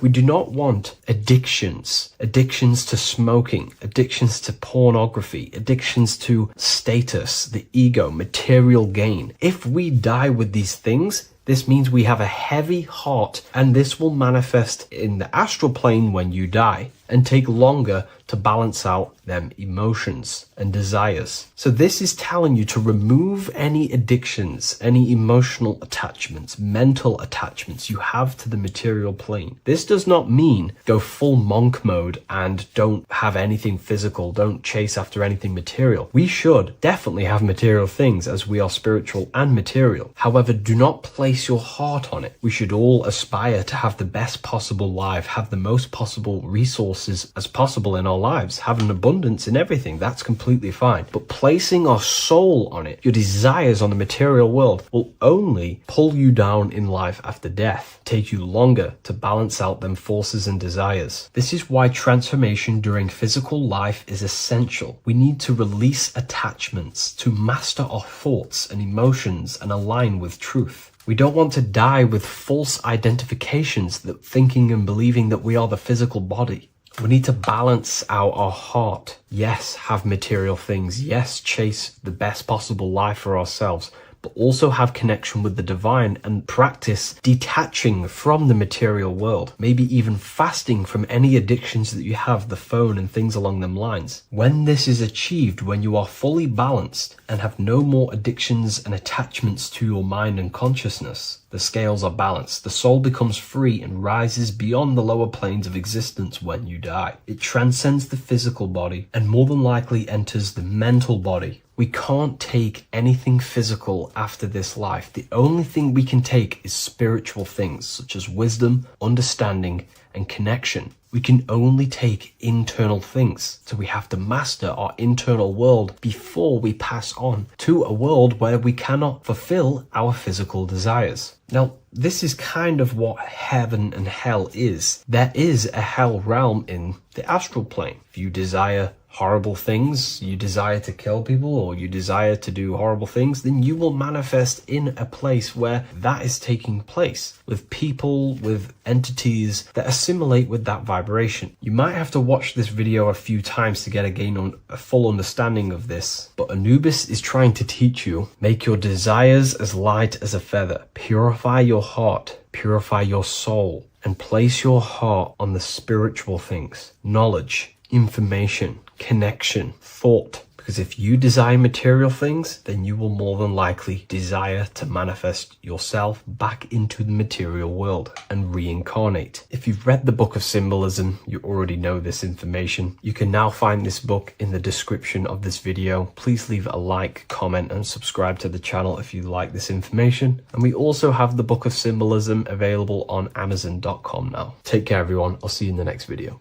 The scariest thing about having your first out-of-body experience and leaving your body is the realization that you have after. You realize everything you've been told about yourself, reality, the earth, what you're doing here on earth is a complete, utter lie. Your self-belief of what reality is and what you are is completely shattered. You now fully understand that you are more than your physical body that you inhabit. My first out-of-body experience happened a few years ago, but before all of that, I remember being a child, going to bed and closing my eyes, and I remember as a child feeling like I was floating above my body and moving. And maybe subconsciously this has led me into knowing intuitively that there is more to reality, and I've gone down this path of esotericism, occultism, consciousness. Maybe that has led me to this, I don't know, but I've always had this subconscious intuition in my mind that there's more to reality than what we've been told. And maybe it came from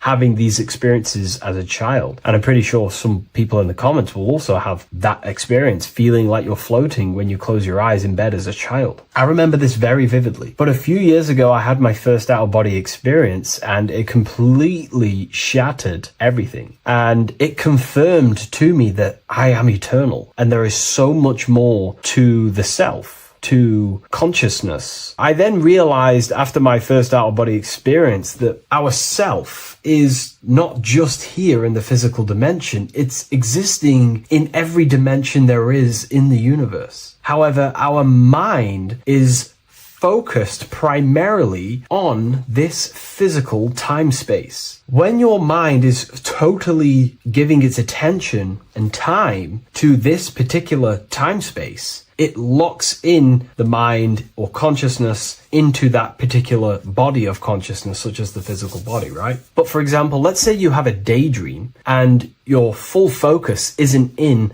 the present moment and your environment that you're in physically. Your mind kind of wanders off into a daydream, what we like to call it. That again is shifting time space. Your consciousness is 40% here in the physical plane, because your body's there, but then the other 60% is in this daydream, this imagination. So you're shifting time space, and what an out-of-body experience does is allow your mind to reduce that attention to the physical body and access attention to this altered body or dimension of consciousness. So I'm going to give you the story of my first out-of-body experience, because I know when I was researching this, I was always looking for personal stories about someone's out-of-body experience, and there's not many out there, to be honest with you. Well, based off my research, I couldn't find many. You find a few, but I'm going to give you my experience of my first out-of-body experience that happened a few years ago. It was early in the morning. I kept on waking up and falling asleep to my alarms. I went back to sleep after waking up for like the third time in the morning. When I fell back to sleep, that is when I had my out-of-body experience. It's also good to mention that I have been listening before that about podcasts, books about out-of-body experiences, astral projection, and things along them lines. So this was stored in my subconscious, this topic. And I had a desire in my heart to actually experience this for myself. Long story short, I went back to sleep early in the morning because I kept on waking up, and it began with this tingling sensation, a high energy sensation. It was like bursting, intense, high frequency energy. My attention was no longer in the time space of my body, but my attention shifted into this energy body, which I now understand. I didn't understand at the time properly, but I now understand that as my consciousness started to feel like it was being pulled upwards, right now, our time space, our attention is in our body, and you feel all the data of the senses, right? And that's what I'm feeling right now. That's what you're feeling right now. But imagine that was completely stripped. My attention was no longer feeling the sensations of my body, because my body kind of just dissolved as I fell back to sleep. So this was a natural out-of-body experience. I didn't force it. I didn't meditate. I didn't do anything. This was just a natural out-of-body experience that I had. And a lot of people get these that I've read about. So my attention started to feel like I was being pulled upwards, and I no longer felt my body, but I felt this intense energy, frequency,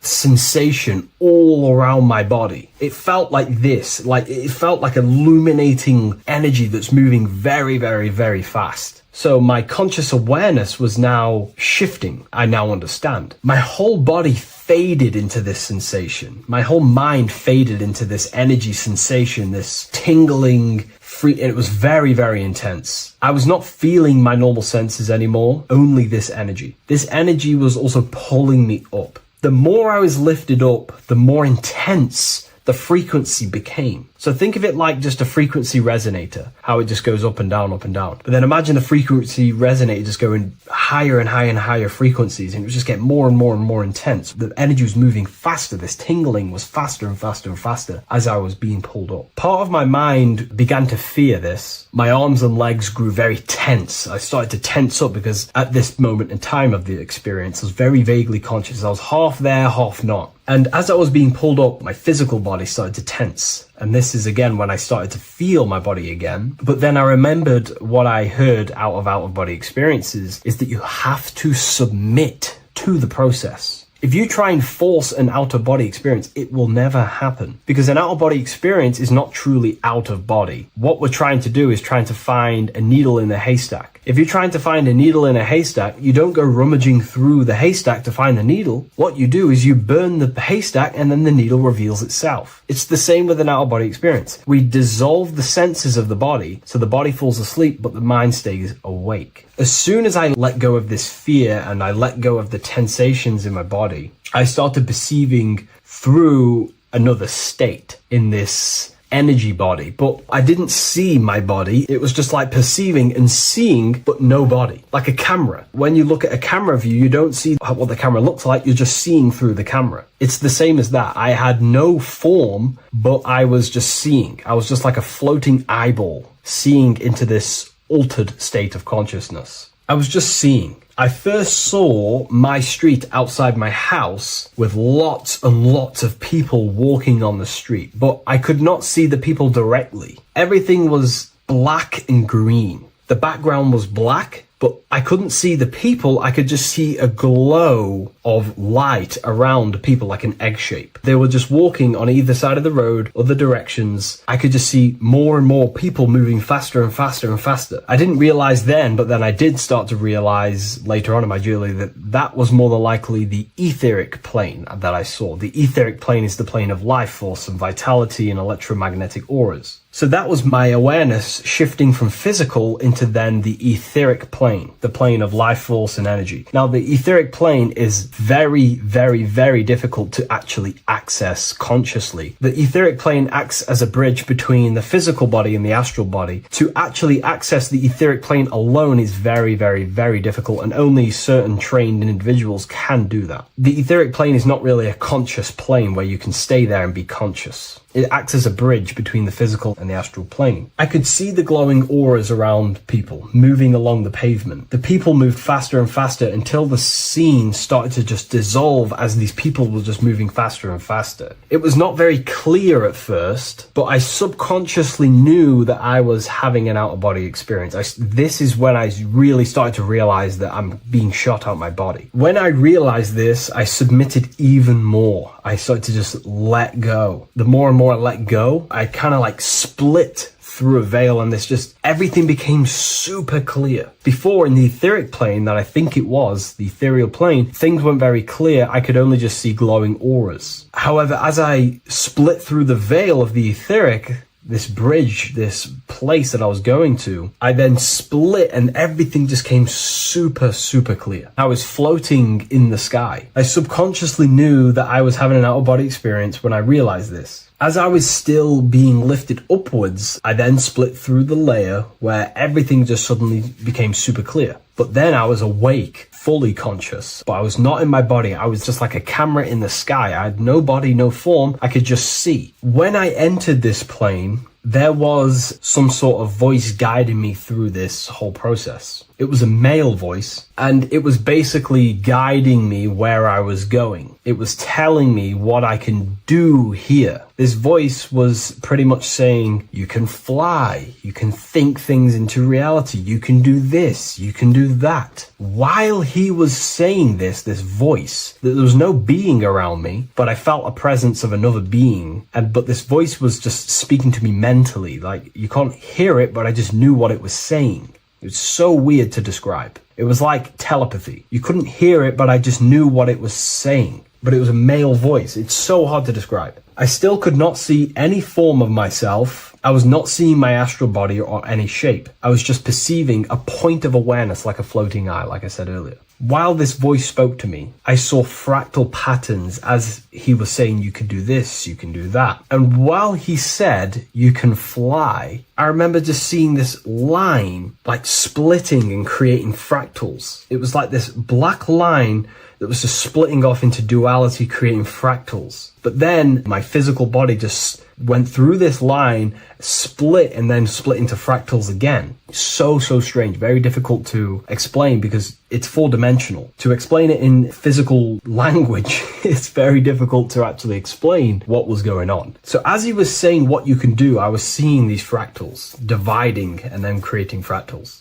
When he says you can think things into reality or something along them lines, my awareness just did a full 360 as if I did a backwards flip. I had no conscious control over this. That's something that you later develop as you keep having these out-of-body experiences. Your first out-of-body experience, you probably won't be able to control what's going on, but you will have an out-of-body experience if you seek them. I could see all around as I rotated. I looked all the way down and then back to my original angle and point of awareness. During that rotation, when I started to turn upwards to do the backflip, I looked up and it kind of looked like the sun in the sky. It was very dark and gloomy.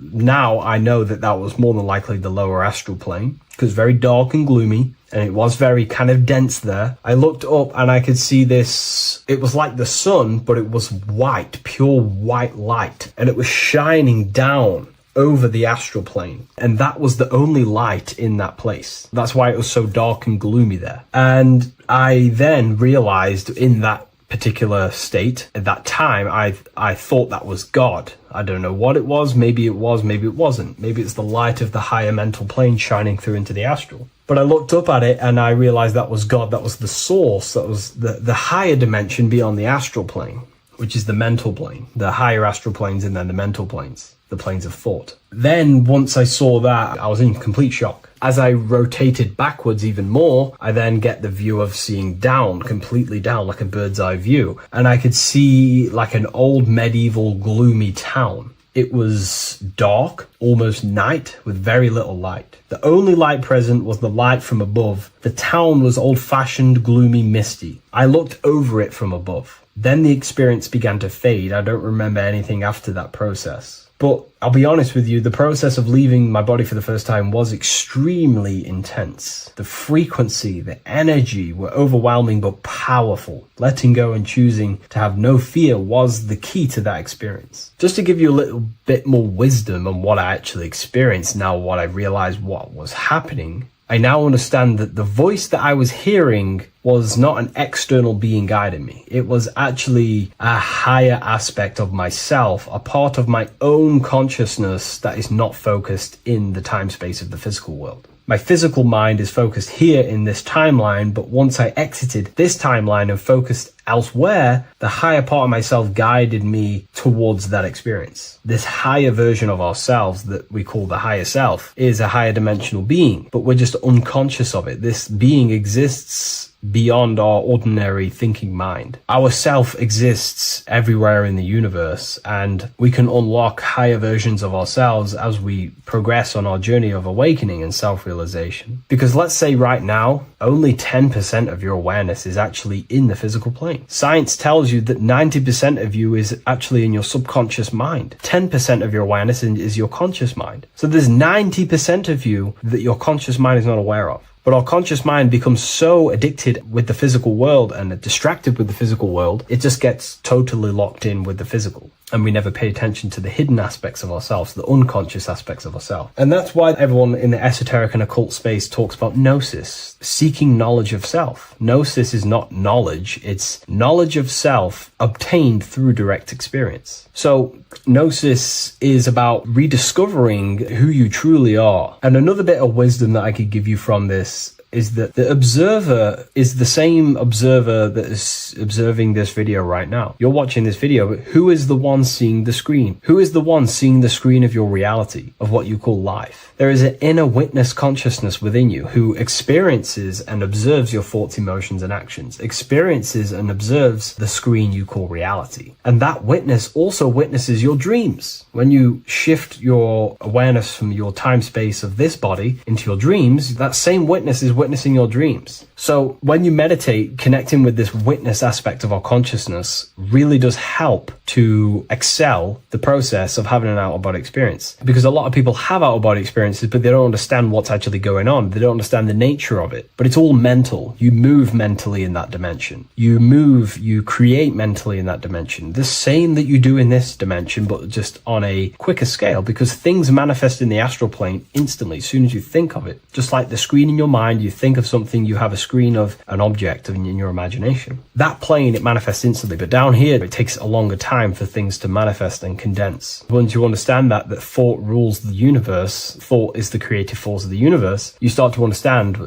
these different dimensions and these experiences that you have. But really connecting with that witness consciousness, that part of yourself that observes everything, really does help with excelling the process of having an out-of-body experience, or mystical experiences, or lucid dreams. Because connecting with that witness consciousness just makes you more conscious. Even in your physical life, staying conscious. Most people aren't conscious. They think, feel, and act unconsciously throughout their day, and they unknowingly create their reality. Connecting with that witness consciousness allows you to actually stay conscious over your thoughts, emotions, and actions, because they are giving birth to realities. That's pretty much my experience, my first out-of-body experience. What that did for me was make me so much more confident and powerful. Most of my fears just disappeared overnight. The fears of death, the fears of unknown, the fears of that I had of things shattered, disintegrated, because I understood that I am eternal. No one can use death against me to control me, because I know I am eternal. I now take riskier actions because I know I am eternal. I know that I will never truly disappear or die. So it really, really does help you, and it gives you a lot of internal power, because no one can make you scared of anything. You should not fear someone who can hurt you physically. You should fear someone who can corrupt your soul. That is the worst thing. Who can corrupt your internal world, because that is what truly matters. So I hope this helps you understand out-of-body experiences. Hopefully this can help you move along in your journey. It's good to hear other stories, because this is exactly what I was seeking when I was researching this stuff. Maybe in the future I can share some more stories about my out-of-body experiences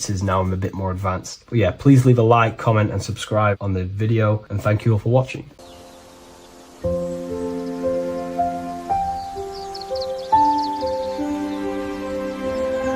bookofwisdom.com. Visit today.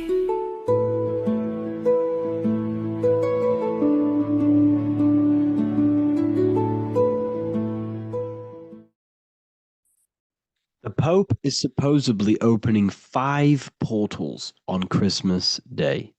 Now, I know this video is a bit late, but I'm going to be commenting on what I think this symbolism and this ritual truly means, and what they are trying to do to society with this symbolic ritual.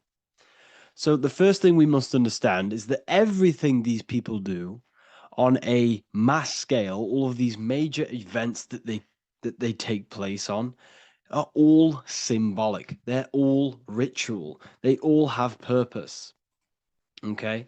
So when we look at the locations of these 5 doors that are in Rome, we actually see the sigil of Lucifer when we connect the dots of all of the 5 door locations.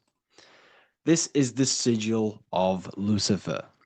Lucifer is not what you think. Sigil of Lucifer represents the outline of the human brain and our visual perception field. Now, the human perception field is how our brain interacts with the external reality. Our external reality is not physical. The only thing that exists outside of you is pure energy, formless, vibrational energy and light. Your brain is an energy decelerator. Your brain decelerates this light, this energy, into a material reality or perception that you can interact with. You don't look into the external world. The energy, the light, enters the eye retinas, goes through the optic nerve, and travels to the back of the brain called the visual cortex. And the visual cortex is what shapes your visual screen. Now, if you are seeing the screen, this means that you are not the body, you are not the brain, you are the perception observing the screen that you are seeing. You are the I behind that, you are the person behind that. So, what this is actually symbolizing is perception. This is a symbol of perception, of perceiving the material plane, of how spirit interacts with matter. Now, what's Lucifer? Now, the word Lucifer means the light bearer. He's known as the light bearer. The word Lucifer originates in Latin. Luci means light, and fer means to bring. It's the light bringer. The eyes, the visual perception of the light bringer to your reality. You see, everything outside of you is light. You are made of light. The word hue man means light. Hue means color, which is a form of light. And man means manifest. We're light manifested into material form. Every single one of us is Lucifer. When we fall for the material world, the external world, is an illusion. It is the false world. It can elude you. It can make you fall in love with the material things, material pleasures, lust, money, fame. These things make you fall. This is the fall of Lucifer. This is the mythological story. This is the symbolism behind Lucifer. It's you. Are you falling for material pleasure because you are a divine spiritual being from the higher planes, not from this plane? Now, if you let your divine being fall for this material plane and fall for the evil that can take place in this plane, then you are Lucifer. It represents the false light, the false reality. This symbol, the sigil of Lucifer, it symbolizes the interplay between light, consciousness, and the perceptual experience of the physical reality. The external world is truly internal. What we visually perceive is essentially light waves carrying information, which then gets processed by our brain, the central computer of our nervous system. Okay? So, how many doors are open? 5 doors. So 5 is the number of perception as well. 5 fingers on each hand, 5 points on the human body, 5 toes on each foot. We have 5 senses. 1, 2, 3, and 4, they're spiritual numbers. 6, 7, 8, and 9, they're material numbers.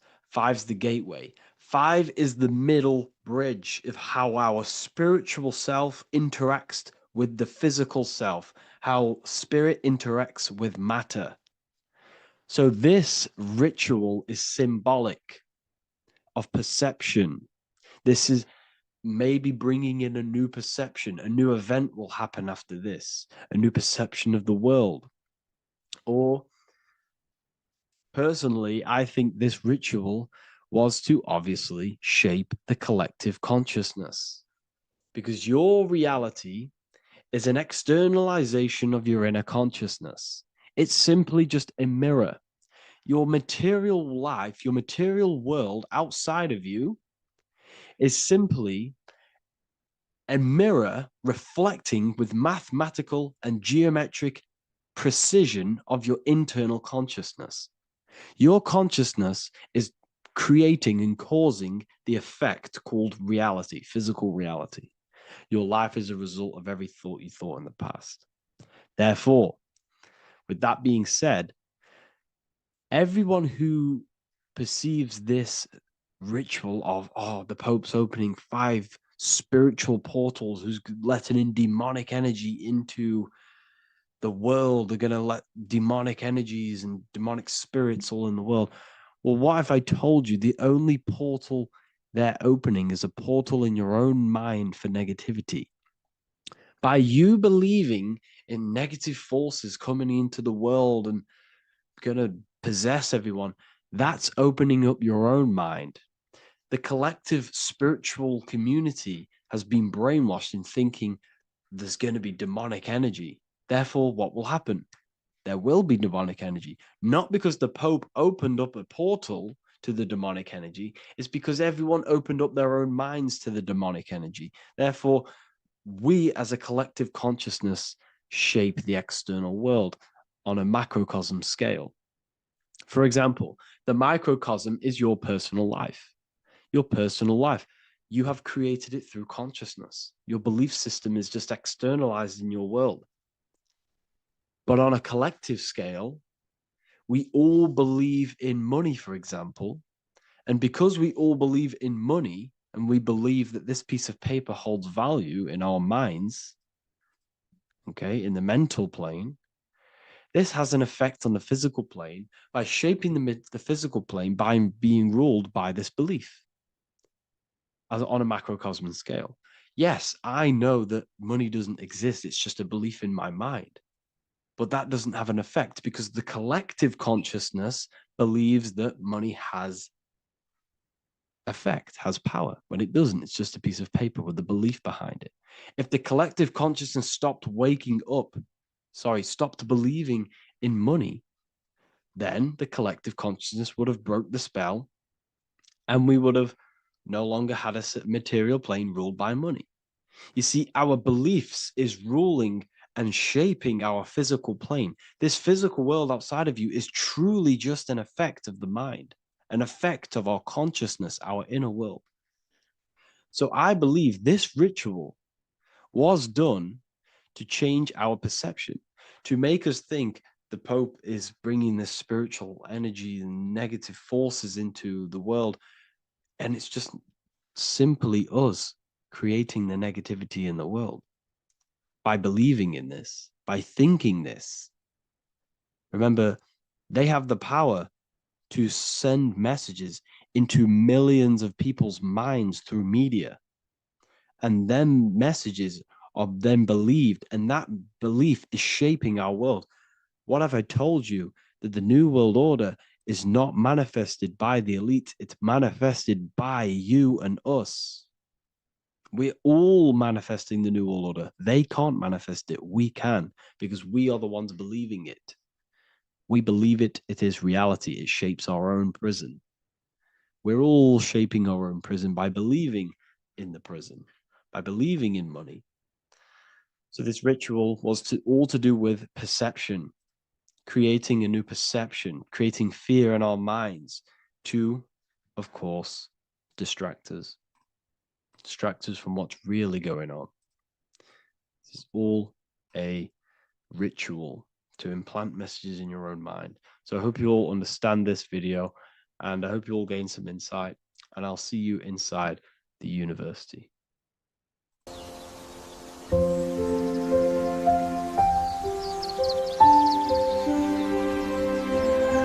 bookofwisdom.com. Visit today.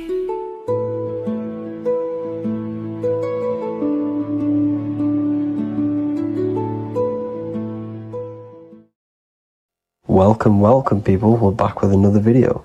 I will now be keeping track of my YouTube and trying to upload every week.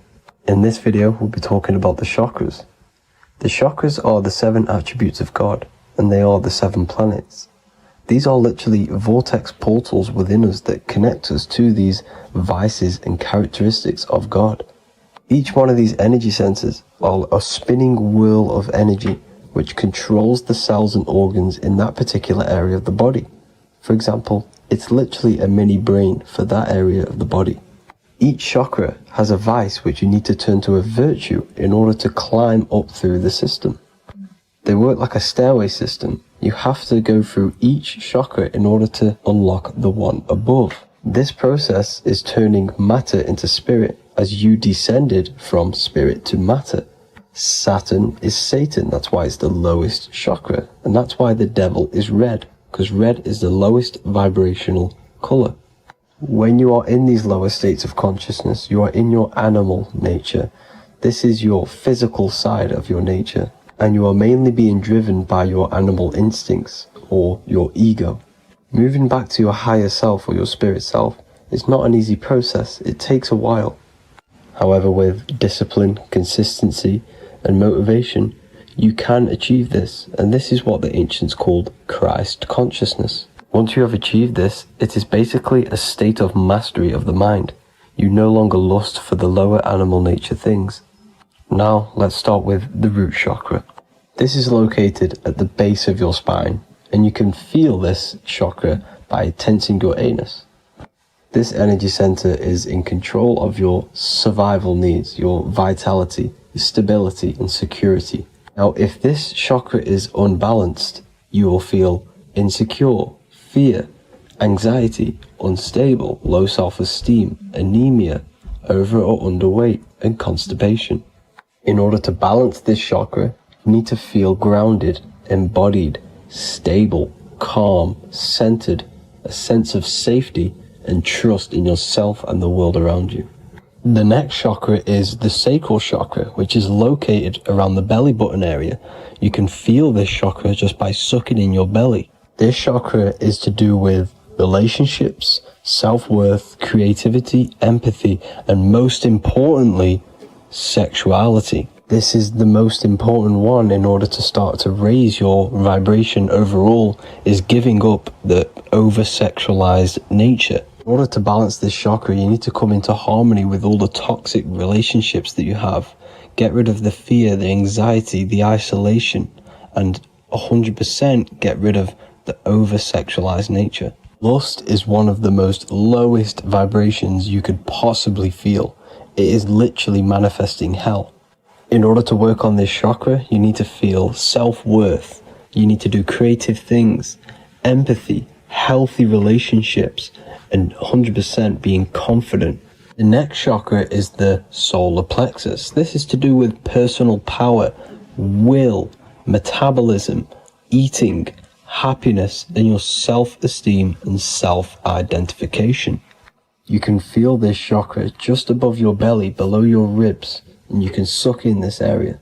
If this chakra is blocked, you will feel lack of confidence, difficulty in manifesting your desires, low self-esteem, misuse of power, misuse of dominance, weak will, and shame in yourself. Biggest one for this chakra is overeating, as it's to do with metabolism.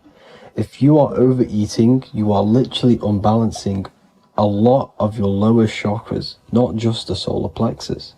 In order to work on this chakra and balance it, you want to have a positive self-identification. You want to feel happy, a happy self-esteem, effectiveness to people, not overeating, and a strong willpower. Now for the heart chakra, one of the most important chakras. Chakra is to do with love, understanding, trust, hope, openness, compassion, balance, and forgiveness. The most important because your heart is the tree of life in the body. It is the center of the toroidal field. It is the most powerful chakra. Your heart is 5,000 times stronger magnetically than your brain. Once you have hit the heart chakra and you start surpassing the heart chakra, you are now turning matter into spirit, as the lower three chakras are dense and physical, and the above the heart chakra are turning to spirit. As you can see already, this is a hard and long process of working on yourself physically and internally. The symptoms of a blocked heart chakra would be lack of love or too much love, difficulty to accepting or giving love, lack of compassion, loneliness, and lack of emotional fulfillment. Finally, a lack of connection with a divine or to nature. In order to balance this chakra, the most important thing and the most powerful thing you can do is loving people, accepting and giving lots of love. Second most important thing to balance the heart chakra is balance. You need a balanced life. You need balance in all aspects of your life. Now for the throat chakra. This is a very important chakra as it's to do with communication. A symptom of this being unbalanced is a lack of self-expression and putting on a front all the time, acting with the ego. In order to balance this chakra, you need to constantly self-express yourself. You can't be putting on a front. That voice inside your head, you have to let it come outward. Don't just block it off with a wall. Self-expression will lead to you gaining friends who actually like you for being you, and not these fake friends that you have to put on an ego for. In order to balance this chakra, you need to express yourself, express the word that's within you. Don't be lying to people, don't deceive or be deceptive. The next chakra is the third eye chakra. This is starting to get very advanced and you are coming very close to spirit. Just before we head on, I want to announce the PDF is now available, containing all the presentations I've ever made, all into a condensed 38-page PDF. The link will be below this video for you to access. And if you want to learn how to create reality using your mind, how to attract your desires, how to get out of the situation you are in, the link will also be there for the Manifestation Mastery course. Now for the third eye chakra. The third eye chakra controls the pineal gland, which is your first eye. It's to do with your psychic abilities, channeling, telepathy, astral travel, visions, and connection to the higher self. You need all of the chakras aligned to get the full potential out of your third eye or pineal gland chakra. For example, if you're astral traveling and you fear something, you will be instantly shot back to your body. So you need to master all of the chakras before you go on and try and do these higher spiritual activities. Symptoms of the third eye chakra being blocked is lack of imagination, lack of vision, lack of concentration, blocked or clouded intuition, can't see the big picture, and especially overly reliant on logic and intellectual thinking. A good way to work on this chakra is imagining things, vision things, trust your intuition at all times, always follow that inner voice. Cut out the tap water which contains fluoride. Fluoride blocks the pineal gland. And cut out all junk food because all of this is affecting your pineal gland. When in meditation, you want to focus your eyes and your attention to the center of your head between the two eyebrows. This is where the pineal gland is located. This will help and awaken the pineal gland over time when you keep doing these meditations. Finally, for the crown chakra, this is to do with universal consciousness, all-knowing, enlightenment, cosmic connections, the God source. This chakra is blocked by being cut off from spirituality, plagued by the senses, being tricked into the five senses and being tricked into thinking you are the body. In order to work on this chakra, you need to feel grounded. You need to know yourself, your real self, the voice within you. Have common sense, have specific decisions that you're making, be very direct. Now we've got out of the way all of the chakras, I can now introduce methods and meditations which will help you unblock them spiritually. When meditating, you want to get into the present moment in a nice, comfortable position. Bring yourself to the present moment by saying, I am here right now, nothing else matters. Keep repeating this over and over with your eyes open or closed. After a couple minutes of bringing your attention to the present moment, you can now start to breathe in through the nose deeply and breathe out through the mouth slower than you breathed in. Place your attention on the chakra that you want to balance. Think of a high vibrational emotion like love and think of this while placing your attention on that chakra. You can do this exercise every day for 10 to 20 to 30 minutes. The longer the better. Another practice you can do is by chanting the Bijis for each chakra. They are here starting from the root chakra all the way to the crown chakra. Or you can chant the 7 vowels. There are not 5, there are actually 7. A, I, A, O, U, M. A, I, O. This is the proper way of pronouncing the 7 vowels. These are so powerful because these are the only things that exist. It is literally the sound of God. By pronouncing them right, you can actually create a lot of power within you and align your chakras. That's it for this video, people. I'd appreciate a comment and a like to help the algorithm. I appreciate you all. Love and light.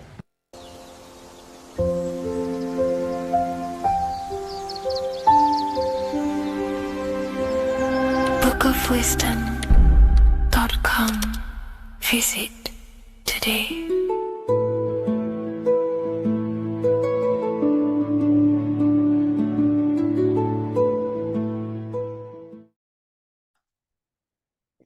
In this this video, you're going to learn exactly what Christ consciousness truly is and how to cultivate this into your life so you can live a better life, create the things that benefit yourself and humanity, and ultimately to bring heaven on earth. This is the true way. If you're familiar with my work, you know that, I'm pretty much obsessed with symbolism. Symbolism is such a massive topic, and it unlocks profound ancient wisdom that is hidden behind these layers of symbolism of the ancient paintings, symbols, and texts. So I was going through some Christian artwork and I came across this painting. It's a well-known painting called The Sacred Heart of Jesus. And it just blew my mind. What this is revealing about human consciousness and Christ consciousness, which is what Jesus represents. If you're not familiar with Christ consciousness, you should definitely do a bit of research on that. But I'm going to explain it today in detail.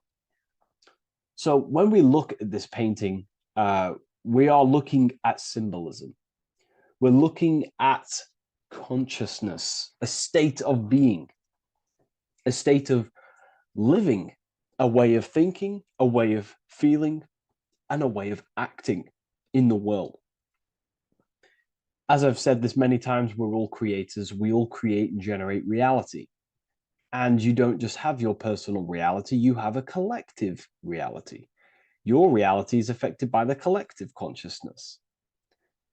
Depending on the collective consciousness's understanding of reality will also affect your life. We have a collective life and a collective experience.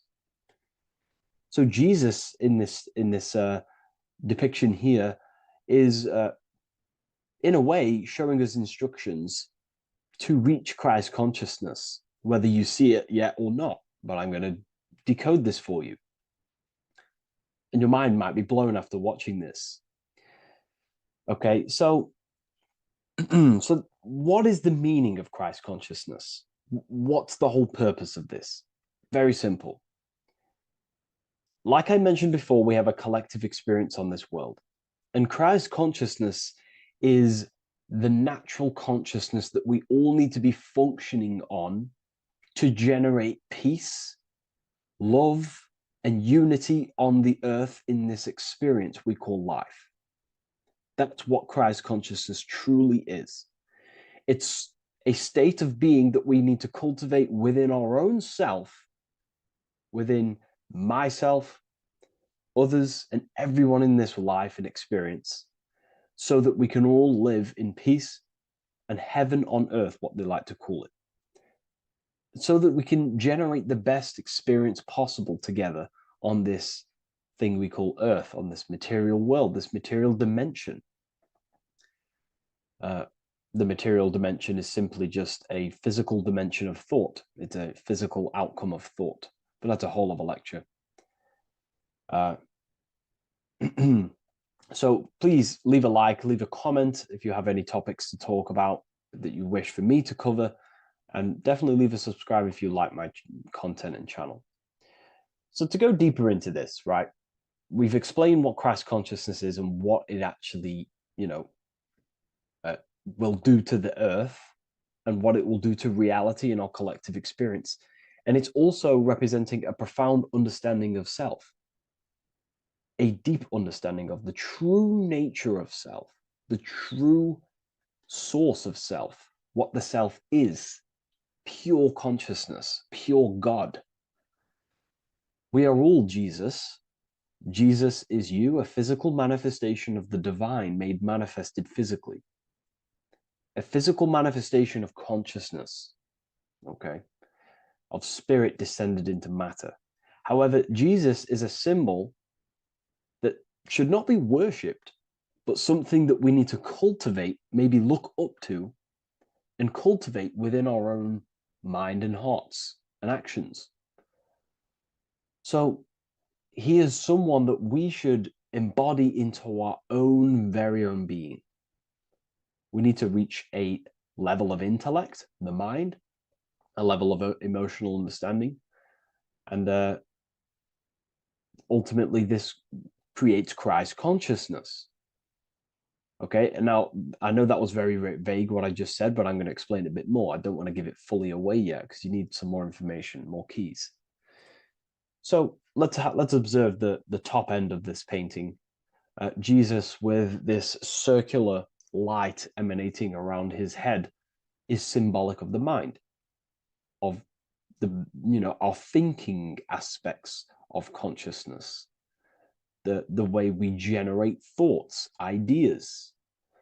The mind is also good at also ruling communication. It also rules what we give attention to. Okay, so this is symbolizing the mind of every human being.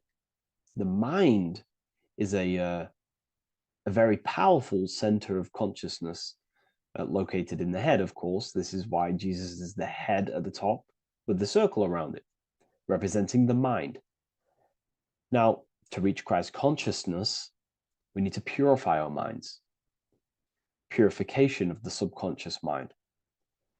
The subconscious mind is the hidden aspect of our mind with all of our memories, belief systems, and everything we've ever experienced is stored within there. We have traumas there. We have bad belief systems that hold us back. So it's about reprogramming the subconscious and aligning the subconscious with higher consciousness, with higher understanding of self, removing any mental blockages from the mind. Because in today's world, most people's minds, including myself, before I, purified myself, and I'm still continually purifying myself. That's not to say I'm perfect, because I'm definitely not. But what I was saying was purifying the mind so we can have a powerful mind. Because, like I was saying, most people's minds are not their own friend. They let their mind control them. They let their thoughts create negative influence on them, negative emotions. They let their mind destroy their confidence, destroy themselves. We do not want a mind like this. We need a mind that is our best friend, that receives powerful thoughts, that gives someone power. We do not want our mind taking away our power. Okay, so in this specific image here of Jesus, this represents a light mind, a powerful mind, enlightenment. The word enlightenment means light and ment coming from mental or mind, light in the ment. This means a powerful mind. Light is also symbolic of knowledge, information. When someone's very intelligent, you call them a bright person. It's a bright mind.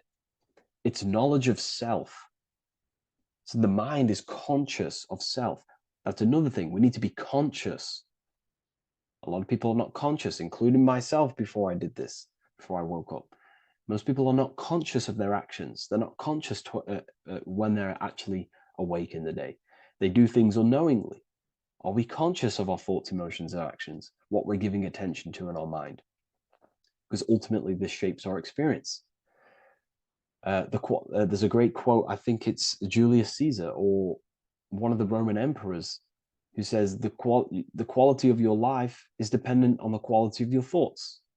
Something along them lines. I don't know if I'm 100% correct there, but it's very true. Our thoughts dictate our happiness. So to cultivate Christ consciousness, we need to be conscious of our actions, conscious of our thoughts that we're giving attention to. There is a level of mastery that we can achieve within ourselves where we become conscious of every single thought that enters our mind. That sounds easy, but it's definitely not. But that's a high level of mastery that we can achieve and cultivate within ourselves.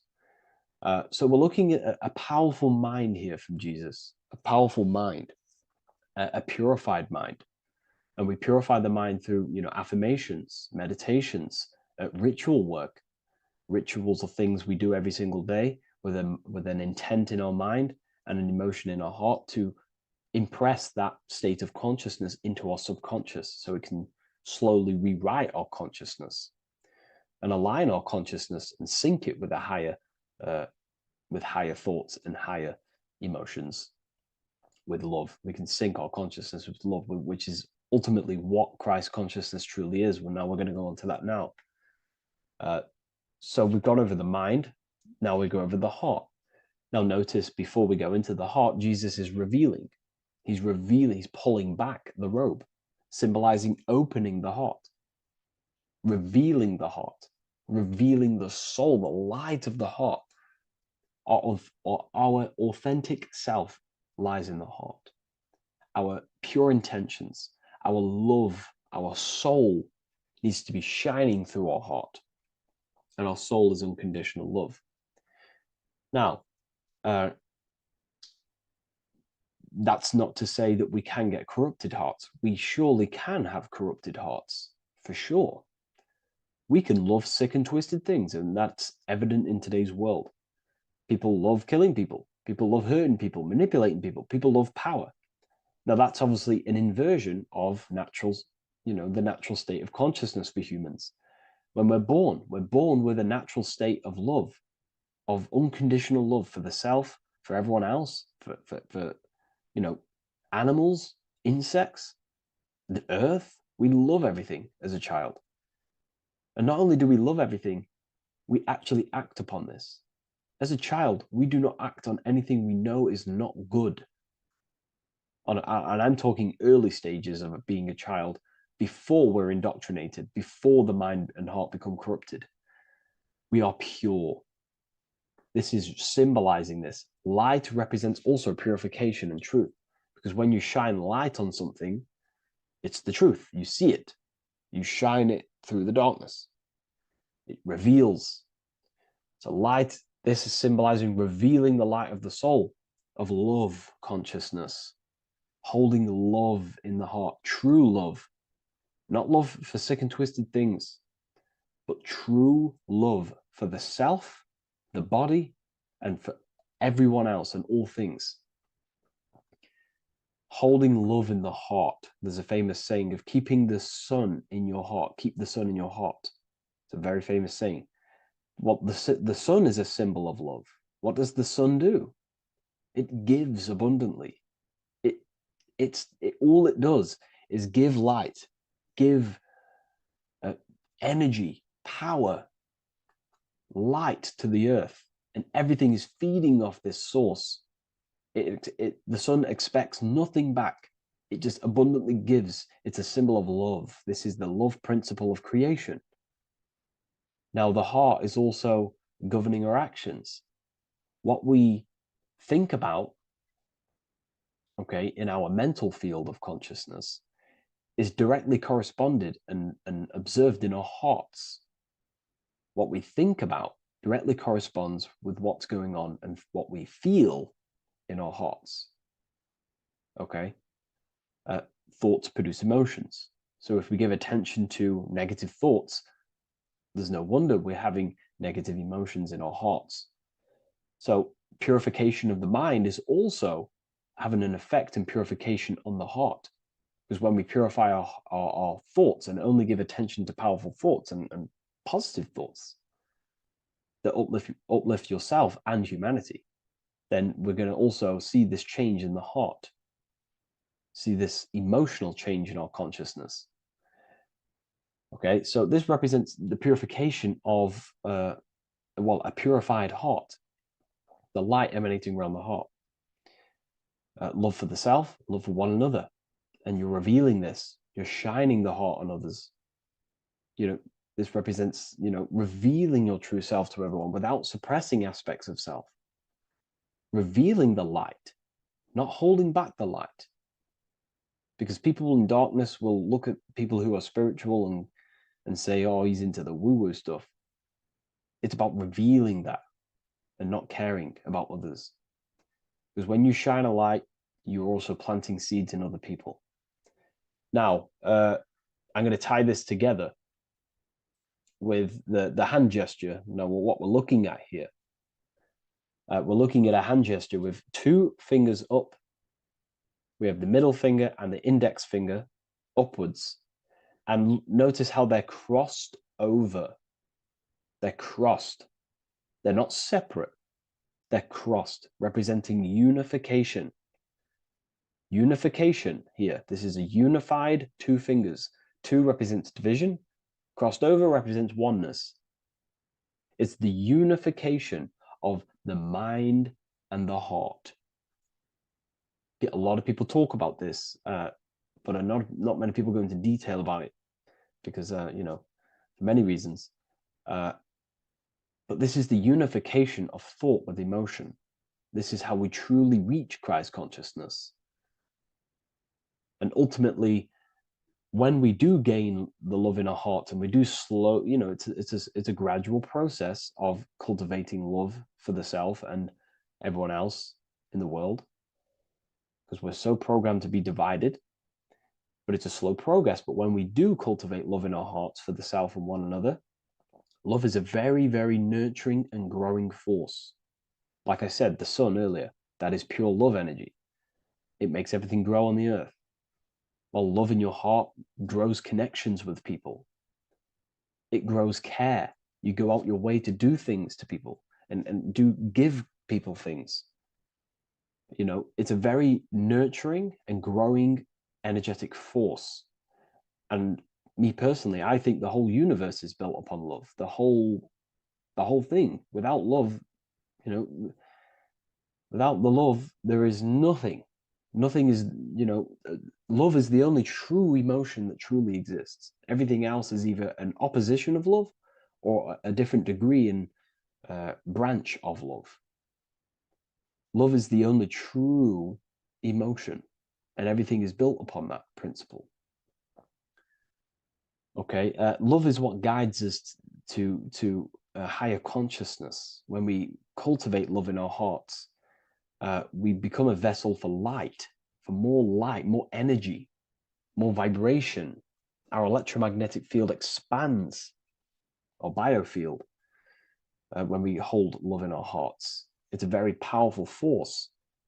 And when we do cultivate a strong spiritual compass within our heart, because that's what our heart truly is, it's a spiritual compass. It tells us, well, it doesn't tell us, it knows what is right at all times. If you think something, your heart tells you whether that is right or that is wrong, whether you should act upon it or whether you should not. The heart knows what's good and evil. No one told you this as a child. As a child, you already knew this. You came into the world, you knew what was right and wrong. You knew it was wrong to hurt people. So this unification that he's doing with his hand symbolizes thinking with the love of the heart. Represents thinking with love of the heart. Thinking with love of the heart for the self and the collective. Now, ultimately, what this does is give birth to perfect action. Why? Why does this give birth to perfect action? Think about it. Every time you've taken an action, why did you take the action? You would have thought about it, you had a feeling towards it, a care energy, and you took action. Why do we go to work? We care about paying the bills and staying in our house. We go to work to earn money. We think, we care, we act. Everything you see in front of your reality, on the screen that you're seeing right now, you called your eyes. Everything is in front of you because you care.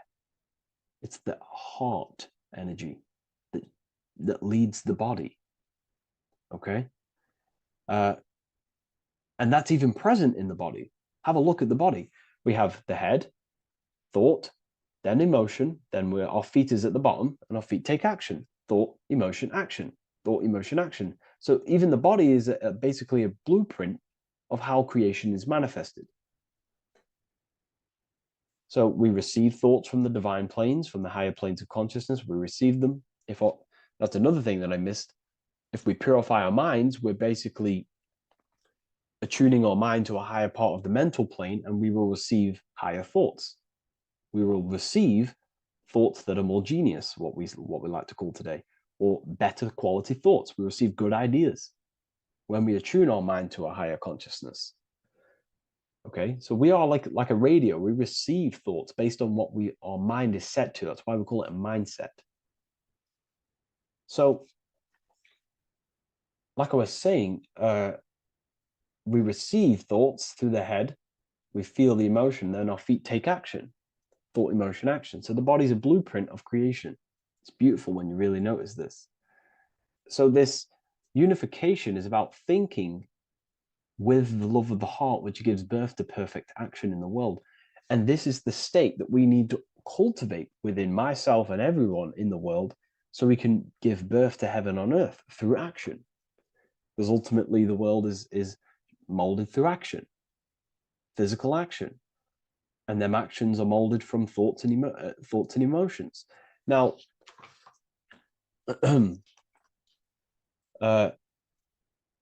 just to have a little announcement, I am now opening 10 more spaces inside my symbolism masterclass.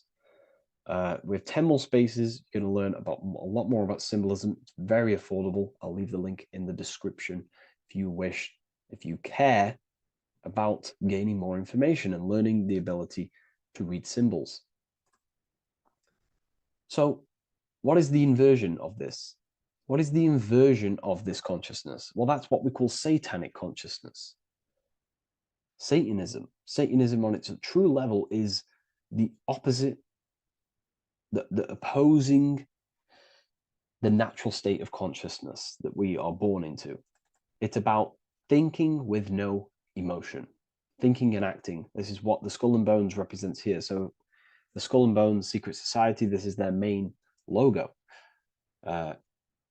Again, we have the skull, which represents thought, and the bones, which represent action. The bones take action in the physical body. We're looking at thought and action with no emotion, no empathy, no love for one another, only love for the self, the inverted love. Okay? We're looking at gray. Gray is a symbol of dullness, death. There's no emotion in gray because colors provoke emotion. When we look at a color, it invokes an emotion. Gray has no emotion. So we're looking at dullness of the emotions. I'm not going to go too deep on this subject. I'm going to create a whole new lecture for that. In fact, I think we have a great lecture inside Ethereal University on Satanism. We're going very into depth of what Satanism is and what Satanism consciousness truly is. And again, it's just the cross inverted. Satanism is just it's the invertation of, I don't know if that's a word, but it's the inverse of natural law, natural consciousness, of love consciousness that we are born into. Okay, so ultimately the message in this video was to create love in our minds, love in our hearts, think with the love of the heart, think with the care for one another, and that gives birth to perfect action. And when we align, when we do truly act out what our heart is telling us, and I know this from first-hand experience. This is what happened to me. I woke up. I started to follow my inner guidance. I always took action on it. I was saying yes to it every single time.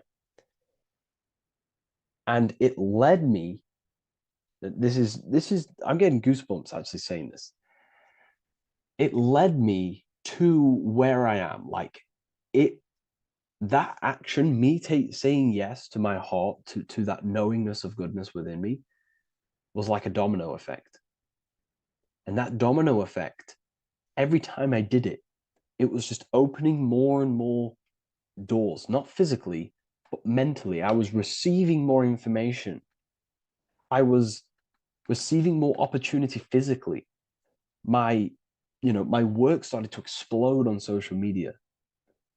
Like, when you follow your heart and truly take action on what you know is good, it's like a domino effect that leads you step by step to where you're meant to be.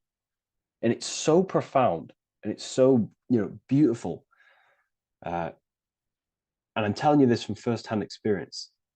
This is ultimately how you kind of unlock your purpose in this physical world as well.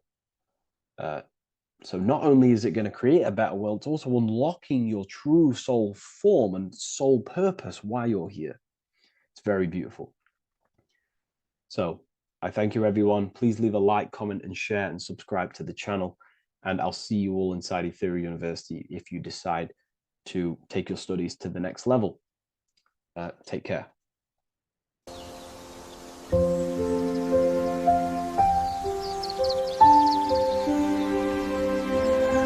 bookofwisdom.com. Visit today.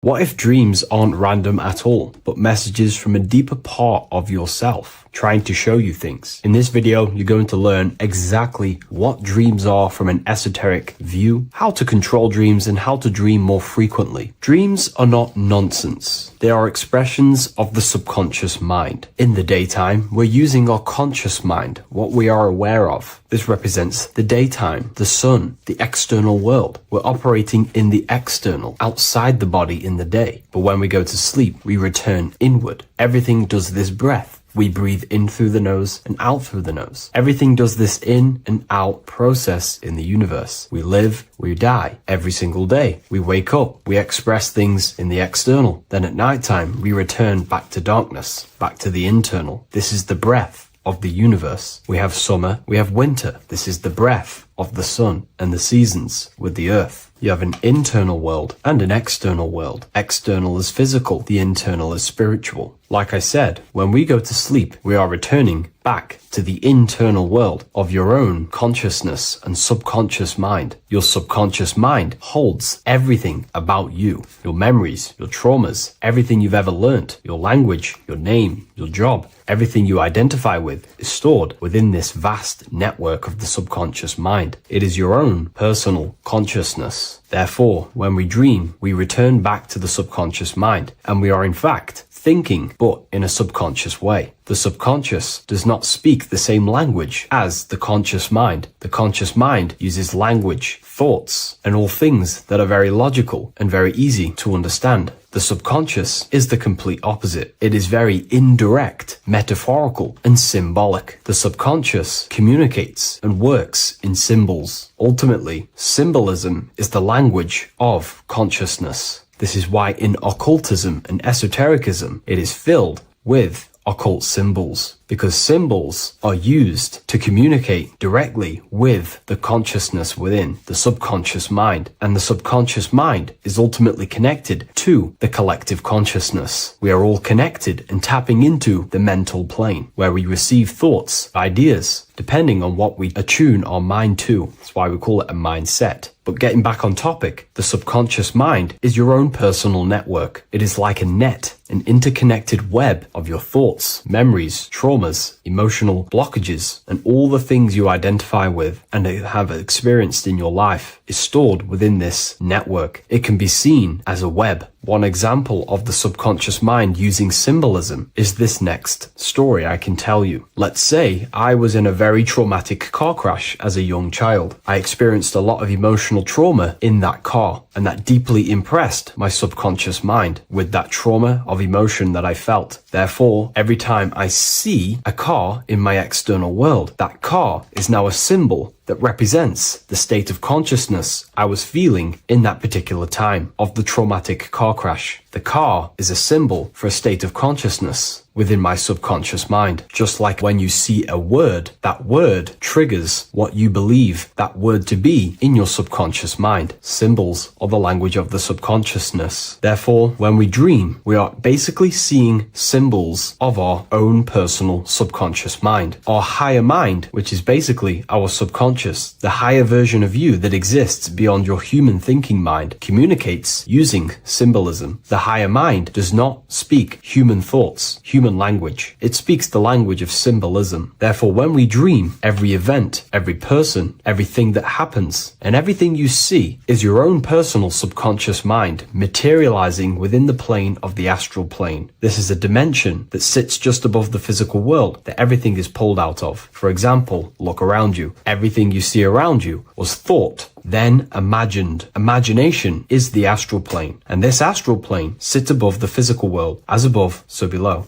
These objects were thought, imagined within someone's mind, and then pulled into a physical reality. Therefore, the imagination is what you're experiencing within a dream. It is your subconscious mind thinking and materializing within the imaginative plane. For example, let's say you are a Christian, you believe in Jesus your whole life, you have lots of emotion towards Jesus. This deeply impresses your subconscious mind. You believe in him so much, you go to sleep, you have a dream that you meet Jesus. You did not meet directly with Jesus. You met with your own belief. It was your own belief materializing within the imaginative plane and revealing itself to you. Dreams are materializations of your memories, your subconscious beliefs, traumas, and anything that could be inside the subconscious mind. It is your subconsciousness revealing itself to you in a material form. Let's say you have a nightmare. There is a big dark figure chasing you and you are running away in fear, away from this dark figure chasing you. That dark figure is not an external entity. It is not a spirit or a jinn or a demon. It is in fact an aspect of your own mind. It is a symbol that represents maybe a fear, a trauma, or something you are running away from internally, inside your subconscious mind. Something that you are not addressing, but something that is fearful, something that can be controlling you on a subconscious level. Let's say you have a fear to address something in your personal life. You want to address someone who is getting on your nerves at work. You continuously put this off and you fear doing that situation. Over a long period of time, this can slowly control you subconsciously. You start to avoid the person, avoid any contact. It is subconsciously controlling you. This is not the best example, but you can see what I mean. Hidden fears and traumas in the subconscious mind can subconsciously control your actions and ultimately lead you to low states of consciousness, keep you from reaching your higher potential, and ultimately create blockages within your own consciousness. That figure in the dream is a materialization of something that you are fearing and running away from and not addressing. This is why people always have dreams of traumas that they have experienced as a child or when they were younger, or maybe from a year ago or two. It's because that emotion is deeply impressed in the subconscious, and the subconscious is always trying to reveal things to you, communicate to you that you need to change, purify, and maybe heal within your own consciousness. This is how the higher self communicates to you through the language of symbolism. Once you understand this, dreams can become a very powerful tool, not just entertainment at nighttime. Your consciousness never rests. Your consciousness is eternal. It is the very spark of the divine. Your body needs rest. Your consciousness is not physical. It does not need rest. So this is a way you can identify what your dreams are trying to show you is by writing them down. A dream journal. Every single dream that you have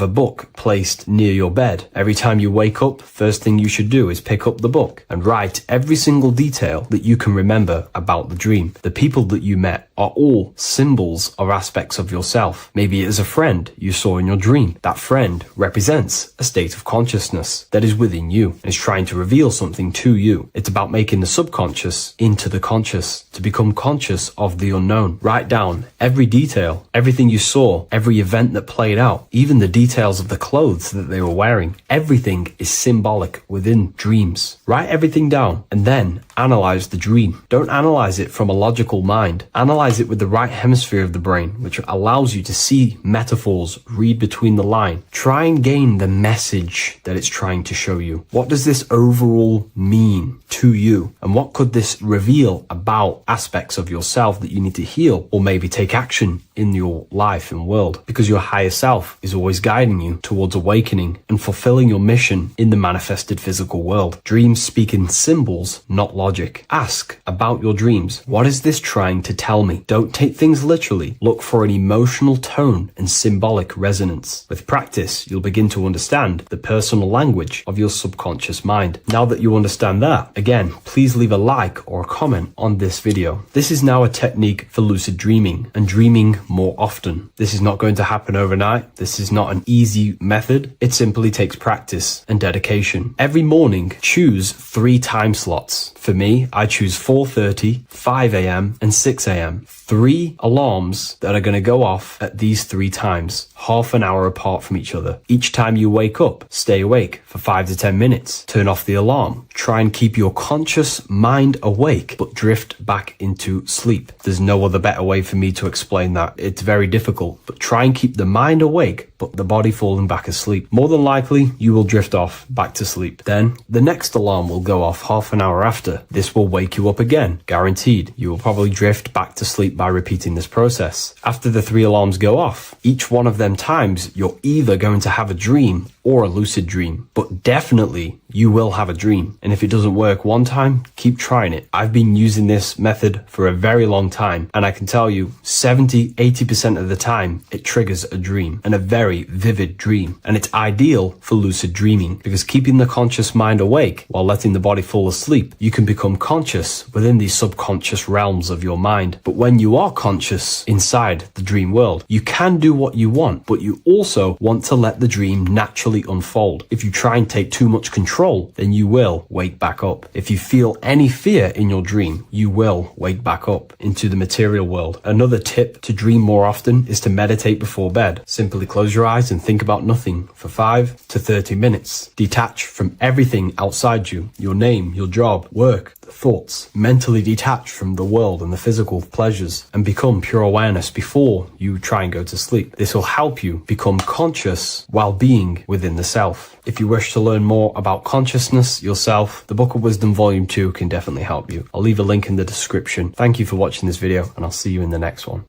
Greetings everyone, it's Revival of Wisdom. I facilitate human enlightenment through occult and esoteric teachings. I hope this video expands your mind into a new field of thought. In this video, we're going to be discovering the true esoteric meaning of the 7 planetary energies. So let's jump straight into this. In order to fully understand this, you must understand the esoteric teaching of as above, so below, and as within, so without. Our inner world is mirrored into our external material reality. We have a physical voice, which you are hearing right now, and I also have an inner voice, which no one else can hear. The inner world is invisible, and the external world is visible. In other words, the inner world is the spiritual world, and the outer world is the material world. The inner world of ourselves reflects and projects our outer world, which means everything in our external reality is somewhat reflection of our internal self. You are made in the image and likeness of God. You yourself are the universe experiencing itself in a 3-dimensional physical form. The Newtonian science has programmed you to believe that you are a physical being inside of a physical universe. They did this to limit your mind to only believing there is a physical universe and that you are separate from the universe or God. But you yourself are the divine essence of the universe, experiencing itself in a physical plane, which means everything you see is inside of you, including the stars, the planets, and the elements. As above, so below. As within, so without. An example of this is the 4 physical elements: fire, earth, water, and air. In the external world, these are physical elements. In our internal world, they represent the 4 bodies of consciousness. We have 4 different bodies. We have a material body, we have a spiritual body, an emotional body, and a mental body. The mind is not made out of the same substance as the body.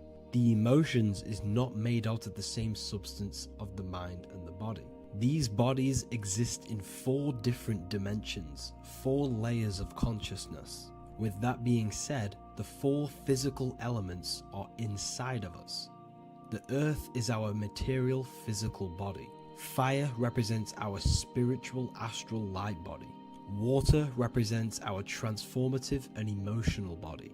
Air represents the mental body, the communicative and thinking body. This is the teaching as above, so below. If that resonates with you and you can comprehend it, please leave a like and a subscribe to this channel to see more content. And feel free to leave a comment on any video suggestions. Okay, so now we've gone over the 4 physical elements and how they correspond with your inner world of consciousness. This is going to make it easier for you to understand what the planets actually are. The planets are a bit more in-depth and more detailed aspects of our consciousness. The 4 physical elements are generic, but the 7 planets go deeper. They are deeper aspects of ourselves. On a macrocosmic scale, the 7 planets rule the material realm. Every object, every animal, every plant, every stone, everything we see in this plane is governed and created under one of the 7 planets. I don't really like calling them planets. They are energies. They are spiritual forces that drive things into existence. An example of this is if we look at a tree. The roots of the tree are governed by Saturn. The stem of the tree is governed by the sun. The leaves of the tree are governed by the moon. Any offspring or fruit of the tree is governed by Jupiter. Any defense mechanisms of the tree is governed by Mars. The communication and networking of the tree is governed by Mercury. The smell and the look of the tree is governed by Venus. Everything we see in this material plane is governed by one of these specific energies. Everything material has a spiritual force that brings it into physical existence. This is the reason why we have 7 days of creation in the Bible. The 7 days of the week, all governed by the planetary energies. Monday is Moon Day for the moon. Mars governs Tuesday. Mercury is Wednesday. Jupiter is Thursday. Venus is Friday. Saturn is Saturn Day. And Sunday is for the sun. This is the reason why there are so many 7s in this physical plane. 7 days of the week, the 7 colors, the 7 chakras, the 7 diatonic musical notes, the 7 lamps on the Jewish candlestick. The G inside of the Masonic square and compass, G is the 7th letter. Now let's go a little bit deeper into every planetary energy. Saturn in the external material plane governs the foundational and enduring aspects of existence, such as roots of plants, the bones of our body, and even the insects that dwell beneath the ground. Saturn represents the dull, hard, and unyielding forces of life, symbolizing structure, limitation, and conditioning. Under Saturn's influence, things become rigid, bound by restrictions and boundaries. This is the reason why Saturn is known as Father Time, because Saturn rules anything that is a restriction and a limitation, which is time. The whole of this material plane is governed by time. You will be born and you will die. This explains why there is so much Saturn symbology in this material plane. Saturn is one of the most important planetary energies. You are a spiritual being in a physical body. Your light, your consciousness is bound to the physical body until you learn how to escape the physical body. The body is a limitation for our infinite minds and spiritual bodies. Our infinite mind is stuck in this material body, governed by Saturn's limitation of time, matter, and space. Now let's dive into what Saturn means to our consciousness within our internal world. We've gone over what Saturn means in the external world. What does it mean to our consciousness? Internally, Saturn embodies the conditioning within our consciousness. When the Saturnian aspect of our consciousness dominates, we become overly rigid, fixated, and restricted in our thinking and actions. For example, Saturn's influence is strongly felt in today's world, where many people's minds are confined to societal norms and conditioned responses. Saturn is the aspect of our consciousness, our minds, such as limiting belief systems and limiting thoughts and emotions. This is the negative thought that you can't get rid of, that's holding you back. This is a Saturn aspect of our consciousness. However, this is not a negative thing. The Saturnian aspect of our consciousness is a great teacher, guiding us through difficult life lessons that ultimately lead us to growth and expansion. Saturn's energy allows us to experience and overcome fears and limitations so our minds can expand into new fields of thought, into new life. Although Saturn's energy is harsh and often challenging, it helps us develop resilience, discipline, and wisdom.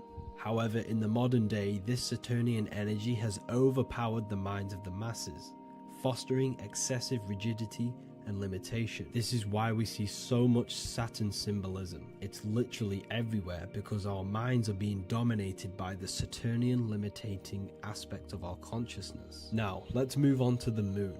The moon, or lunar energy in the external material macrocosm plane, governs the elements of water, influencing the natural cycles such as the ocean tides, which rise and fall in harmony with the moon's phases. Beyond water, the moon also guides instinctual behaviors such as animal migrations. Birds, insects, and other creatures rely on the moon's subtle energies to navigate their journeys. For example, dung beetles use polarization patterns in the moonlight to orient themselves and travel safely home. The moon creates the months. M-O-N is moon. There are 28-day cycles, and this 28-day cycle of the moon is reflected in the woman's body, known as the menstrual cycle. The moon is a feminine energy, governing the feminine elements such as water and the feminine cycles of the body. The moon is the womb. This is why eggs have the same color as the moon, because eggs are ruled by the moon's energy. Now that's the external world. The internal world, the moon symbolizes the emotion aspect of our consciousness. It represents the subconscious mind, the seat of intuition and psychic abilities. Just like in the external world, things are born out of the moon, such as eggs and the womb. The subconscious mind acts as a womb for our conscious mind. Our deep subconscious emotions and programs are born into light into the conscious mind and controls the conscious mind. The moon represents our hidden psyche, our shadow self. Now let's go on to the sun. The sun represents the life force. In the material external world, the sun is ruling over pretty much all life. The sun gives life to all things. Without the sun, animals could not exist, the human body could not work, and plants would not grow. The sun is the life force. It's the soul of the world. Now, in our internal world of consciousness, the sun represents our passion, our drive, our conscious mind. The aspect of our internal world that wants to drive things and give life to physical manifestation. Now we go on to Mars energy. Mars is well known for being the god of war. Mars energy manifests into the material plane through anything that seeks to protect or defend itself. For example, the holly tree. The holly tree leaves are very sharp and they defend itself. Anything that is protective in the material world has Mars energy and is governed by this specific aspect of consciousness. For example, any predators or animals such as hedgehogs with spines on their backs for protection. Mars represents all things that is driven by conflict, aggression, and defense. Now, internally, inside of our inner world, Mars symbolizes the aspect of our consciousness that is focused on self-preservation and protection. Mars governs our ego, the instinctual urges of anger or maintaining reputation. Mars is not evil, it's necessary. Sometimes it's necessary for us to protect ourselves. Mars is the aspect of our consciousness that is anger, rage, the desire to fight or conquer. When this energy is activated within our consciousness, we become defensive, assertive, and even combative, ready to dominate others and destroy obstacles in our way. Now let's move on to Venus energy. Venus in the external material world manifests its energy through the aesthetics of creation. This planet governs the beauty and harmony found in nature, including the nurturing environment of a mother's womb where life begins. Venus embodies the essential love, not only in romantic relationships, but also in the bonds between family members and all living beings. Venus represents relationships. We have relationships between plants, animals. They all depend on each other to give life. Plants provide food and medicine, while living creatures contribute to their own growth and pollination. Internally, Venus represents the aspect of our consciousness that yearns for relationships and connections with others. This is an aspect of our consciousness that encourages to care for our physical appearance and embracing beauty. Aesthetics play a role in our interactions and self-expression. This is why there is a beauty brand called Venus. Now let's move to Jupiter energy. Jupiter in the material plane manifests its energy as forces of fortune, abundance, and wealth. This energy manifests itself as plants, as fruits that we can consume and eat in abundance. Anything that is nourishing and cultivated by the earth for humanity and animals. Jupiter embodies the giving energy that provides for and sustains life, fostering growth and ensuring that resources are available to all. Its influence is seen in the natural cycles of abundance, where fruits must grow and ripen before they are enjoyed, symbolizing the importance of effort and patience.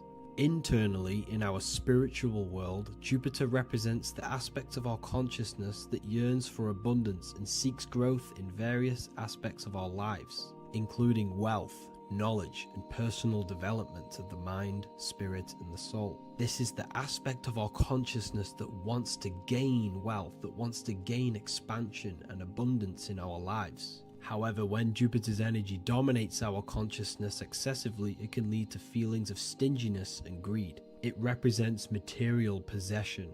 The last planet is Mercury. Mercury in the external world governs the vital elements such as seeds, air, communication, education, and electricity.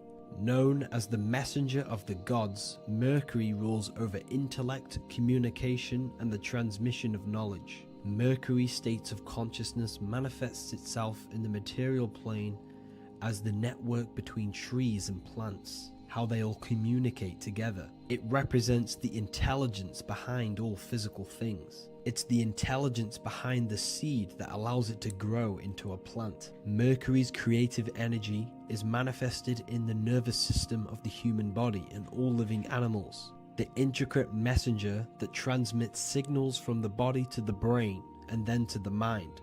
This intelligence within us allows us to facilitate thought and movement. Internally, in our spiritual aspects of consciousness, Mercury is the state of consciousness that seeks knowledge, understanding, and intellectual growth and expansion. This part of us is curious, eager to learn, and driven to communicate ideas and information. It represents our mental body. The Roman god Mercury is often depicting flying because this symbolizes the air. Air represents our mental body. When the Mercury aspect of our consciousness dominates, we become highly intellectual, constantly seeking information, analyzing situation, and communicating our ideas. While this can enhance our understanding and ability to interact with the world, an excess of Mercury's influence can lead to overthinking, excessive analysis, and focus on intellect over emotions or intuition. Okay, so they are the 7 planetary energies in the external world and your internal world of consciousness. These energies are manifested in the Roman mythology as human beings. They are depicted as human beings, but this is nothing but symbolism. These gods never existed physically. They represent aspects of our consciousness and spiritual forces that govern the material plane. Every material object, every intelligence, every piece of life in this universe is governed and brought into existence by one of these spiritual forces. Now, I hope this video has expanded your mind into a new realm of thought. Make sure to leave a like, a comment, and subscribe to the channel for more occult and esoteric information. You can read more about this topic and many more occult and esoteric teachings inside of my books, the Book of Wisdom Volume 1 and the Book of Wisdom Volume 2. I honestly advise that not everyone reads these books. These are books which will completely transform your view on reality. You will feel a lot better reading these books because you will find a connection with yourself and the universe. Understanding truth and knowing thyself gives you a sense of well-being. Like I said, this is not just a book. This is a beginning of your journey of expansion and growth. Reading them can be life-changing. Inside my university, I host live calls where you can ask me questions, and you can watch all the pre-recorded live calls. You also gain the ability to manifest your own reality through the Manifestation Mastery course. There is also a library with all of the PDFs that I've read in the past of occultism, symbolism, and esotericism that you can gain access to. There is a whole lecture section where you can watch all of my occult lectures. This is a place of transformation. The price of the university will be going up very soon. If you join now, you will gain a free sexual alchemy course which will teach you how to transmute sexual energy into creativity. I'll leave all the links in the description for the university and also my website where you can get my books. I hope you enjoyed this video. Take care.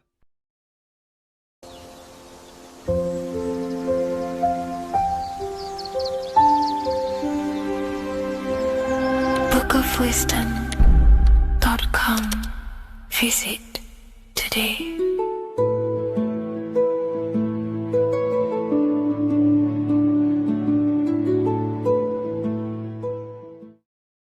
if I told you that the pentagram can unlock the secrets of creation and make you manifest any reality you want? Hence why the pentagram is used heavily in magic and witchcraft. We have to understand that the pentagram has been heavily demonized. Religions, churches claim that this symbol is associated with Satanism and witchcraft. I personally believe this was intentionally done so that people do not gain their personal power over reality and their life. The pentagram reveals so much about you, and it is one of the most important symbols to understand inside the occult studies. It is one of the most common symbols that you will see across all occult esoteric orders and different occult traditions, such as Freemasonry, Kabbalah, Rosicrucianism, alchemy. You will see this symbol everywhere. And in fact, you even see this symbol, the pentagram, on old church buildings, statues of Jesus next to church buildings. You will see this symbol used by Christianity itself, which is very contradicting about the church. But I'm not here to tell you to think anything. You can simply take this information with a pinch of salt and see if it benefits you. The pentagram used by the early Christians was said to symbolize the 5 wounds of Jesus on the cross. But this goes much deeper in an esoteric explanation. The pentagram ultimately represents the 5 elements of creation. All creation falls within these 5 elements.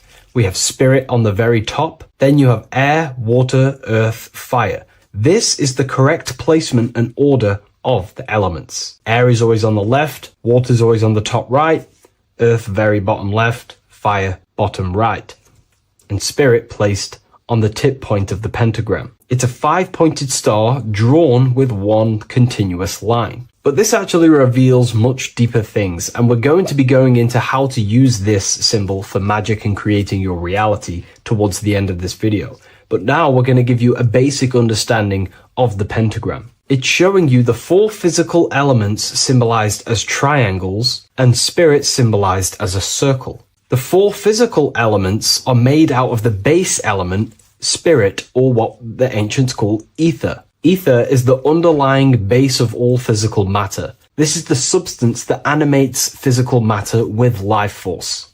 All physical matter has its origin in the etheric substance, or spirit, what we want to call it. It is simply the life force that animates the physical thing.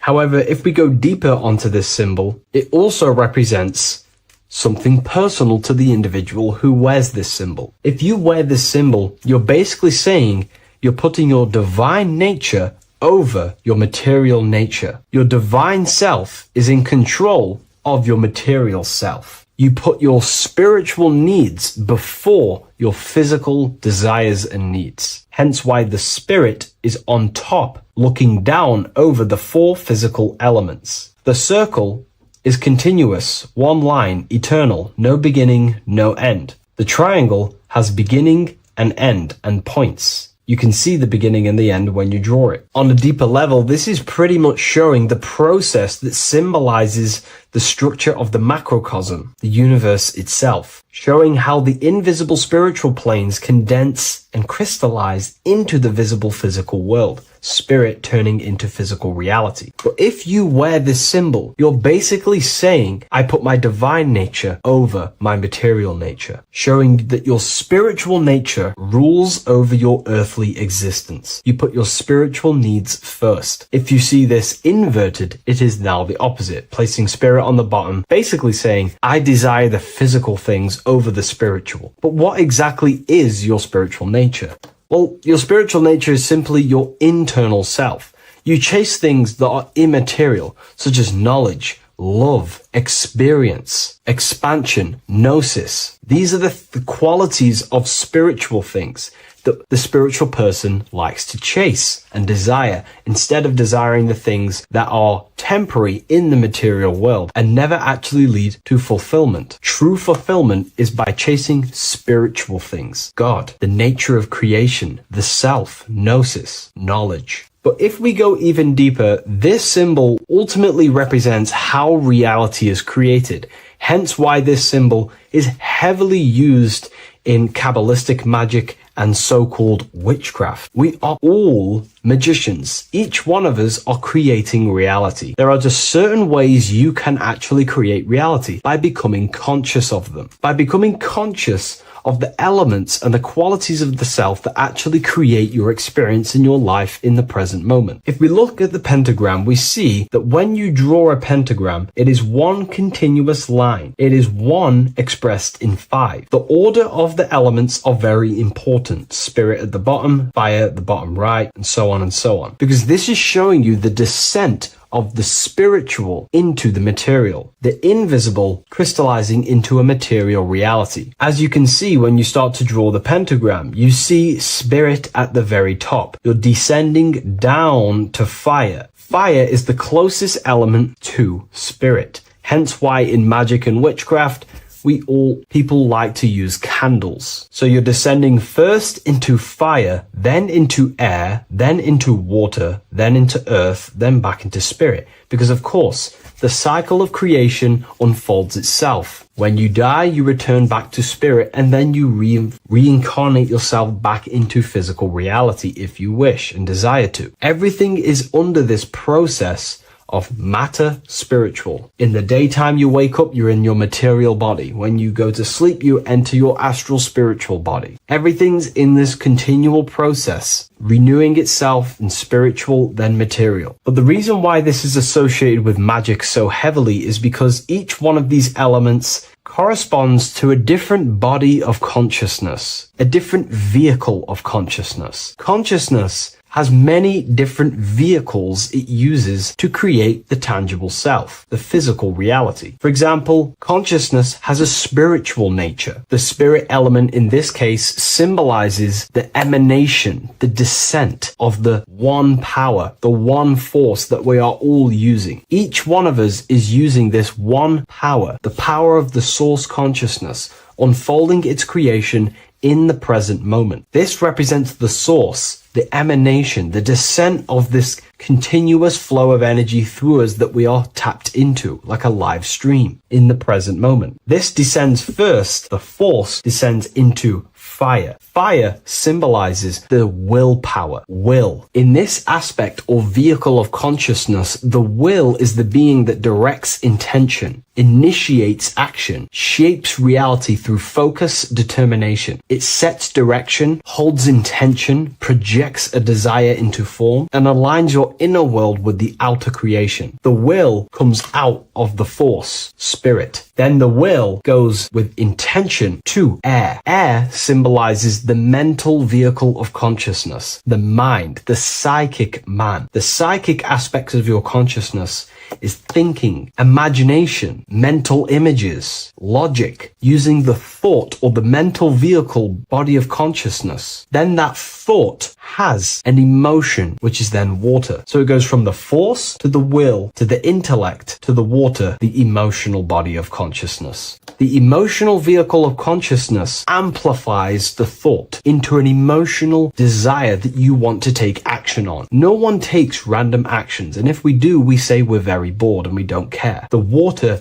is the energy, the emotion you have to fulfill something. And that emotion then descends into earth, which is the physical body to take the physical action in the present moment, to fulfill that desire, to fulfill that will, that thought, that desire. And that is how reality is created all the time. Now, there is much more that you can go into with the pentagram, because true magic is about changing consciousness at will, not casting random spells. It's the ability to change the direction of consciousness using the power of the will to direct these forces to create change in the internal world so it can project outwardly in the external world. Because consciousness creates the external reality. What happens within us, we see change outside of us. So true magic is about manipulating the forces and the vehicles of consciousness that exist within our own mind to produce a change in the material world. There are other ways you can use magic, by purifying each body of consciousness or banishing each body of consciousness. Other forms of magic, you can dissect each body of consciousness and work with that specific body. If you think you're using your mind too much,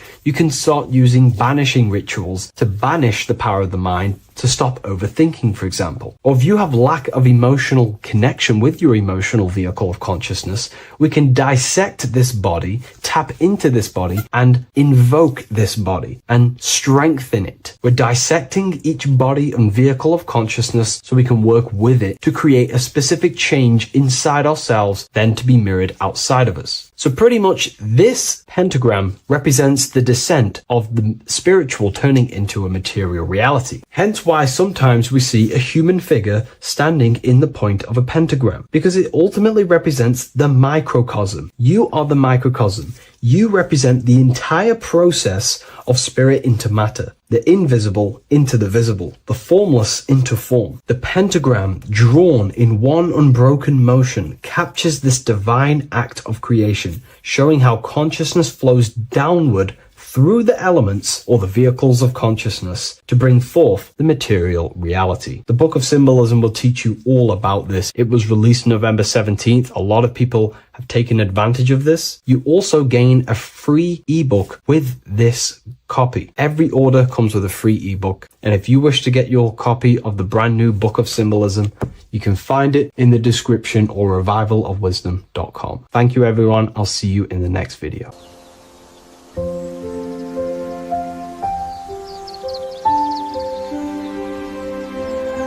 bookofwisdom.com. Visit today.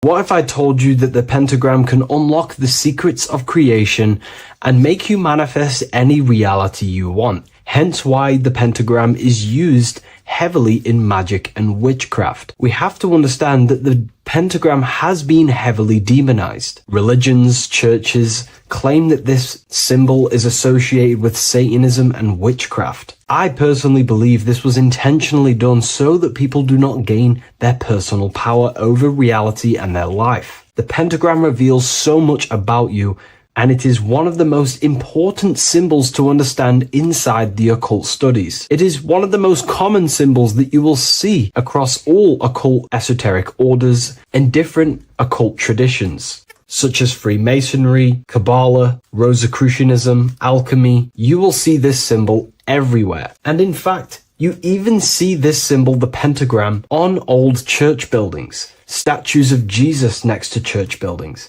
You will see this symbol used by Christianity itself, which is very contradicting about the church. But I'm not here to tell you to think anything. You can simply take this information with a pinch of salt and see if it benefits you. The pentagram used by the early Christians was said to symbolize the 5 wounds of Jesus on the cross. But this goes much deeper in an esoteric explanation. The pentagram ultimately represents the 5 elements of creation. All creation falls within these 5 elements.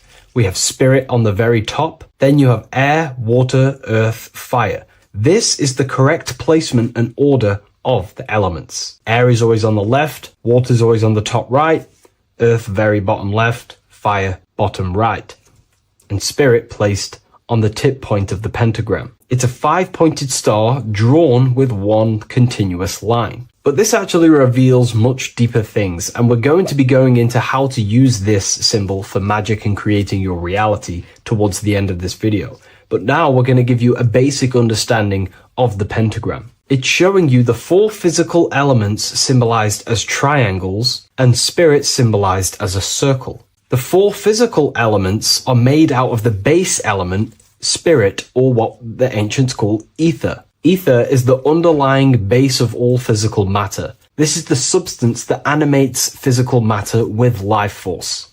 All physical matter has its origin in the etheric substance, or spirit, what we want to call it. It is simply the life force that animates the physical thing.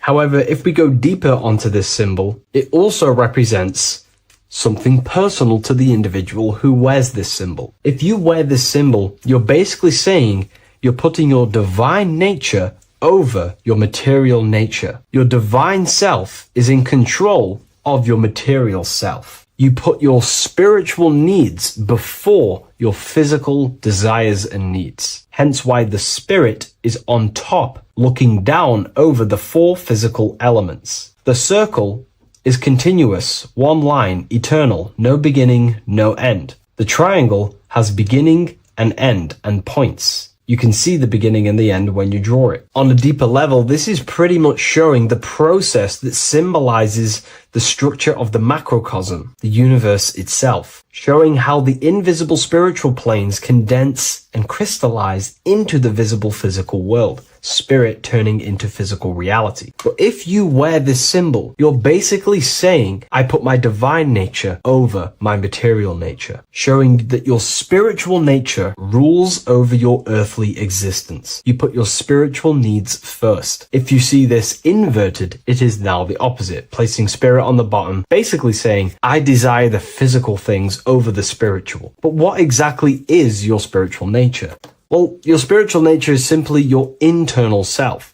You chase things that are immaterial, such as knowledge, love, experience, expansion, gnosis. These are the qualities of spiritual things that the spiritual person likes to chase and desire, instead of desiring the things that are temporary in the material world and never actually lead to fulfillment. True fulfillment is by chasing spiritual things. God, the nature of creation, the self, gnosis, knowledge. But if we go even deeper, this symbol ultimately represents how reality is created. Hence why this symbol is heavily used in Kabbalistic magic and so-called witchcraft. We are all magicians. Each one of us are creating reality. There are just certain ways you can actually create reality by becoming conscious of them. By becoming conscious of the elements and the qualities of the self that actually create your experience in your life in the present moment. If we look at the pentagram, we see that when you draw a pentagram, it is one continuous line. It is one expressed in five. The order of the elements are very important. Spirit at the bottom, fire at the bottom right, and so on and so on. Because this is showing you the descent of the spiritual into the material, the invisible crystallizing into a material reality. As you can see when you start to draw the pentagram, you see spirit at the very top. You're descending down to fire. Fire is the closest element to spirit. Hence why in magic and witchcraft, people like to use candles. So you're descending first into fire, then into air, then into water, then into earth, then back into spirit. Because of course, the cycle of creation unfolds itself. When you die, you return back to spirit, and then you reincarnate yourself back into physical reality if you wish and desire to. Everything is under this process of matter spiritual. In the daytime you wake up, you're in your material body. When you go to sleep, you enter your astral spiritual body. Everything's in this continual process, renewing itself in spiritual, then material. But the reason why this is associated with magic so heavily is because each one of these elements corresponds to a different body of consciousness, a different vehicle of consciousness. Consciousness has many different vehicles it uses to create the tangible self, the physical reality. For example, consciousness has a spiritual nature. The spirit element in this case symbolizes the emanation, the descent of the one power, the one force that we are all using. Each one of us is using this one power, the power of the source consciousness,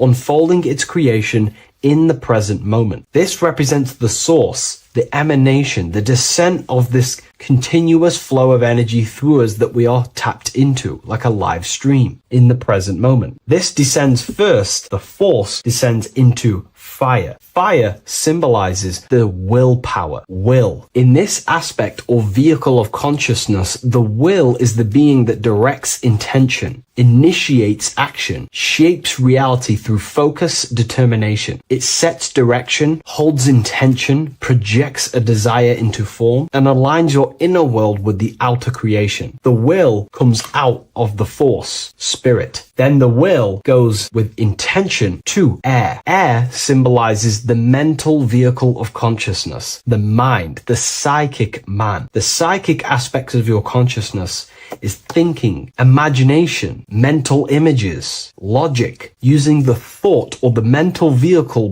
body of consciousness. Then that thought has an emotion, which is then water. So it goes from the force to the will to the intellect to the water, the emotional body of consciousness. The emotional vehicle of consciousness amplifies the thought into an emotional desire that you want to take action on. No one takes random actions, and if we do, we say we're very bored and we don't care. The water is the energy, the emotion you have to fulfill something. And that emotion then descends into earth, which is the physical body to take the physical action in the present moment, to fulfill that desire, to fulfill that will, that thought, that desire. And that is how reality is created all the time. Now, there is much more that you can go into with the pentagram, because true magic is about changing consciousness at will, not casting random spells. It's the ability to change the direction of consciousness using the power of the will to direct these forces to create change in the internal world so it can project outwardly in the external world. Because consciousness creates the external reality. What happens within us, we see change outside of us. So true magic is about manipulating the forces and the vehicles of consciousness that exist within our own mind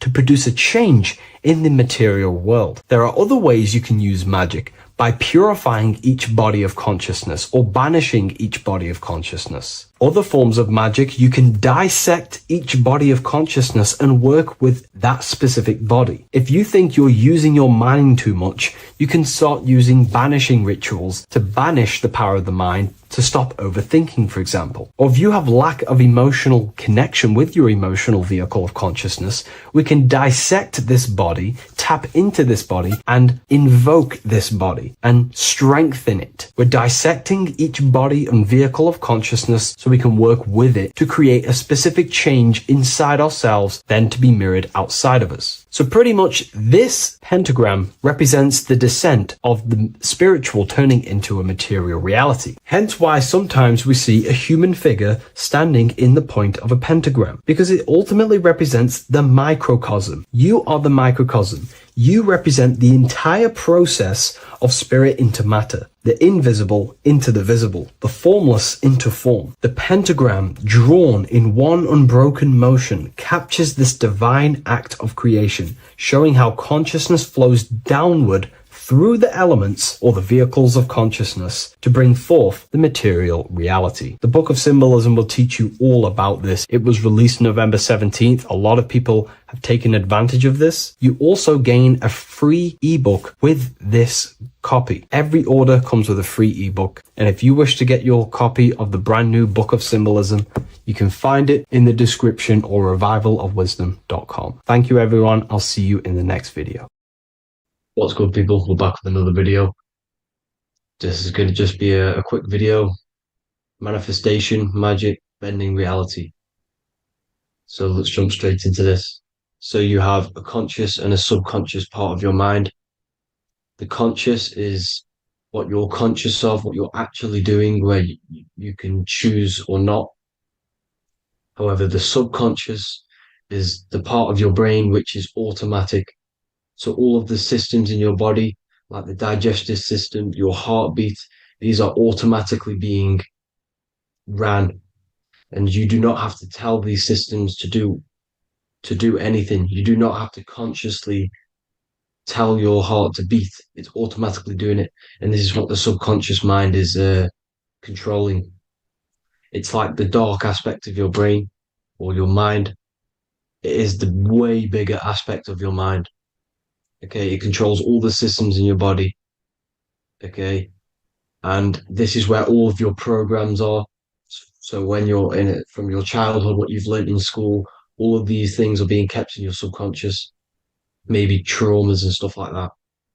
So the subconscious is the female aspect, and the conscious is the male aspect, because the male is all about action and doing, and the female is more about creation, creativity, intuition. So you have a right and a left hemisphere of your brain, and these are obviously male and female. The right side of your brain is your female. It's to do with creativity, imagination, intuition, insight. Okay. And this is one of the most important sides of the brain. This side of the brain is the most attacked by the elites, whatever you want to call them. This side is one of the most important because obviously your intuition is a massive part of reality.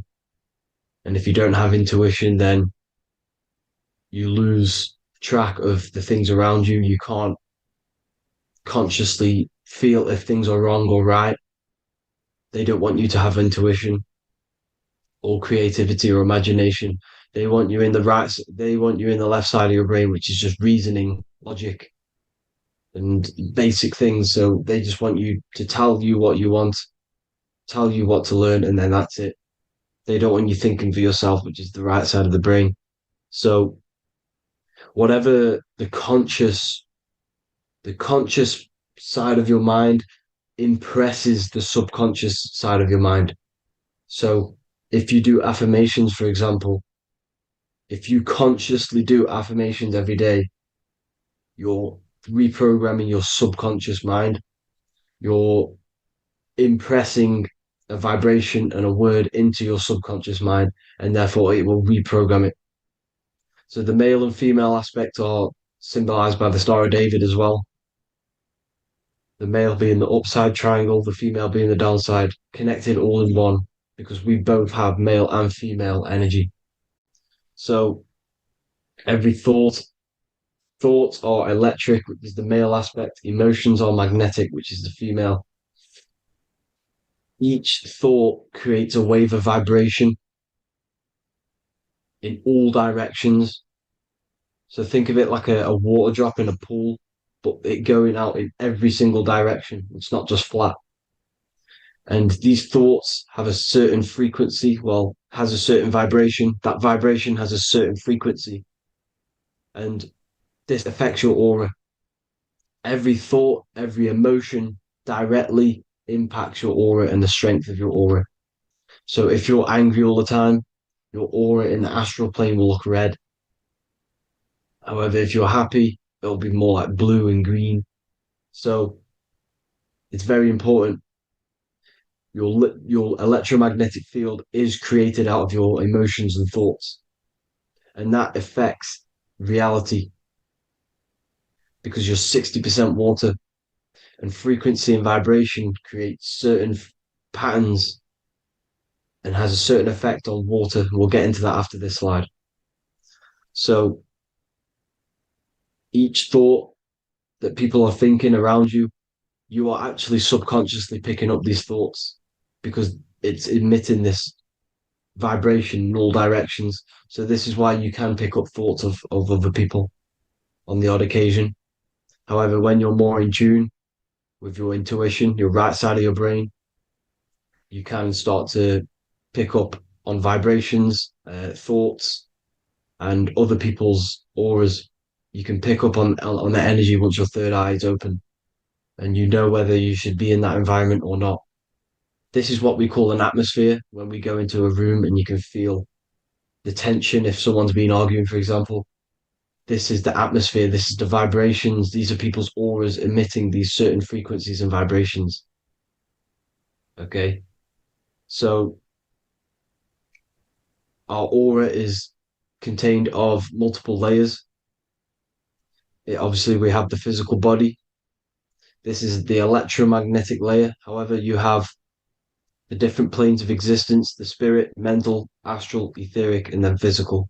The physical is the lowest plane of existence. And the physical plane is a product of all of the planes above. So the mental impresses on the astral impresses into the etheric, and then the etheric creates the physical object. So the mind is the root cause of reality.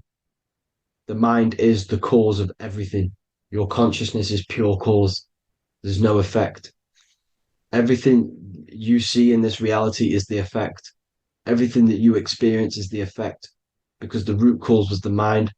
The decisions you made you experience that certain experience. And that decision was created on the mental plane. And this is just pure thoughts. And thoughts are things. If it exists in your mind, it is a thing. It's a certain frequency. So if you have a certain level of thoughts, if you're thinking positive, for example, you're going to have a strong aura, you're going to have a higher vibration, and that attracts like. Like attracts like when it comes to thoughts and vibrations and electromagnetism. So if you're thinking positive all the time, speaking positive, doing positive, you're then creating a higher vibration, and that's going to attract people on that similar frequency to you. Everything is electromagnetism, frequency, and vibration. Everything. You see, so this is why, for example, if I put my hand to a TV screen, if my finger was the same vibration as the TV screen, it would go straight through it. However, the particles in my hand and the particles on the TV screen are two separate vibrations, and this is what causes the friction to stop and not my finger to go straight through it. So, like I said, when you don't feel the vibe of someone, when you don't feel right, you don't really get along with someone, this is a vibration. Your vibrations are not matching, they're not similar, they're two complete different vibrations, and they're not aligning properly. So music has a massive part on this. Music is a massive, massive tool for the elites because music is frequency. And in 1975, the musical instrument are all tuned to 440 hertz. So Spotify, Apple Music, most of the music on YouTube is all set to 440 hertz. And 440 hertz is not divisible by 3, 6, or 9. And when you can't divide a frequency by 3, 6, or 9, it's not a natural frequency. As you can see here, this is 432 hertz. This makes a nice geometric pattern. However, 440 hertz is a distorted pattern. So when you listen to this, this actually shuts off the whole right side of your brain. Like I said at the start, this is the most attacked side of your brain. It's to do with creativity, imagination, intuition. When you listen to 440 hertz, it shuts off the whole right side of your brain. And obviously shutting off all of these forms of your brain. Music is a very, very powerful tool for the elites because it's the only thing which can enter your soul or your ears without consent, your body without consent. Everything else has to be through consent. You choose whether to eat something, you choose whether to drink something, but frequency, you're going to hear it no matter what. This is why it's so powerful. And music influences the body in many different ways. It's the most powerful imitator of everything. It directly affects all listeners. It directly affects intentions, gestures, movements, and actions. It stimulates your mind, and certain songs, certain catchy songs, can reprogram your subconscious mind, invoking certain emotions. This is why when you listen to slow beat songs, it makes you feel more sad. When you listen to upbeat songs, you feel more energetic. This is because these frequencies have a profound influence on reality and on how you feel. Because, like I said, you are 60% water. And as you can see here, each frequency creates a different geometric pattern. And inside of you is 60% water. So, like I said, 440 hertz is going to make a distorted pattern in your water. And this is going to have a profound effect on your emotions and your reality. So, like I said, health is not just the body. It's you are made of body, mind, and spirit. You need to look after what you put in your body. You need to look after your spirit and look after your mind.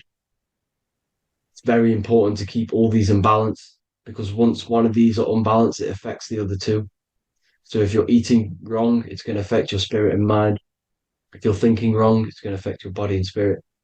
These are all interlocked. Uh, you have to look after them all. So it's very important you understand music. Stop listening to low vibrational music.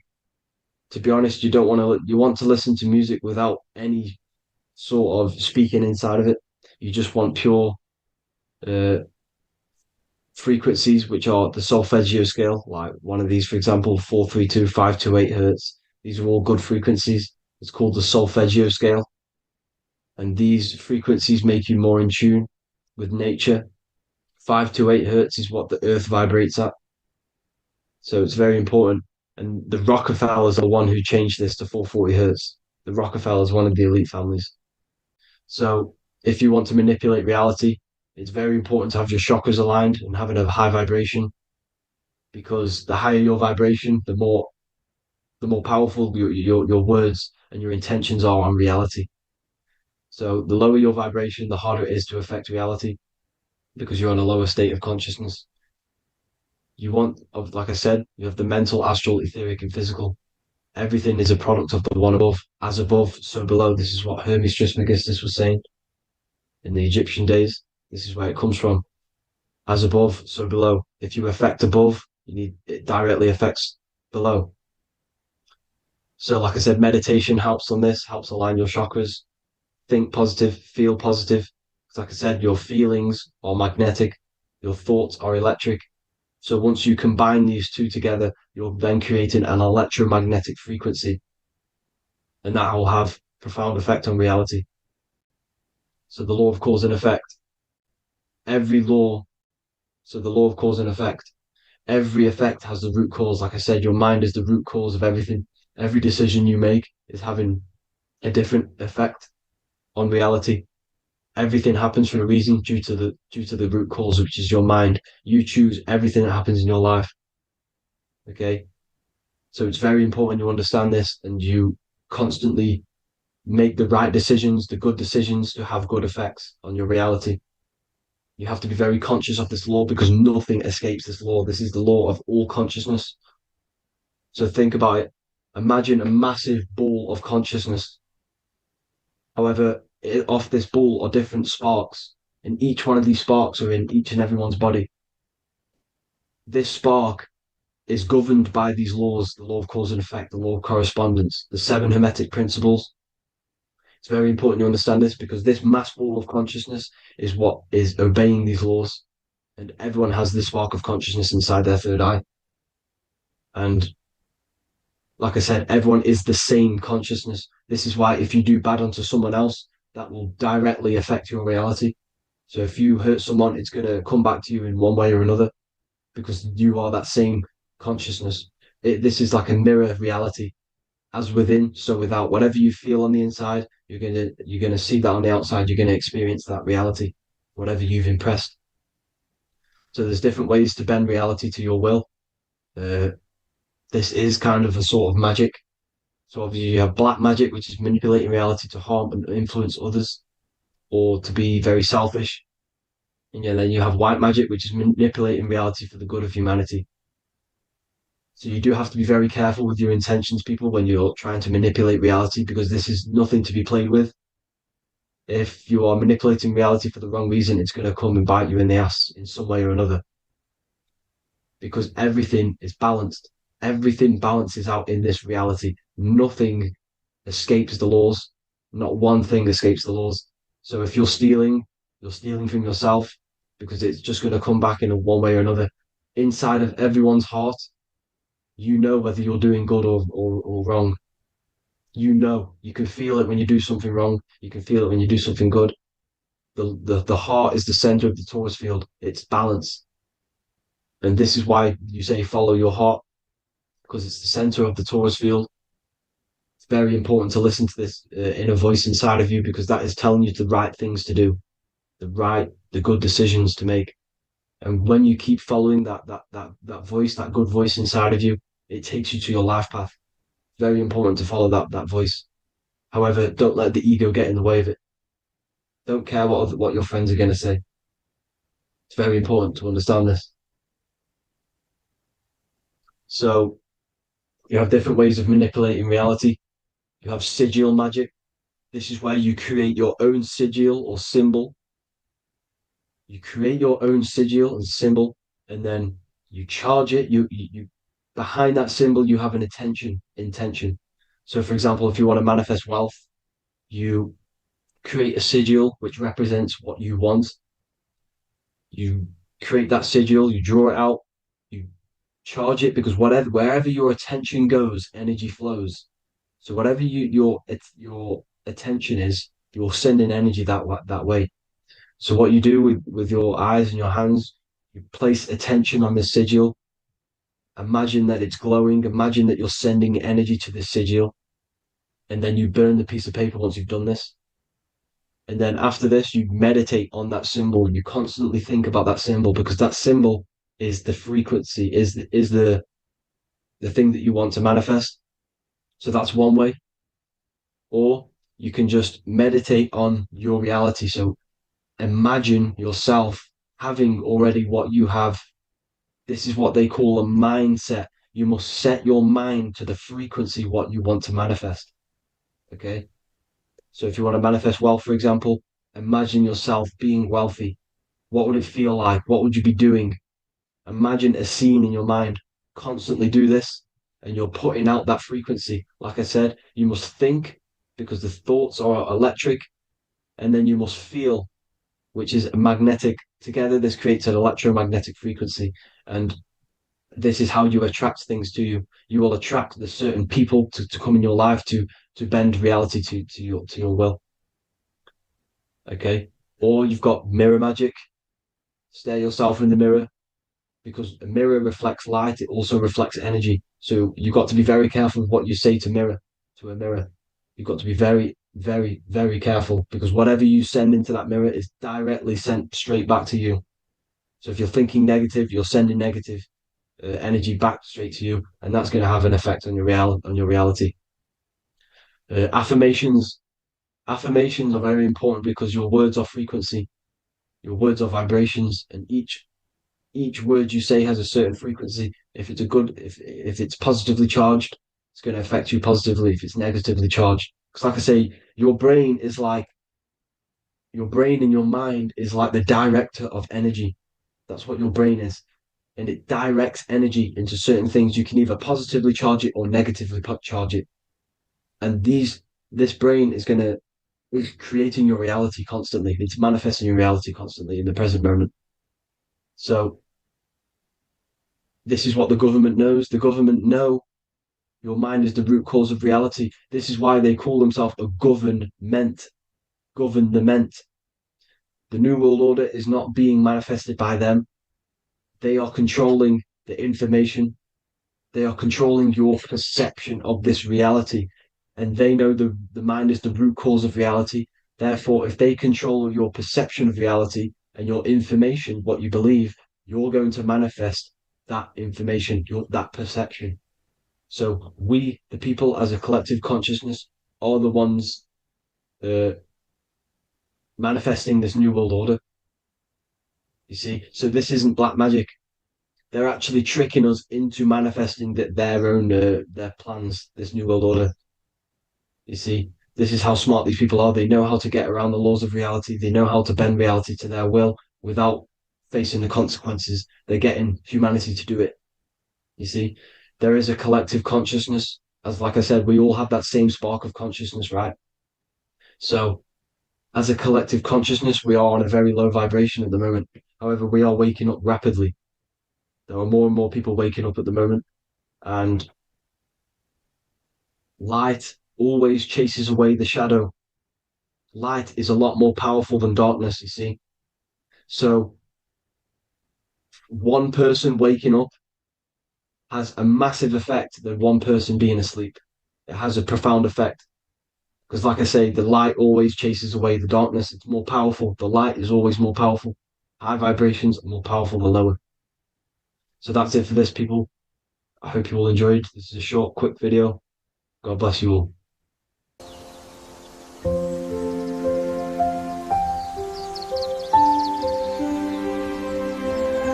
bookofwisdom.com. Visit today.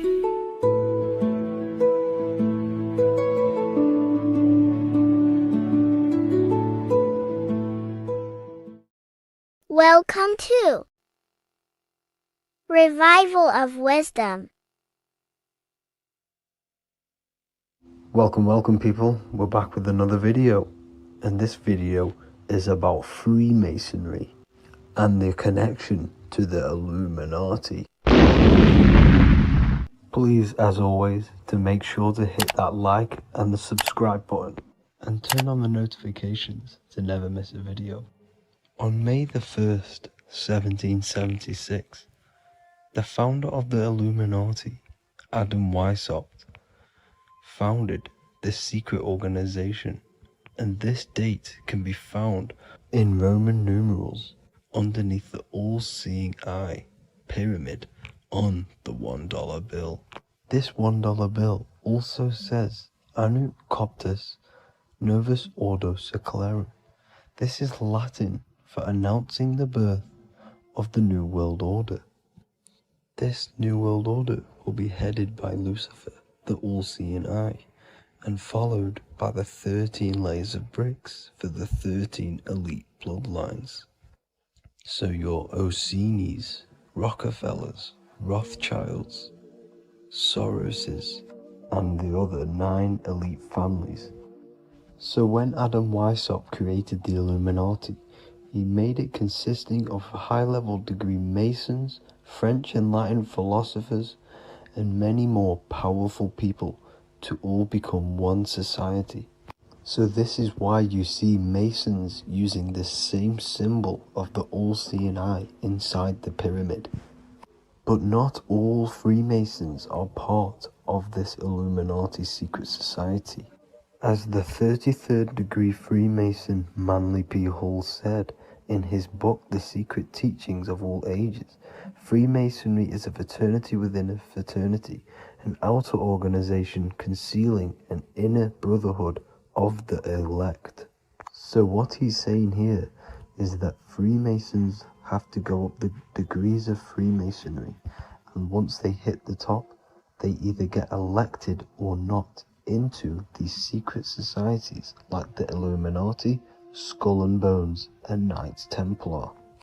So when you see celebrities doing this one-eye symbolism, either covering one eye, doing the triangle, or doing 666 over one eye, this is showing and reflecting the symbolism of Freemasonry. They have taken the oath to never speak on anything they learn about Freemasonry. Duncan's Ritual of Freemasonry book states the oath they have to take. Quote, I ... of my own free will and accord, that I will hail, ever conceal, and never reveal any of the secrets, arts, points of Master Mason's degree to any person whomsoever. All this most solemnly, sincerely promise and swear. Now, this is what happens when they break the oath, stated in this book, quote, myself severed in two, my bowels taken from thence, and burnt to ashes. So this states that Freemasonry comes first, before any law of the land. It has the right to kill you if you break your oath. This is the hand gesture they have to do every time they enter the ritual room inside the Masonic lodge. This is the cutthroat symbol, showing you and reminding you of the oath and what will happen if you break it. Now in this book, Richardson's Monitor of Freemasonry, it states, if you break your oath, binding myself under no less penalty than to have my throat cut across, my tongue torn out by the roots, and my body buried in the rough sands of the sea. If they do not decide to kill you, this book states this by pointing him out to the world as an unworthy vagabond, by opposing his interest, by dearranging his business. In other words, they have the power to frame you and destroy your reputation to the world, and destroy your business if you break this oath. So yes, they do kill to keep this truth hidden, because this truth of this reality is what keeps them in power. They have the ability to manipulate people, because people do not know what manipulates them. This is why they call themselves the government. They govern the ment, which is the mentality, because the mind is the root cause of reality. They control what you perceive to control what you manifest. By knowing the truth, you are set free, and you no longer need no controller above you. So this is why They are willing to kill and do whatever it takes to keep the truth concealed within these high-level degrees of masonry and these secret societies. However, going back to Manly P. Hall's book, it states, part of the symbols are displayed here to the initiate, but he is intentionally misled by false interpretations. So this is saying even Freemasons are intentionally misled and told lies to conceal the truth, to make sure the truth is hidden in the high degrees of masonry. So that's it for this video, guys. Thank you all for tapping in. Please leave a like and a subscribe. God bless.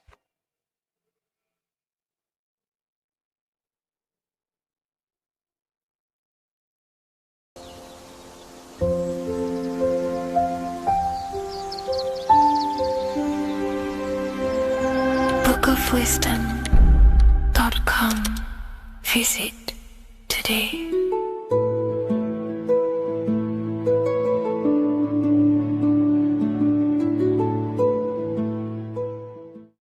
Neo is plugged into the matrix on the back of his neck. And if we look at the human brain, the back of the neck is the reptilian brain stem. And when one operates their life out of the reptilian brain stem, they are unaware, unconscious. They are consciously dead because the reptilian brain does not really critically think. It acts on instinct, fight or flight mode. This is considered in the occult spiritually dead. When one is taking actions without intention, simply very reactive to life. They're not living, they're simply experiencing. When you're walking down the street and you see someone, and in your mind you think me versus them versus me, that is an animalistic way of thinking. I used to be trapped in this way of thinking, always thinking of fight or flight, always judging people, always reacting to the world, never consciously creating and commanding with intention in the world. This could be considered the matrix, when one lives unconsciously, simply surviving in the world. Another symptom of living in the reptilian brain could be obsession, a constant need to assert your power over others to feel safe or superior. Views relationships as power hierarchies, not as mutual connections. It could be a conquest for sex, lust, seeking validation through sexual activity. Sex becomes a tool for dominance, escape, and self-worth. Intimacy is avoided. Pleasure is pursued without emotional depth. Seeking pleasure all the time. This is all to do with the reptilian brain. Seeking safety. It could be compulsive eating or food hoarding, driven by craving and not actual hunger. Eats to soothe fear or emotional discomfort, often unconsciously. This is the unconscious. Fear-based decision-making. Every choice is shaped by perceived threat or insecurity or fear within the subconscious mind. Long-term vision is sacrificed for immediate safety and gratification. All the reptilian brain. Territorial behavior overacts when personal space, possessions, or status is threatened. Acts as though survival depends on ownership or status. Addiction repeats patterns to feel safe, even if they are harmful. Avoids anything unfamiliar or unpredictable. Low empathy. No empathy or emotional care for one another and for fellow beings in the world. Sees people as threats, tools, or competitors. This is all to do with the reptilian brain. Intense jealousy or possessiveness. Sees others as rivals or objects to control. Cannot tolerate perceived threats, true loyalty, or status. Quick to be angry. Slow to reflect. Reacts with rage, withdrawal when challenged. Lacks emotional regulation or deep self-awareness. So this is considered, this brain could be considered the matrix, hence why Neo is plugged into this brain. He's operating the life out of this brain, unconscious, simply navigating life like an animal. I was in this state, and you can only really realize this when you come out of this brain and you start to function from the higher regions of the brain, which we will discuss very soon. And my life was chaos because there was chaos operating internally. I was never thinking about the future. I was always operating life out of fear, out of lack, never had care for another person. When you operate life out of this brain, the matrix, things outside you, can easily control you. This is why they keep us in a constant state of fear. So we operate life out of this. So we never gain full control over our reality, over our actions, over our thoughts. So Neo is called Neo, and he works at a place called meta cortex, very symbolic of the neocortex, the higher region of the brain. Now, this brain makes you human. It ultimately allows you to hold control over the animal urges, okay? The neocortex is the brain that allows you to have self-mastery, that allows you to control your urges, your instinctual survival urges. So humans can overcome their reptilian animalistic state and start to operate their life in a conscious mastery state. And Neo is plugged out of the reptilian brain, and he starts to use his neocortex, the human brain. This allows one to learn to have self-control, allows one to create, allows one to think about others. It allows one to critically think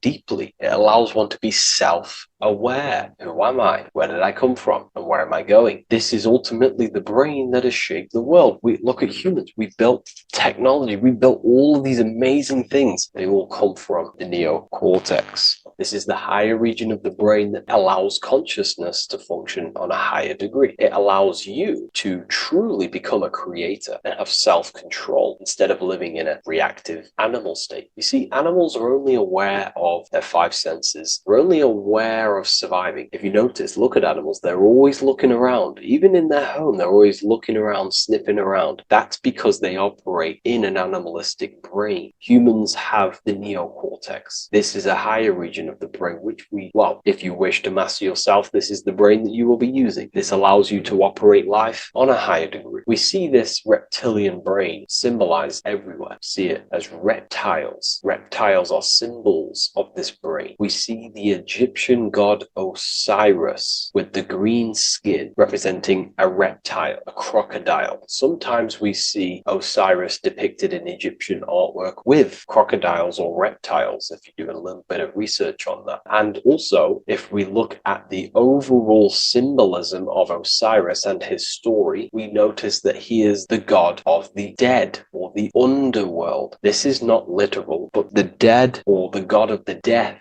the god of the death of self, the dead of consciousness, because you are a divine being with limitless potential to create. And ultimately, to create, we have to master our reptilian brain. But when we function from this reptilian brain, we are dead to our higher powers of creation, of imagination, of actually gaining control and operating life from the higher mind, operating life as the divine being as you are. But if you operate life in Osiris, he is the god of dead. You are spiritually and consciously dead. You act unconsciously. You are dead, not physically, but mentally and spiritually. So what we're looking at here in the Egyptian artwork is the reptilian brainstem. We have the left hemisphere and the right hemisphere of the brain. Notice a curve. The feminine body is very curvy. This represents feminine. The masculine body is very liney. So if we study geometry, we know that lines are masculine, hence why the word masculine, line, and the feminine body is,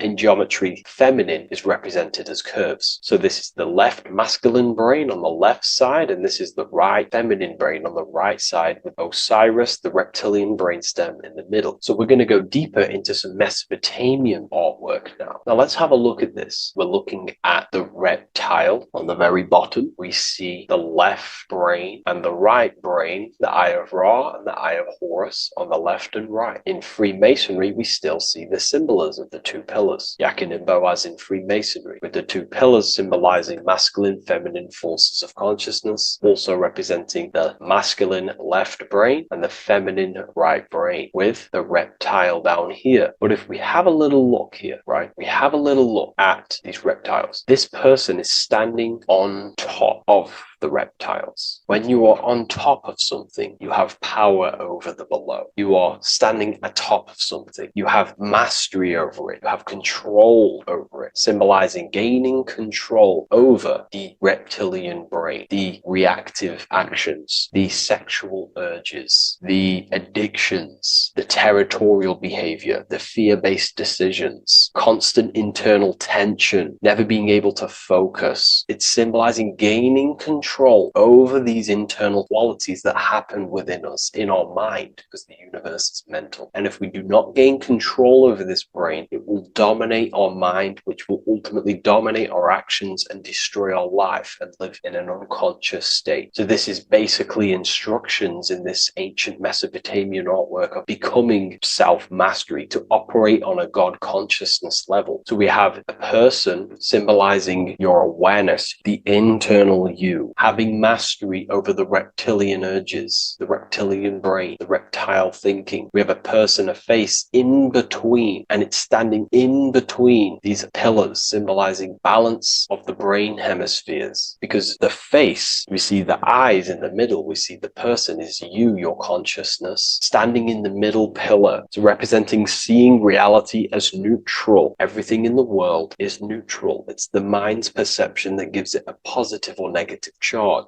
When we adapt this mindset, this view of reality, this knowingness of reality, we see the world for what it truly is. And if you see things as neutral, it allows one to transform the situations in your life accordingly, instead of simply choosing a side. This is a major problem in society, and this was a problem within myself also. We like to choose sides, and choosing sides can keep your consciousness locked in a certain mindset, in a certain belief. And belief is what is ultimately destroying humanity. It's about knowingness, and knowingness is in the middle. We want to seek to know things. Knowing things allows you to go out there, directly experience it, and know it for yourself. For example, I know I'm not on a spinning global ball flying through space. Why? Because my senses tell me I'm not doing that. My senses tell me I'm not going 1,000 miles per hour and 360,000 miles per hour through space while spinning around the sun. I know that because I know myself. I know I'm not my body because I've had direct mystical experiences beyond the physical body. So we should seek to know things, and that's what we call gnosis. Direct knowledge obtained through direct experience, knowingness. And that is a middle pillar quality. So in Freemasonry, we see the middle pillar. The matrix is designed to give you two wings all the time. Democrats, Republicans, feminism, and then there's another side. There's always two sides that they're giving you because they want you locked in either way. We should seek the middle pillar, seeing things as neutral, seeing things as the middle pillar, seeking direct experience, gnosis. And this aligns with the brain because the brain gives us these two perceptions also. The right brain sees the woods, the whole woods, but the left brain sees the individual trees and branches and leaves. If we're too left hemisphered, we're going to see everything as divided. If you're too left hemisphered, you're only going to see yourself. You're only going to think about me, myself, my ego, my consciousness, my life. And I'm only going to operate in the world, take actions only towards me without considering the collective, which is the right hemisphere quality. The right hemisphere allows you to see the bigger picture, how we're all connected. We're all one family of consciousness. We're all one being separated in different bodies, one consciousness operating in different bodies. So it's about aligning these perceptions of the brain and standing in the middle, and also conquering the reptilian brain. This allows us to operate in the world and see the world for what it truly is and operate from a place of balance. We also see some more symbolism in Egypt of the Ram Sphinx in Egypt. Ram Sphinx. Please leave a comment and please leave a like and a subscribe onto the YouTube if you like my content. Smash that like button and we'll get straight to this. So this is the Ram Sphinx in Egypt, also symbolizing the brain. This is my research. These are my conclusions. You can take this this with a pinch of salt and go out and do your own research. This is what makes sense to me based off my information I've gained, my symbolism that I can read. So take what you can from it. I'm not here to obstruct anything. I'm not here to place anything in your mind. I'm simply here expressing my research. Never take anything off anyone as solid truth. I've never have said everything I say is solid truth. This is my research. If the research aligns with you, that's great. Maybe it doesn't with some people, that's fine. Simply take things with a pinch of salt, go out and collect as much research and information from many different sources and place together your own understanding of symbolism and your own perspective on reality. But like I say, seek to know and not believe.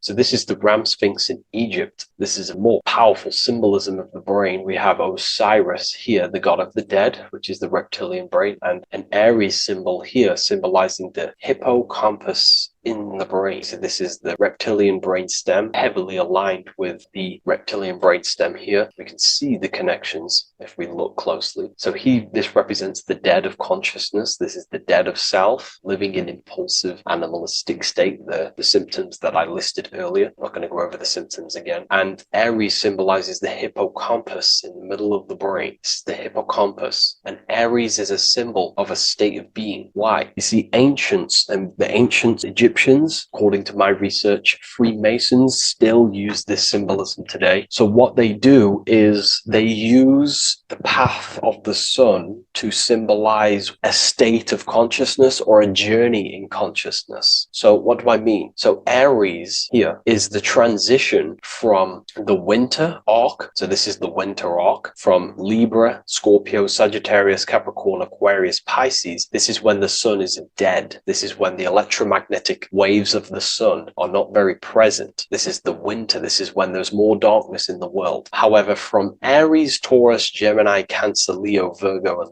to Libra, this is when the sun is giving more electromagnetic rays. Everything grows. Everything is reborn again. Everything's growing. There's more light. There's more warmth. You can grow crops. So this is very symbolic as a state of consciousness. Aries is used heavily to represent the rebirth of the sun, but internally as an esoteric interpretation of Aries, it symbolizes the resurrection of awakening of the self. It is the rebirth of the sun, of the soul, the rebirth of becoming aware out of the darkness into the light, living in the reptilian unconscious state, the unconscious, not being aware that I possess consciousness, not being aware of my thought, emotion, actions. And Aries is that symbol, is of the rebirth of the spirit, the rebirth of the self, becoming self-aware. So that's what we're looking at here with the Ram Sphinx. We're looking at Osiris, dead, the reptilian brain, operating life in an unconscious state, not really thinking,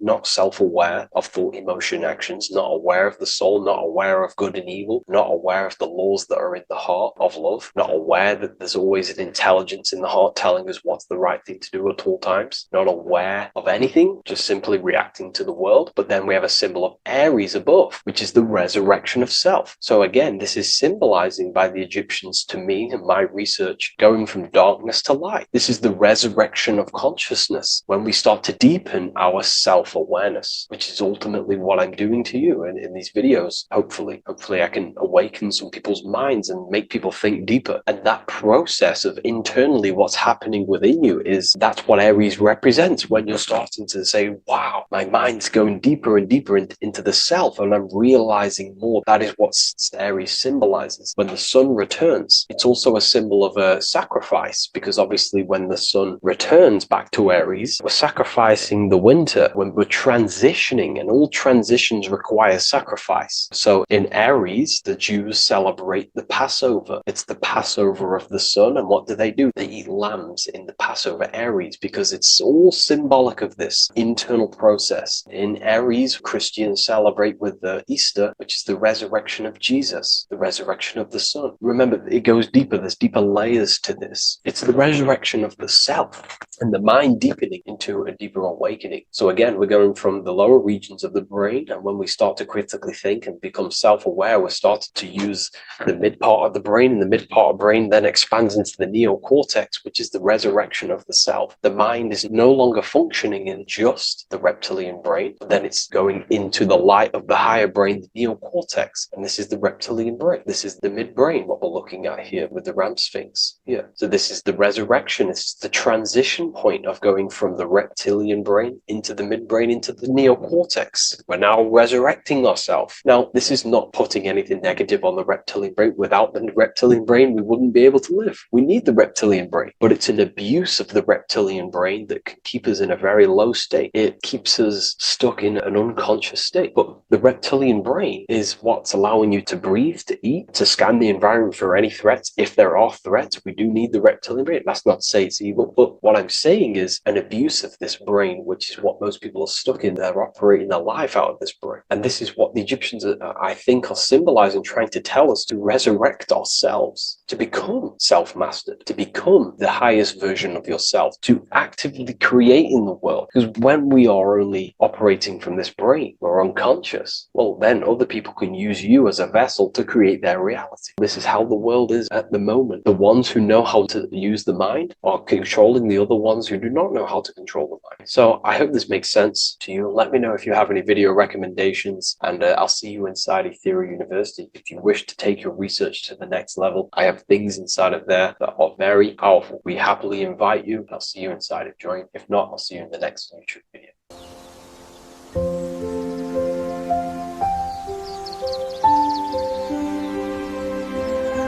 bookofwisdom.com. Visit today.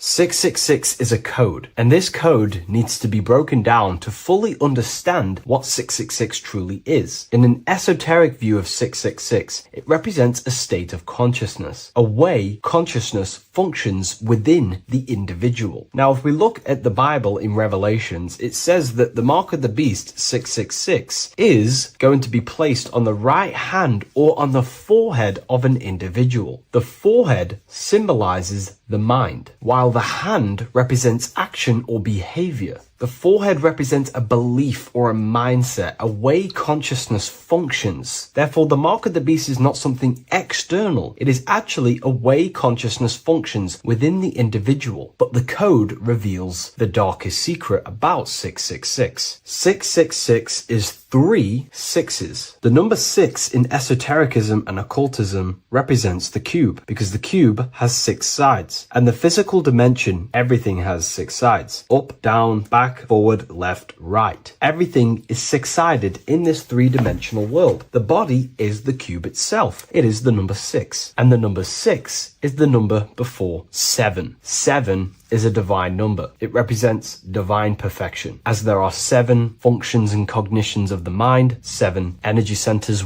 along the spinal column, 7 major planets for the 7 days of the week, 7 days of creation, 7 visible light spectrums, colors. The number 6, therefore, is often understood as imperfection, as the body is imperfect. The physical form is imperfect compared to our divine spiritual nature. But let's decode the 666 code properly so you can understand this. Now you understand that the number 6 represents the material 3-dimensional world, or the physical body of consciousness. We can then look at the number 3, because there are 3 6s. The number 3 represents the 3 ways consciousness functions. Consciousness thinks, consciousness feels, consciousness acts. We have a mental body, an emotional body, and a physical body. Most people confuse these things to be all one. They think their mind is their emotions and their mind is their brain, and they interlock all of these. But these are actually 3 different bodies of consciousness. Consciousness has many vehicles or bodies it expresses itself in. So the 3 ways that we ultimately create our life, the 3 ways that shift our reality, and the 3 full things that we have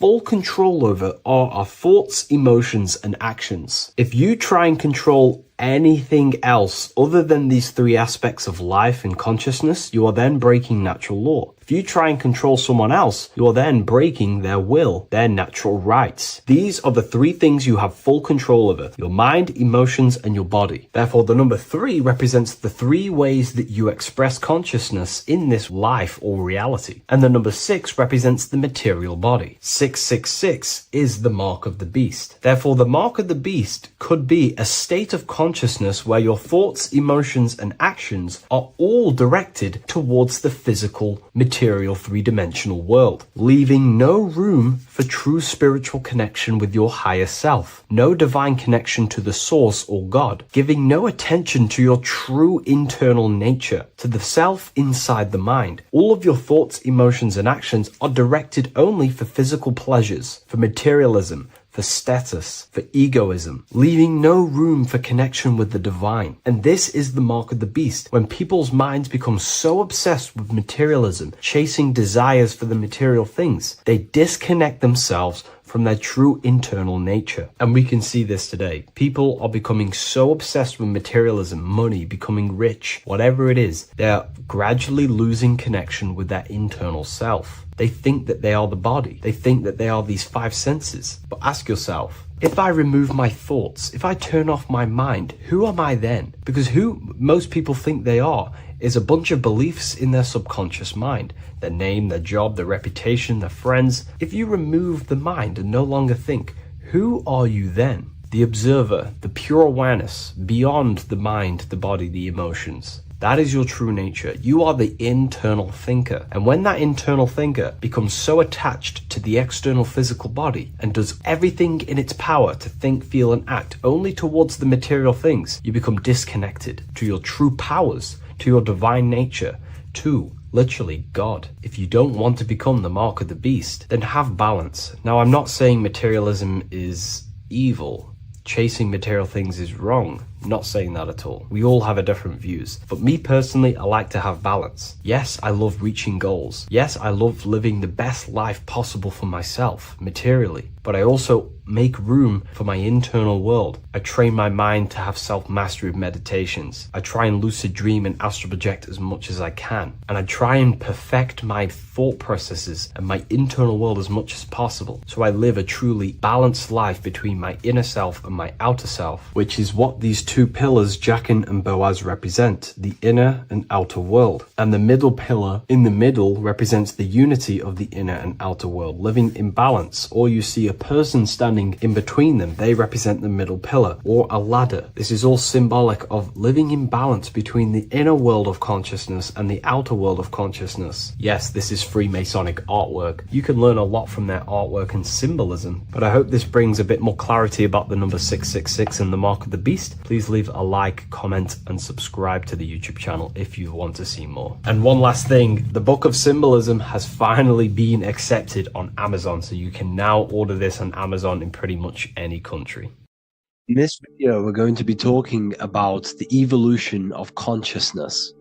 You are born human, however you possess consciousness, which is the awareness behind your being, the awareness behind your thoughts, the experiencer behind your 5 senses, the experiencer, the observer behind your thought, emotions, and senses.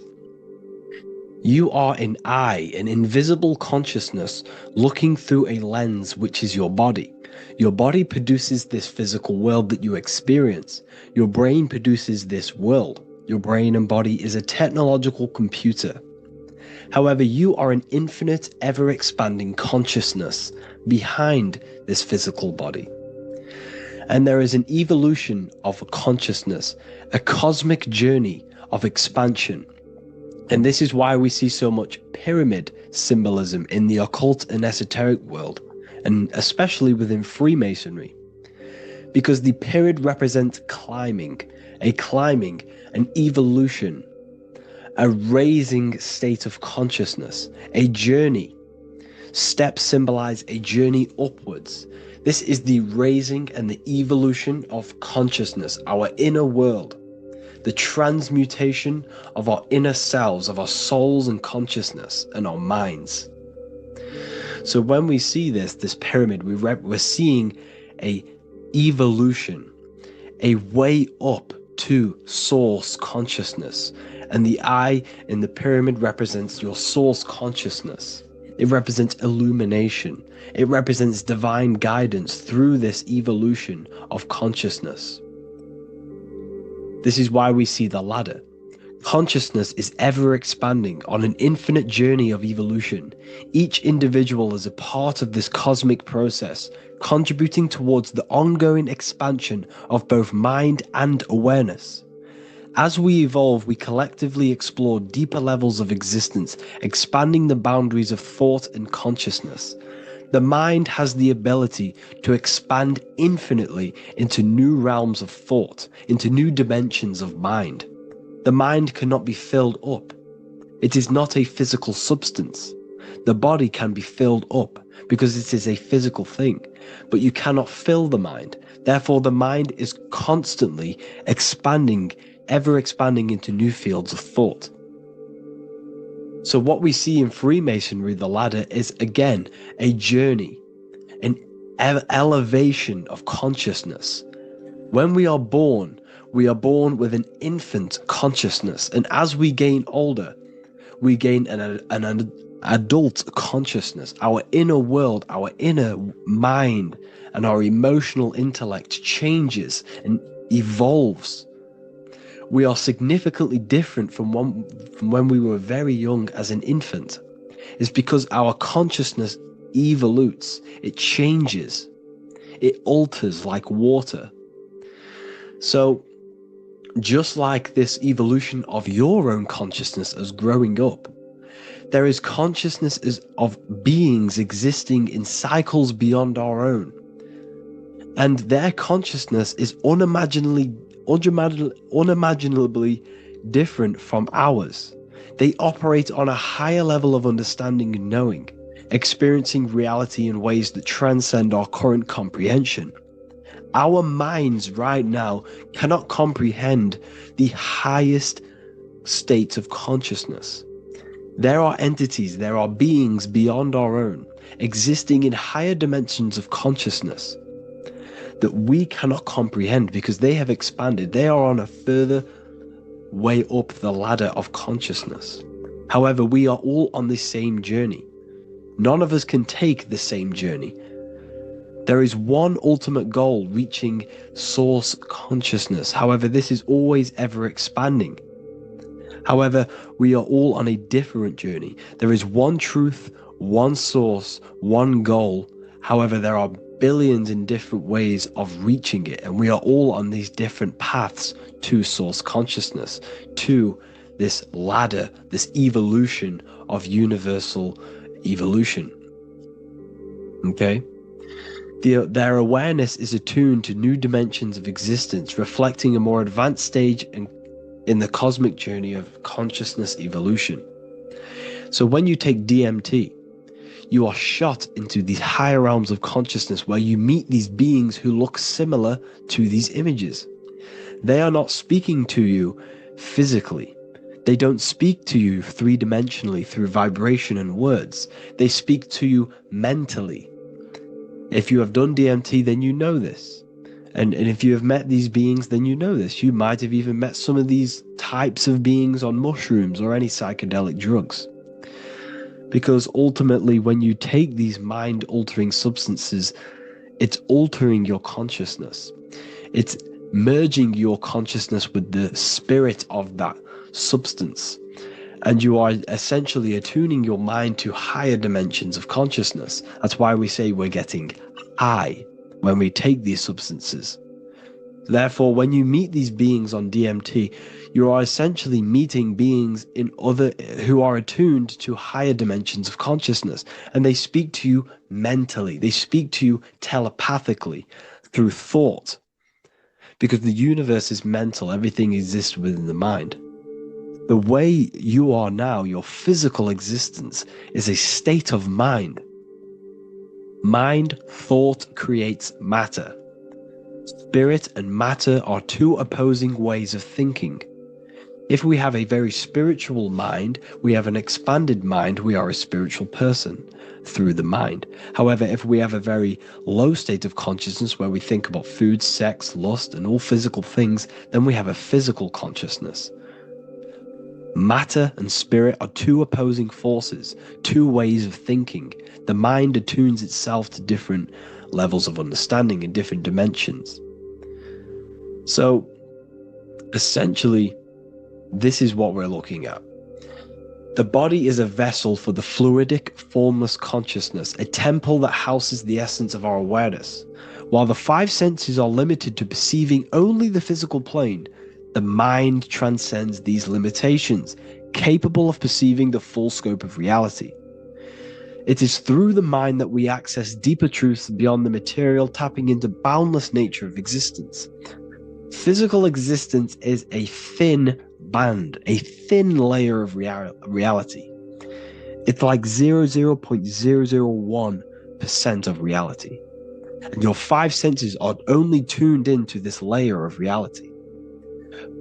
But the five senses are, by design, only allowed to perceive physicality. But the mind has the power to expand beyond this physical five sense state. The mind has the power to expand and evolute. It is a conscious decision whether you want to take this path or not. You can stay in a three-dimensional way of thinking, or you can expand your consciousness from within. It's not an external journey. There is no God going to save you. You must save yourself. Therefore, behind every single one of these eyes is the same source consciousness. However, we are all different cells in a different journey. The organs in your body, the cells in your body are all alive. They all possess same consciousness, universal consciousness. However, we are all on a different journey of evolution. As above, so below. As the baby is in the mother's womb, when the baby becomes conscious, there is a world outside of its mother. What does it do? It presses and seeks a way out to be born in the other world outside of its mother. It is the same with your consciousness, your mind. When your mind becomes aware that there is realities beyond the immediate surroundings, it seeks a way out. And this is exactly what I'm doing to you now. I am now expanding your mind and telling you there is other ways of reality. There is other dimensions of consciousness which you can access through inner transmutation, through different ways of thinking, spiritualism, and meditating and connecting with yourself and detaching from external things. We can upgrade our consciousness. Your body is a womb. Why Jesus says you must be born again to see the kingdom of God, because you are born physically and then you must be born again spiritually, awakening your inner consciousness. So like I said, as the baby is in the womb, it's the same principle. As above, so below. You were a baby, you were in your mother's womb, and you figured out there is a world outside of your mother, so you seek to weigh out your mother to be born in another world. It's the same now. You must do this now. This is your spiritual evolution. This is the evolution of consciousness. It's ever expanding. When you die, this is a transition. You must learn to not fear death. This is another part of your spiritual journey. You must master death.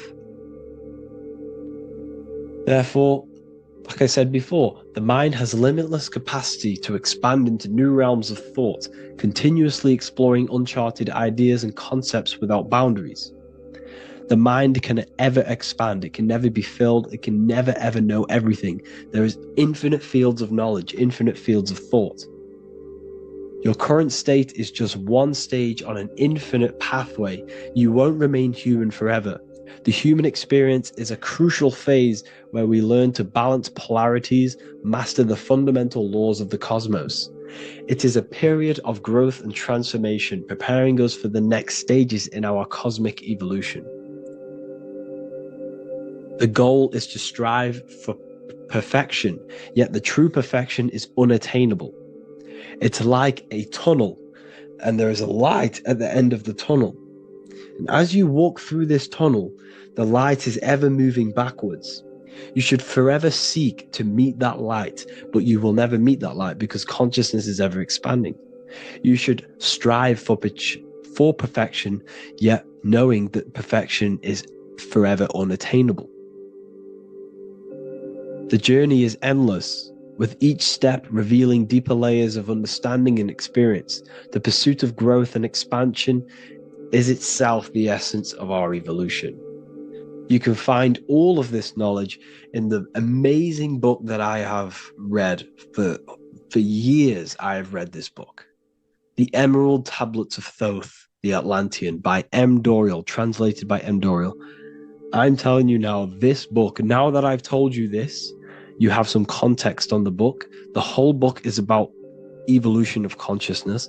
He's talking about higher dimensions beings. He's talking about how you can transcend this physical plane. It is truly the most amazing book you will probably read. One of the best spiritual texts you'll see. It's hard to understand, so you must read it over and over again. And the more your mind progresses, like for me, I read this every couple months. And the more I learn about consciousness, the more I expand my own consciousness. And every time I read this book, I pick out something new that just completely blows my mind, because you can only understand this book to your level of consciousness, to your level of understanding. So now that I've told you all this information, go and read this book and it will absolutely blow your mind. And so will the Book of Wisdom Volume 2, which is now available. I released it the other day.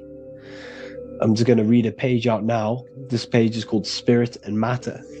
The Earth is not merely a dense, lifeless rock drifting through space. It possesses spirit, a living essence that animates its form. But what do we mean by spirit? Spirit in esoteric terms refers to the energy, the life force, animating the principles infused in matter. So essentially, what this page is talking about is how everything has spirit, consciousness within it. You are the middle, you are spirit and matter. You have the ability to expand your mind to the God self and raise above our animal instinct, our material self, and know the divine and expand. Animals cannot do this. Animals are not self-aware. Humans possess self-awareness. We can observe our consciousness. We can say, why do I exist? We can look in the mirror and know that we need growth. And this is what Anunnaki means. Anu means above. Anu was the supreme god of the sky, which is a metaphor. He represents spirit above, heaven. Anu came down to earth and married Ki, the goddess of the earth, which represents matter. It's a myth, it's an allegory. Anu married Ki and gave birth to the Anunnaki.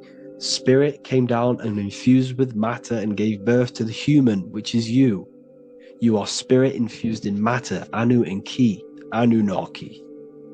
You are the Anunnaki. And this is just one of the teachings in my book. Honestly, this book is absolutely amazing. If you truly, truly want to expand your consciousness, give this book a read. And obviously, if you're inside the university, I give you this book for free. A paperback version. If you join the university, follow the steps inside of the general chat, you'll be able to download this book. Not download it. Order a paperback for free. All you have to do is pay for the shipping. You'll also gain amazing knowledge inside of my library, where your mind will just be overblown with the amount of esoteric books. There's over 45 rare occult books, plus you get a PDF of the Volume 1 and Human Health Guide. You get reoccurring updates where I expand on symbolism, occultism, where you will just feel absolutely amazing once you understand esotericism in yourself. You'll also learn how to create the dream reality that you want with the Manifestation Mastery course, where I teach you how your consciousness creates reality. You'll have a real lectures where I post lectures on symbolism, occultism, esotericism. There's a conscious community and live calls and Q&A where you can ask me questions and I'll answer your questions. I just want to say thank you to everyone who has joined the university. Thank you for even liking and watching this video. Any support I just appreciate every single one of you. Please, if you can, leave a comment and a like on this video and let me know any videos you want me to make in the future. And I will start uploading a lot more to the YouTube. So yeah, thank you all for tuning in today. Have an amazing day.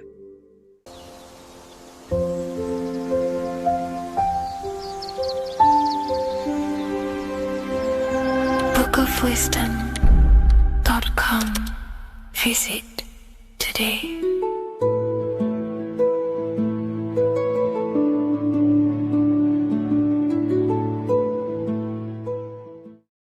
The Freemasonic square and compass is not just a symbol that represents Freemasonry, a lodge, or a secret society. It is a symbol of gaining your own personal power.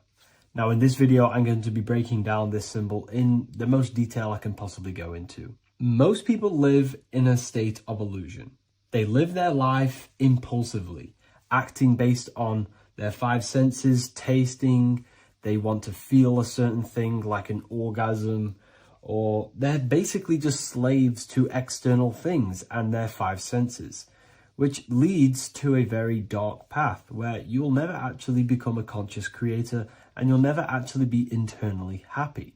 The Freemasonic square and compass reveals some deep wisdom about this. Now let me break this down. If you want to gain your personal power, listen up. The Freemasonic square and compass is a compass which is used to create circles. Now, if you notice something about the circle, they have no beginning, no end. You can't tell where it begins and ends. It's eternal, which means this represents consciousness. Now, if you don't know what consciousness is, if you close your eyes, you have an internal world. You have thoughts, emotion, visualization. This is all consciousness, spiritual. Then we have the square. The square creates squares or lines, which represents matter. It has a beginning and an end. You can quite see where the beginning of the end is, right? So we can even link this to Leonardo da Vinci, the Vitruvian Man. We see the man in the square with the circle. The circle is the eternal consciousness, and the man is the square, limited to the physical world. But consciousness is not limited. That's why it's outside the square. This is eternal. The body is mortal. The body will die. Consciousness will never die. If we look even closer at the symbol, we notice in this particular symbol, we have the compass overlapping the square. This is very, very symbolic. This represents spirit over matter, also known as mind over matter, consciousness over matter, the circle over the square. Like I mentioned earlier, most people are slaves to their senses. They go through their day and all they do is chase validation and feelings. They eat all day to feel good, which means they're a slave to their taste. They're slaves to their feeling. They masturbate, which means they're a slave to orgasms and external things. They're literally being governed by the external world controlling their internal world. They're literally living life on autopilot. And don't get me wrong, I was guilty of this too. We're all guilty of this when we join this world because we're not taught this sacred knowledge. Until you actually stop and recognize this, you'll be living life on autopilot, literally not even living. You'll be running off subconscious programs, seeking external validation and being ruled by these five senses.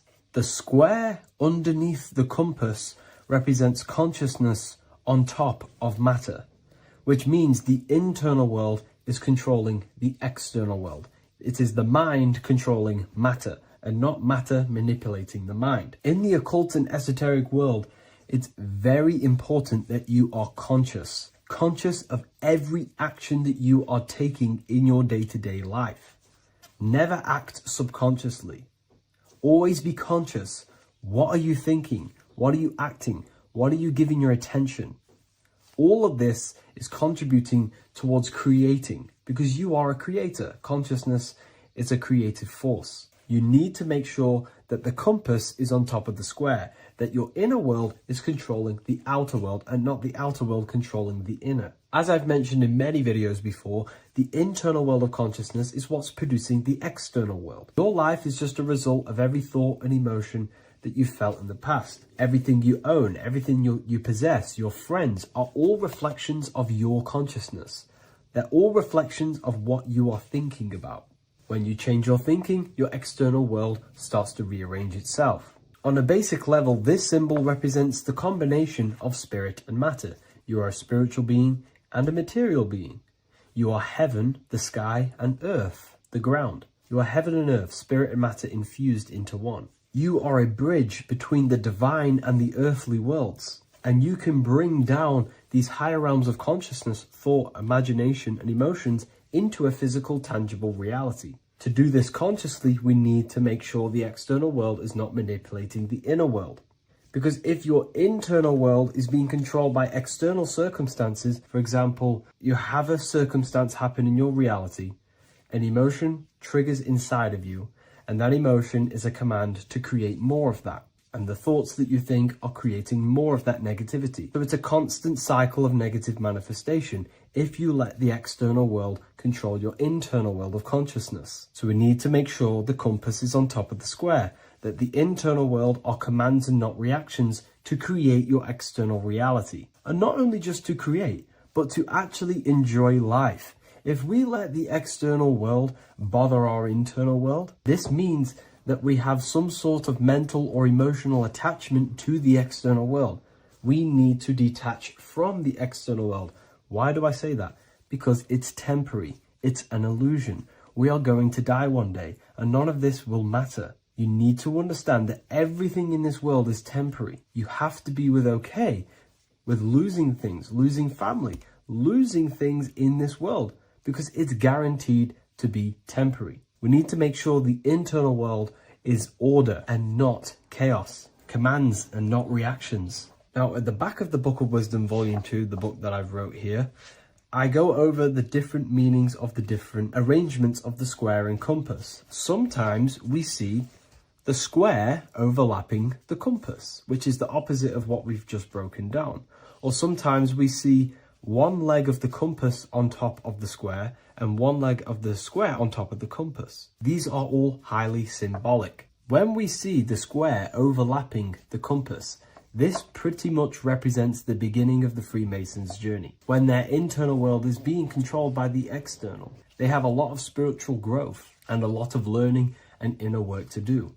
Now, when we see half and half, one leg of the square on top and one leg of the compass on top, this represents the Masons' gradual emergence from the material realm into the spiritual. This interplay of symbols reflects the process of gaining greater light and knowledge as the Masons ascend from material concerns towards spiritual enlightenment. And of course, we've just broken down what this means. This represents spirit over matter.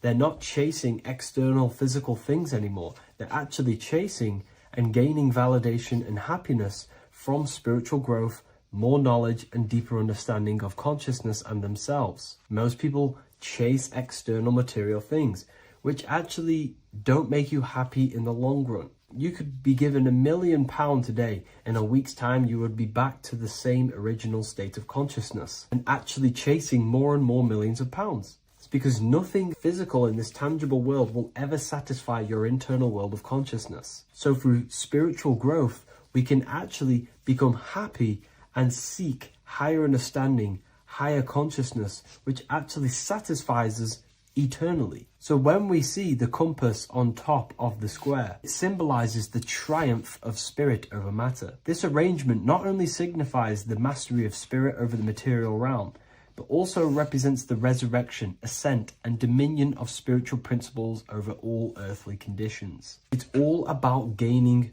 personal power and spiritual growth. It's all about spiritual evolution, going from matter to spirit. The external world controlling the internal world, to the internal world ruling over the external world, where the mind becomes a powerful tool to actually create and command reality. The mind cannot create and command reality if it's being governed and tossed all over the place by external circumstances and thoughts. Here's a quick tip on how to know if your mind is controlling you. If your phone notification goes off and you're working on something and you instantly go to reach and pick up the phone as soon as the notification goes off, that is an indication that your mind is controlling you and you are not controlling it. The mind is the direction of consciousness. It directs the flow of your attention, your energy, your consciousness. So to practice to gain mind over matter is simply just meditation, allowing the mind to sit still and focus on one thing for long periods of time. And over time, this will gain mastery over your attention and your mind. If you are on your spiritual path, this should be your goal, your internal world becoming the master. The mind becoming a vessel for you and not a vessel controlling you. It needs to become a command center and not a reaction. Please like, share this with a friend, and subscribe to the channel if you're new. Leave a link in the description for the Book of Wisdom Volume 2.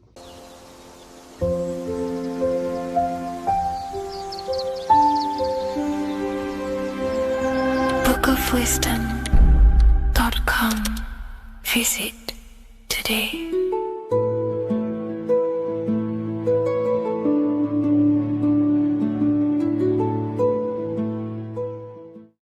Hello, Seeker.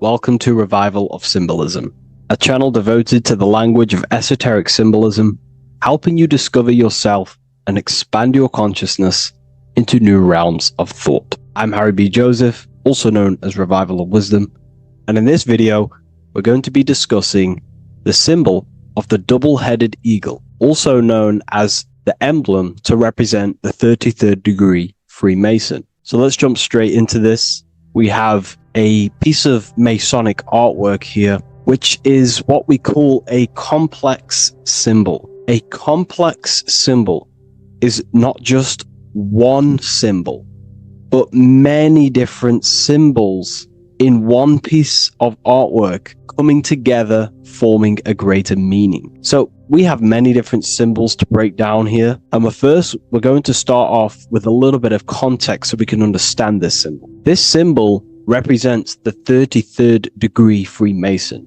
Once you reach the 33rd degree of the York Scottish Rite Mason system. So once you reach this level, this symbolism corresponds to that individual. So therefore, this piece of artwork is representing the consciousness, the mindset, the ways of thinking, the ways of viewing the world of the 33rd degree Mason. It represents the consciousness of the 33rd degree Mason. And this is what esoteric symbolism is about. Esoteric symbolism is symbols and emblems representing states of consciousness and teachings within the forces of consciousness. So let's jump straight into this. The first thing that I see when I look at this piece of symbolism is the double-headed eagle, okay? The double-headed eagle. What is this eagle doing? So the thing with symbolism is that symbolism trains the mind to think in a subconscious way. Now, what do I mean? You know, to the person who thinks in linear thought, straight line thought, A to B thought, they see an eagle. They see a piece of artwork. They just see a piece of artwork with no meaning. But to the person who is trained in the occult, these symbols are representing thought vibrations. One example would be in occult symbolism, what we're meant to do. These symbols represent thought forms in the mental plane, within the mind of the individual. Instead of me just giving you the answers, in the occult, they give you symbols. And what you're meant to do is look at these symbols, stare at these symbols, and see what kind of thought arises in your mind, and follow the chain of thought. This is how you unlock deeper levels of symbolism. This is what we call the chain of thought. Now, what do I mean by the chain of thought? If I look at the eagle, I see an eagle on a basic level thought. But then that thought leads to another connection, because this is how thought works. Whatever the character of the thought we think is, or whatever the vibration of that thought, for example, the character of the thought right now would be an eagle, then that leads to another thought. For example, flying. Then flying is connected like a chain to another thought, higher perspective. So we follow the chain of thoughts until we unlock the deeper levels of the meaning of the symbol. And this is what the occult seeks to do. Symbols make and force the individual to go inward. You look at the symbol, it's not a direct meaning, but you have to go inward and start to think and follow the chain of thought that this symbol is connected to until you find its deeper meaning that relates to the individual, to you, to a teaching or a force of consciousness or a state of consciousness. Okay? It's very difficult to explain in words because symbols transcend the barrier of words. Okay? So what we're looking at here is a eagle. And what does the eagle do? Well, the eagle has the ability to fly above the earth. It looks down upon the earth. In allegory and metaphor, this represents a higher perspective of reality, a higher perspective of the world, of the self. So this is representing the consciousness of the 33rd degree Mason. They have a higher perspective of themselves. Why? Because they studied the mysteries. They studied the Kabbalah. They understand consciousness. They understand the human psyche. They understand the origins of consciousness, the forces of consciousness. They understand how the material world is created through the forces of consciousness. So the eagle represents higher perspective because it can fly above the earth. And here you have the earth, this circle here, this sphere. So it's flying above, symbolizing a higher perspective of reality, a higher perspective of the physical world, the physical body, and the self. Because ultimately, this is what it's about. Freemasonry is about, of course, self-mastery, building a better self. That's what the craft is. But it's ultimately trying to figure out the mysteries of consciousness itself and the origins of reality. We gain this insight through Kabbalah, the study of the Kabbalah tree. So let's not get off track here. So the eagle ultimately represents a higher perspective of reality because it can fly. On a deeper level, it also represents the astral body because the astral body can fly above the material plane. It has no connection, no limitation to the physical plane. It does have a connection to the physical plane because all of the dimensions, the mental, the astral, the etheric, the physical, are all interwoven to each other. However, it also represents the activation of the light body, hence why we see this light rays around it. But that's a bit too deep for now. Let's go a little bit deeper into about the basics of this symbol.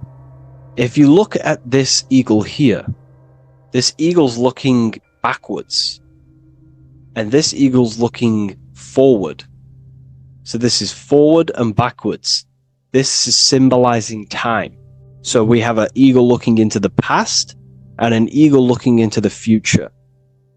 This is called the mastery of time. This is how you master time. You have a crown in the middle of these two heads. A crown. A crown is something worn by royalty, and royalty has a lot of power. So this is symbolizing personal power and mastery. How do you gain your personal power and mastery over time, over the past and future? Well, it's very simple.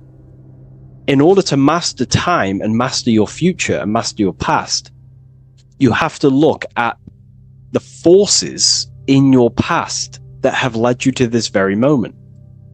Here we have a triangle which represents the number 3. Remember, in this middle, which is the present. So you have to look into the past to see what thought, emotion, action, the number 3, the 3 expressions of consciousness. Consciousness expresses itself through thinking, feeling, and acting. That's how consciousness manifests itself in 3 different ways.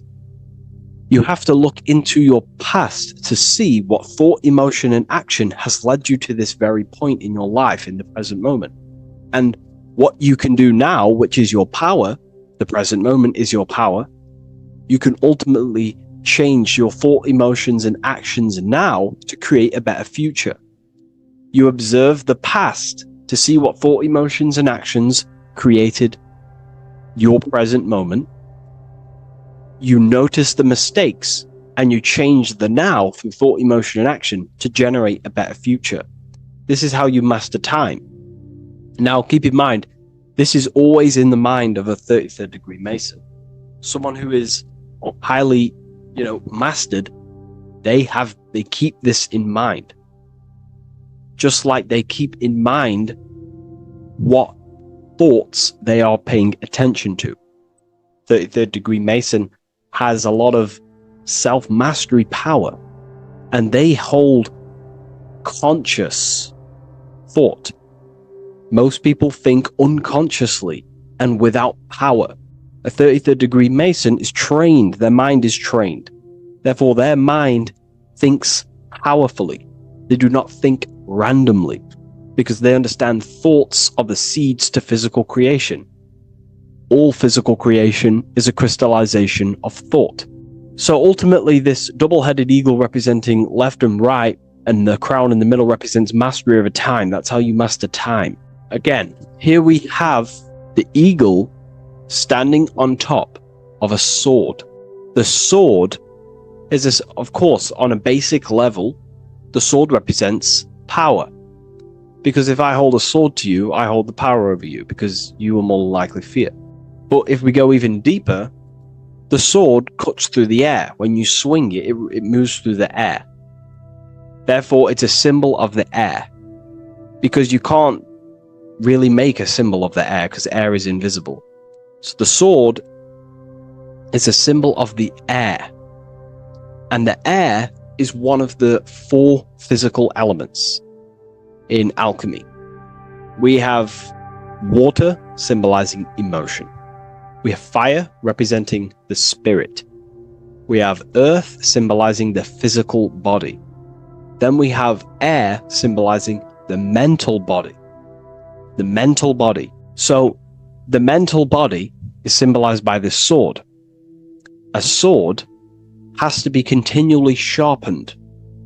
If you don't sharpen the sword over a long period of time after using it, it will become dull and it won't be very effective. This is an allegory symbolizing the human mind, because the human mind is like a sword. If you do not sharpen your mind, you will lose control of your mind.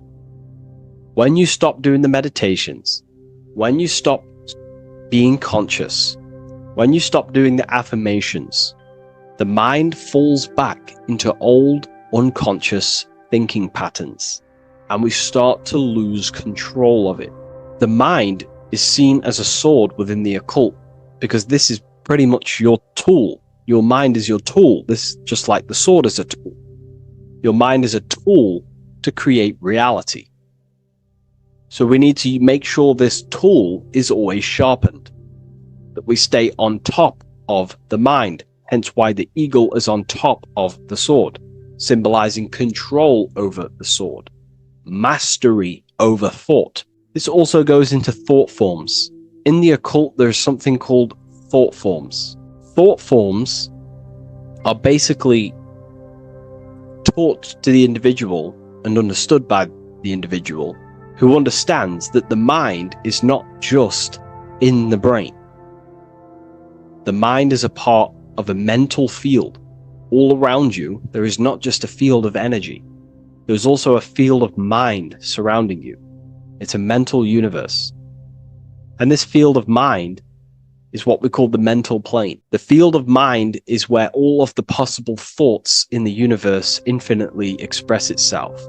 So each area has different thought forms. Each postcode, each place you go has different thought forms. This is why if you walk into a cathedral, for example, an ancient, amazing structure, your mind instantly becomes, you're amazed. You feel different when you walk into these areas, because all around you is a mental field. And there's something called thought forms. Thought forms are basically what religion call spirit guides or angels, helpers. This is what thought forms are. Thought forms are basically, if you dwell on the thought that you are going to lose your girlfriend, for example. Let's use a negative example here, because a lot of people can relate to this. Or your boyfriend. Let's keep it simple. Everyone can relate to this at some point in their life, hopefully. Or, if not, it's okay. No worries. It's just an example that most people can relate to. If you constantly dwell on the thought that you are going to lose your partner, what we have to understand is that the mental plane, what we have to understand is that the forces within consciousness, within what we call the universe, is always trying to give you what you want to create. That's your right. The universe or mind or consciousness, whatever you want to call it, is always trying to unfold what you want to create. It doesn't know the difference between something you don't want to create or do want to create. Whatever you think about is ultimately what this power of consciousness or the universe will try and manifest. This is why we have to gain mastery over our thought, because thought are basically the seeds that we impress into the dimensions. So we have a mental dimension, we have a higher, middle, lower subplanes of the mental dimension or the mental plane. Then that's just thought. The mental plane is just thought. Below the mental plane, thought takes the body of imagination, which is what we call the astral plane. And the astral plane also has higher, middle, and lower subplanes. Then we have the etheric plane. The etheric plane is basically an energetic copy of the physical plane. So you have an etheric brain, you have an etheric body. It's just basically an energetic, exact copy of everything that is physical. So if we think something within our mental body and we dwell on that thought, the more attention you give, the more you feel that anxiety about losing your partner, you're literally forcing energy and direction and attention into this thought idea, which manifests itself within your own aura. Your aura is basically, it's not just your electromagnetic field. Your aura has many different levels. It has a physical level, it has an etheric level, an astral level, and a mental level, like layer. So it has a layer for each one of these bodies. If you dwell on this thought and you keep giving attention, power, you start to imagine this because you're worrying about it. You literally create a elemental or energetic substance that clouds your aura.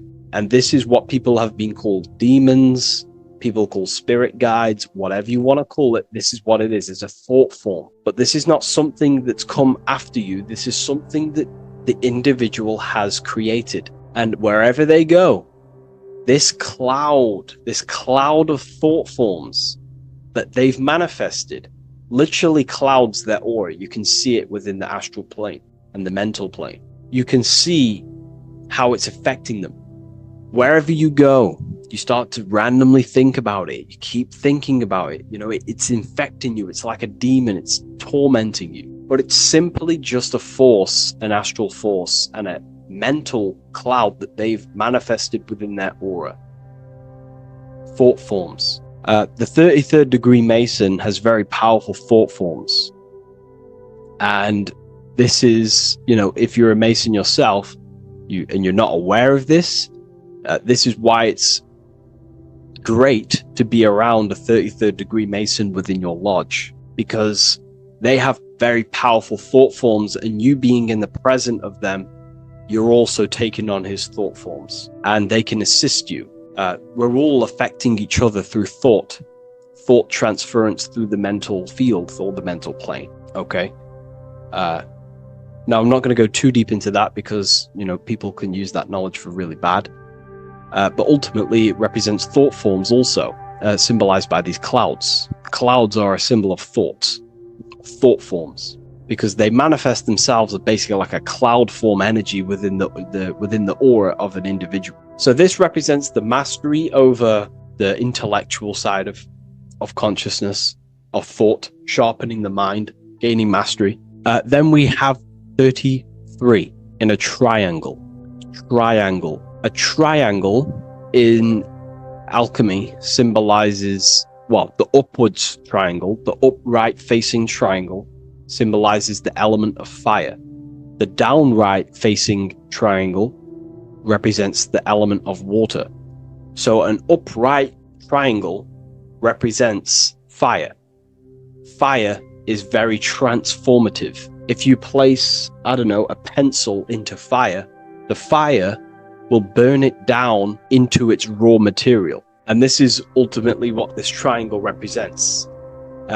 It represents the consciousness of the 33rd degree Mason, who has basically transformed themselves from ego consciousness, only dwelling within the limits of their ego, their old belief systems of thinking they were the body, only reacting to five sense thinking, linear thinking, low base consciousness, not knowing right from wrong.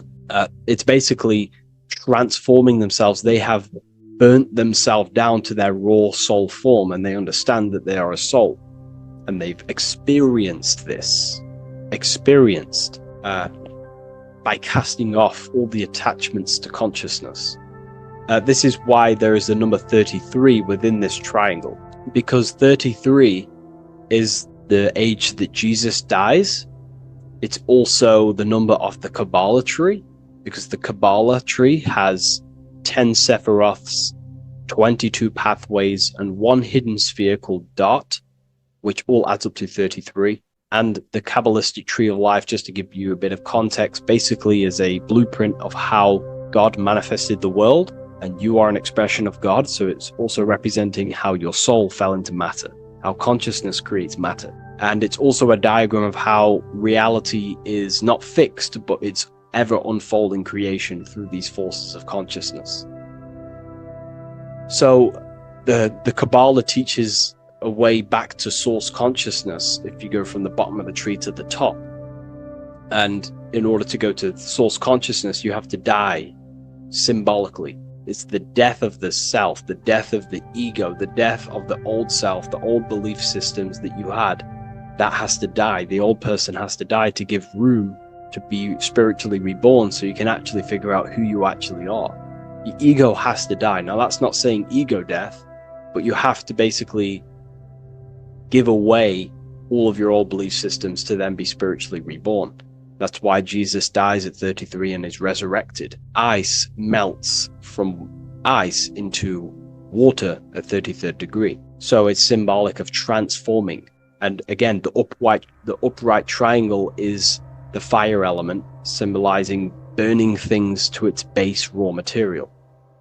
33, which is again death and resurrection. So it's all about burning the old self and being spiritually reborn again. This is the teachings of Hermeticism, Christianity. It's in everything. You'll see this symbolism or this story of death and resurrection absolutely everywhere in the ancient myths, because it's all talking about the same thing. You have to symbolically die. You have to kill off the old self to be spiritually reborn, to be initiated into a mystery school. So the 33rd degree Masons basically saying, well, they have resurrected. They have resurrected the connection to their soul, because as we grow older in this life, we lose connection with our true authentic self as the ego develops as we get older. And if we don't stop developing the ego, we never actually connect with who we truly are, which is a divine, immortal, formless being who has the infinite power of creation. This is what you actually are. Okay, so it's also symbolizing the union of opposites, hence why we have a double-headed eagle here. It has opposites. Obviously, this is massive within the occult. You see this everywhere, union of opposites. Okay, so union of opposites goes from, basic teachings to the most advanced teachings that most minds are not ready for. Union of opposites is on a basic level, is union of the mind and the heart, going from mind consciousness, which is basically ego, the lower self. That's not to say the mind isn't powerful, but that is the house of the lower self. The ego. It's the house of the ego. So we have to learn how to use the mind for what its proper use. The mind's proper use is for the soul to create.